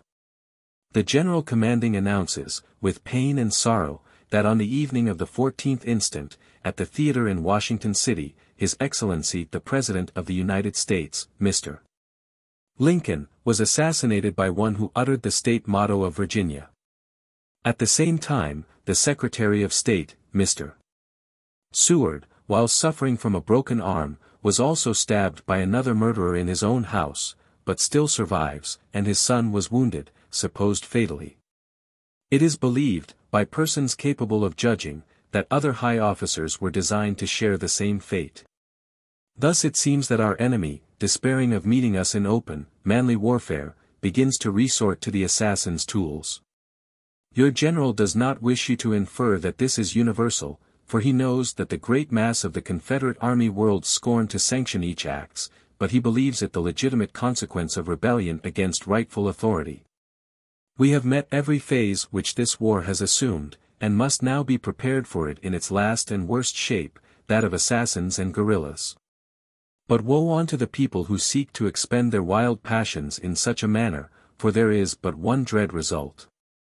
By order of Major General W. T. Sherman. L. M. Dayton, Assistant Adjutant General. During the evening of the 17th and morning of the 18th I saw nearly all the general officers of the army, Schofield, Slocum, Howard, Logan, Blair, and we talked over the matter of the conference at Bennett's house of the day before, and, without exception, all advised me to agree to some terms, for they all dreaded the long and harassing march in pursuit of a dissolving and fleeing army, a march that might carry us back again over the 1,000 miles that we had just accomplished.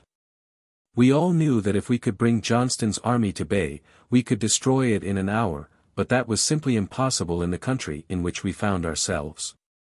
We discussed all the probabilities, among which was, whether, if Johnston made a point of it, I should assent to the escape from the country of Jeff Davis and his fugitive cabinet. And some one of my general officers, either Logan or Blair, insisted that, if asked for, we should even provide a vessel to carry them to Nassau from Charleston.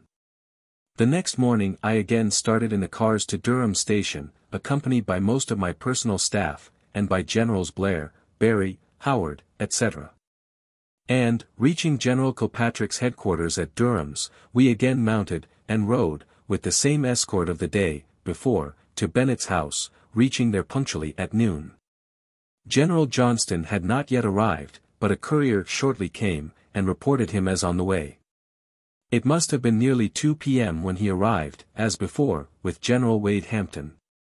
He had halted his escort out of sight, and we again entered Bennett's house, and I closed the door.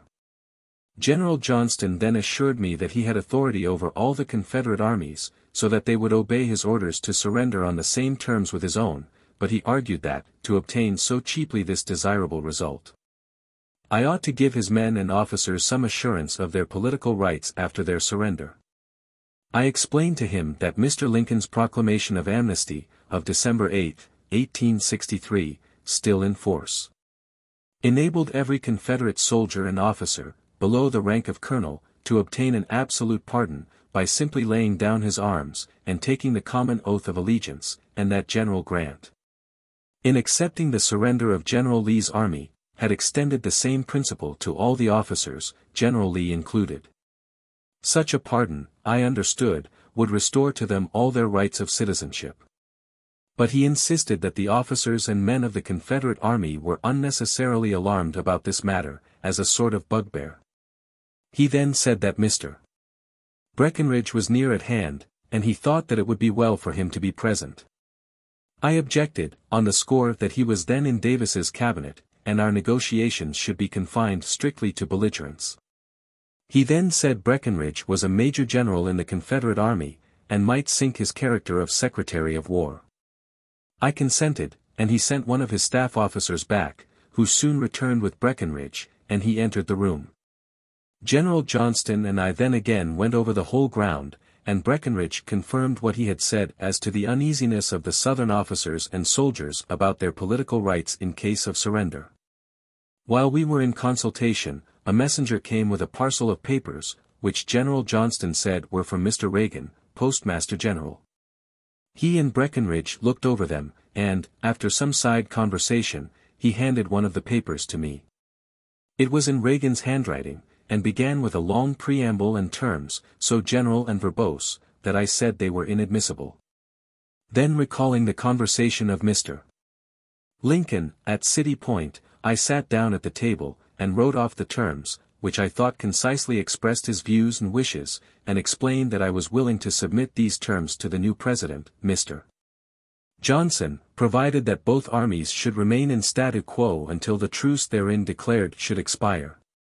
I had full faith that General Johnston would religiously respect the truce, which he did.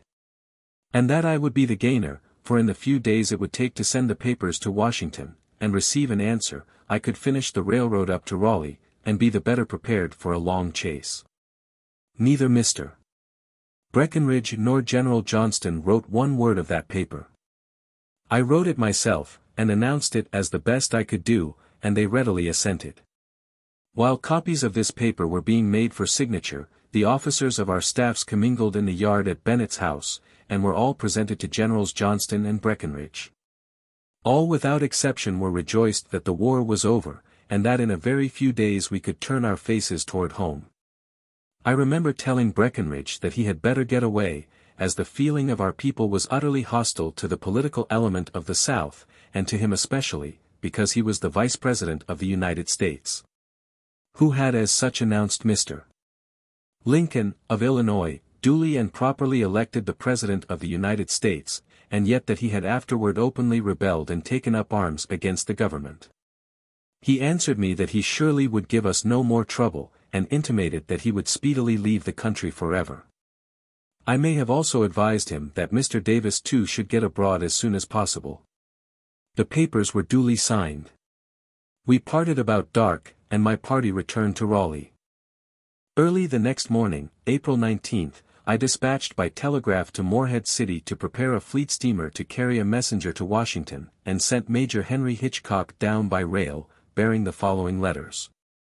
An agreement with General Johnston, with instructions to be very careful to let nothing escape him to the greedy newspaper correspondents, but to submit his papers to General Halleck, General Grant, or the Secretary of War. And to bring me back with all expedition their orders and instructions. On their face they recited that I had no authority to make final terms involving civil or political questions, but that I submitted them to the proper quarter in Washington for their action. And the letters fully explained that the military situation was such that the delay was an advantage to us. I cared little whether they were approved, modified, or disapproved in toto, only I wanted instructions. Many of my general officers, among whom, I am almost positive, were Generals Logan and Blair, urged me to accept the terms, without reference at all to Washington. But I preferred the latter course. Headquarters Military Division of the Mississippi, in the field. Raleigh, North Carolina, April 18, 1886. General H. W. Halleck, Chief of Staff, Washington, D.C. General, I received your dispatch describing the man Clark, detailed to assassinate me. He had better be in a hurry, or he will be too late. The news of Mr. Lincoln's death produced a most intense effect on our troops. At first I feared it would lead to excesses, but now it has softened down, and can easily be guided. None evinced more feeling than General Johnston, who admitted that the act was calculated to stain his cause with a dark hue, and he contended that the loss was most serious to the South, who had begun to realize that Mr. Lincoln was the best friend they had. I cannot believe that even Mr. Davis was privy to the diabolical plot, but think it the emanation of a set of young men of the South, who are very devils. I want to throw upon the South the care of this class of men, who will soon be as obnoxious to their industrial classes as to us. Had I pushed Johnston's army to an extremity, it would have dispersed, and done infinite mischief. Johnston informed me that General Stoneman had been at Salisbury, and was now at Statesville. I have sent him orders to come to me. General Johnston also informed me that General Wilson was at Columbia, Georgia, and he wanted me to arrest his progress. I leave that to you. Indeed, if the President sanctions my agreement with Johnston, our interest is to cease all destruction. Please give all orders necessary according to the views the executive may take, and influence him, if possible, not to vary the terms at all, for I have considered everything, and believe that, the Confederate armies once dispersed, we can adjust all else fairly and well. I am, yours, etc. W. T. Sherman, Major General Commanding. Headquarters Military Division of the Mississippi. In the field, Raleigh, North Carolina, April 18, 1865. Lieutenant General U. S. Grant, or Major General Halleck, Washington, D.C. General, I enclose herewith a copy of an agreement made this day between General Joseph E. Johnston and myself, which, if approved by the President of the United States, will produce peace from the Potomac to the Rio Grande. Mr. Breckinridge was present at our conference, in the capacity of Major General, and satisfied me of the ability of General Johnston to carry out to their full extent the terms of this agreement. And if you will get the President to simply endorse the copy, and commission me to carry out the terms, I will follow them to the conclusion. You will observe that it is an absolute submission of the enemy to the lawful authority of the United States, and disperses his armies absolutely. And the point to which I attach most importance is, that the dispersion and disbandment of these armies is done in such a manner as to prevent their breaking up into guerrilla bands. On the other hand, we can retain just as much of an army as we please. I agreed to the mode and manner of the surrender of arms set forth, as it gives the states the means of repressing guerrillas, which we could not expect them to do if we stripped them of all arms. Both Generals Johnston and Breckinridge admitted that slavery was dead, and I could not insist on embracing it in such a paper, because it can be made with the states in detail. I know that all the men of substance South sincerely want peace, and I do not believe they will resort to war again during this century. I have no doubt that they will in the future be perfectly subordinate to the laws of the United States. The moment my action in this matter is approved, I can spare 5 corps, and will ask for orders to leave General Schofield here with the 10th Corps, and to march myself with the 14th, 15th, 17th, 20th, and 23rd Corps via Bucksville and Gordonsville to Frederick or Hagerstown, Maryland, there to be paid and mustered out. The question of finance is now the chief one, and every soldier and officer not needed should be got home at work. I would like to be able to begin the march north by May 1st. I urge, on the part of the President, speedy action, as it is important to get the Confederate armies to their homes as well as our own. I am, with great respect, your obedient servant. W. T. Sherman, Major General Commanding. Memorandum, or Basis of Agreement, made this 18th day of April, D. 1865, near Durham Station, in the state of North Carolina, by and between General Joseph E. Johnston, commanding the Confederate Army, and Major General William T. Sherman, commanding the Army of the United States in North Carolina, both present. 1. The contending armies now in the field to maintain the statu quo until notice is given by the commanding general of any one to its opponent, and reasonable time, say, 48 hours allowed. 2.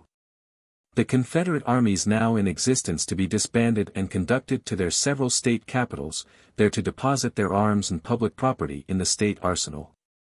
And each officer and man to execute and file an agreement to cease from acts of war, and to abide the action of the state and federal authority. The number of arms and munitions of war to be reported to the Chief of Ordnance at Washington City, subject to the future action of the Congress of the United States, and, in the meantime, to be needed solely to maintain peace and order within the borders of the states respectively. 3.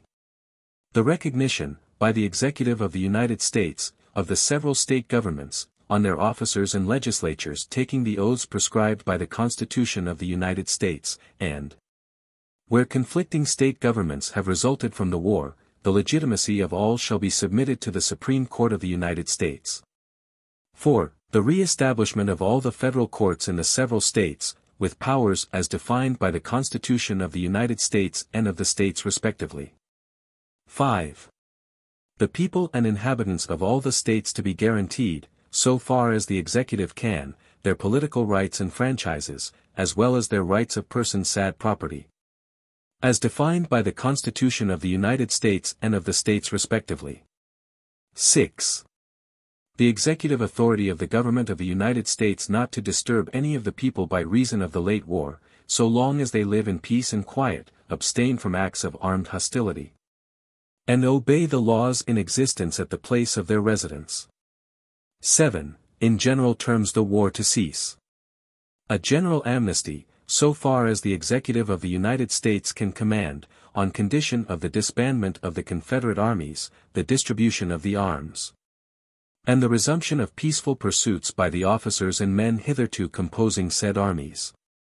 Not being fully empowered by our respective principals to fulfill these terms, we individually and officially pledge ourselves to promptly obtain the necessary authority, and to carry out the above program.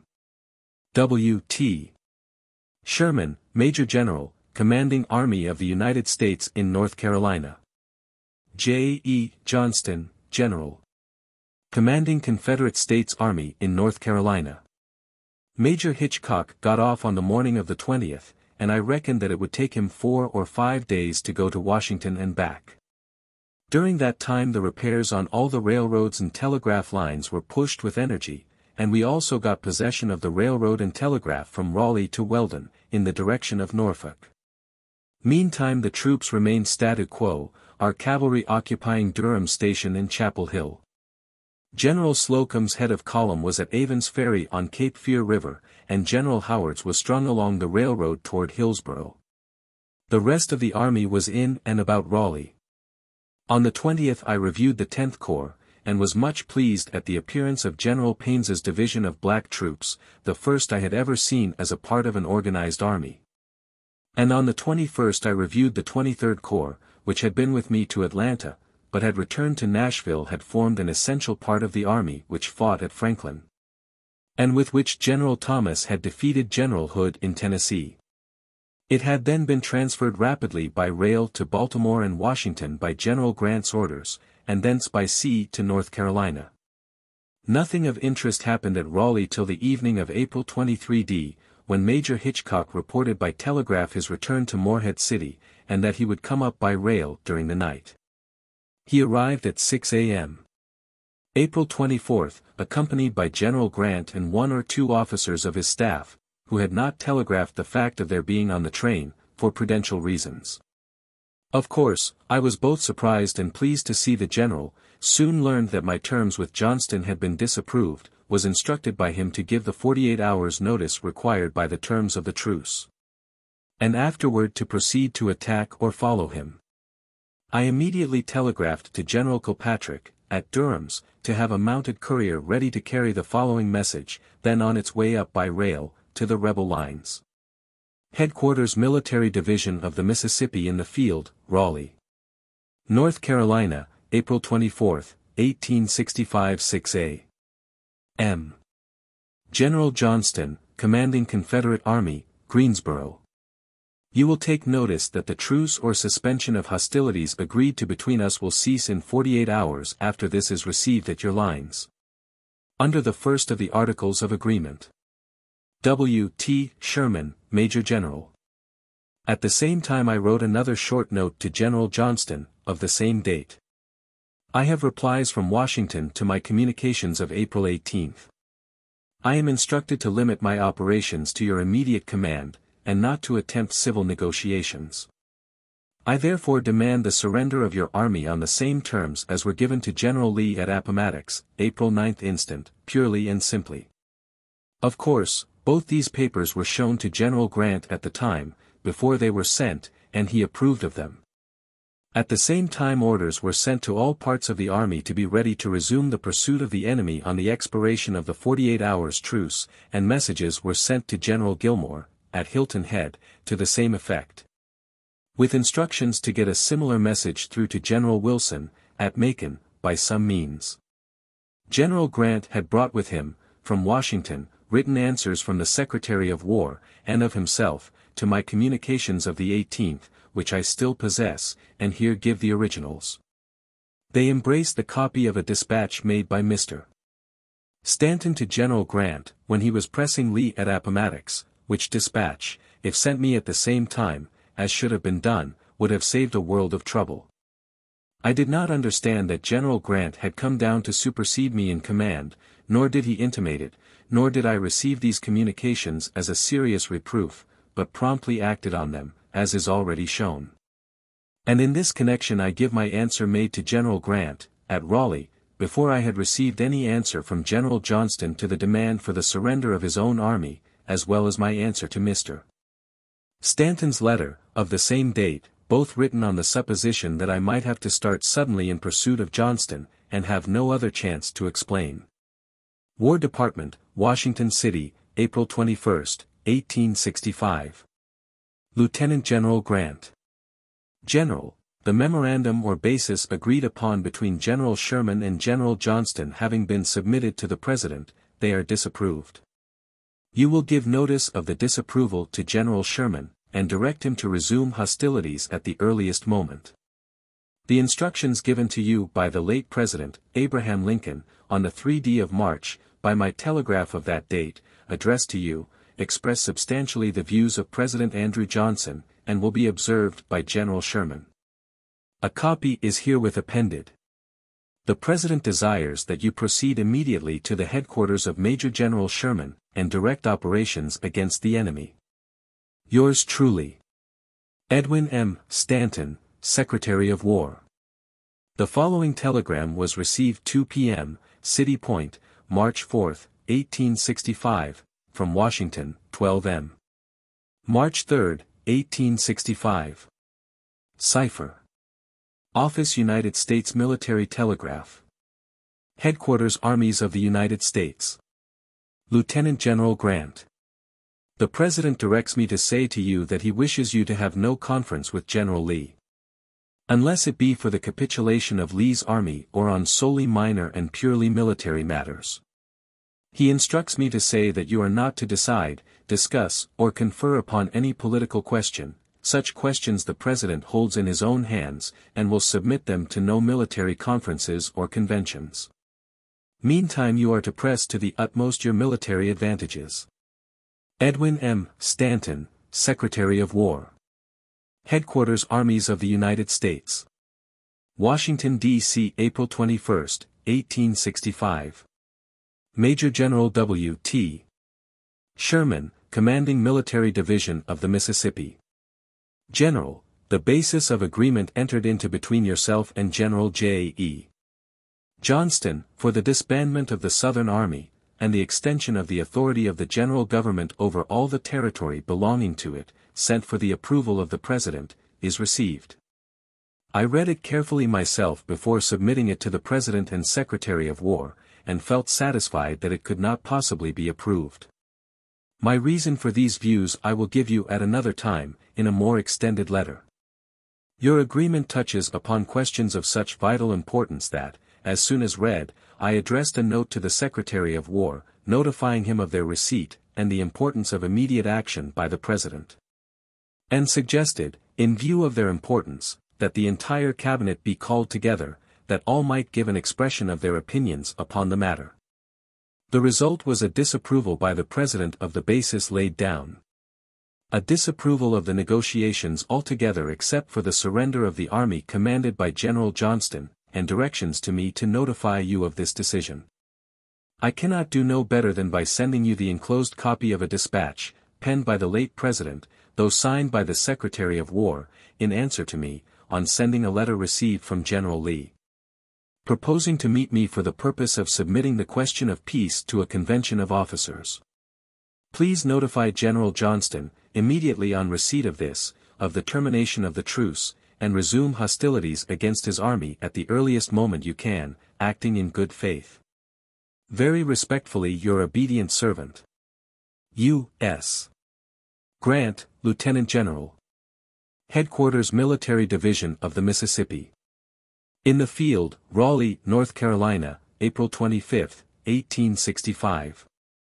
Lieutenant General U.S. Grant, present.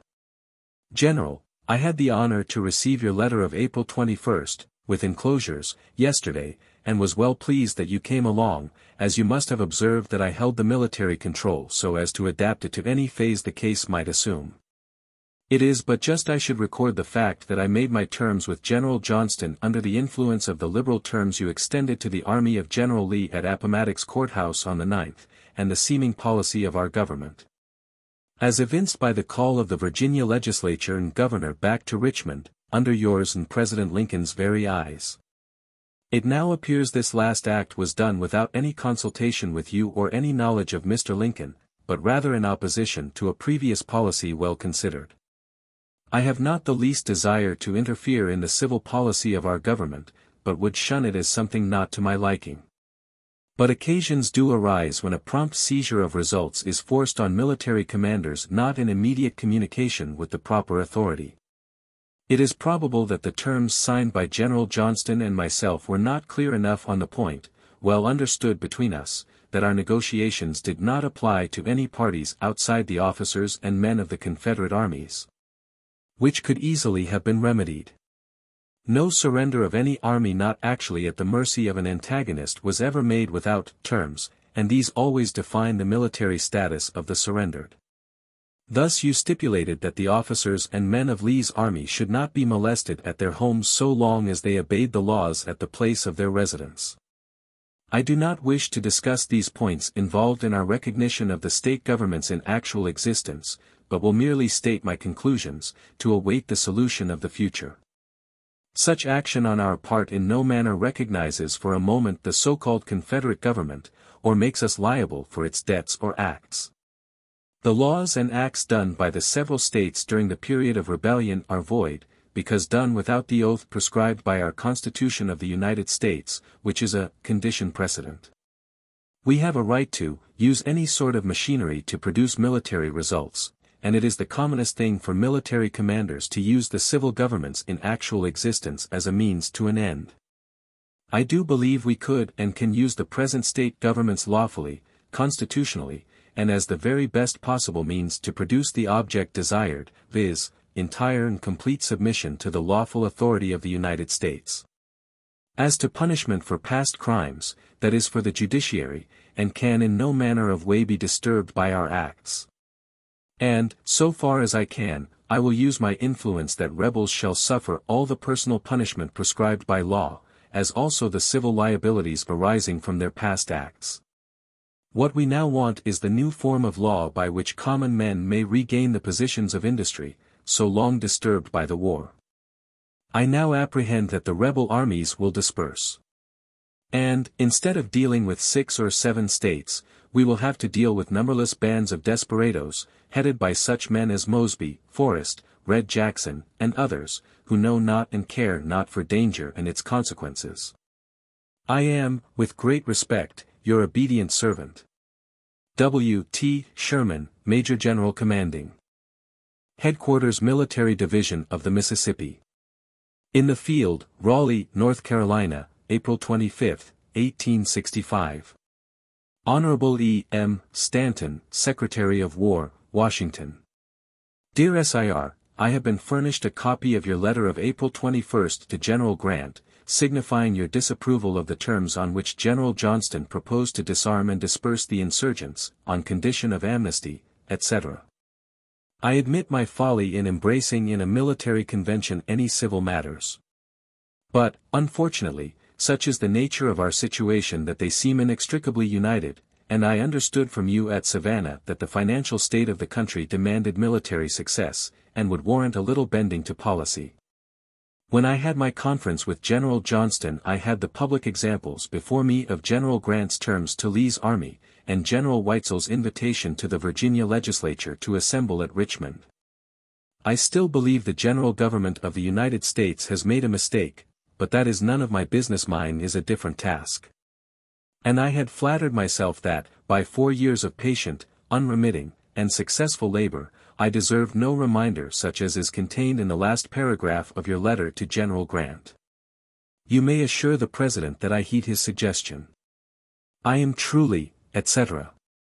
W. T. Sherman, Major General Commanding. On the same day, but later, I received an answer from General Johnston, agreeing to meet me again at Bennett's house the next day, April 26, at noon. He did not even know that General Grant was in Raleigh. General Grant advised me to meet him, and to accept his surrender on the same terms as his with General Lee. And on the 26th I again went up to Durham Station by rail, and rode out to Bennett's house, where we again met, and General Johnston, without hesitation, agreed to, and we executed, the following final terms. Terms of a military convention.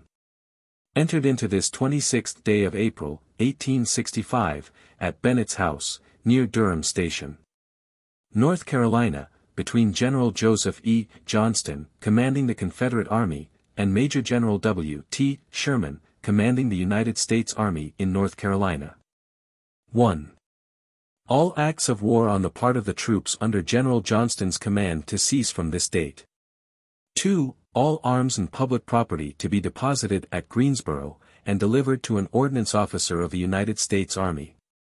3.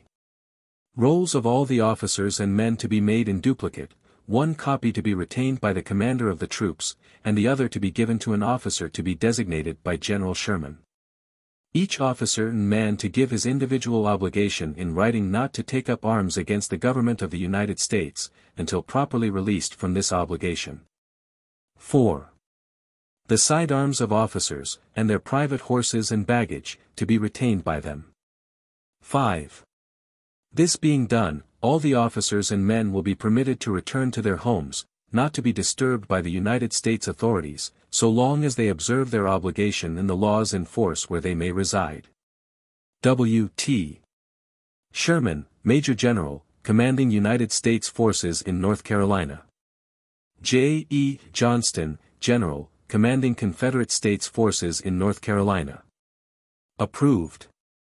U. S. Grant, Lieutenant General. I returned to Raleigh the same evening, and, at my request, General Grant wrote on these terms his approval, and then I thought the matter was surely at an end. He took the original copy, on the 27th returned to New Bern, and thence went back to Washington. I immediately made all the orders necessary to carry into effect the terms of this convention, devolving on General Schofield the details of granting the parole and making the muster rolls of prisoners, inventories of property, etc. of General Johnston's army at and about Greensboro, North Carolina, and on General Wilson the same duties in Georgia. But, thus far, I had been compelled to communicate with the latter through rebel sources, and General Wilson was necessarily confused by the conflict of orders and information. I deemed it of the utmost importance to establish for him a more reliable base of information and supply, and accordingly resolved to go in person to Savannah for that purpose. But, before starting, I received a New York Times, of April 24, containing the following extraordinary communications. First Bulletin. War Department, Washington, April 22, 1885. Yesterday evening a bearer of dispatches arrived from General Sherman. An agreement for a suspension of hostilities, and a memorandum of what is called a basis for peace, had been entered into on the 18th inst. By General Sherman, with the rebel General Johnston.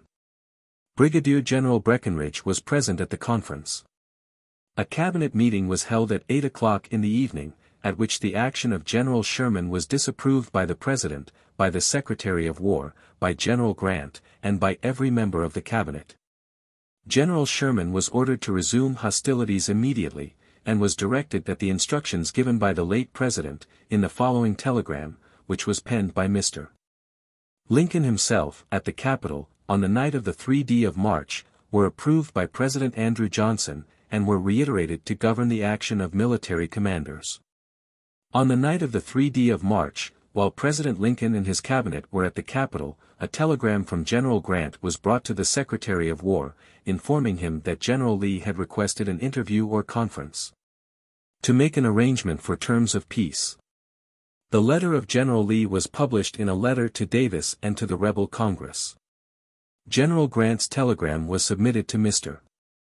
Lincoln, who, after pondering a few minutes, took up his pen and wrote with his own hand the following reply, which he submitted to the Secretary of State and Secretary of War. It was then dated, addressed, and signed, by the Secretary of War, and telegraphed to General Grant. Washington, March 3, 1865 to 12 p.m. Lieutenant General Grant. The President directs me to say to you that he wishes you to have no conference with General Lee, unless it be for the capitulation of General Lee's army, or on some minor or purely military matter. He instructs me to say that you are not to decide, discuss, or confer upon any political questions.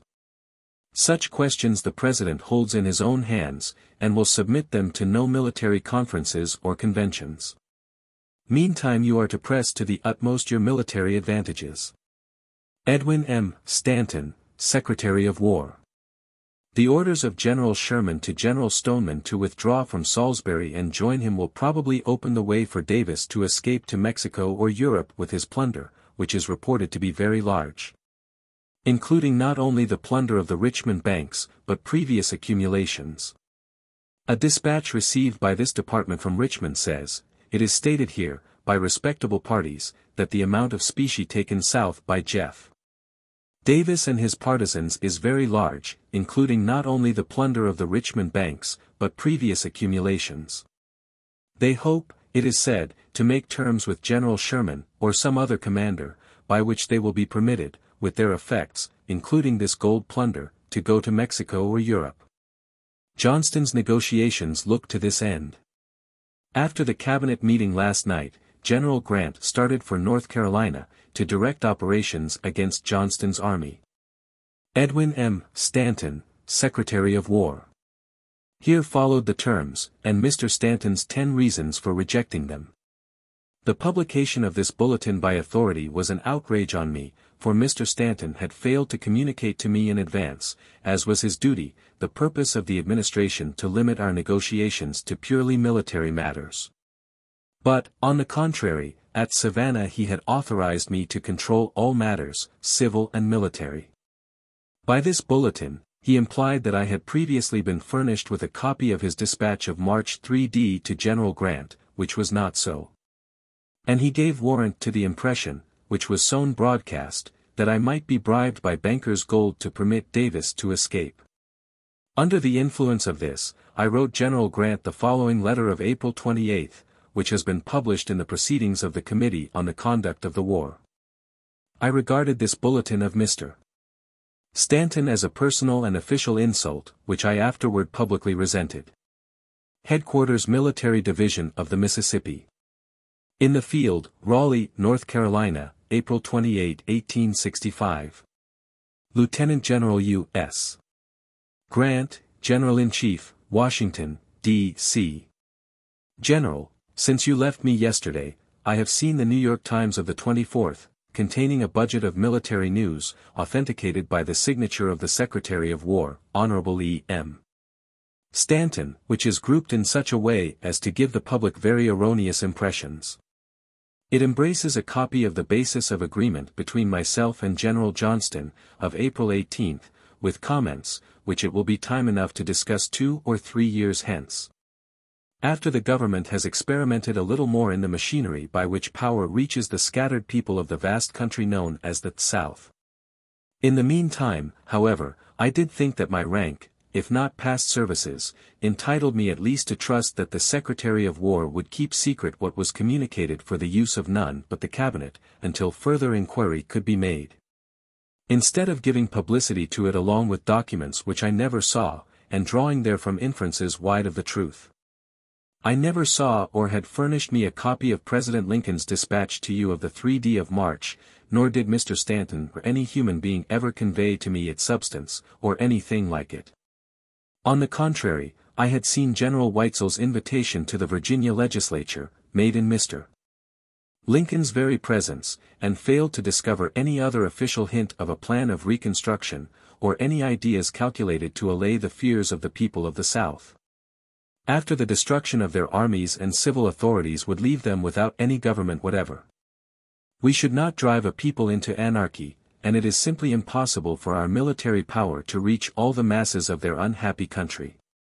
I confess I did not desire to drive General Johnston's army into bands of armed men, going about without purpose, and capable only of infinite mischief. But you saw, on your arrival here, that I had my army so disposed that his escape was only possible in a disorganized shape. And as you did not choose to direct military operations in this quarter, I inferred that you were satisfied with the military situation. At all events, the instant I learned what was proper enough, the disapproval of the President, I acted in such a manner as to compel the surrender of General Johnston's whole army on the same terms which you had prescribed to General Lee's army. When you had it surrounded and in your absolute power. Mr. Stanton, in stating that my orders to General Stoneman were likely to result in the escape of Mr. Davis to Mexico or Europe, is in deep error. General Stoneman was not at Salisbury, but had gone back to Statesville. Davis was between us, and therefore Stoneman was beyond him. By turning toward me he was approaching Davis, and, had he joined me as ordered, I would have had a mounted force greatly needed for Davis's capture, and for other purposes. Even now I don't know that Mr. Stanton wants Davis caught, and as my official papers, deemed sacred, are hastily published to the world, it will be imprudent for me to state what has been done in that regard. As the editor of the Times has, it may be, logically and fairly drawn from this singular document the conclusion that I am insubordinate, I can only deny the intention.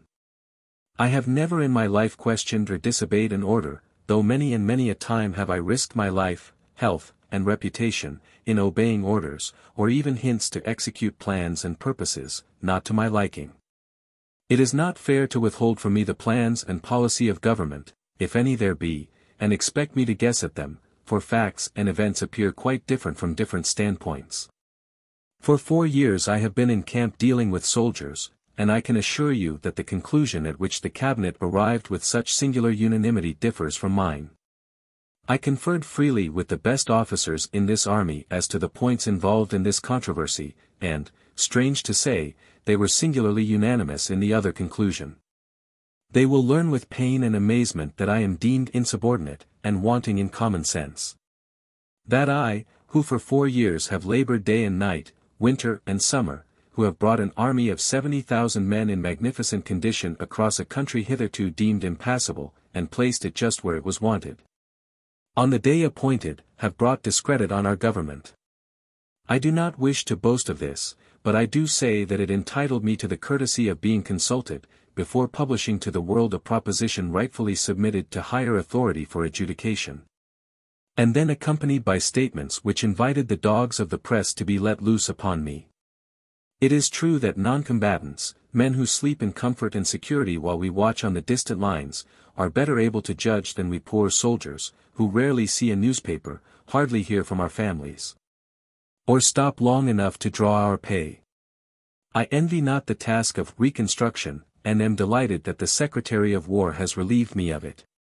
As you did not undertake to assume the management of the affairs of this army, I infer that, on personal inspection, your mind arrived at a different conclusion from that of the Secretary of War. I will therefore go on to execute your orders to the conclusion, and, when done, will with intense satisfaction leave to the civil authorities the execution of the task of which they seem so jealous. But, as an honest man and soldier, I invite them to go back to Nashville and follow my path, for they will see some things and hear some things that may disturb their philosophy. With sincere respect. W. T. Sherman, Major General Commanding. P. S. As Mr. Stanton's most singular paper has been published, I demand that this also be made public, though I am in no manner responsible to the press, but to the law, and my proper superiors. W. T. S. Major General. On the 28th I summoned all the army and corps commanders together at my quarters in the governor's mansion at Raleigh, where everything was explained to them, and all orders for the future were completed. Generals Schofield, Terry, and Kilpatrick were to remain on duty in the Department of North Carolina, already commanded by General Schofield. And the right and left wings were ordered to march under their respective commanding generals north by easy stages to Richmond, Virginia, there to await my return from the South. On the 29th of April, with a part of my personal staff, I proceeded by rail to Wilmington, North Carolina, where I found Generals Hawley and Potter, and the little steamer Russia, Captain Smith, awaiting me. After a short pause in Wilmington, we embarked, and proceeded down the coast to Port Royal and the Savannah River, which we reached on the 1st of May. There Captain Hoses, who had just come from General Wilson at Macon, met us, bearing letters for me and General Grant, in which General Wilson gave a brief summary of his operations up to date. He had marched from Eastport, Mississippi, 500 miles in 30 days, took 6,300 prisoners, 23 colors, and 156 guns, defeating Forrest, scattering the militia, and destroying every railroad, iron establishment, and factory, in North Alabama and Georgia. He spoke in the highest terms of his cavalry, as cavalry, claiming that it could not be excelled, and he regarded his corps as a model for modern cavalry in organization, armament, and discipline. Its strength was given at 13,500 men and horses on reaching Macon. Of course I was extremely gratified at his just confidence, and saw that all he wanted for efficient action was a sure base of supply, so that he need no longer depend for clothing, ammunition, food, and forage, on the country, which, now that war had ceased, it was our solemn duty to protect, instead of plunder. I accordingly ordered the captured steamer Jeff Davis to be loaded with stores, to proceed at once up the Savannah River to Augusta, with a small detachment of troops to occupy the arsenal, and to open communication with General Wilson at Macon. And on the next day, May 2d, this steamer was followed by another with a fall cargo of clothing, sugar, coffee, and bread, sent from Hilton Head by the department commander, General Gilmore, with a stronger guard commanded by General Molyneux. Leaving to General Gilmore, who was present, and in whose department General Wilson was, to keep up the supplies at Augusta, and to facilitate as far as possible General Wilson's operations inland, I began my return on the 2d of May. We went into Charleston Harbor, passing the ruins of old Forts Moultrie and Sumter without landing. We reached the city of Charleston, which was held by part of the division of General John P. Hatch, the same that we had left at Pocotaligo. We walked the old familiar streets Broad, King, Meeting, etc., but desolation and ruin were everywhere. The heart of the city had been burned during the bombardment, and the rebel garrison at the time of its final evacuation had fired the railroad depots, which fire had spread, and was only subdued by our troops after they had reached the city. I inquired for many of my old friends, but they were dead or gone, and of them all I only saw a part of the family of Mrs. Pettigrew.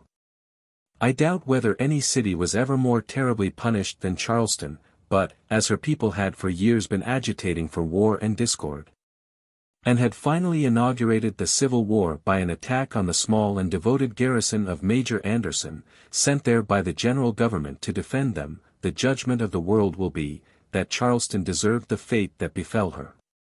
Resuming our voyage, we passed into Cape Fear River by its mouth at Fort Caswell and Smithville, and out by the new channel at Fort Fisher, and reached Morehead City on the 4th of May.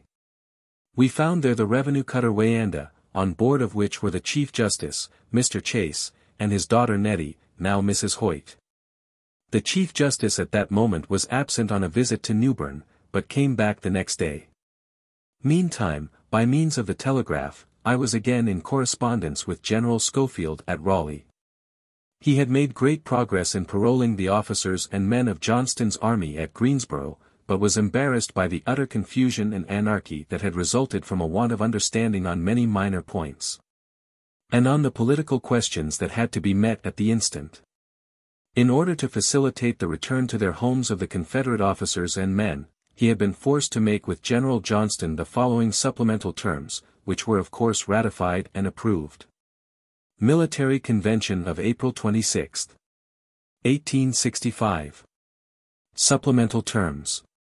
1. The field transportation to be loaned to the troops for their march to their homes, and for subsequent use in their industrial pursuits. Artillery horses may be used in field transportation, if necessary. 2.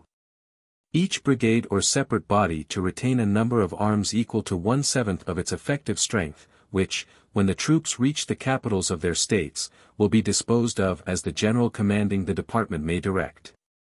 3. Private horses, and other private property of both officers and men, to be retained by them. 4.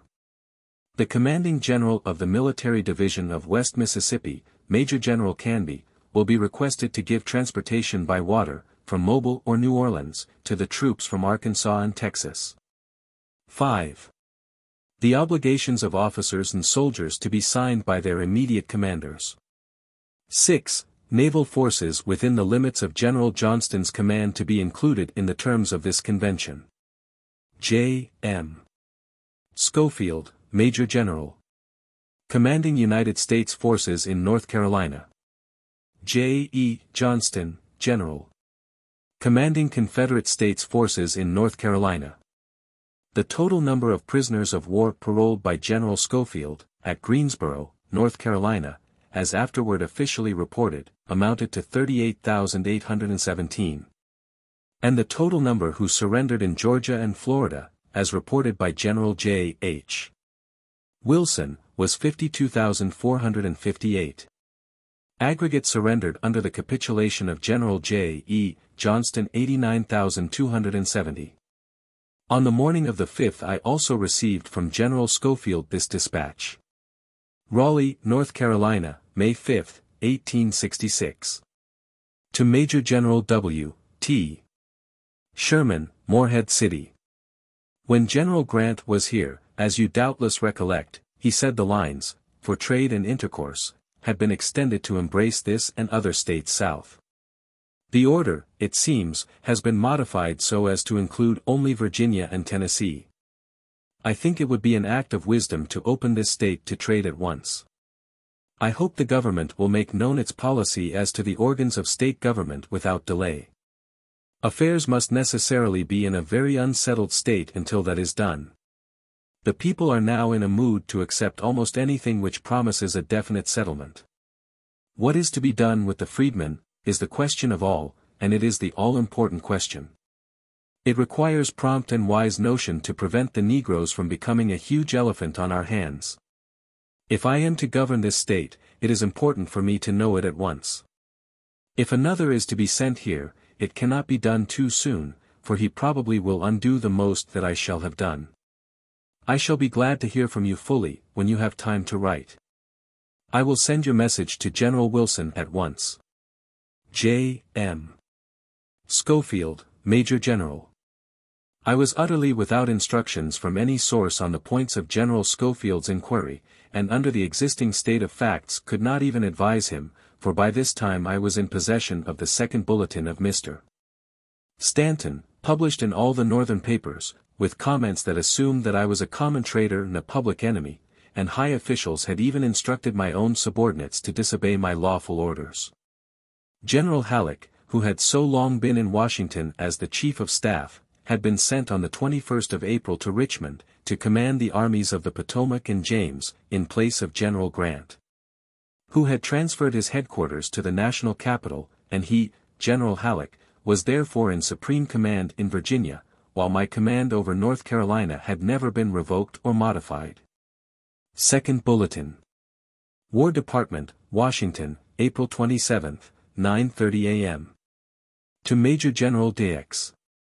The department has received the following dispatch from Major General Halleck, commanding the military division of the James. Generals Canby and Thomas were instructed some days ago that Sherman's arrangements with Johnston were disapproved by the President, and they were ordered to disregard it and push the enemy in every direction. E. M. Stanton, Secretary of War. Richmond, Virginia, April-September 26, 30 p.m. Hahn, E. M. Stanton, Secretary of War. Generals Meade, Sheridan, and Wright are acting under orders to pay no regard to any truce or orders of General Sherman respecting hostilities, on the ground that Sherman's agreement could bind his command only, and no other. They are directed to push forward, regardless of orders from any one except from General Grant, and cut off Johnston's retreat. Beauregard has telegraphed to Danville that a new arrangement has been made with Sherman, and that the advance of the 6th Corps was to be suspended until further orders. I have telegraphed back to obey no orders of Sherman, but to push forward as rapidly as possible. The bankers here have information today that Jeff Davis's specie is moving south from Goldsboro, in wagons, as fast as possible. I suggest that orders be telegraphed, through General Thomas, that Wilson obey no orders from Sherman, and notifying him and Canby, and all commanders on the Mississippi, to take measures to intercept the rebel chiefs and their plunder. The specie taken with them is estimated here at from $6 to $13 million. H. W. Halleck, Major General Commanding. Subsequently, before the Committee on the Conduct of the War, in Washington, on the 22d of May, I testified fully on this whole matter, and will abide the judgment of the country on the patriotism and wisdom of my public conduct in this connection. General Halleck's measures to capture General Johnston's army, actually surrendered to me at the time, at Greensboro, on the 26th of April, simply excited my contempt for a judgment such as he was supposed to possess. The assertion that Jeff Davis's specie train, of $6 to $13 million, was reported to be moving south from Goldsboro, in wagons as fast as possible, found plenty of willing ears. Though my army of 80,000 men had been at Goldsboro from March 22d to the date of his dispatch, April 26. And such a train would have been composed of from 15 to 32 six-mule teams to have hauled this specie, even if it all were in gold. I suppose the exact amount of treasure which Davis had with him is now known to a cent. Some of it was paid to his escort, when it disbanded at and near Washington, Georgia, and at the time of his capture he had a small parcel of gold and silver coin, not to exceed $10,000. Which is now retained in the United States Treasury Vault at Washington, and shown to the curious. The 13 millions of treasure, with which Jeff Davis was to corrupt our armies and by his escape, dwindled down to the contents of a hand valise. To say that I was merely angry at the tone and substance of these published bulletins of the War Department, would hardly express the state of my feelings. I was outraged beyond measure, and was resolved to resent the insult, cost what it might.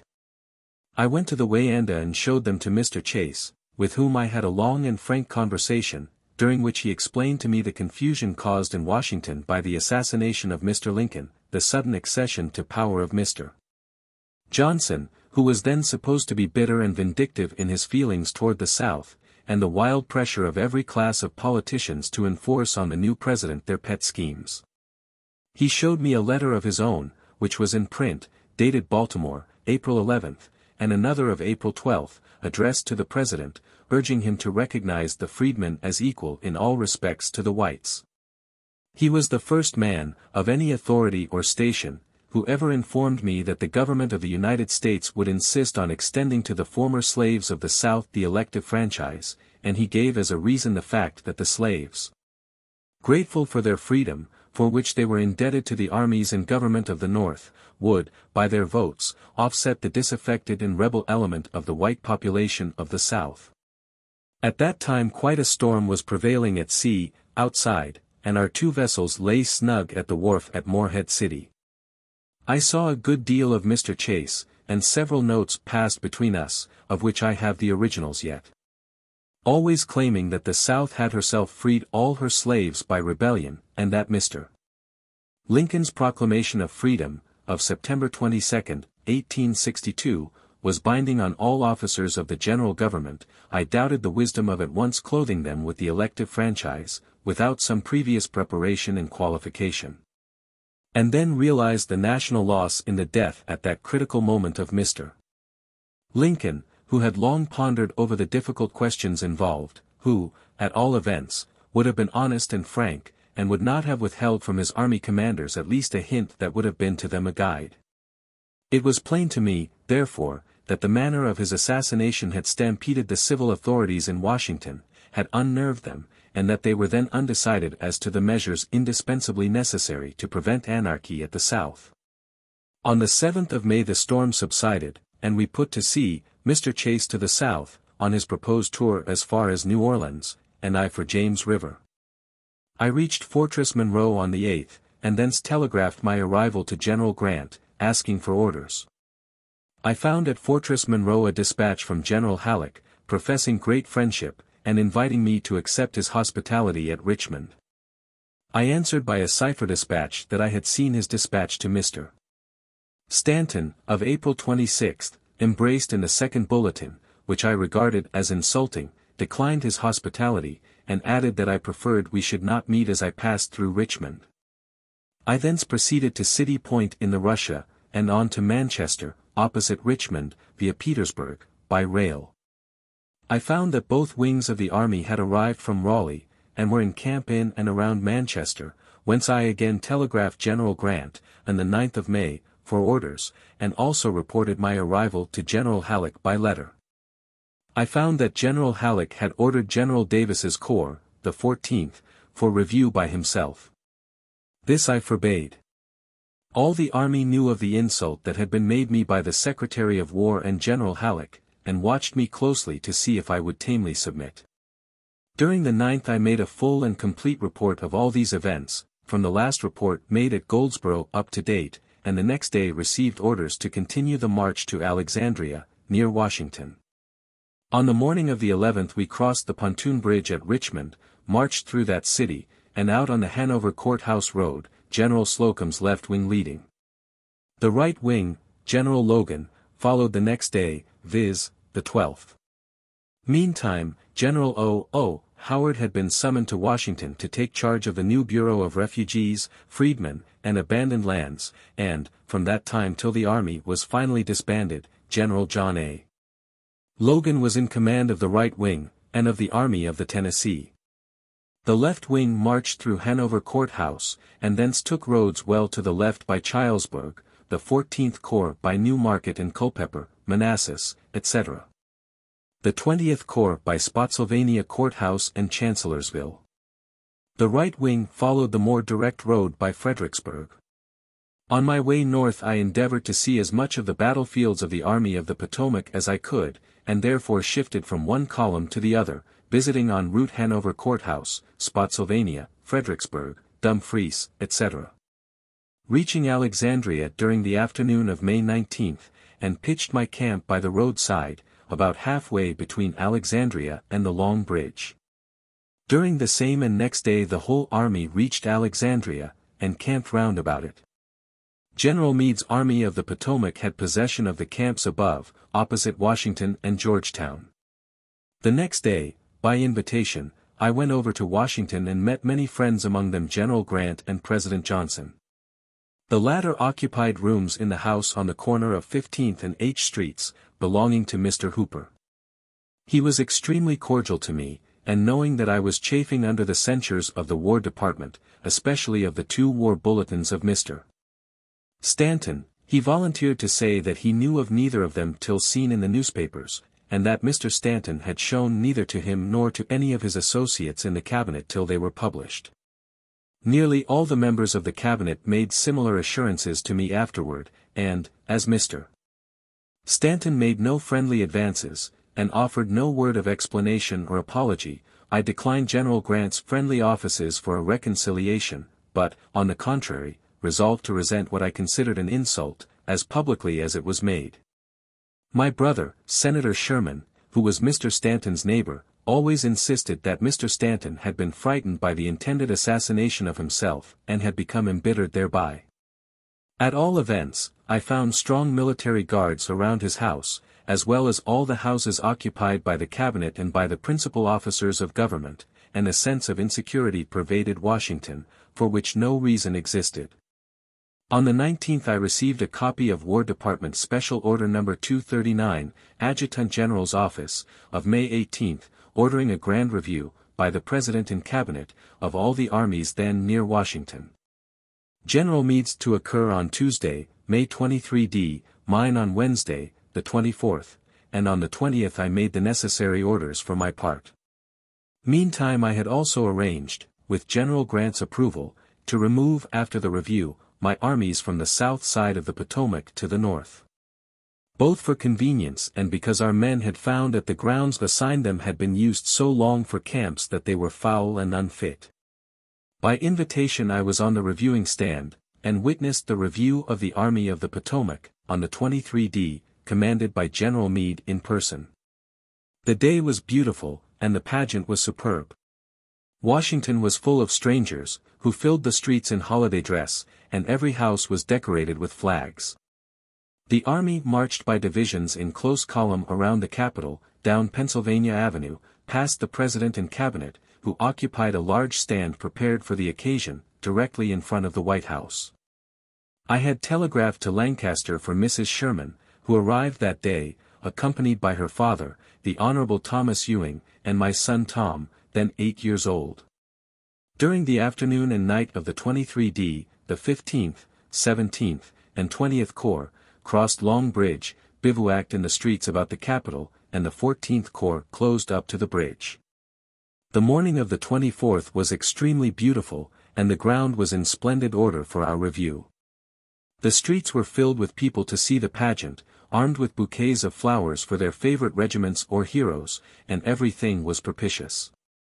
Punctually at 9 a.m. the signal gun was fired, when in person, attended by General Howard and all my staff, I rode slowly down Pennsylvania Avenue, the crowds of men, women, and children, densely lining the sidewalks, and almost obstructing the way. We were followed close by General Logan and the head of the 15th Corps. When I reached the Treasury building, and looked back, the sight was simply magnificent.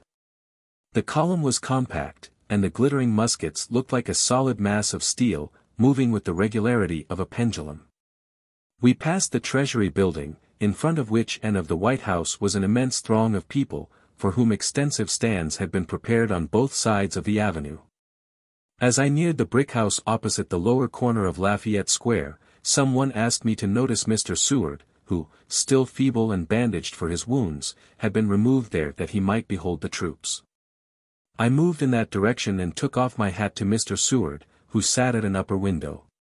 He recognized the salute, returned it, and then we rode on steadily past the President, saluting with our swords. All on his stand arose and acknowledged the salute. Then, turning into the gate of the presidential grounds, we left our horses with orderlies, and went upon the stand, where I found Mrs. Sherman, with her father and son.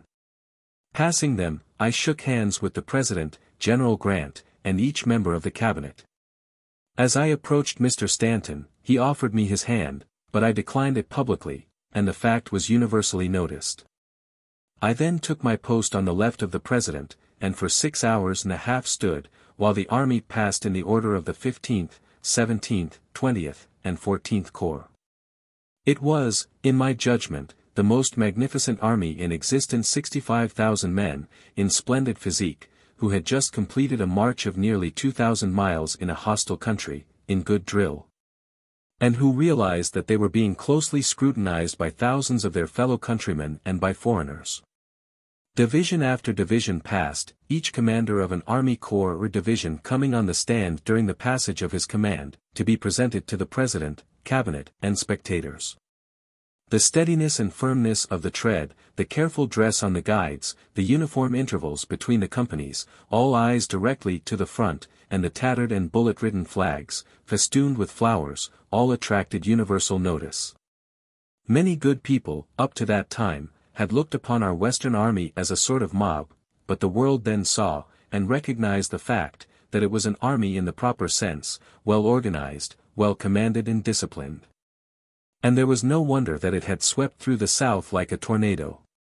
For 6 hours and a half that strong tread of the Army of the West resounded along Pennsylvania Avenue, not a soul of that vast crowd of spectators left his place. And, when the rear of the column had passed by, thousands of the spectators still lingered to express their sense of confidence in the strength of a government which could claim such an army. Some little scenes enlivened the day, and called for the laughter and cheers of the crowd. Each division was followed by 6 ambulances, as a representative of its baggage train. Some of the division commanders had added, by way of variety, goats, milch cows, and pack mules, whose loads consisted of gamecocks, poultry, hams, etc. And some of them had the families of freed slaves along, with the women leading their children. Each division was preceded by its corps of black pioneers, armed with picks and spades. These marched abreast in double ranks, keeping perfect dress and step, and added much to the interest of the occasion. On the whole, the grand review was a splendid success, and was a fitting conclusion to the campaign and the war. I will now conclude by a copy of my general orders taking leave of the army, which ended my connection with the war, though I afterward visited and took a more formal leave of the officers and men on July 4, 1865, at Louisville, Kentucky. Special Field Orders No. 76. Headquarters Military Division of the Mississippi, in the field, Washington, D.C. May 30, 1865. The General Commanding announces to the armies of the Tennessee and Georgia that the time has come for us to part. Our work is done, and armed enemies no longer defy us. Some of you will go to your homes, and others will be retained in military service till further orders. And now that we are all about to separate, to mingle with the civil world, it becomes a pleasing duty to recall to mind the situation of national affairs when, but little more than a year ago, we were gathered about the cliffs of Lookout Mountain. And all the future was wrapped in doubt and uncertainty. 3 armies had come together from distant fields, with separate histories, yet bound by one common cause: the union of our country, and the perpetuation of the government of our inheritance. There is no need to recall to your memories Tunnel Hill, with Rocky Face Mountain and Buzzard Roost Gap, and the ugly forts of Dalton behind. We were in earnest, and paused not for danger and difficulty, but dashed through Snake Creek Gap and fell on Resaca, then on to the Etowah, to Dallas, Kennesaw. And the heats of summer found us on the banks of the Chattahoochee, far from home, and dependent on a single road for supplies. Again we were not to be held back by any obstacle, and crossed over and fought 4 hard battles for the possession of the citadel of Atlanta. That was the crisis of our history. A doubt still clouded our future, but we solved the problem, destroyed Atlanta, struck boldly across the state of Georgia, severed all the main arteries of life to our enemy, and Christmas found us at Savannah. Waiting there only long enough to fill our wagons, we again began a march which, for peril, labor, and results, will compare with any ever made by an organized army. The floods of the Savannah, the swamps of the Combahee and Edisto, the high hills and rocks of the Santee, the flat quagmires of the Petty and Cape Fear rivers, were all passed in midwinter, with its floods and rains. In the face of an accumulating enemy. And, after the battles of Averasboro and Bentonsville, we once more came out of the wilderness, to meet our friends at Goldsboro. Even then we paused only long enough to get new clothing, to reload our wagons, again pushed on to Raleigh and beyond, until we met our enemy suing for peace, instead of war, and offering to submit to the injured laws of his and our country. As long as that enemy was defiant, nor mountains nor rivers, nor swamps, nor hunger, nor cold, had checked us. But when he, who had fought us hard and persistently, offered submission, your general thought it wrong to pursue him farther, and negotiations followed, which resulted, as you all know, in his surrender. How far the operations of this army contributed to the final overthrow of the Confederacy and the peace which now dawns upon us, must be judged by others, not by us. But that you have done all that men could do has been admitted by those in authority, and we have a right to join in the universal joy that fills our land because the war is over. And our government stands vindicated before the world by the joint action of the volunteer armies and navy of the United States. To such as remain in the service, your general need only remind you that success in the past was due to hard work and discipline, and that the same work and discipline are equally important in the future. To such as go home, he will only say that our favored country is so grand, so extensive, so diversified in climate, soil, and productions, that every man may find a home and occupation suited to his taste. None should yield to the natural impatience sure to result from our past life of excitement and adventure. You will be invited to seek new adventures abroad, do not yield to the temptation, for it will lead only to death and disappointment. Your general now bids you farewell, with the full belief that, as in war you have been good soldiers, so in peace you will make good citizens. And if, unfortunately, new war should arise in our country, Sherman's army will be the first to buckle on its old armor, and come forth to defend and maintain the government of our inheritance. By order of Major General W. T. Sherman. L.M. Dayton, Assistant Adjutant General. List of the average number of miles marched by the different Army Corps of the United States forces under command of Major General W. T. Sherman, United States Army, during his campaigns, 1863, 64, 65. 4th Corps. 110. 14th Corps. 1,586. 15th Corps. 2,289. 16th Corps 508. 17th Corps. 2,076. 20th Corps. 1,525. 25. Conclusion Military Lessons of the War. Having thus recorded a summary of events, mostly under my own personal supervision, during the years from 1846 to 1865, it seems proper that I should add an opinion of some of the useful military lessons to be derived therefrom. That Civil War, by reason of the existence of slavery, was apprehended by most of the leading statesmen of the half-century preceding its outbreak, is a matter of notoriety. General Scott told me on my arrival at New York, as early as 1850, that the country was on the eve of civil war. And the Southern politicians openly asserted that it was their purpose to accept as a casus belli the election of General Fremont in 1856, but, fortunately or unfortunately, he was beaten by Mr. Buchanan, which simply postponed its occurrence for 4 years. Mr. Seward had also publicly declared that no government could possibly exist half slave and half free. Yet the government made no military preparation, and the northern people generally paid no attention, took no warning of its coming, and would not realize its existence till Fort Sumter was fired on by batteries of artillery, handled by declared enemies, from the surrounding islands and from the city of Charleston. General Bragg, who certainly was a man of intelligence, and who, in early life, ridiculed 1,000 times, in my hearing, the threats of the people of South Carolina to secede from the Federal Union, said to me in New Orleans, in February, 1861, that he was convinced that the feeling between the slave and free states had become so embittered that it was better to part in peace. Better to part anyhow. And, as a separation was inevitable, that the South should begin at once, because the possibility of a successful effort was yearly lessened by the rapid and increasing inequality between the two sections. From the fact that all the European immigrants were coming to the northern states and territories, and none to the southern. The slave population in 1860 was near 4 millions, and the money value thereof not far from $2,500 million. Now, ignoring the moral side of the question, a cause that endangered so vast a moneyed interest was an adequate cause of anxiety and preparation, and the northern leaders surely ought to have foreseen the danger and prepared for it. After the election of Mr. Lincoln in 1860, there was no concealment of the declaration and preparation for war in the South. In Louisiana, as I have related, men were openly enlisted, officers were appointed, and war was actually begun, in January, 1861.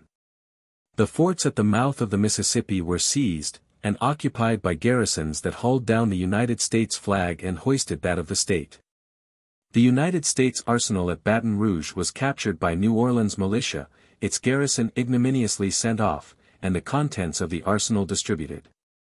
These were as much acts of war as was the subsequent firing on Fort Sumter, yet no public notice was taken thereof, and when, months afterward, I came north, I found not one single sign of preparation.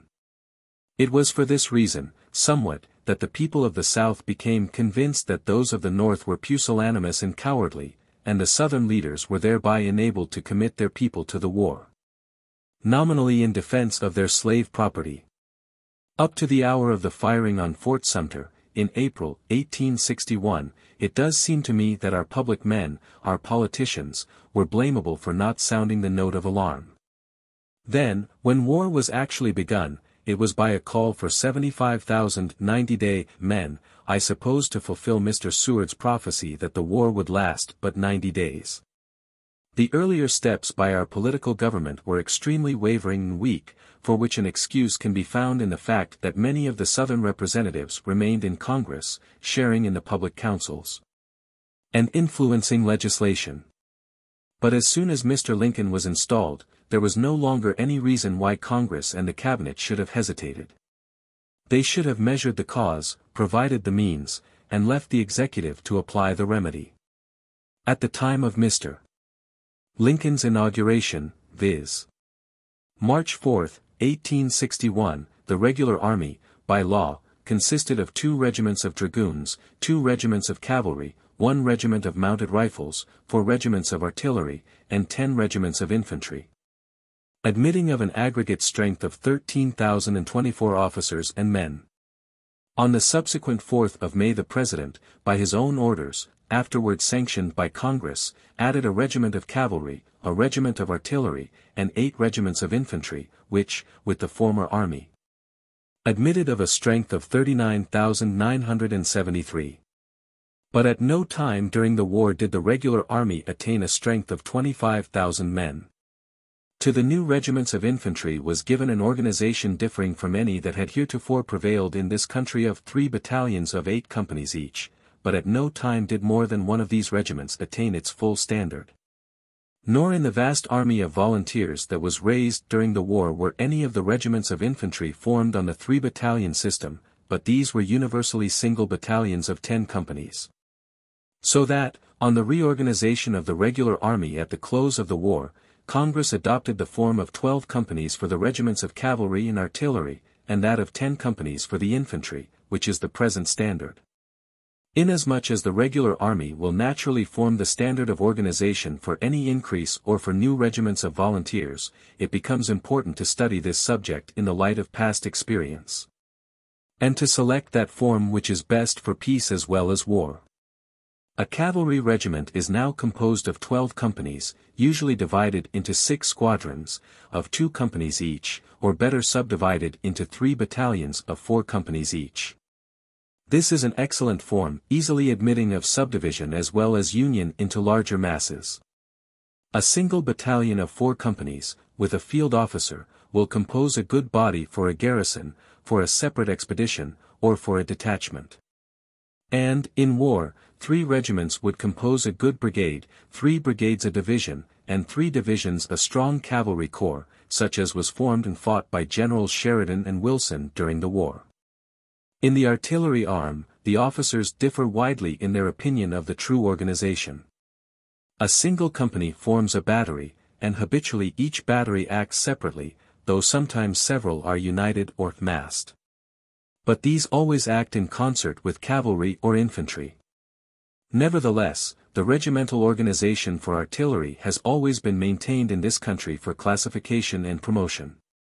12 companies compose a regiment, and, though probably no colonel ever commanded his full regiment in the form of 12 batteries, yet in peace they occupy our heavy seacoast forts or act as infantry. Then the regimental organization is both necessary and convenient. But the infantry composes the great mass of all armies, and the true form of the regiment or unit has been the subject of infinite discussion. And, as I have stated, during the Civil War the regiment was a single battalion of 10 companies. In olden times the regiment was composed of 8 battalion companies and 2 flank companies. The 1st and 10th companies were armed with rifles, and were styled and used as skirmishers. But during the war they were never used exclusively for that special purpose, and in fact no distinction existed between them and the other 8 companies. The 10-company organization is awkward in practice, and I am satisfied that the infantry regiment should have the same identical organization as exists for the cavalry and artillery, viz. 12 companies, so as to be susceptible of division into 3 battalions of 4 companies each. These companies should habitually be about 101 men strong, giving 1,200 to a regiment, which in practice would settle down to about 1,000 men. 3 such regiments would compose a brigade, 3 brigades a division, and 3 divisions a corps. Then, by allowing to an infantry corps a brigade of cavalry and 6 batteries of field artillery, we would have an efficient corps d'armée of 30,000 men, whose organization would be simple and most efficient, and whose strength should never be allowed to fall below 25,000 men. The corps is the true unit for grand campaigns and battle, should have a full and perfect staff, and everything requisite for separate action, ready at all times to be detached and sent off for any nature of service. The general in command should have the rank of lieutenant general, and should be, by experience and education, equal to anything in war. Habitually with us he was a major general, specially selected and assigned to the command by an order of the President, constituting, in fact, a separate grade. The division is the unit of administration, and is the legitimate command of a major general. The brigade is the next subdivision, and is commanded by a brigadier general. The regiment is the family. The colonel, as the father, should have a personal acquaintance with every officer and man, and should instill a feeling of pride and affection for himself, so that his officers and men would naturally look to him for personal advice and instruction. In war the regiment should never be subdivided, but should always be maintained entire. In peace this is impossible. The company is the true unit of discipline, and the captain is the company. A good captain makes a good company, and he should have the power to reward as well as punish. The fact that soldiers world naturally like to have a good fellow for their captain is the best reason why he should be appointed by the colonel, or by some superior authority, instead of being elected by the men. In the United States the people are the sovereign, all power originally proceeds from them, and therefore the election of officers by the men is the common rule. This is wrong, because an army is not a popular organization, but an animated machine, an instrument in the hands of the executive for enforcing the law, and maintaining the honor and dignity of the nation. And the President, as the constitutional commander-in-chief of the Army and Navy, should exercise the power of appointment, subject to the confirmation of the Senate, of the officers of volunteers, as well as of regulars. No army can be efficient unless it be a unit for action. And the power must come from above, not from below. The President usually delegates his power to the Commander-in-Chief, and he to the next, and so on down to the lowest actual commander of troops, however small the detachment. No matter how troops come together, when once united, the highest officer in rank is held responsible, and should be consequently armed with the fullest power of the executive, subject only to law and existing orders. The more simple the principle, the greater the likelihood of determined action. And the less a commanding officer is circumscribed by bounds or by precedent, the greater is the probability that he will make the best use of his command and achieve the best results. The regular army and the military academy at West Point have in the past provided, and doubtless will in the future provide an ample supply of good officers for future wars. But, should their numbers be insufficient, we can always safely rely on the great number of young men of education and force of character throughout the country, to supplement them. At the close of our Civil War, lasting 4 years, some of our best corps and division generals, as well as staff officers, were from civil life. But I cannot recall any of the most successful who did not express a regret that he had not received an early life instruction in the elementary principles of the art of war. Instead of being forced to acquire this knowledge in the dangerous and expensive school of actual war. But the vital difficulty was, and will be again, to obtain an adequate number of good soldiers. We tried almost every system known to modern nations, all with more or less success: voluntary enlistments, the draft, and bought substitutes, and I think that all officers of experience will confirm my assertion that the men who voluntarily enlisted at the outbreak of the war were the best, better than the conscript, and far better than the bought substitute. When a regiment is once organized in a state, and mustered into the service of the United States, the officers and men become subject to the same laws of discipline and government as the regular troops. They are in no sense militia, but compose a part of the Army of the United States, only retain their state title for convenience, and yet may be principally recruited from the neighborhood of their original organization, once organized. The regiment should be kept full by recruits, and when it becomes difficult to obtain more recruits, the pay should be raised by Congress, instead of tempting new men by exaggerated bounties. I believe it would have been more economical to have raised the pay of the soldier to $30 or even $50 a month than to have held out the promise of $300 and even $600 in the form of bounty. Toward the close of the war, I have often heard the soldiers complain that the stay-at-home men got better pay, bounties, and food, than they who were exposed to all the dangers and vicissitudes of the battles and marches at the front. The feeling of the soldier should be that, in every event, the sympathy and preference of his government is for him who fights, rather than for him who is on provost or guard duty to the rear, and, like most men, he measures this by the amount of pay. Of course, the soldier must be trained to obedience, and should be content with his wages, but whoever has commanded an army in the field knows the difference between a willing, contented mass of men, and one that feels a cause of grievance. There is a soul to an army as well as to the individual man, and no general can accomplish the full work of his army unless he commands the soul of his men, as well as their bodies and legs. The greatest mistake made in our Civil War was in the mode of recruitment and promotion.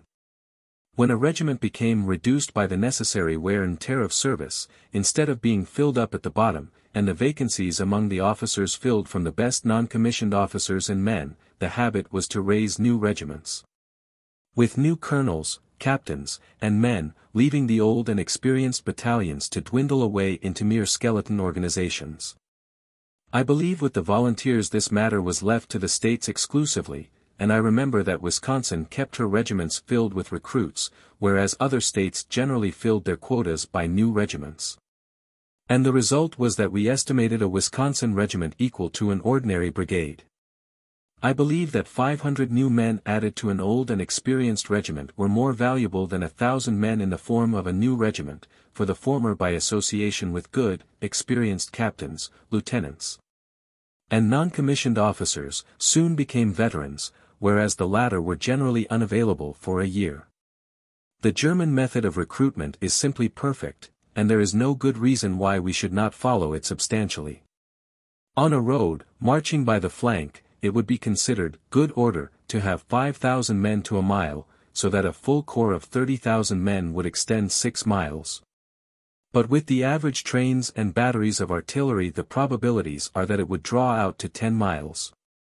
On a long and regular march, the divisions and brigades should alternate in the lead. The leading division should be on the road by the earliest dawn, and march at the rate of about 2 miles, or, at most, 2.5 miles an hour, so as to reach camp by noon.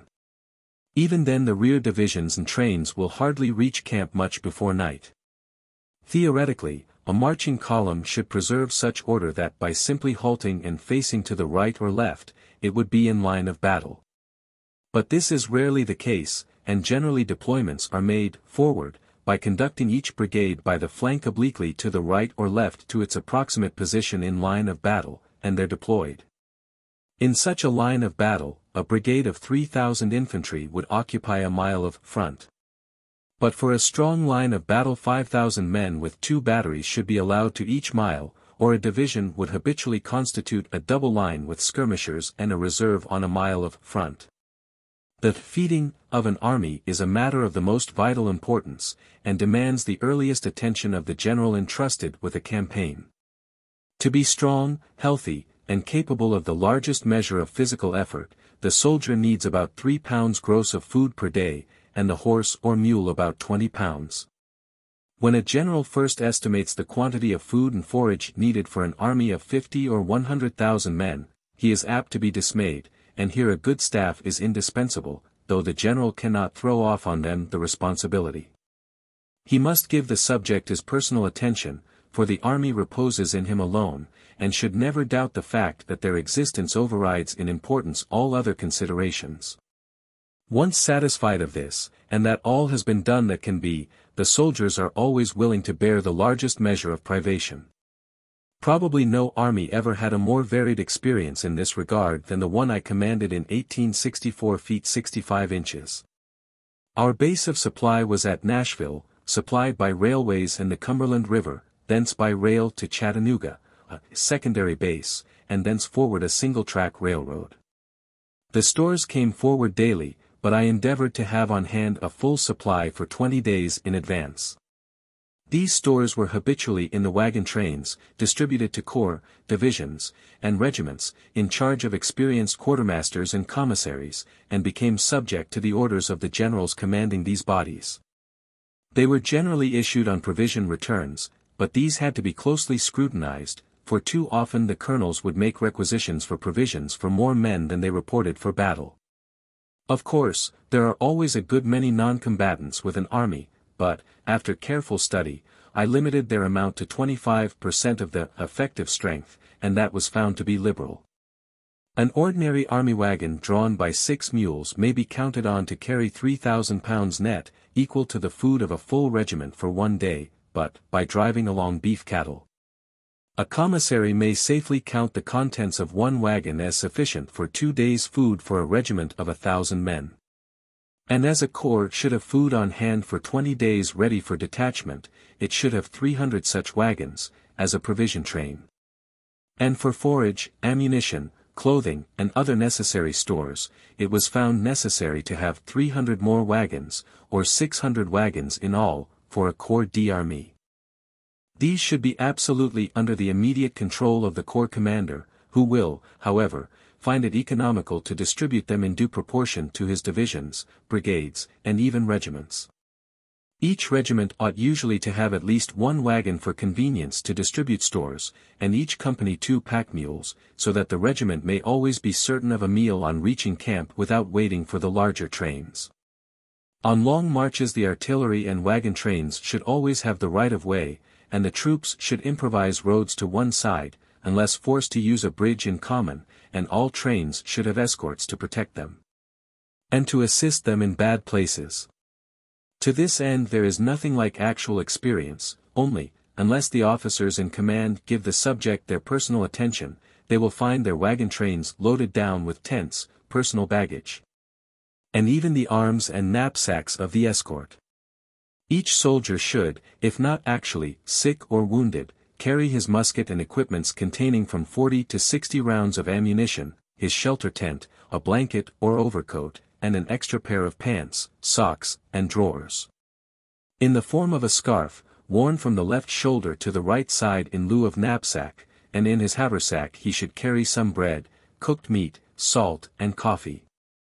I do not believe a soldier should be loaded down too much, but, including his clothing, arms, and equipment, he can carry about 50 pounds without impairing his health or activity. A simple calculation will show that by such a distribution a corps will thus carry the equivalent of 500 wagon loads, an immense relief to the trains. Where an army is near one of our many large navigable rivers, or has the safe use of a railway, it can usually be supplied with the full army ration, which is by far the best furnished to any army in America or Europe. But when it is compelled to operate away from such a base, and is dependent on its own train of wagons, the commanding officer must exercise a wise discretion in the selection of his stores. In my opinion, there is no better food for man than beef cattle driven on the hoof, issued liberally, with salt, bacon, and bread. Coffee has also become almost indispensable, though many substitutes were found for it, such as Indian corn, roasted, ground, and boiled as coffee, the sweet potato, and the seed of the okra plant prepared in the same way. All these were used by the people of the South, who for years could procure no coffee, but I noticed that the women always begged of us some real coffee, which seems to satisfy a natural yearning or craving more powerful than can be accounted for on the theory of habit. Therefore I would always advise that the coffee and sugar ration be carried along, even at the expense of bread, for which there are many substitutes. Of these, Indian corn is the best and most abundant. Parched in a frying pan, it is excellent food, or if ground, or pounded and boiled with meat of any sort, it makes a most nutritious meal. The potato, both Irish and sweet, forms an excellent substitute for bread, and at Savannah we found that rice was also suitable, both for men and animals. For the former it should be cleaned of its husk in a hominy block, easily prepared out of a log, and sifted with a coarse corn bag, but for horses it should be fed in the straw. During the Atlanta campaign we were supplied by our regular commissaries with all sorts of patent compounds, such as desiccated vegetables, and concentrated milk, meat biscuit, and sausages. But somehow the men preferred the simpler and more familiar forms of food, and usually styled these desecrated vegetables and consecrated milk. We were also supplied liberally with lime juice, sauerkraut, and pickles, as an antidote to scurvy, and I now recall the extreme anxiety of my medical director, Dr. Kiddo, about the scurvy, which he reported at one time as spreading and imperiling the army. This occurred at a crisis about Kennesaw, when the railroad was taxed to its utmost capacity to provide the necessary ammunition, food, and forage, and could not possibly bring us an adequate supply of potatoes and cabbage, the usual antiscorbutics. When providentially the blackberries ripened and proved an admirable antidote, and I have known the skirmish line, without orders, to fight a respectable battle for the possession of some old fields that were full of blackberries. Soon, thereafter, the green corn or roasting ear came into season, and I heard no more of the scurvy. Our country abounds with plants which can be utilized for a prevention to the scurvy. Besides the above are the persimmon, the sassafras root and bud, the wild mustard, the agave, turnip tops, the dandelion cooked as greens, and a decoction of the ordinary pine leaf. For the more delicate and costly articles of food for the sick we relied mostly on the agents of the Sanitary Commission. I do not wish to doubt the value of these organizations, which gained so much applause during our Civil War, for no one can question the motives of these charitable and generous people. But to be honest, I must record an opinion that the Sanitary Commission should limit its operations to the hospitals at the rear, and should never appear at the front. They were generally local in feeling, aimed to furnish their personal friends and neighbors with a better class of food than the government supplied, and the consequence was that one regiment of a brigade would receive potatoes and fruit which would be denied another regiment close by. Jealousy would be the inevitable result, and in an army all parts should be equal. There should be no partiality, favor, or affection. The government should supply all essential wants, and in the hospitals to the rear will be found abundant opportunities for the exercise of all possible charity and generosity. During the war I several times gained the ill will of the agents of the Sanitary Commission because I forbade their coming to the front unless they would consent to distribute their stores equally among all, regardless of the parties who had contributed them. The sick, wounded, and dead of an army are the subjects of the greatest possible anxiety, and add an immense amount of labor to the well men. Each regiment in an active campaign should have a surgeon and 2 assistants always close at hand, and each brigade and division should have an experienced surgeon as a medical director. The great majority of wounds and of sickness should be treated by the regimental surgeon, on the ground, under the eye of the colonel. As few should be sent to the brigade or division hospital as possible, for the men always receive better care with their own regiment than with strangers, and as a rule the cure is more certain.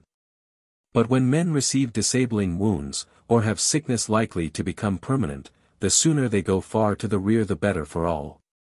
The tent or the shelter of a tree is a better hospital than a house, whose walls absorb fetid and poisonous emanations, and then give them back to the atmosphere. To men accustomed to the open air, who live on the plainest food, wounds seem to give less pain, and are attended with less danger to life than to ordinary soldiers in barracks. Wounds which, in 1861, would have sent a man to the hospital for months, in 1865 were regarded as mere scratches, rather the subject of a joke than of sorrow. To new soldiers the sight of blood and death always has a sickening effect, but soon men become accustomed to it, and I have heard them exclaim on seeing a dead comrade borne to the rear, "Well, Bill has turned up his toes to the daisies." Of course, during a skirmish or battle, armed men should never leave their ranks to attend a dead or wounded comrade. This should be seen to in advance by the colonel, who should designate his musicians or company cooks as hospital attendants, with a white rag on their arm to indicate their office. A wounded man should go himself, if able, to the surgeon near at hand, or, if he need help, he should receive it from one of the attendants and not a comrade. It is wonderful how soon the men accustom themselves to these simple rules. In great battles these matters call for a more enlarged attention, and then it becomes the duty of the division general to see that proper stretchers and field hospitals are ready for the wounded, and trenches are dug for the dead. There should be no real neglect of the dead, because it has a bad effect on the living, for each soldier values himself and comrade as highly as though he were living in a good house at home. The regimental chaplain, if any, usually attends the burials from the hospital, should make notes and communicate details to the captain of the company, and to the family at home. Of course it is usually impossible to mark the grave with names, dates, etc., and consequently the names of the unknown in our national cemeteries equal about 1/2 of all the dead. Very few of the battles in which I have participated were fought as described in European textbooks, viz., in great masses, in perfect order, maneuvering by corps, divisions, and brigades. We were generally in a wooded country, and, though our lines were deployed according to tactics, the men generally fought in strong skirmish lines, taking advantage of the shape of ground, and of every cover. We were generally the assailants, and in wooded and broken countries the defensive had a positive advantage over us, for they were always ready, had cover, and always knew the ground to their immediate front. Whereas we, their assailants, had to grope our way over unknown ground, and generally found a cleared field or prepared entanglements that held us for a time under a close and withering fire. Rarely did the opposing lines in compact order come into actual contact, but when, as at Peachtree Creek and Atlanta, the lines did become commingled, the men fought individually in every possible style. More frequently with the musket clubbed than with the bayonet, and in some instances the men clinched like wrestlers, and went to the ground together. Europeans frequently criticized our war, because we did not always take full advantage of a victory. The true reason was, that habitually the woods served as a screen, and we often did not realize the fact that our enemy had retreated till he was already miles away and was again entrenched, having left a mere skirmish line to cover the movement. In turn to fall back to the new position. Our war was fought with the muzzle-loading rifle. Toward the close I had one brigade, Walcutt's, armed with breech-loading Spencers. The cavalry generally had breech-loading carbines, Spencers, and Sharps, both of which were good arms. The only change that breech-loading arms will probably make in the art and practice of war will be to increase the amount of ammunition to be expended, and necessarily to be carried along. To still further thin out the lines of attack, and to reduce battles to short, quick, decisive conflicts. It does not in the least affect the grand strategy, or the necessity for perfect organization, drill, and discipline. The companies and battalions will be more dispersed, and the men will be less under the immediate eye of their officers, and therefore a higher order of intelligence and courage on the part of the individual soldier will be an element of strength. When a regiment is deployed as skirmishers, and crosses an open field or woods, under heavy fire, if each man runs forward from tree to tree, or stump to stump, and yet preserves a good general alignment, it gives great confidence to the men themselves, for they always keep their eyes well to the right and left, and watch their comrades. But when some few hold back, stick too close or too long to a comfortable log, it often stops the line and defeats the whole object.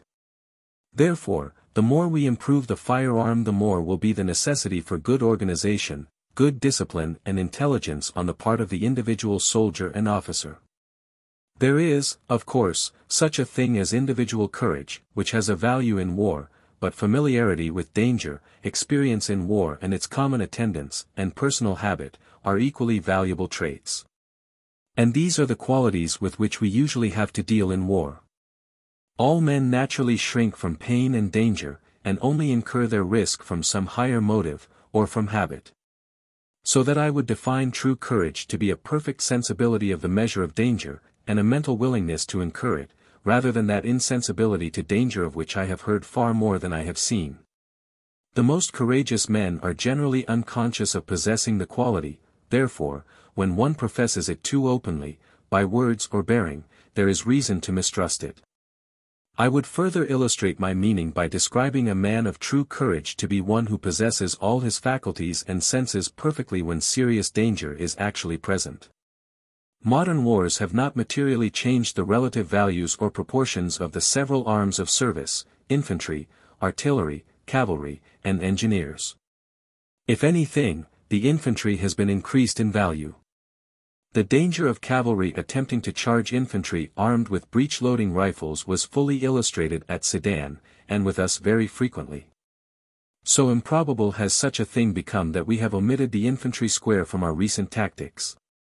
Still, cavalry against cavalry, and as auxiliary to infantry, will always be valuable, while all great wars will, as heretofore, depend chiefly on the infantry. Artillery is more valuable with new and inexperienced troops than with veterans. In the early stages of the war the field guns often bore the proportion of 6 to 1,000 men, but toward the close of the war 1 gun, or at most 2, to 1,000 men, was deemed enough. Sieges, such as characterized the wars of the last century, are too slow for this period of the world, and the Prussians recently almost ignored them altogether, penetrated France between the forts, and left a superior force, in observation, to watch the garrison and accept its surrender when the greater events of the war ahead made further resistance useless. But earth forts, and especially field works, will hereafter play an important part in war, because they enable a minor force to hold a superior one in check for a time, and time is a most valuable element in all wars. It was one of Prof. Mahan's maxims that the spade was as useful in war as the musket, and to this I will add the axe. The habit of entrenching certainly does have the effect of making new troops timid. When a line of battle is once covered by a good parapet, made by the engineers or by the labor of the men themselves, it does require an effort to make them leave it in the face of danger. But when the enemy is entrenched, it becomes absolutely necessary to permit each brigade and division of the troops immediately opposed to throw up a corresponding trench for their own protection in case of a sudden sally. We invariably did this in all our recent campaigns, and it had no ill effect, though sometimes our troops were a little too slow in leaving their well-covered lines to assail the enemy in position or on retreat. Even our skirmishers were in the habit of rolling logs together, or of making a lunette of rails, with dirt in front, to cover their bodies, and, though it revealed their position, I cannot say that it worked a bad effect. So that, as a rule, it may safely be left to the men themselves. On the defensive, there is no doubt of the propriety of fortifying. But in the assailing army the general must watch closely to see that his men do not neglect an opportunity to drop his precautionary defenses, and act promptly on the offensive at every chance. I have many a time crept forward to the skirmish line to avail myself of the cover of the picket's little fort, to observe more closely some expected result. And always talked familiarly with the men, and was astonished to see how well they comprehended the general object, and how accurately they were informed of the state of facts existing miles away from their particular corps. Soldiers are very quick to catch the general drift and purpose of a campaign, and are always sensible when they are well commanded or well cared for. Once impressed with this fact, and that they are making progress, they bear cheerfully any amount of labor and privation. In camp, and especially in the presence of an active enemy, it is much easier to maintain discipline than in barracks in time of peace. Crime and breaches of discipline are much less frequent, and the necessity for courts-martial far less. The captain can usually inflict all the punishment necessary, and the colonel should always. The field officer's court is the best form for war, viz. One of the field officers, the lieutenant colonel or major, can examine the case and report his verdict, and the colonel should execute it. Of course, there are statutory offenses which demand a general court-martial, and these must be ordered by the division or corps commander. But, the presence of one of our regular civilian judge-advocates in an army in the field would be a first-class nuisance, for technical courts always work mischief. Too many courts-martial in any command are evidence of poor discipline and inefficient officers. For the rapid transmission of orders in an army covering a large space of ground, the magnetic telegraph is by far the best, though habitually the paper and pencil, with good mounted orderlies, answer every purpose. I have little faith in the signal service by flags and torches, though we always used them, because, almost invariably when they were most needed, the view was cut off by intervening trees, or by mists and fogs. There was one notable instance in my experience, when the signal flags carried a message of vital importance over the heads of Hood's army, which had interposed between me and Allatoona, and had broken the telegraph wires as recorded in Chapter 19. But the value of the magnetic telegraph in war cannot be exaggerated, as was illustrated by the perfect concert of action between the armies in Virginia and Georgia during 1864. Hardly a day intervened when General Grant did not know the exact state of facts with me, more than 1,500 miles away as the wires ran. So on the field a thin insulated wire may be run on improvised stakes or from tree to tree for 6 or more miles in a couple of hours, and I have seen operators so skillful that by cutting the wire they would receive a message with their tongues from a distant station. As a matter of course, the ordinary commercial wires along the railways form the usual telegraph lines for an army, and these are easily repaired and extended as the army advances. But each army and wing should have a small party of skilled men to put up the field wire, and take it down when done. This is far better than the signal flags and torches. Our commercial telegraph lines will always supply for war enough skillful operators. The value of railways is also fully recognized in war quite as much as, if not more so than, in peace. The Atlanta campaign would simply have been impossible without the use of the railroads from Louisville to Nashville, 185 miles, from Nashville to Chattanooga 151 miles, and from Chattanooga to Atlanta 137 miles. Every mile of this single track was so delicate that one man could in a minute have broken or moved a rail, but our trains usually carried along the tools and means to repair such a break. We had, however, to maintain strong guards and garrisons at each important bridge or trestle, the destruction of which would have necessitated time for rebuilding. For the protection of a bridge, 1 or 2 log block houses, 2 stories high, with a piece of ordnance and a small infantry guard, usually sufficed. The blockhouse had a small parapet and ditch about it, and the roof was made shot-proof by earth piled on. These points could usually be reached only by a dash of the enemy's cavalry, and many of these blockhouses successfully resisted serious attacks by both cavalry and artillery. The only blockhouse that was actually captured on the Main was the one described near Allatoona. Our trains from Nashville forward were operated under military rules, and ran about 10 miles an hour in gangs of 4 trains of 10 cars each. For such groups of trains daily made 160 cars, of 10 tons each, carrying 1,600 tons, which exceeded the absolute necessity of the army, and allowed for the accidents that were common and inevitable. But, as I have recorded, that single stem of railroad, 473 miles long, supplied an army of 100,000 men and 35,000 animals for the period of 196 days, viz. from May 1 to November 12, 1864. To have delivered regularly that amount of food and forage by ordinary wagons would have required 36,800 wagons of 6 mules each, allowing each wagon to have hauled 2 tons 20 miles each day. A simple impossibility in roads such as then existed in that region of country. Therefore, I reiterate that the Atlanta campaign was an impossibility without these railroads, and only then, because we had the men and means to maintain and defend them, in addition to what were necessary to overcome the enemy. Habitually, a passenger car will carry 50 men with their necessary baggage. Boxcars, and even platform cars, answer the purpose well enough, but they should always have rough board seats. For sick and wounded men, boxcars filled with straw or bushes were usually employed. Personally, I saw but little of the practical working of the railroads, for I only turned back once as far as Resica. But I had daily reports from the engineer in charge, and officers who came from the rear often explained to me the whole thing, with a description of the wrecked trains all the way from Nashville to Atlanta. I am convinced that the risk to life to the engineers and men on that railroad fully equaled that on the skirmish line, called for as high an order of courage, and fully equaled it in importance.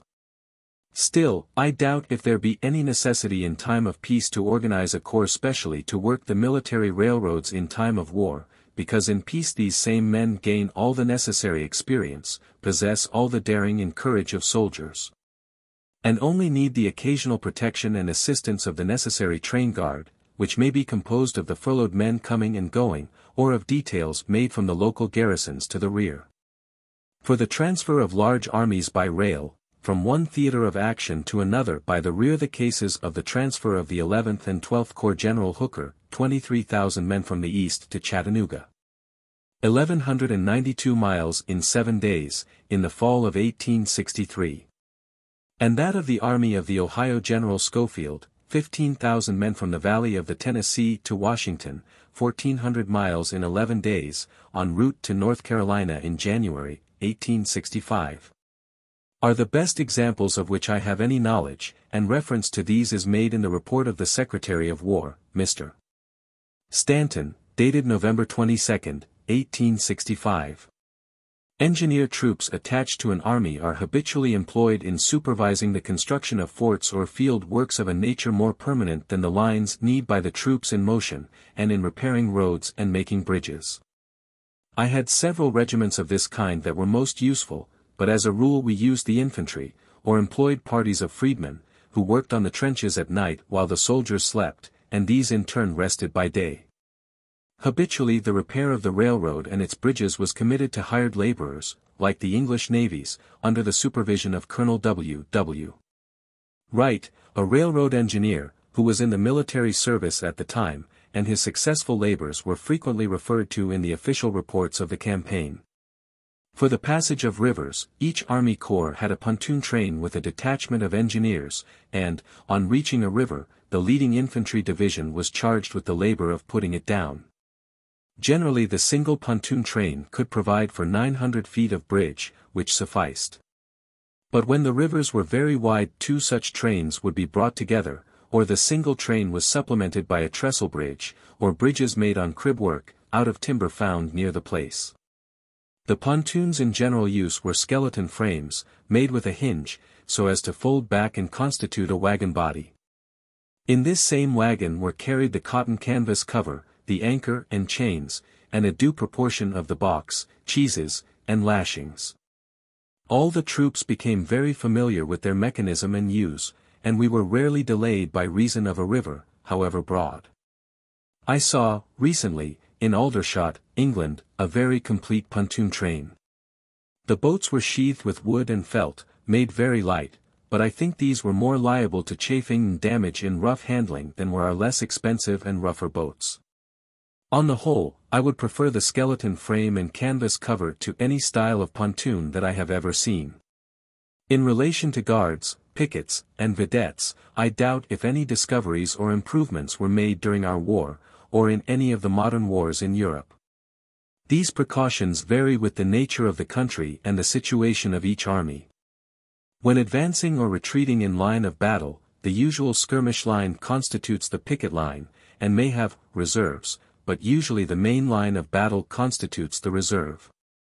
And in this connection I will state that the recent innovation introduced into the new infantry tactics by General Upton is admirable, for by it each regiment, brigade, and division deployed sends forward as skirmishers the one man of each set of fours, to cover its own front, and these can be recalled or reinforced at pleasure by the bugle signal.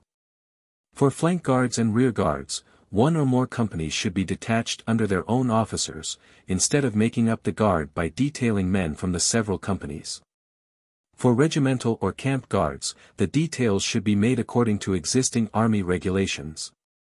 And all the guards should be posted early in the evening, so as to afford each sentinel or vidette a chance to study his ground before it becomes too dark. In like manner as to the staff. The more intimately it comes into contact with the troops, the more useful and valuable it becomes. The almost entire separation of the staff from the line, as now practiced by us, and hitherto by the French, has proved mischievous. And the great retinues of staff officers with which some of our earlier generals began the war were simply ridiculous. I don't believe in a chief of staff at all, and any general commanding an army, corps, or division, that has a staff officer who professes to know more than his chief, is to be pitied. Each regiment should have a competent adjutant, quartermaster, and commissary, with 2 or 3 medical officers. Each brigade commander should have the same staff, with the addition of a couple of young aides-de-camp, habitually selected from the subalterns of the brigade, who should be good riders, and intelligent enough to give and explain the orders of their general. The same staff will answer for a division. The general in command of a separate army, and of a corps d'armée, should have the same professional assistants, with 2 or more good engineers, and his adjutant general should exercise all the functions usually ascribed to a chief of staff, viz. He should possess the ability to comprehend the scope of operations, and to make verbally and in writing all the orders and details necessary to carry into effect the views of his general, as well as to keep the returns and records of events for the information of the next higher authority, and for history. A bulky staff implies a division of responsibility, slowness of action, and indecision, whereas a small staff implies activity and concentration of purpose. The smallness of General Grant's staff throughout the Civil War forms the best model for future imitation. So of tents, officers' furniture, etc., etc. In real war these should all be discarded, and an army is efficient for action and motion exactly in the inverse ratio of its impedimenta. Tents should be omitted altogether, save one to a regiment for an office, and a few for the division hospital. Officers should be content with a tent fly, improvising poles and shelter out of bushes. The tents d'abri, or shelter tent, carried by the soldier himself, is all sufficient. Officers should never seek for houses, but share the condition of their men. A recent message, July 18, 1874, made to the French Assembly by Marshal MacMahon, President of the French Republic, submits a projet de loi, with a report prepared by a board of French generals on army administration, which is full of information, and is as applicable to us as to the French. I quote from its very beginning: "The misfortunes of the campaign of 1870 have demonstrated the inferiority of our system. 2 separate organizations existed with parallel functions, that general more occupied in giving direction to his troops than in providing for their material wants, which he regarded as the special province of the staff. And the intendant, staff, often working at random, taking on his shoulders a crushing burden of functions and duties, exhausting himself with useless efforts, and aiming to accomplish an insufficient service, to the disappointment of everybody. This separation of the administration and command, this coexistence of 2 wills, each independent of the other, which paralyzed both and annulled the dualism, was condemned. It was decided by the board that this error should be proscribed in the new military system." The report then goes on at great length discussing the provisions of the new law, which is described to be a radical change from the old one on the same subject. While conceding to the Minister of War in Paris the general control and supervision of the entire military establishment, primarily, especially of the annual estimates or budget, and the great depots of supply, it distributes to the commanders of the corps d'armée in time of peace, and to all army commanders generally in time of war, the absolute command of the money, provisions, and stores, with the necessary staff officers to receive, issue, and account for them. I quote further, "The object of this law is to confer on the commander of troops whatever liberty of action the case demands. He has the power even to go beyond the regulations, in circumstances of urgency and pressing necessity. The extraordinary measures he may take on these occasions may require their execution without delay.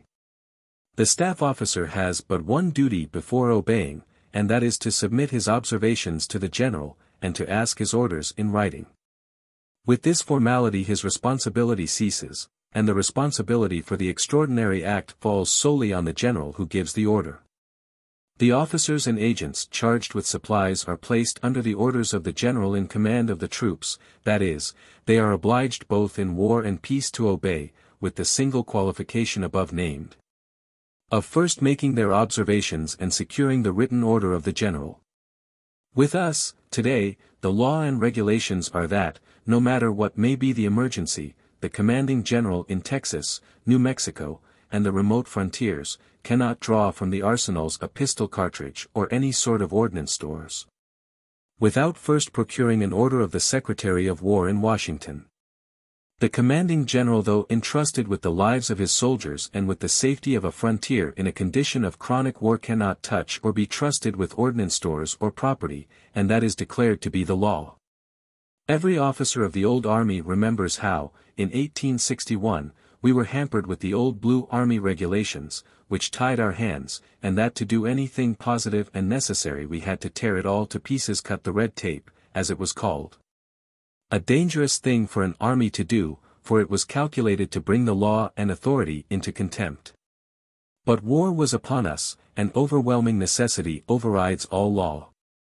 This French report is well worth the study of our army officers, of all grades and classes, and I will only refer again, casually, to another part, wherein it discusses the subject of military correspondence, whether the staff officer should correspond directly with his chief in Paris, submitting to his general copies, or whether he should be required to carry on his correspondence through his general, so that the latter could promptly forward the communication, endorsed with his own remarks and opinions. The latter is declared by the board to be the only safe role, because the general should never be ignorant of anything that is transpiring that concerns his command. In this country, as in France, Congress controls the great questions of war and peace, makes all laws for the creation and government of armies, and votes the necessary supplies, leaving to the President to execute and apply these laws. Especially the harder task of limiting the expenditure of public money to the amount of the annual appropriations. The executive power is further subdivided into the 7 great departments, and to the Secretary of War is confided the general care of the military establishment, and his powers are further subdivided into 10 distinct and separate bureaus. The chiefs of these bureaus are under the immediate orders of the Secretary of War, who, through them, in fact commands the army from his office, but cannot do so, in the field, an absurdity in military if not civil law. The subordinates of these staff corps and departments are selected and chosen from the army itself, or fresh from West Point, and too commonly construe themselves into the elite, as made of better clay than the common soldier. Thus they separate themselves more and more from their comrades of the line, and in process of time realize the condition of that old officer of artillery who thought the army would be a delightful place for a gentleman if it were not for the D.D. soldier. Or, better still, the conclusion of the young lord in Henry IV, who told Harry Percy, Hotspur, that, but for these vile guns he would himself have been a soldier. This is all wrong. Utterly at variance with our democratic form of government and of universal experience, and now that the French, from whom we had copied the system, have utterly proscribed it, I hope that our Congress will follow suit. I admit, in its fullest force, the strength of the maxim that the civil law should be superior to the military in time of peace, that the army should be at all times subject to the direct control of Congress. And I assert that, from the formation of our government to the present day, the regular army has set the highest example of obedience to law and authority. But, for the very reason that our army is comparatively so very small, I hold that it should be the best possible, organized and governed on true military principles, and that in time of peace we should preserve the habits and usages of war. So that, when war does come, we may not again be compelled to suffer the disgrace, confusion, and disorder of 1861. The commanding officers of divisions, departments, and posts, should have the amplest powers, not only to command their troops, but all the stores designed for their use, and the officers of the staff necessary to administer them within the area of their command. And then with fairness they could be held to the most perfect responsibility. The President and Secretary of War can command the army quite as well through these generals as through the subordinate staff officers. Of course, the Secretary would, as now, distribute the funds according to the appropriation bills, and reserve to himself the absolute control and supervision of the larger arsenals and depots of supply. The error lies in the law, or in the judicial interpretation thereof, and no code of army regulations can be made that meets the case, until Congress, like the French Corps Legislative, utterly annihilates and proscribes the old law and the system which has grown up under it. It is related of Napoleon that his last words were, tête d'armée. Doubtless, as the shadow of death obscured his memory, the last thought that remained for speech was of some event when he was directing an important head of column. I believe that every general who has handled armies in battle must recall from his own experience the intensity of thought on some similar occasion, when by a single command he had given the finishing stroke to some complicated action.